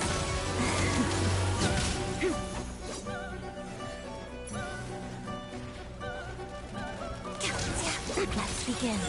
And take! Skyward! Scatter! Seize the skies! Let the mountain veins boil! Skyward! Scatter! Fear the coming storm. Damn, these guys. Let's light it up! A tricky one. Yeah! Scatter! Skyward! Behold, but the snowflakes are coming through like a river. Hear the echoes of the valley! Teamwork is dreamwork!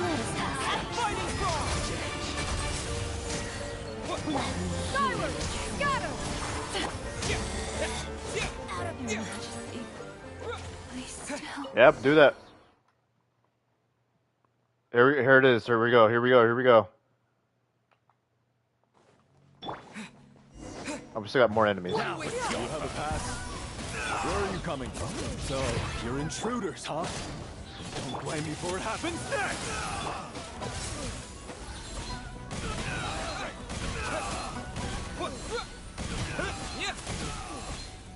Everybody stand back!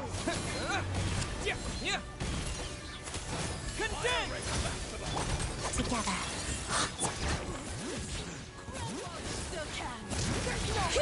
Let the mountain's veins boil! Skyward!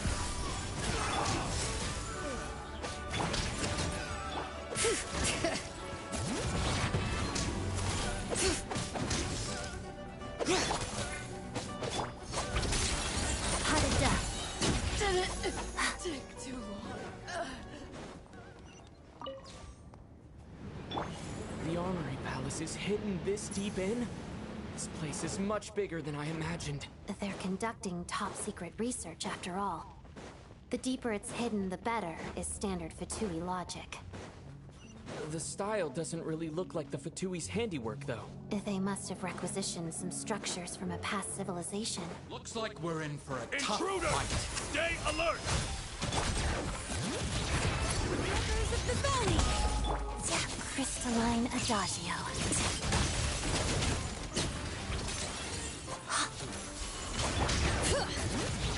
Let's light it up! Yeah! Skyward!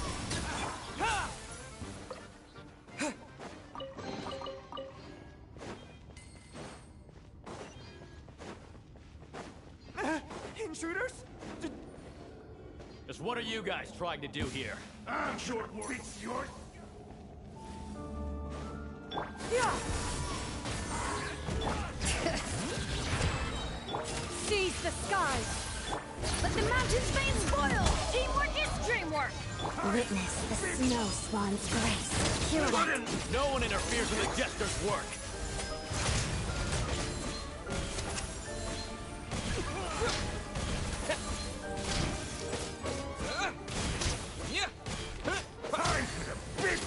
Bring it! Skyward! Main character from Demon Slayer? I don't know. I wouldn't know because I never played it Letting praise names echo! or watched it. You could say.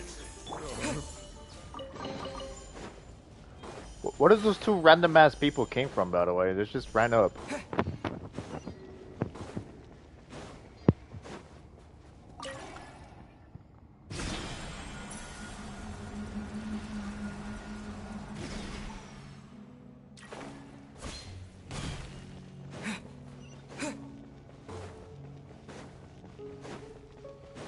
Looks like no one's guarding this place. There's something off about that decoration over there. Look out! Let's deal with these before we move on. Why do we have to move on? Like, alright, whatever. Yeah! Skyward! Everybody stand back! Walks of the snowflakes. Together.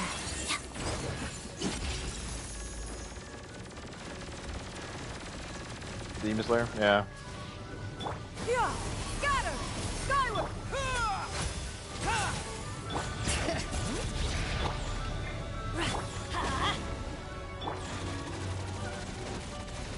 Shadow me.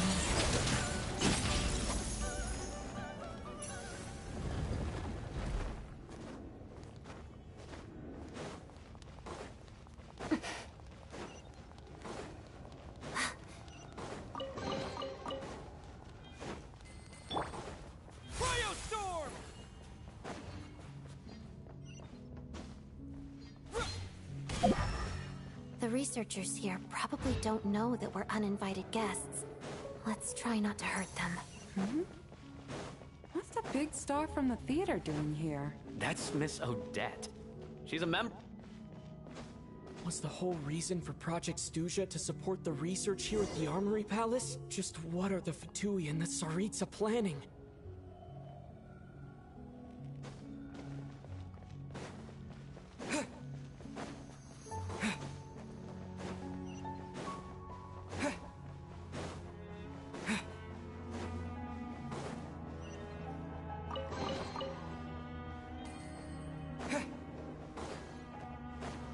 Whoa!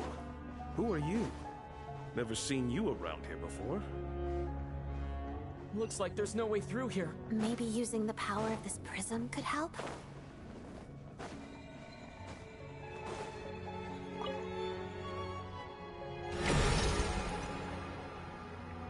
I think I see some images. It's the prism's power at play, causing images of the past to reappear. Paimon. And the Jester. Is this another scene from the past? Yes. It looks quite old, though. I don't think it happened in the recent past. What's going on here? What happened? The source seems to be the Armory Palace. They must have started some large-scale experiment. Wait, what if this has something to do with Paimon? We need to hurry! He's fighting the woman of death. That's what he's doing. He's fighting it. He's fighting her right now. The Jester is fighting her right now. I think that's what's going on. I bet anyway. I don't know. I'm only guessing. There.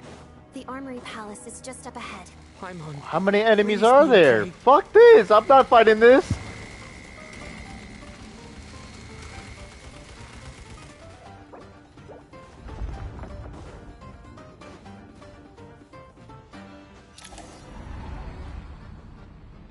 What's going on?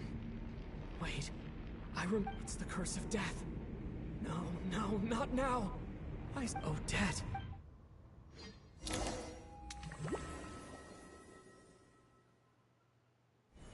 Is this the after? I need to find a way back to reality.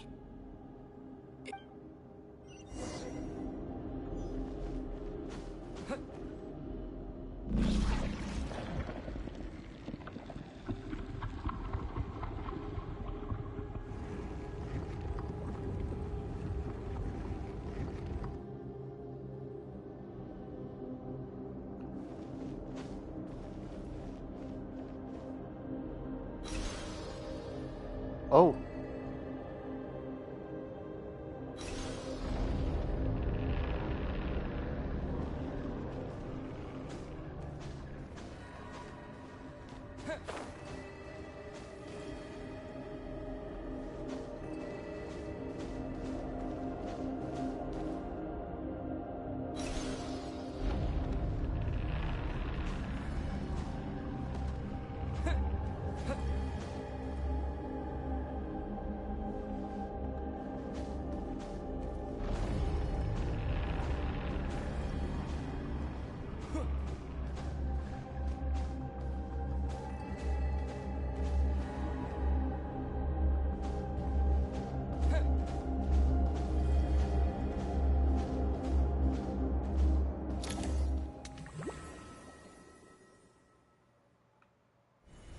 Odette? Odette! No signs of life. but past experience says that she should be resurrected before too long, right?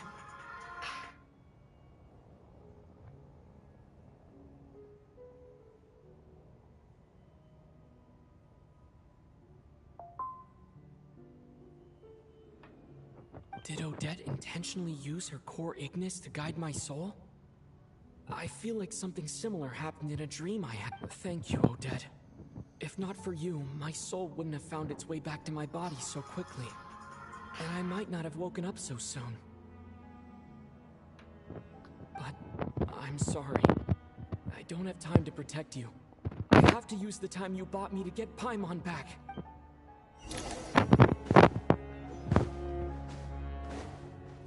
Sure enough, everyone here has been affected. Paimon! Paimon! No, wait. Paimon probably didn't escape Renova's curse either. She won't be able to respond to me right now. I'll have to find her myself.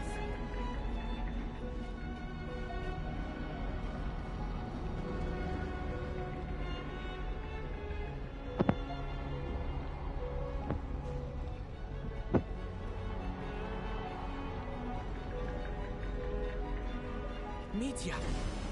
Is this the laboratory he works in? What happened here to trigger the curse of death again so soon? I'll have to ask him when he wakes up. Finding Paimon has to take priority now.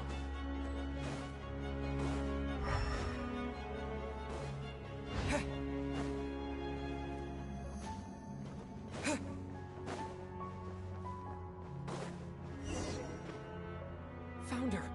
Paimon really is here.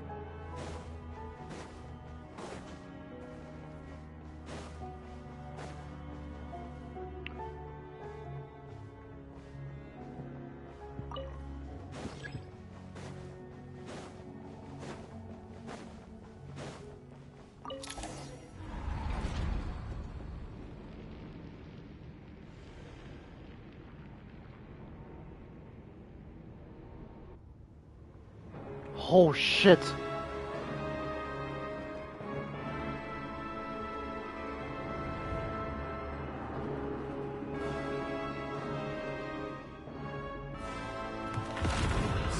A little weird at that.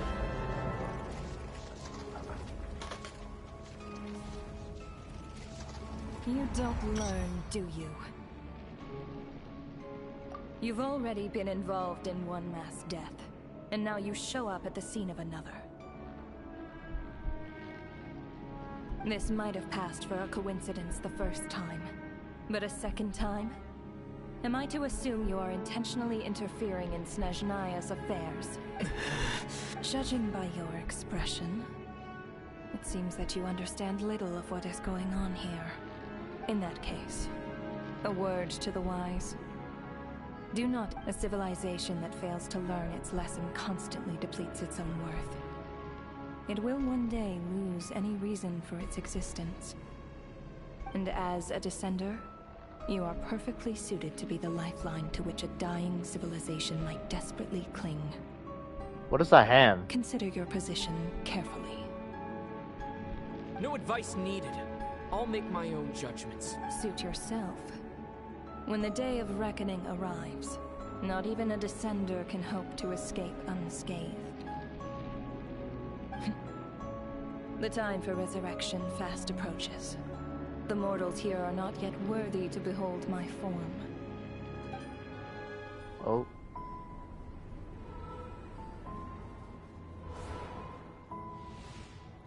No! That thing is coming with me. No!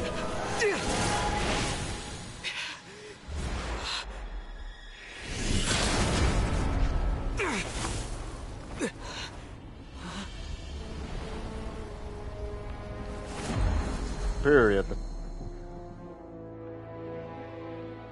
You awoke sooner than I thought. The curse of immortality is stubborn, unable to enter the ley lines, yet not content to remain a spirit. Where's Capitano when we need him? Of death. What do you want? You perplex me. Both you and you. That thing may be a creation of Celestia, but it possesses none of Celestia's power, let alone authority. Your obsession with it baffles me. No matter, the resurrection will soon begin. It's worthless anyway. I'll reclaim it next time.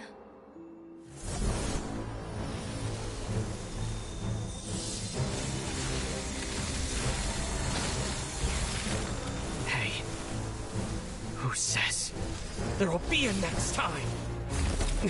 Just no, don't say it, Laffy.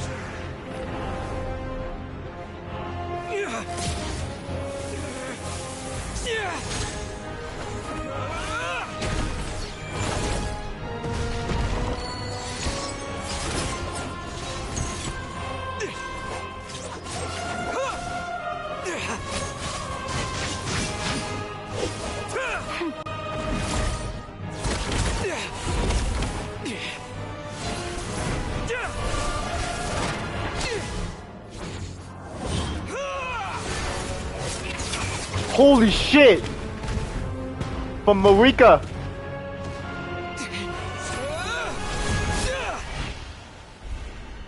Scratched her.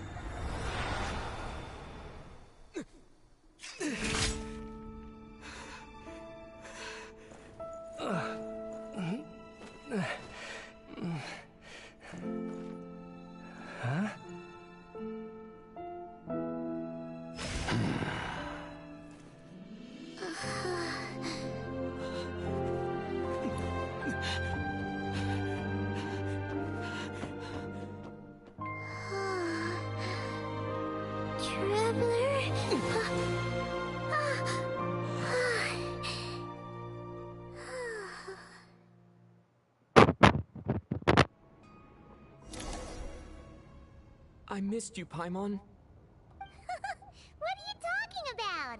We haven't even been apart for that long. It was different this time. You seem to be in pretty good shape. Yeah, Paimon's back in tip-top condition.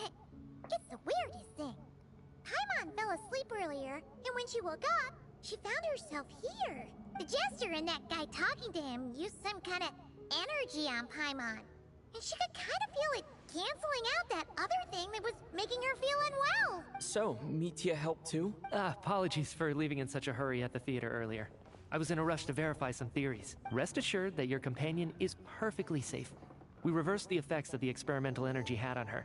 The Jester specifically instructed me to do so. I suppose this is our first official meeting, Traveler. I could not let Paimon suffer in her condition for a moment longer, and so I simply took her without explanation. I hope you do not mind. But why would a big shot like you care about what happens to Paimon? As I said when you first arrived in Snezhnaya, we once spent some time together in the distant past. Oh yeah, you did mention that. And Paimon did think you seemed strangely I'm afraid the reminiscing will have to wait. Mitya, let us continue with the report. What conclusions, if any, did you reach from conducting the final experiment of our energy research ahead of schedule? The good news is, my hypothesis regarding the Ruler of Death has been verified. As for the bad news, I recommend we suspend the experiments and Project Mistleton until further notice. Currently, we have no means with which to make a breakthrough. I say this purely as a scientist, guided by reason alone. I will trust your judgment. We shall put the project on hold until the Ruler of Death has been eliminated. Wait, what are you guys talking about? You want to get rid of Renova? Like, how? By killing her? Killing Death is how to call it. Holy By shit. whatever means necessary, so long as it removes the threat she poses to us. Until then, everything we do will be in vain. After what just happened, I've ascertained Renova's goal. Or rather, the trigger condition for the Curse of Death. Okay, let's hear it. What she's doing is blocking Snezhnaya's technological progress, preventing us from possessing any means with which to threaten the heavenly principles. Just like the little lapdog she is. So, any ideas, research, or experiments that lead to technological progress can trigger the curse. Just now, for instance, I was set to launch a final phase energy experiment ahead of schedule. If the experiment was successful, we could have achieved a crucial breakthrough. As expected, though, the moment the experiment began, all the researchers, technicians, and witnesses died from the curse. All that effort, not to mention the energy and materials we relied on Project Stuja to gather for us, went to waste. In the end, nothing was gained. Does that mean something similar happened when we were at the theater? That's right. During the performance, I thought of an important breakthrough regarding the experiment, and wound up dragging everyone into this. So the nature of the curse seems to Thank be God something Paima's okay. like when moments of technological progress occur, all life in the vicinity is taken away. What a violent method. Of course, that meant the curse was normally limited to the Armory Palace. Since outsiders are forbidden from entering, this mass death phenomenon went unnoticed until Odette came along. I believe she was the first witness. The curse of death was triggered just before she infiltrated the Armory Palace that day. But you mentioned something about a final stage experiment. Doesn't that mean you've actually made some progress? That's right. Even with the gods locking certain key components out of reach, humanity can still advance technology in incremental steps accumulated over time. But, as I'm sure Renova anticipated, even incremental progress has its limits. A point where the truth you're seeking must be put to the test in an experiment.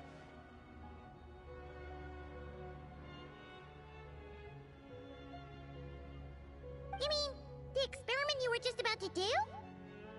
Yes, we were at a critical juncture, a moment where the quantitative was about to translate into fundamental qualitative change. With this single experiment, we could have brought everything we've worked for to fruition. Our Murgazy food. But now, Yep. after already being forced to fumble around in the dark all this time, it feels like we've truly hit an impenetrable wall. As long as Renova's curse of death persists, we won't be able to advance the experiment or obtain any results. And with Project Stuja having been in effect all this time, at our nation's current strength, repeated trial and error is simply unsustainable. Only by eliminating Renova first will it be possible to continue advancing our plans. She's the ruler of death! She can just kill whoever she wants, right? That's gotta be the scariest power ever! Is it even possible to beat her? We'll see. But one thing's for sure. She definitely can't just do whatever she wants. The best proof of that is me, standing here, very much alive. You're saying... Wouldn't it be easier to just kill all of us researchers for good? Why resurrect us over and over again? Why let us advance our technology to this point? So, you're saying even the ruler of death has limitations we don't know about? Exactly. And I think that's where the key to our breakthrough lies. Regardless, the ruler of death has always been an obstacle we must overcome. Indeed, we must face life, death, time, and space. After all, our goal is the heavenly principles. The Fatui want to challenge the heavenly principles? For a long time, I've had a vague suspicion the Fatui and the Tsaritsa were targeting the head, but hearing the Jester admit it is still a shock. No wonder the Tsaritsa's goal has always been kept a secret from the... What kind of road will that lead Snezhnaya down? In that case... Lord Jester, I would like to request some leave. I'd like some time to organize my thoughts and go over the data. Granted. Get some rest, put the experiment out of your mind, and take care that the curse of death doesn't affect any civilians.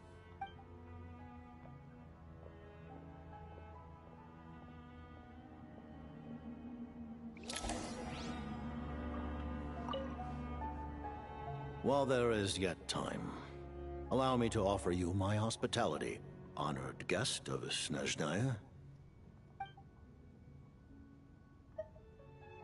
Her Majesty the Tsaritsa has embarked upon an expedition to vanquish a monster.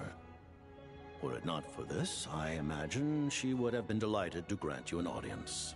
Seems like the powers that be in Snezhnaya don't intend to hold my past conflicts with the Fatui against me.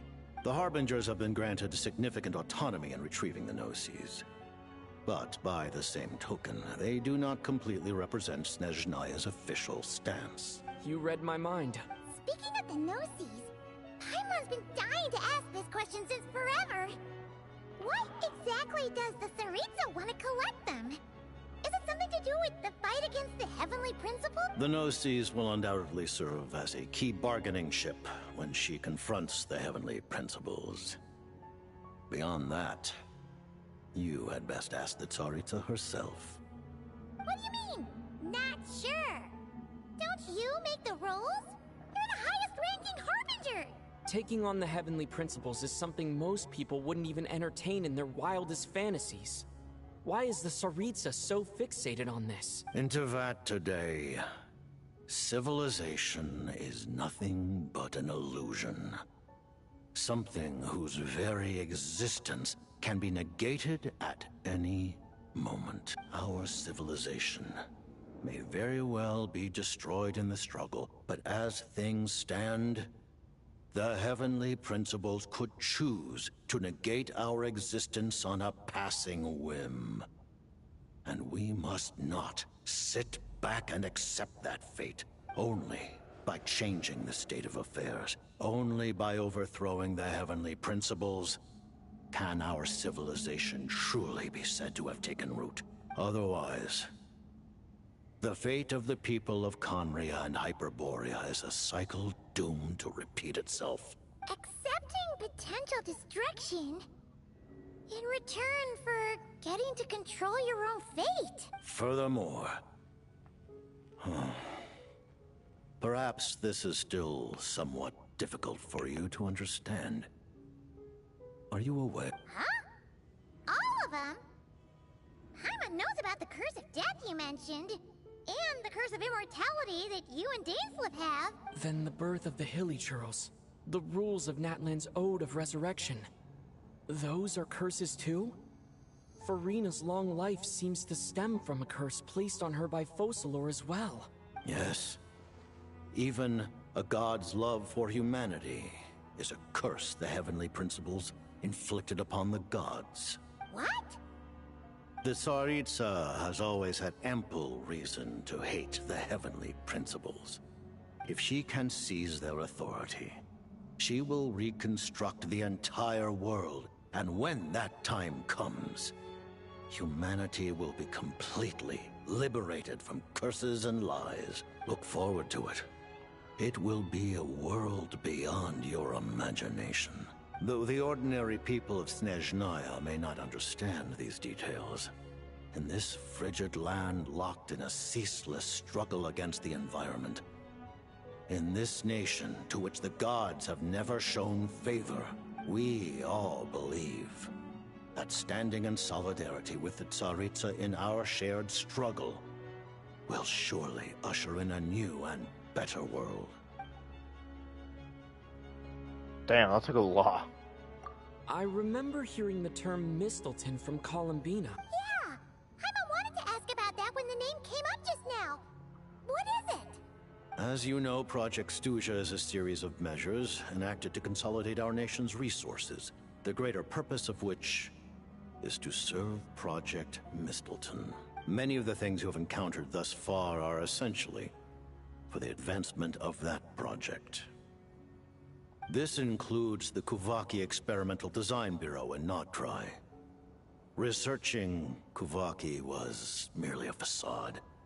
Its core objective was to use local resources and research findings to build Mistleton itself. And that's a weapon built for the final battle against the Heavenly Principles, isn't it? Huh? How did you know that?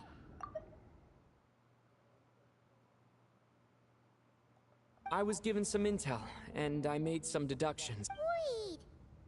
You must mean that thing over there! Oh, Paimon's gotta take a closer look at this thing. Especially after you guys sent so many people to Nagrai to work on it! Kuvaki alone will not break through Celestia's defenses, let alone challenge the Heavenly Principles. The heavenly principles are no Yeah, doubt so much accustomed hatred to the saying valuable that. power of the light realm, and elemental energy is simply the power of the human realm, converted to that form by the heavenly principles themselves. Any attempt to use this power against its creator would be a futile endeavor. For now, therefore, we have set our sights on the form of energy associated with the third descender and the stellar linchpins. This may hold the potential to allow Mistleton to contend with the heavenly principles.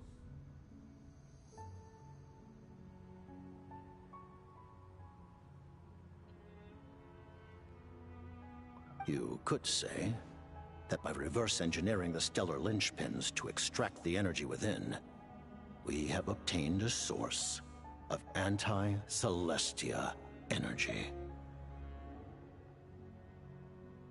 The Kulagi Experimental Design Bureau, Project Stusia, and the new energy experiments. Huh. So, Project Mistleton is what ties it all together. And it looks like your plan is almost complete. No wonder the Ruler of Death came after you.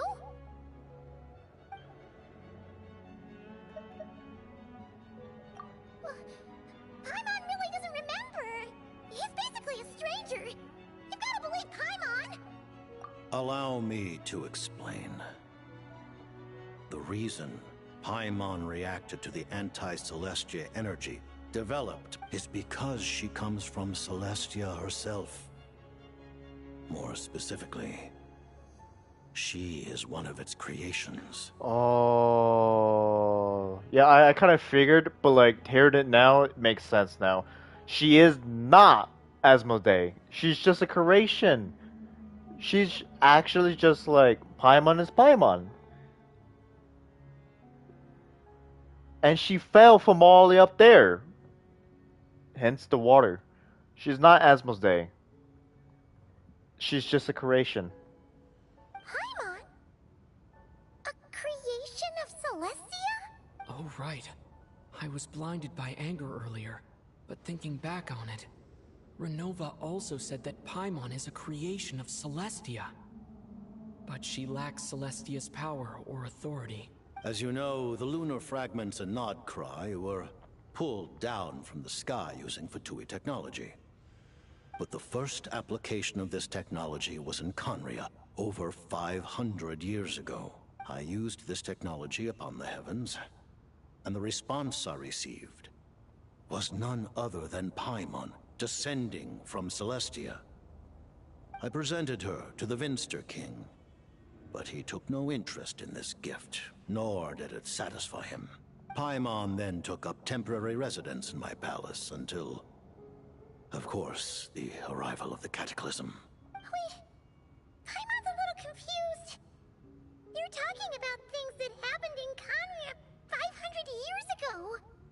Holy shit. Paimon was there for that?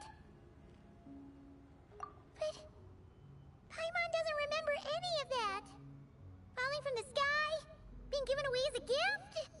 None of it. Having lived through the Cataclysm, perhaps you too were burdened with some manner of curse.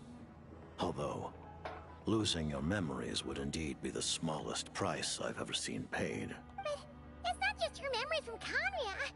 Paimon doesn't even know how she spent the last 500 years. She only has memories from the past few years. No matter how hard she tries to remember, what was Paimon like back in Conria? Did she know a whole lot because she came from Celestia? Unfortunately, when you arrived in Conria, your consciousness was like that of a newborn infant. None could say what kind of being you once were in Celestia. During the time you lived in Conria, your personality was no different from how it is now. Aw, man! Paimon's plan to get her memories back and become super smart is ruined before it could even start. Even though Paimon lost her memories, she still feels weirdly close to you for some reason. That must mean you took pretty good care of Paimon back then, huh? On the contrary, I completely ignored your existence. I was entirely focused on my struggle against corrupted Tyr the Wise. But now, as I see it, it is as if you are the only sane thing that survived that era of insanity. And thus, are worthy of protection. Noted.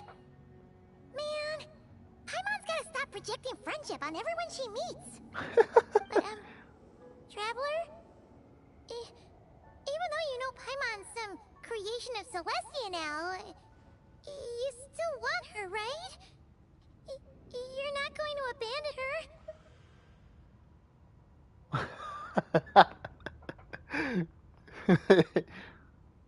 Oh, phew! That's a relief. Paimon's just learning about this too. She's barely even processed it.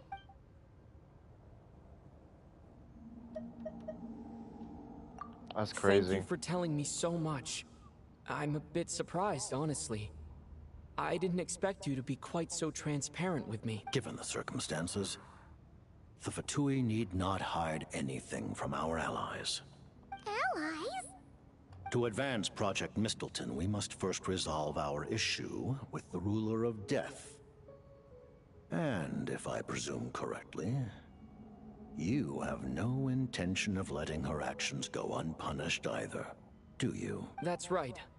Ever since she said she intends to reclaim Paimon when we next meet, I figured reconciliation was out of the question. Against an opponent of this caliber, deliberating over our allegiances would waste time we do not have. We must join forces unreservedly with whomever we can, if we are to stand anything like a fighting chance. You're going to challenge the Ruler of Death? Just for Paimon? But Paimon's only... Thank you. Oh, thank you. Oh, gee. Now Paimon doesn't even know what to say. Anyway, Paimon's super touched. The Tsaritsa will return in triumph in short order, and the Fatui shall hold internal discussions regarding the enemy. The time for us to meet again will come very soon. Got it. Thanks for your help with Paimon. I'll be sure to look after her for you. There was just one other thing. Well, it's just a request, really. Paimon really wants to see what this Mistleton thingy you're gonna use against the Heavenly Principles looks like.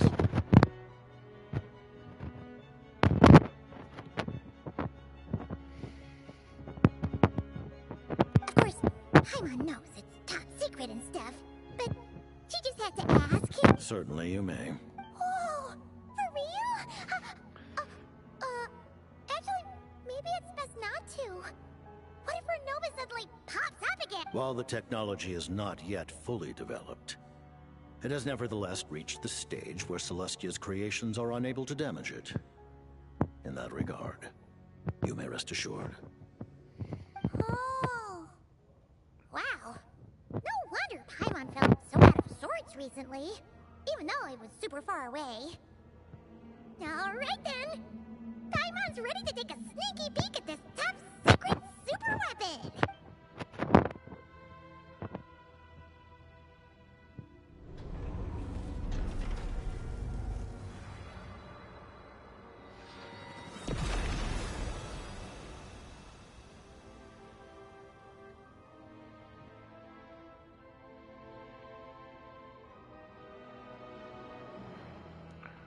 Paimon's like, woo!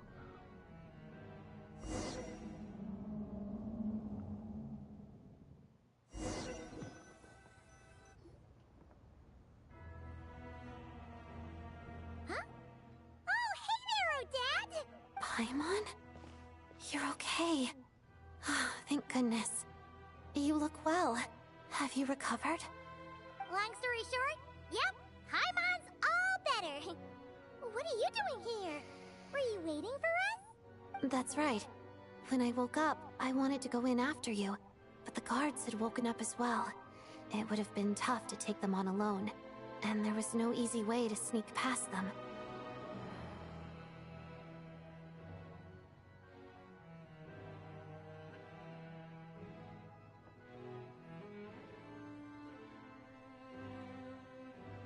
So I returned the way I came and waited for you here. It was thanks to you that my soul found its way back to my body so quickly. Huh. That actually worked? Nice. I just figured I'd try my luck when that ominous feeling Really, you should be thanking this thing instead. Anyway, and now that things here are all taken care of, I have...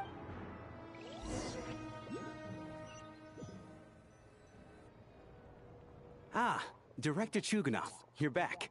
We just received notice that Project Stuja has been suspended, so we've convened an emergency meeting. This is the preliminary plan.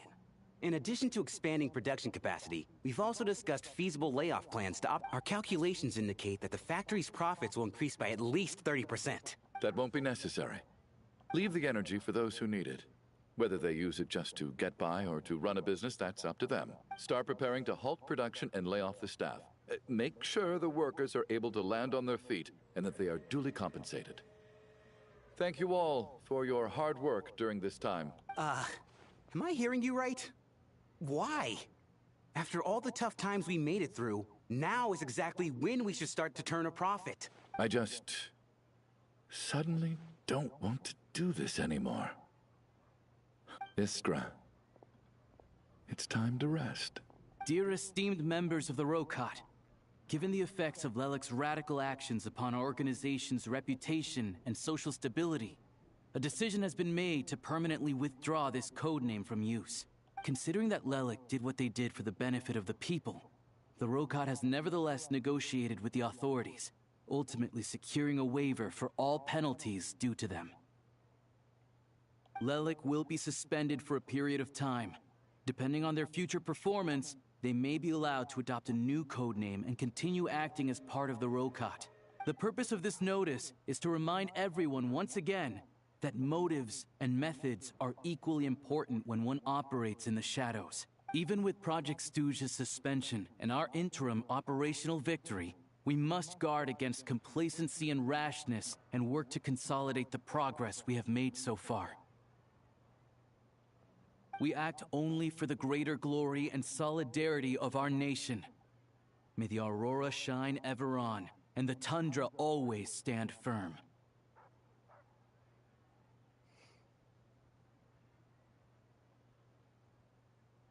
We act only for the greater glory and solidarity of our nation. May the aurora shine ever on, and the tundra always stand firm.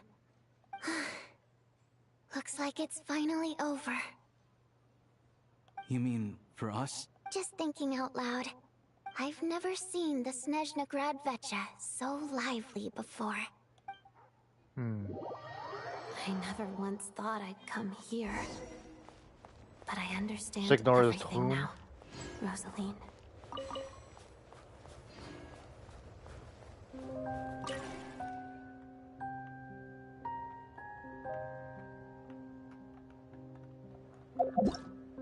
Uh-oh.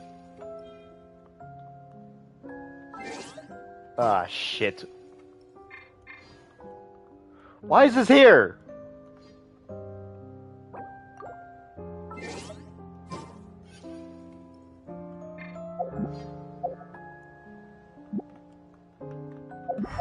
There's literally nothing I can do. Oh my god. Alright.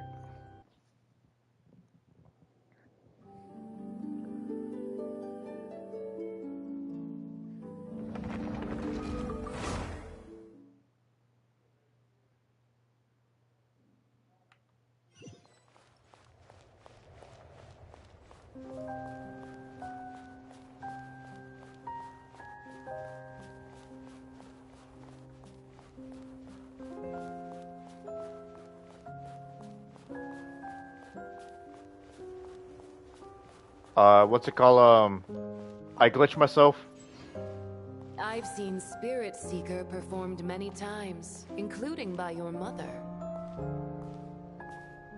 Why do you bring that up all of a sudden?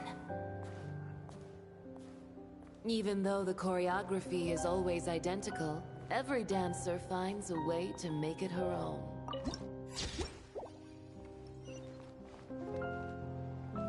So you actually want to talk to me about ballet? I just think it would be a pity if the dance was lost to history. She didn't teach it to you, did she? That was an unusually subtle taunt for you.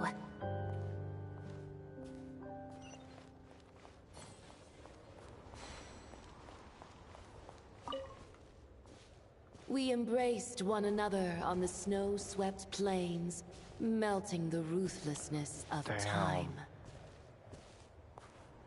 But when our bodies, in pieces, are cast to the winds, what of our love will remain behind?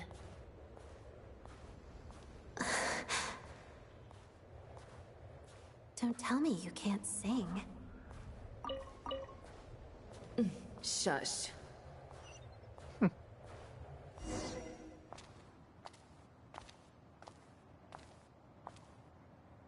I understand her hatred.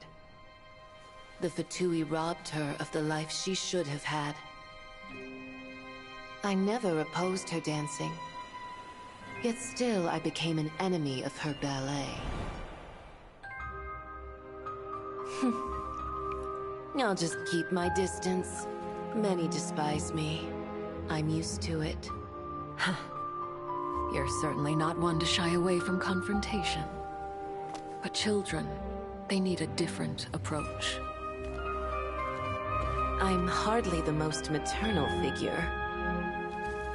Yet, she is a child. In my experience, while a father commands authority, he must still yield to love. You should tell her what you think about her dancing.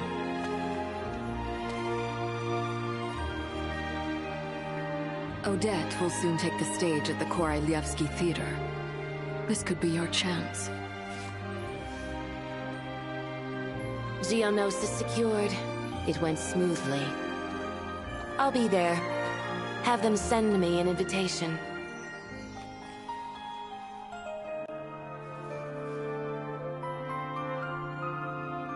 Sadly, things didn't work out. Her final words are inside that block of ice. This? Aren't these for monitoring her subordinates? Not yours. This one isn't her witch's flame, but my two worlds' flames. The two worlds' flames can burn away memories. It was my parting gift to Rosaline.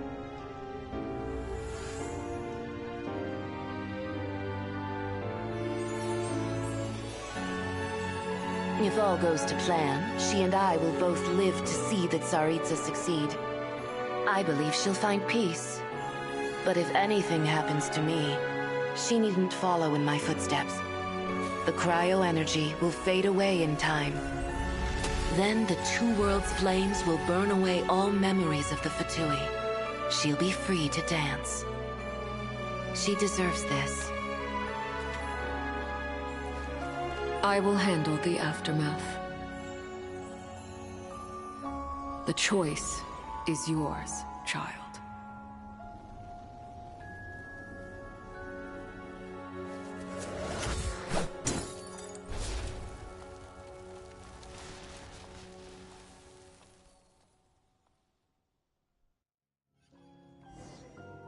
Damn. Fresh air at last! Paimon's head isn't spinning anymore, and the fever's all gone. Paimon's finally free to fly again! Oh, it's nice to finally know where Paimon came from, too. It did make Paimon a little nervous at first, but it's such a relief now. Like, who cares if Paimon's a creation of Celestia? She's probably not anyone that important. Probably just the fairy of food and fun or something. I have a feeling that Renova's gonna come out of nowhere from space and time and take Paimon away just like that. But like you said, this doesn't have to change anything between us. You're not gonna just... Hey, hurry up! Why are you walking so slowly? You've spent the last few days lying in bed and stuffing your face. I didn't think you'd be able to fly this fast. Says who? Paimon's as agile as ever. They don't call her White Floaty for nothing. Paimon originally wanted to check out the bookstores in Snezhnograd, but she's more in the mood for flying around right now, so let's save that. Wait! They've got light novels from Yai Publishing House here, too! Huh? And this is Paimon's favorite mystery story from Fontaine! The local Snezhnaya books look pretty interesting, too, but also kinda heavy. I thought you were in the mood for flying around. Paimon can read while she flies! Hey! Look at these two dolls! Which do you like better?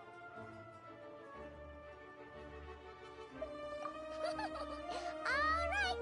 Boss, we'll take... Oh, I thought we were only getting one. There you are. Thanks for visiting. Paimon will grab this, and then... Huh? Huh? Huh? What? How many layers does this thing have? And what are you laughing at? Huh. You knew all along, didn't you? A whole bunch of people are gathered over by the plaza. Oh! Hey, look! It's her sister. Looks like Tartaglia! Hey, This is- Tartaglia! I know that voice. Of course. If it isn't Paimon and my old comrade. You're looking well, Paimon. Yeah! The jester knew I was wrong and fixed Paimon right up! Thanks for sending someone to keep Paimon safe, too. Oh, yeah. About that. That was kind of embarrassing. Who could have known that our director would go looking for you in person? So sorry for the misunderstanding. Oh, right. Let me introduce you. This is my little sister, Tonya. Hey. Hello, Tonya. Hello. Firstly, I'm really sorry about my brother. Sounds like he's caused you no end of trouble. Hey now, why'd you have to start with that? Not that it isn't true, of course. So she's the real Tony. She said you two didn't manage to meet up at the theater. She waited ages for me, and when I didn't show, she got a little worried and went outside. I know, right? He didn't bother to say a word to me. I searched up and down the city for him, and he only told me about it when I finally caught him at the gates of Glupov.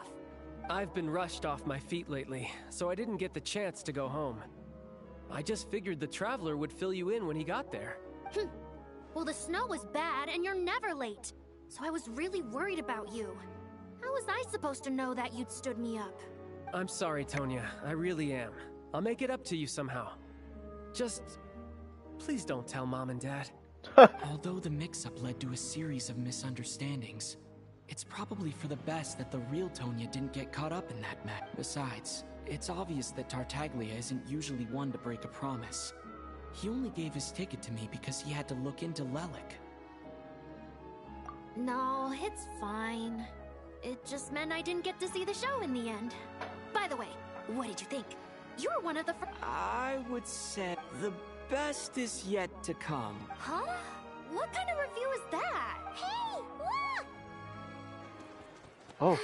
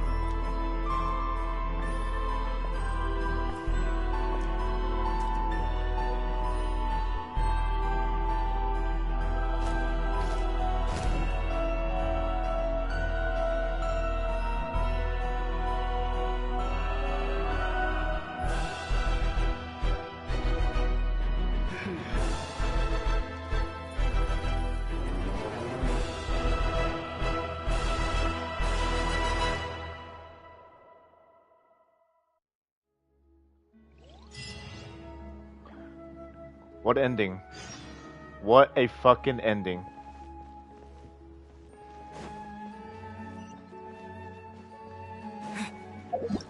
Still got more? Oh no.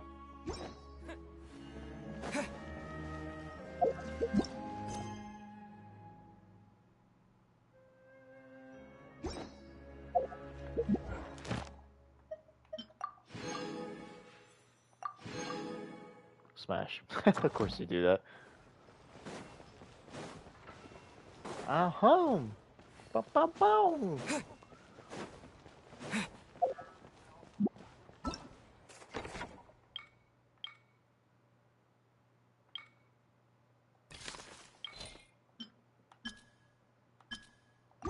Shadow Worm. Yeah, she's an elf. Man, that was crazy. What are they doing? Ready? Go! You suck. Not good enough. There's no way you can complete the mission if your skills aren't up to par. For real? Come on! I really need this opportunity. I'm sorry, but this is a matter of life and death. We cannot entrust such a dangerous mission to unqualified personnel. Next! Looks like they're recruiting some crack shots. Look at me. What did I get in that outfit? Yeah, from what I've heard, it's not a routine one. The standards this time are much stricter. If this was how they ran every call-up, the Druzhna would have disbanded long ago due to a lack of recruits. Then why are so many people still showing up? Because the pay's good, man. I heard that if you make it through, you even get some chronic crystal, or whatever it's called. Oh? Next! I'm up. Coming! Crystal, huh? That stuff's in high demand. Are they really just dishing it out to new recruits? Paimon's with you. You're a shoo-in with your shooting skills. You're gonna win some crystal and share it out among the villagers, right? This is definitely a job for the Rokat. Let's do it! Next! Ah, it's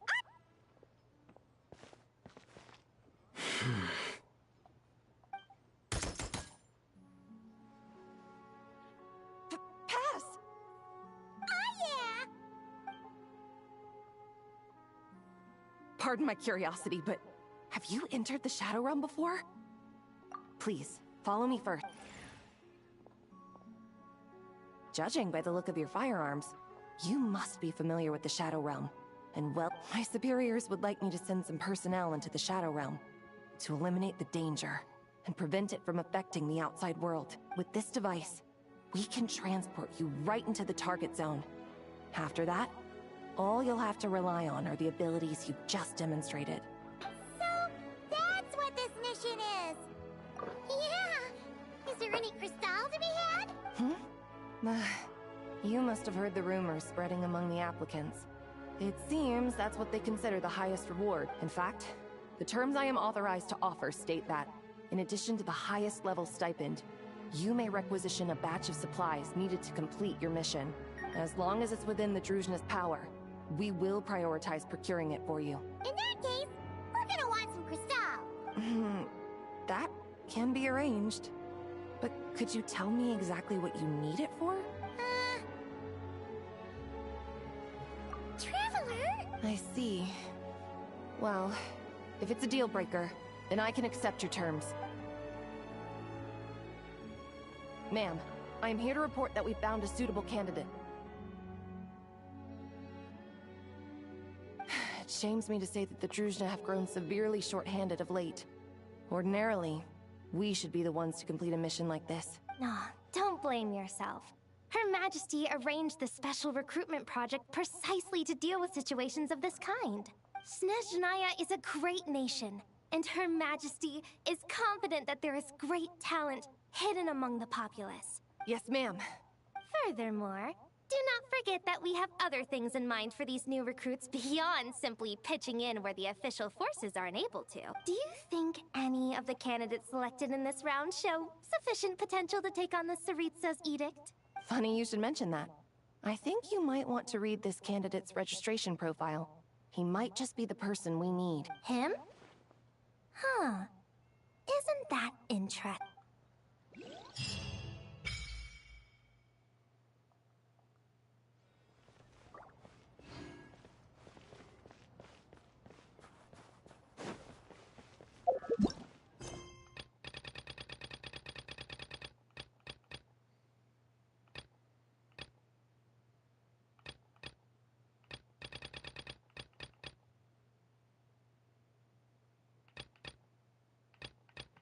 So much to do, so much to do.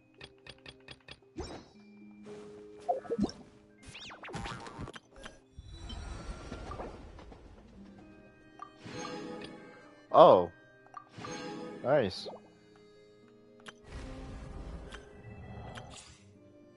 Alright, now we can farm Odette's resources.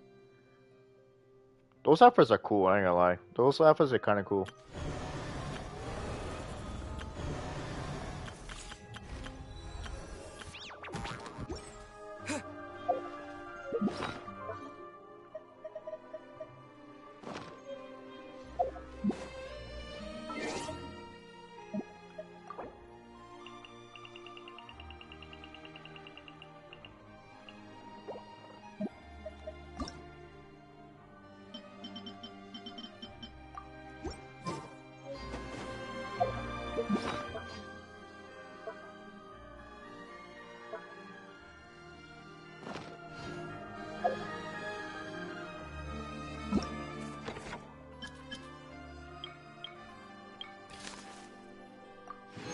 Ooh, okay.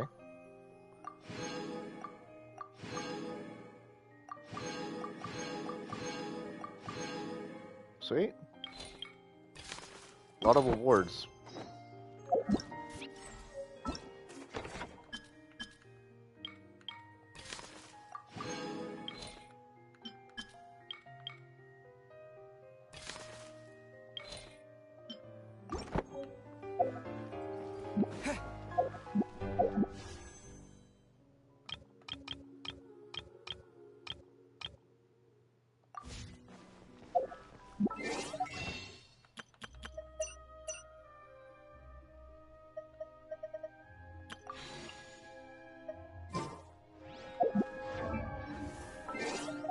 Alright, like I said, the goal is to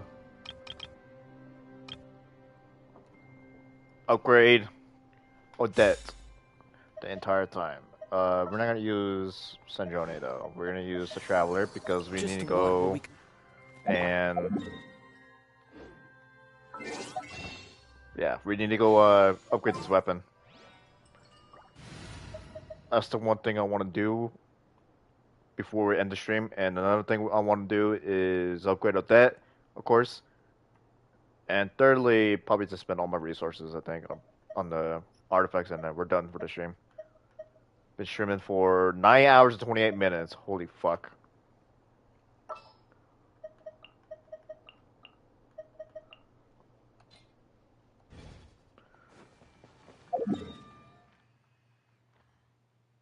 Okay, what's next? Oh yeah, let's go over here because we need to resonate with the Statue of 7 with our sword.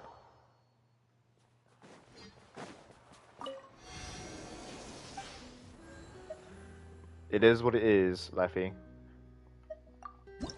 Oh yeah, I forgot. I was like, what the fuck? Why can I hit it? This is... There we go.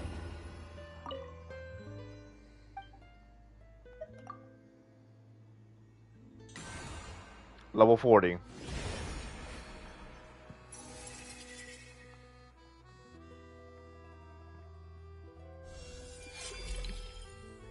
We now have crit damage bonuses.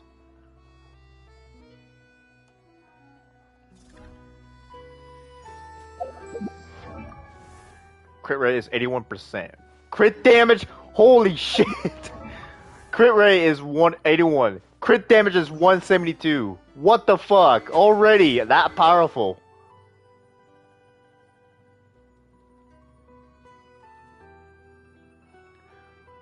You want to leave me? What are you talking about? Fucking, we just started. We're gonna spend like another hour or two upgrading the Traveler sword, and then we're gonna spend all of our resources on the Odette. It's at level 40. We already got so much fucking crit damage already. Alright, let's go. Let's keep going, I guess. See what happens now. The next one is over here.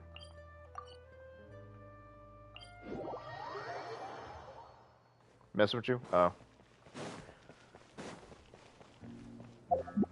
What is that place called again? Whatever that means. We'll call him real quick.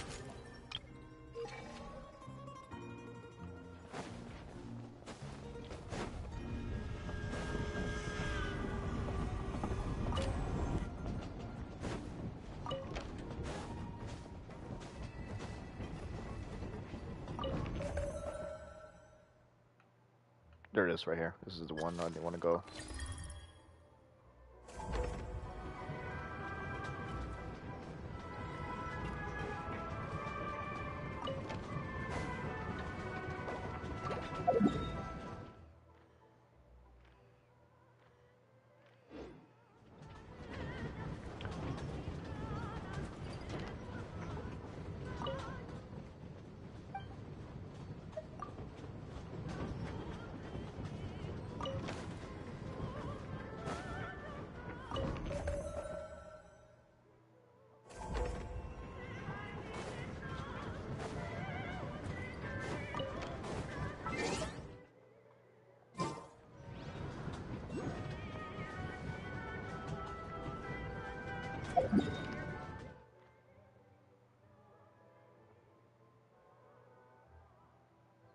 I feel like this is a waste of time. We're just gonna fucking run there. I'm not gonna lie. I'm just gonna do this.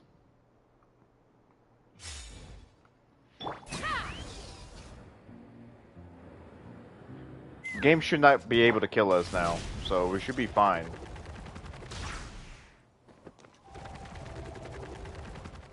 Let's fly. I just don't want to wait for the train. Like we have to go all the way around to get to this fucking place. I'm not doing that. Bring it. Take me up. If I was on a free-to-play account, the train would be a bit faster, obviously, but nah. With these characters, is a lot faster, way faster. Oh.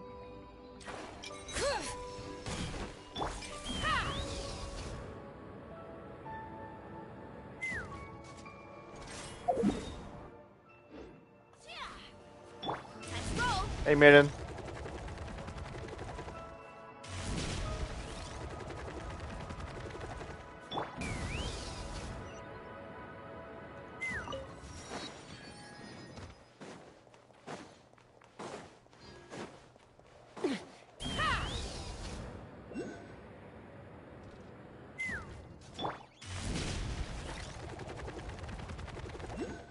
Running late again.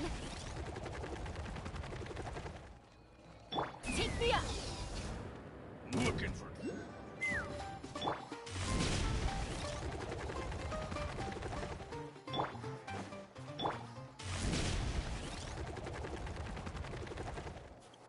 That'd be crazy. Where is the train right now?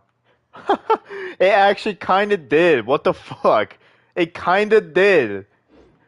It was still faster to get here on foot, but it was actually pretty close. Not gonna lie. That's crazy.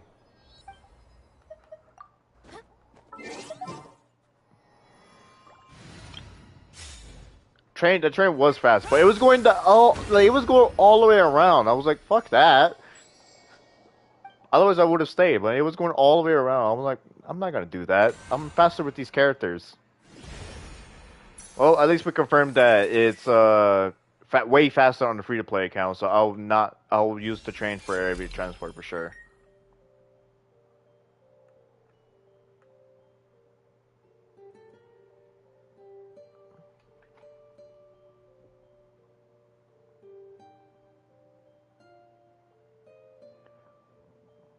Oh yeah, I forgot. So 6 times 7.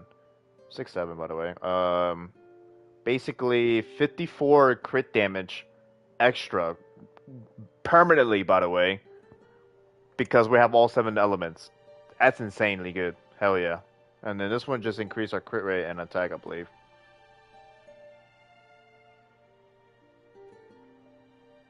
This one just increased our energy, elemental energy, and more at percentage attack. Okay.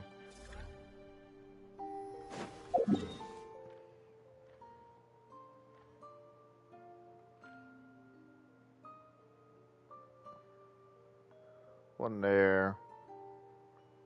One there. One here. It's our next one, I guess.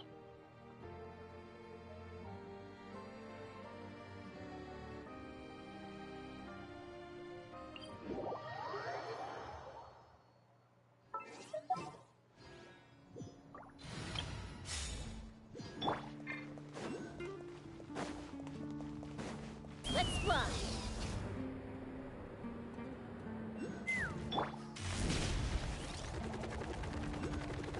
Let's roll.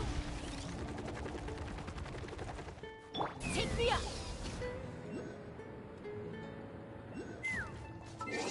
I just realized I should have fucking another animal character on. Ready for a rehearsal? Let's fly.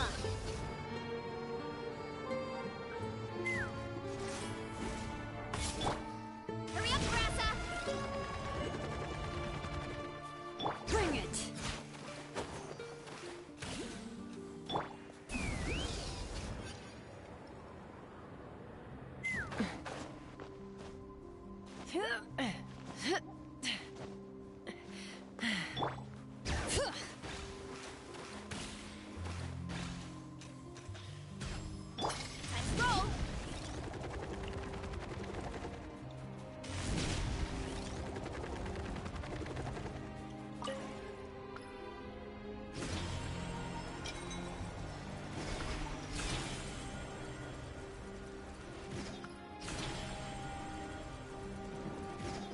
Let's roll! Let's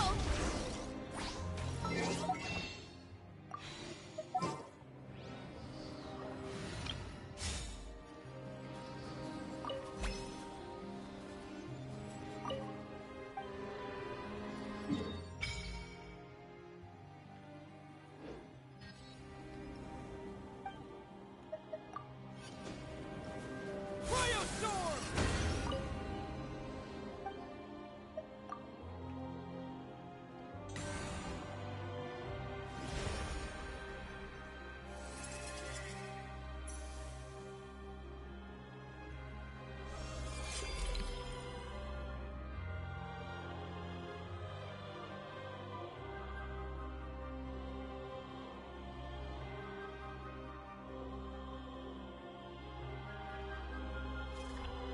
$600. Holy shit. 600? Is that the highest ever? No, it's not, but that's pretty fucking high. Almost 100% crit rate for Traveler. That's insane. I think we want more crit damage Traveler, to be honest. What do we have for more crit damage Traveler?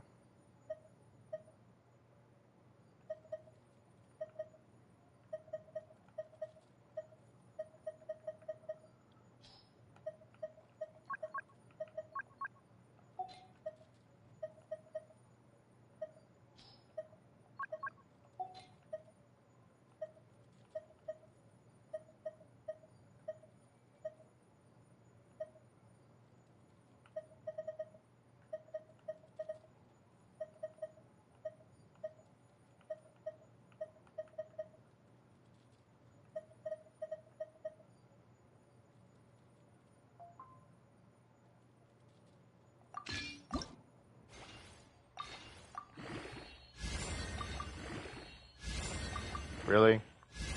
Really? Wow.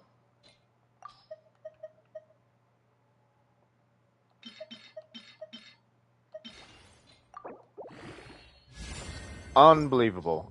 That's crazy. I want to keep the artifact just because it has potential, but fuck that, dude. That's insane.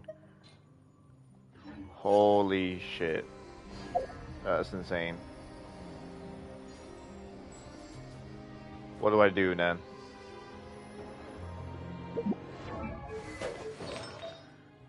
I'll just probably just equip another one. I can't bear to look at it right now. I want to feather this. I want to feather this, but there's no point doing it right now. So we'll just wait.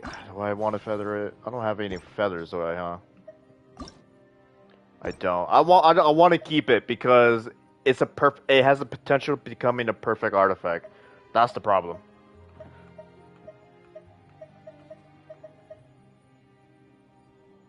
This one's just a lot better.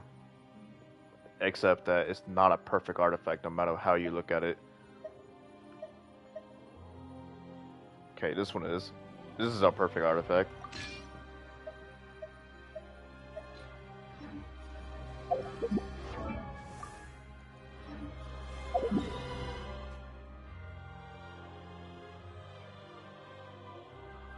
Okay, last one.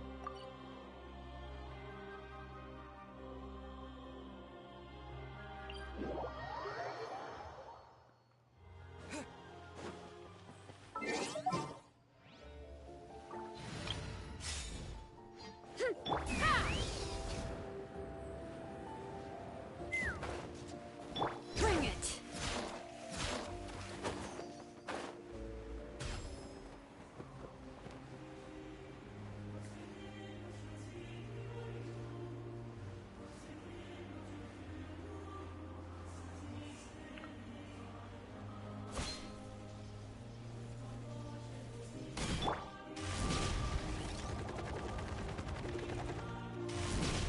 Look at this stuff.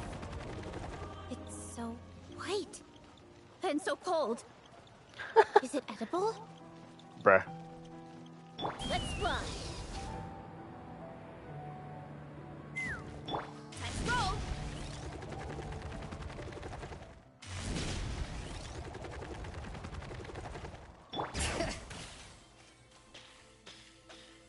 Take me up.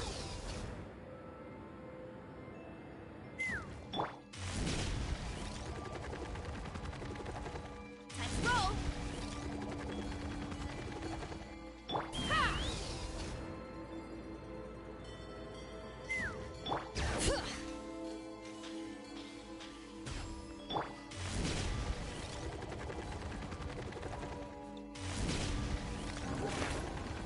Oh fuck, go back. Let's fly. I'm Fuck. What the hell happened?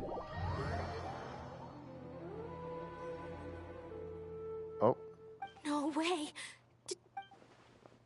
It's true, I swear. You're yes? I heard it last night.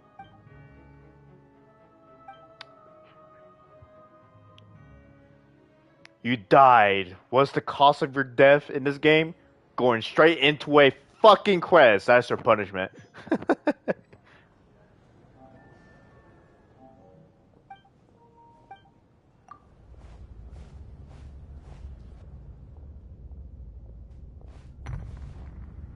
What was... Huh?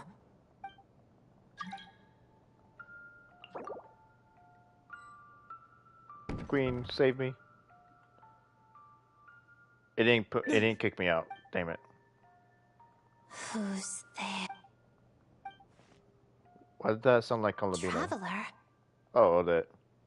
Oh, Odette? Yes? What were you expecting? A ghost? I have. The ear... Here. This is the It's a music. It used to play. It sounds... It'll take some time. Yes, this... Farina's, thing is there. It's fine, but I must say... Always eager to... I appreciate the offer. But if you could help me also... Think of it as a... did you not want one? What do you... Oh, that said... Could you... It scares...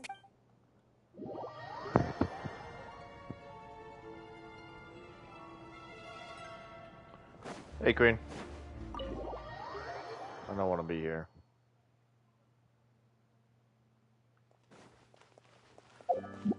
So, why did I die going over there? Is there like is there a fucking path restriction me from it? No, it doesn't look like it. I'm gonna try again. But this time I'm just gonna go straight there.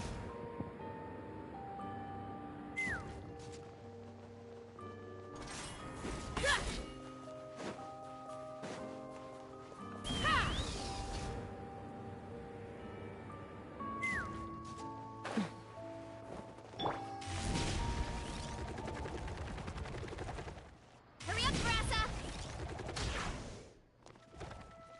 Let's fly.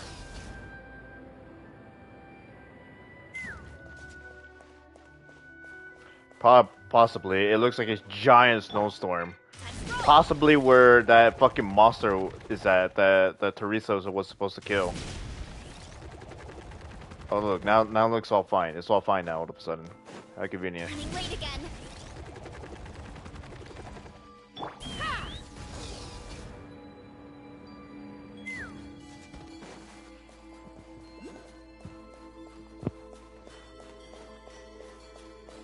I gotta climb this.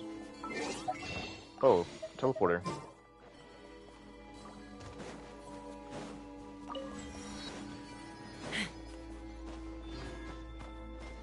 Let's fly.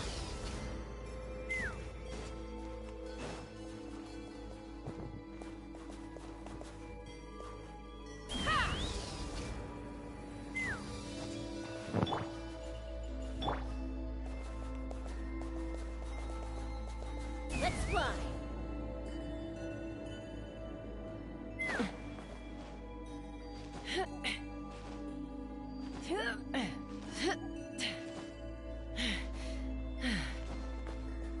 Running late again.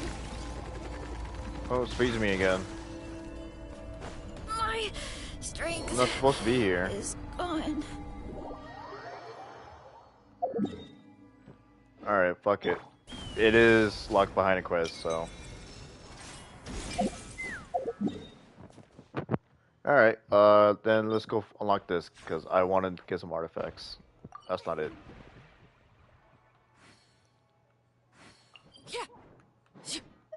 That's not it either. What the fuck? Where's the artifacts?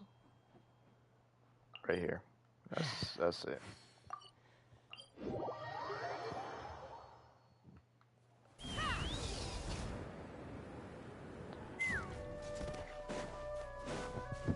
I mean, it was pretty obvious. It's just that I wanted to confirm it because I don't know if I went to a specific area. I was not supposed to be there. Let's fly. Oh, what the fuck? Good thing I caught that last second. Holy shit. Take me up.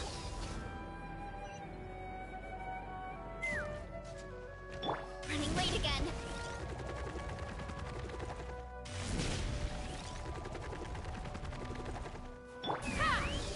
Take the train, maybe? No, I don't. I mean, it could work, but no, I'm not gonna do that. I don't want to waste too much time on that. I'm already tired as is. I've been streaming for 10 hours straight, so.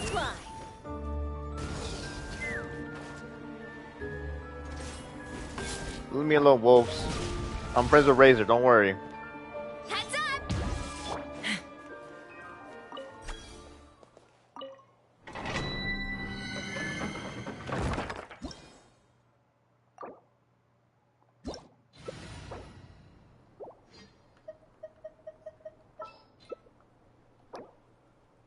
Ah, fuck it.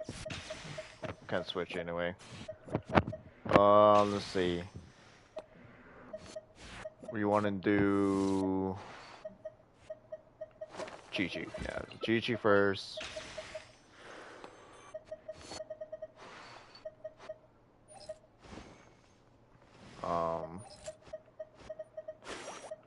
With that. Yeah, with that. Let's get with that.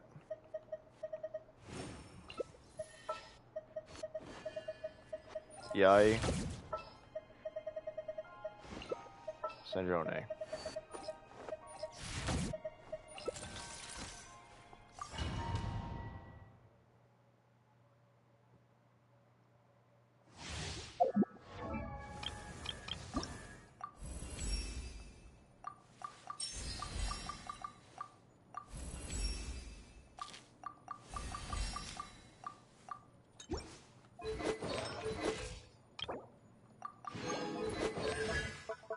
One, two, three.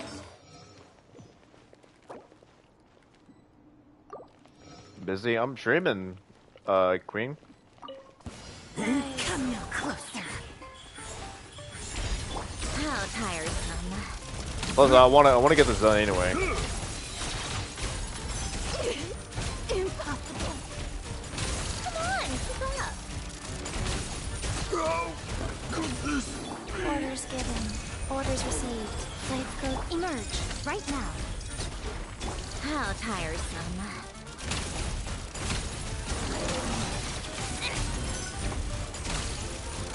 Green's always usually in my stream, so if she's not here, then I don't know.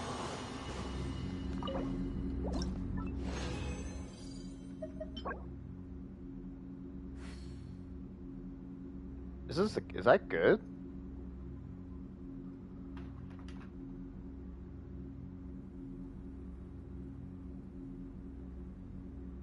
Nah, it's not that good then. Yeah, no.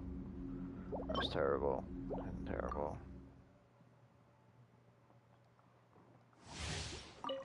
Witness the snow swan's grace. Emerge right now. Come on, keep up. Let's test my hypothesis. How tiresome. How could this be?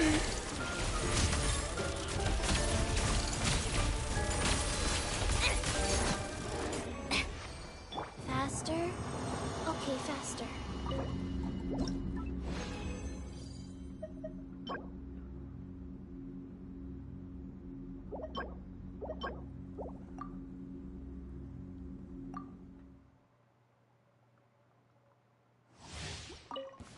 Come no closer. Emerge. Right here. Walks of the snowflakes. Sacred name. Fortune preserver. Take a break. Come on, keep up. Frost? How could this be? How tiresome.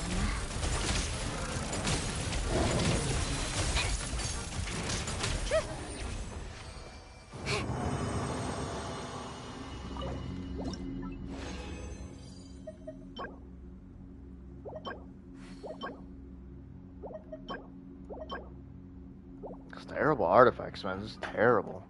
Nothing good.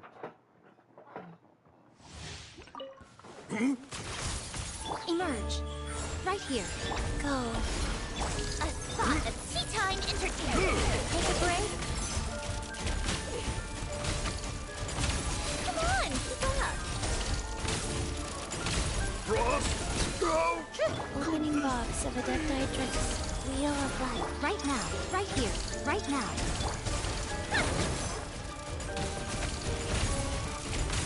Take a break. Come on, keep up.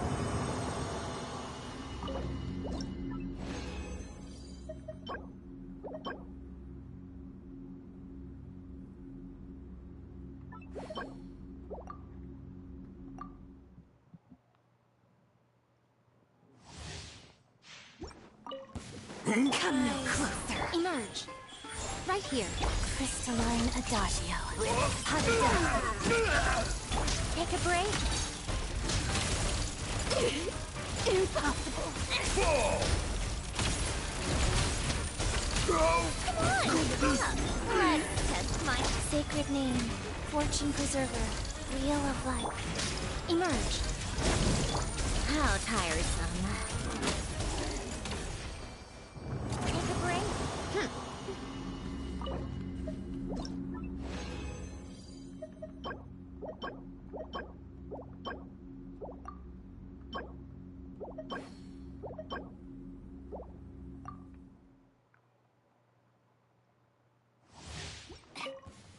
Come no closer. Emerge. Witness the snow swan's grace. Pirouette together. Life goes on. Come on, keep up. Frost? Sure! How tiresome. How Right here. Right now. Go. Opening box of Adepti A spot of tea time entertainment. Come on, keep up.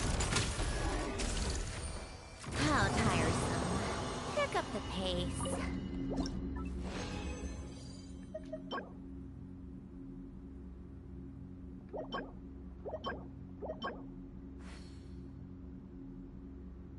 Why was this save? Fuck it. I'll save it just in case, because there was a defense bow for some fucking reason, so I want to get the fucking Come here closer. Life goes on. Come on, keep up. By my How tiresome. Take a break.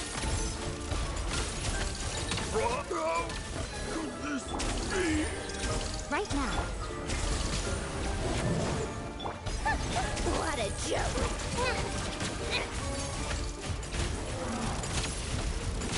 How tiresome.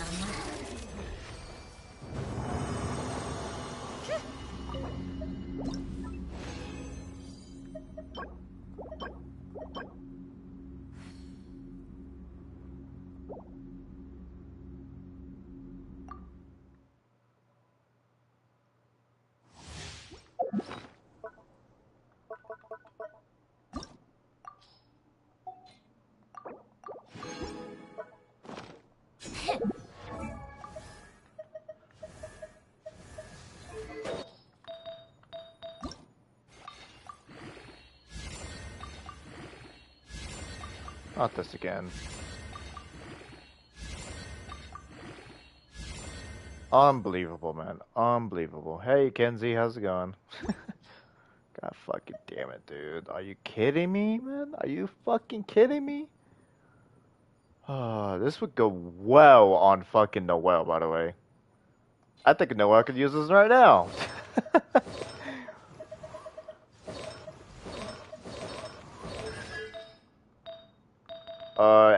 All of our fucking... Yeah, she could use it right now. Fuck yeah. All of our fucking points went into the wrong substat. So we're putting on fucking Noel instead, I guess.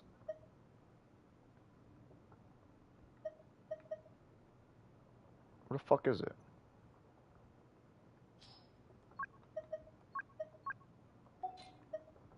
I'll be taking that, thank you.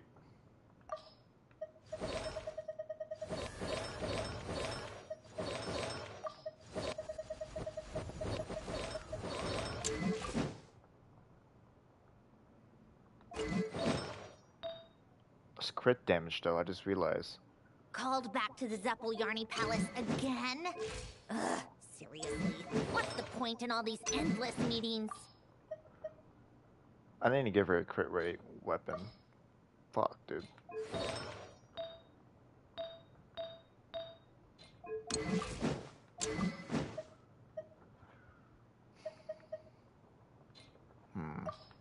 I'll figure it out later. Now, for you.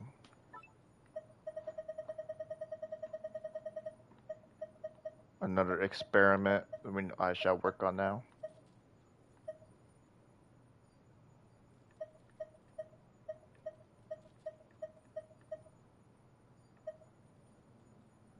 It's about time we threw another tea party, don't you think? God damn it. I guess we don't have a choice. Oh, I don't have any more. Fuck. Oh, wait, this has a point. What the fuck? It's an elemental master. I should have done this instead. Fuck. Alright, let's go then. Right here, right now. Crystalline Adagio. Let's begin. Rise, sacred name. Today has been awesome, by the way. I've been streaming for over 10 hours so far. We just got done with Act 1 and Act 2 for the main Archon quest. How tiresome. Let's test my hypothesis. Come on, keep up. Yeah. How tiresome. I'm really tired right now, Puff. I want to do this. Pace.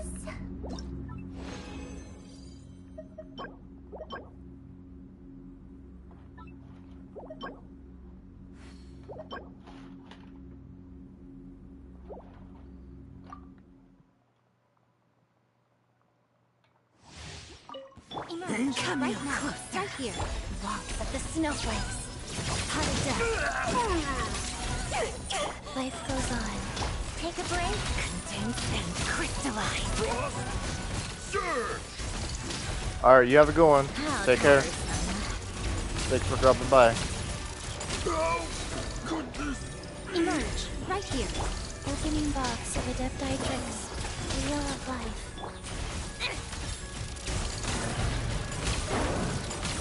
Come on, keep up.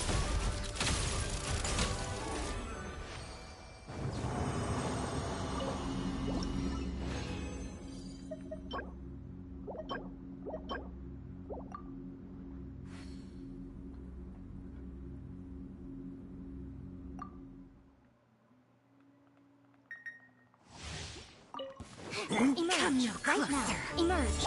Crystalline Adagio. My command. Raiders. Impossible. How could this A spot of tea time entertainment. How tiresome. Come on, keep up.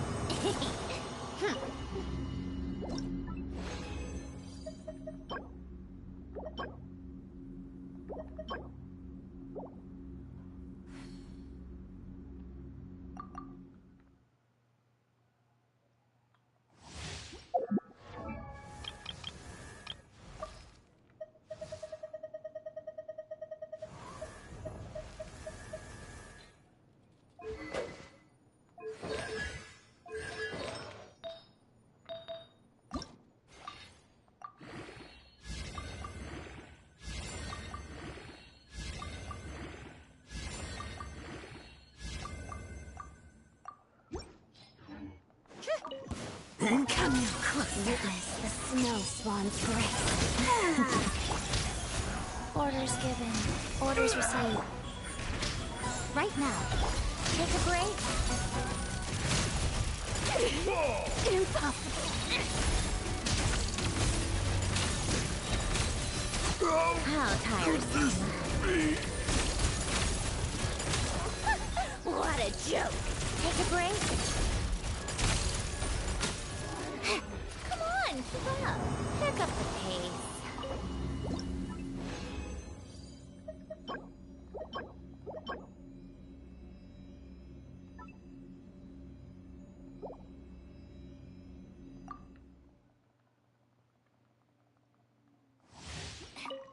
Right here. Come no Emerge. closer. Right here.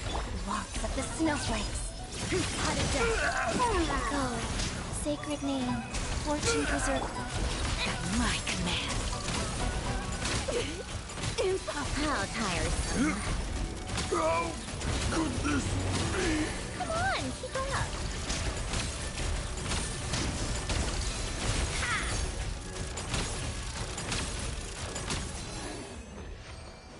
How tiresome. Pick up the pace.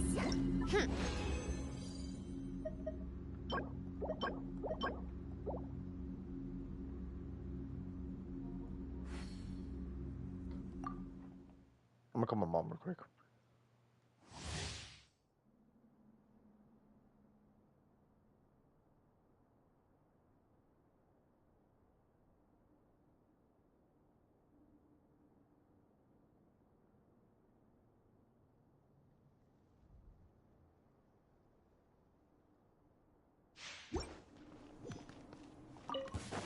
Come no closer. Right now. Emerge. Witness the snow swan's grace. Rise. Take a break. Dense and crystallize. Come on, keep up. How could A this spot of tea time entertainment. How tiresome.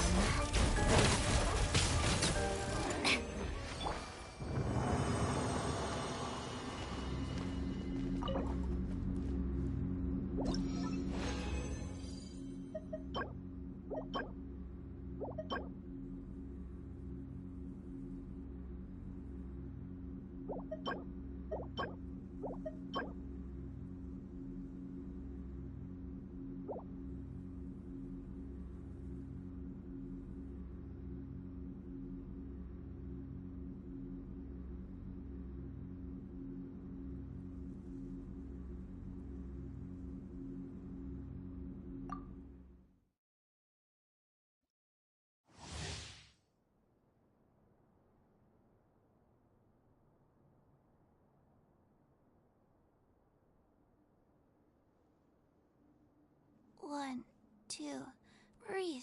3, 4, and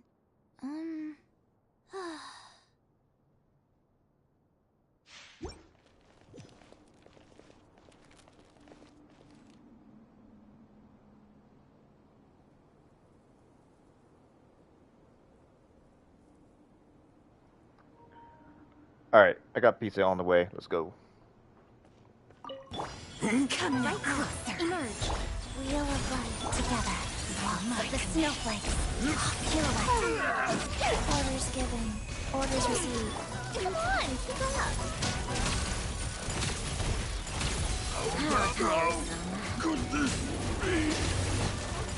Let's test my hypothesis. Come on, keep up. Pick up the pace.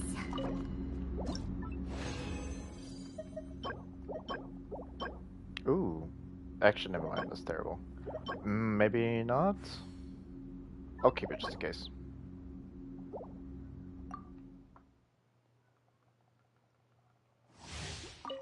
Right here. Emerge. Right now. Part of death. Witness the snow swan's grace. How tiresome. Take a break. How could this be? How tiresome. Take a break.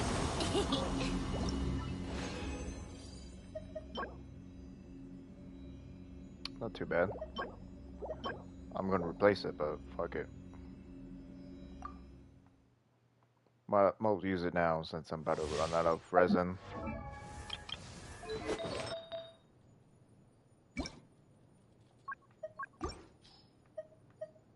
Oh, that wasn't it though. Fuck. Okay.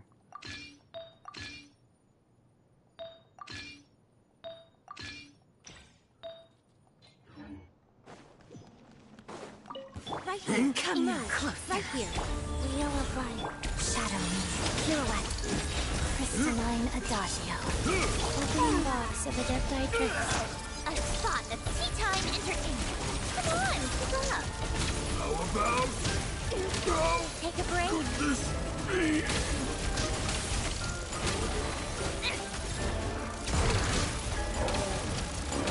How tiresome.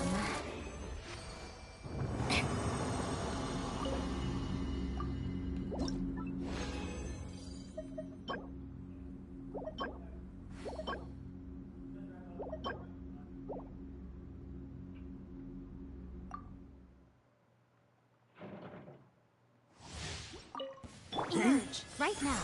Emerge. Together. By my command. Take a break. Impossible. How could this be? What a joke. How tiresome.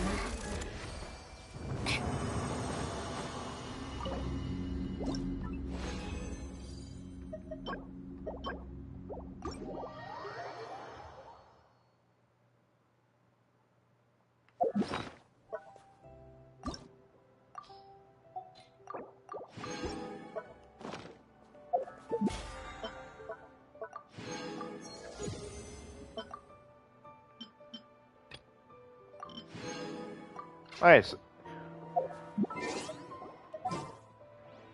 You know what time is it, guys? You know what time is it? It's time to fucking gamble.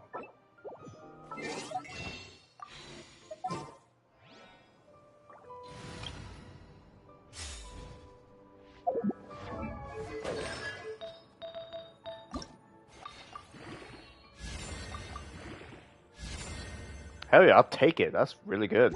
I like it. Planted a crit rate, so I still have a high crit rate, and crit damage is over 200% now.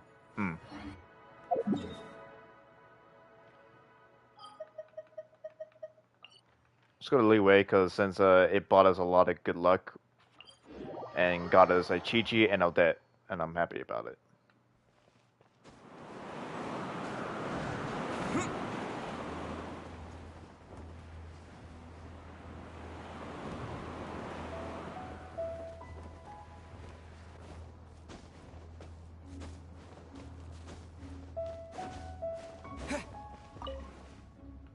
Gambling.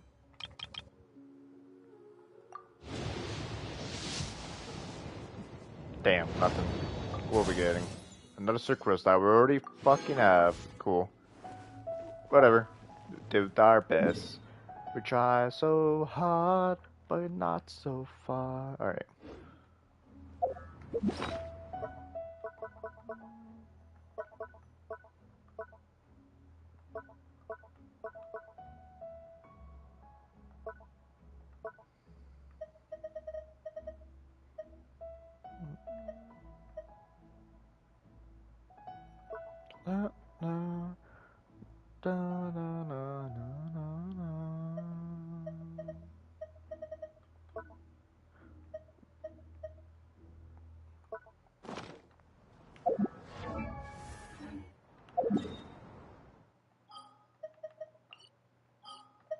Damn, look at this. Look the fuck. Look at the whole fucking thing filled out now. We're probably missing 2 more spaces down below now, so we're missing. What the fuck?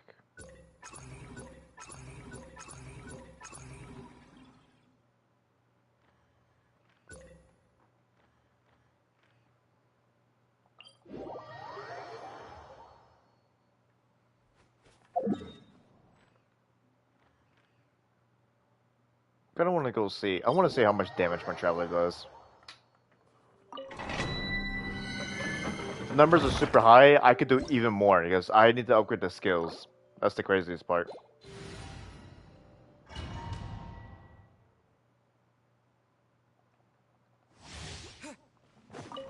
Life goes on. Right now. Emerge. Right here. Let's begin. Walk of the snowflakes.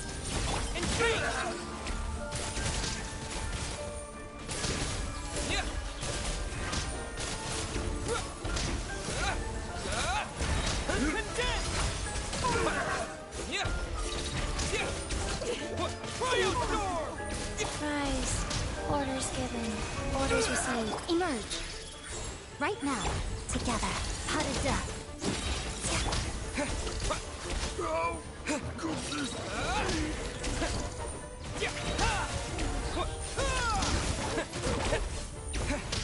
Crystalline Adagio. Kilowatt.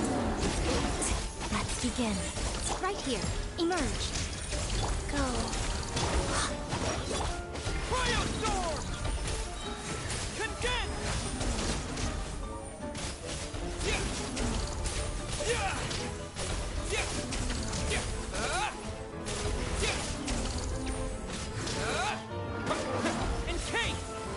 Shadow me.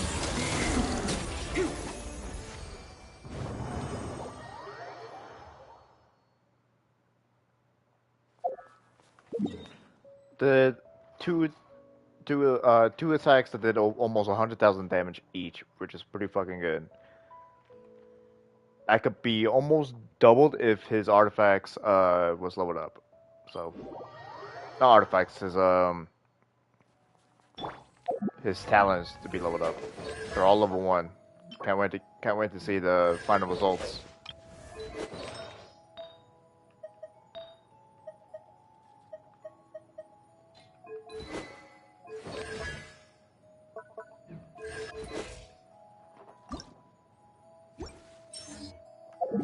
Alright, the real fucking question though is here. Let me go here. I need to know.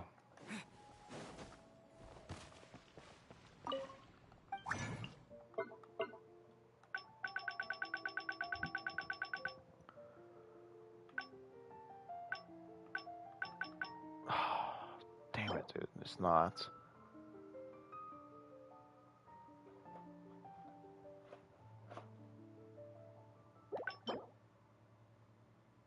It's not, yeah. Fuck, I want the other one, dude. I want the other one. Damn it, dude. This is not what I want. I want the Mondstadt one, dude. So I guess it's guaranteed to be next now. But still, this is bullshit. This is not what I want. I want the artifact set for Razor.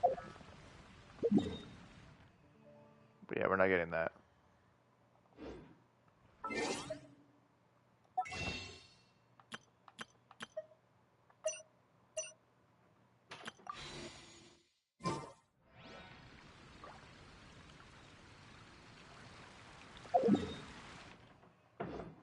Alright, well, I'm tired as fuck. I'm gonna get ready for bed. Probably make sure I eat first and then get ready for bed. It's been a journey. Glad Paimon's okay for now, anyway. And yeah, we'll see. I'll see y'all later. Peace.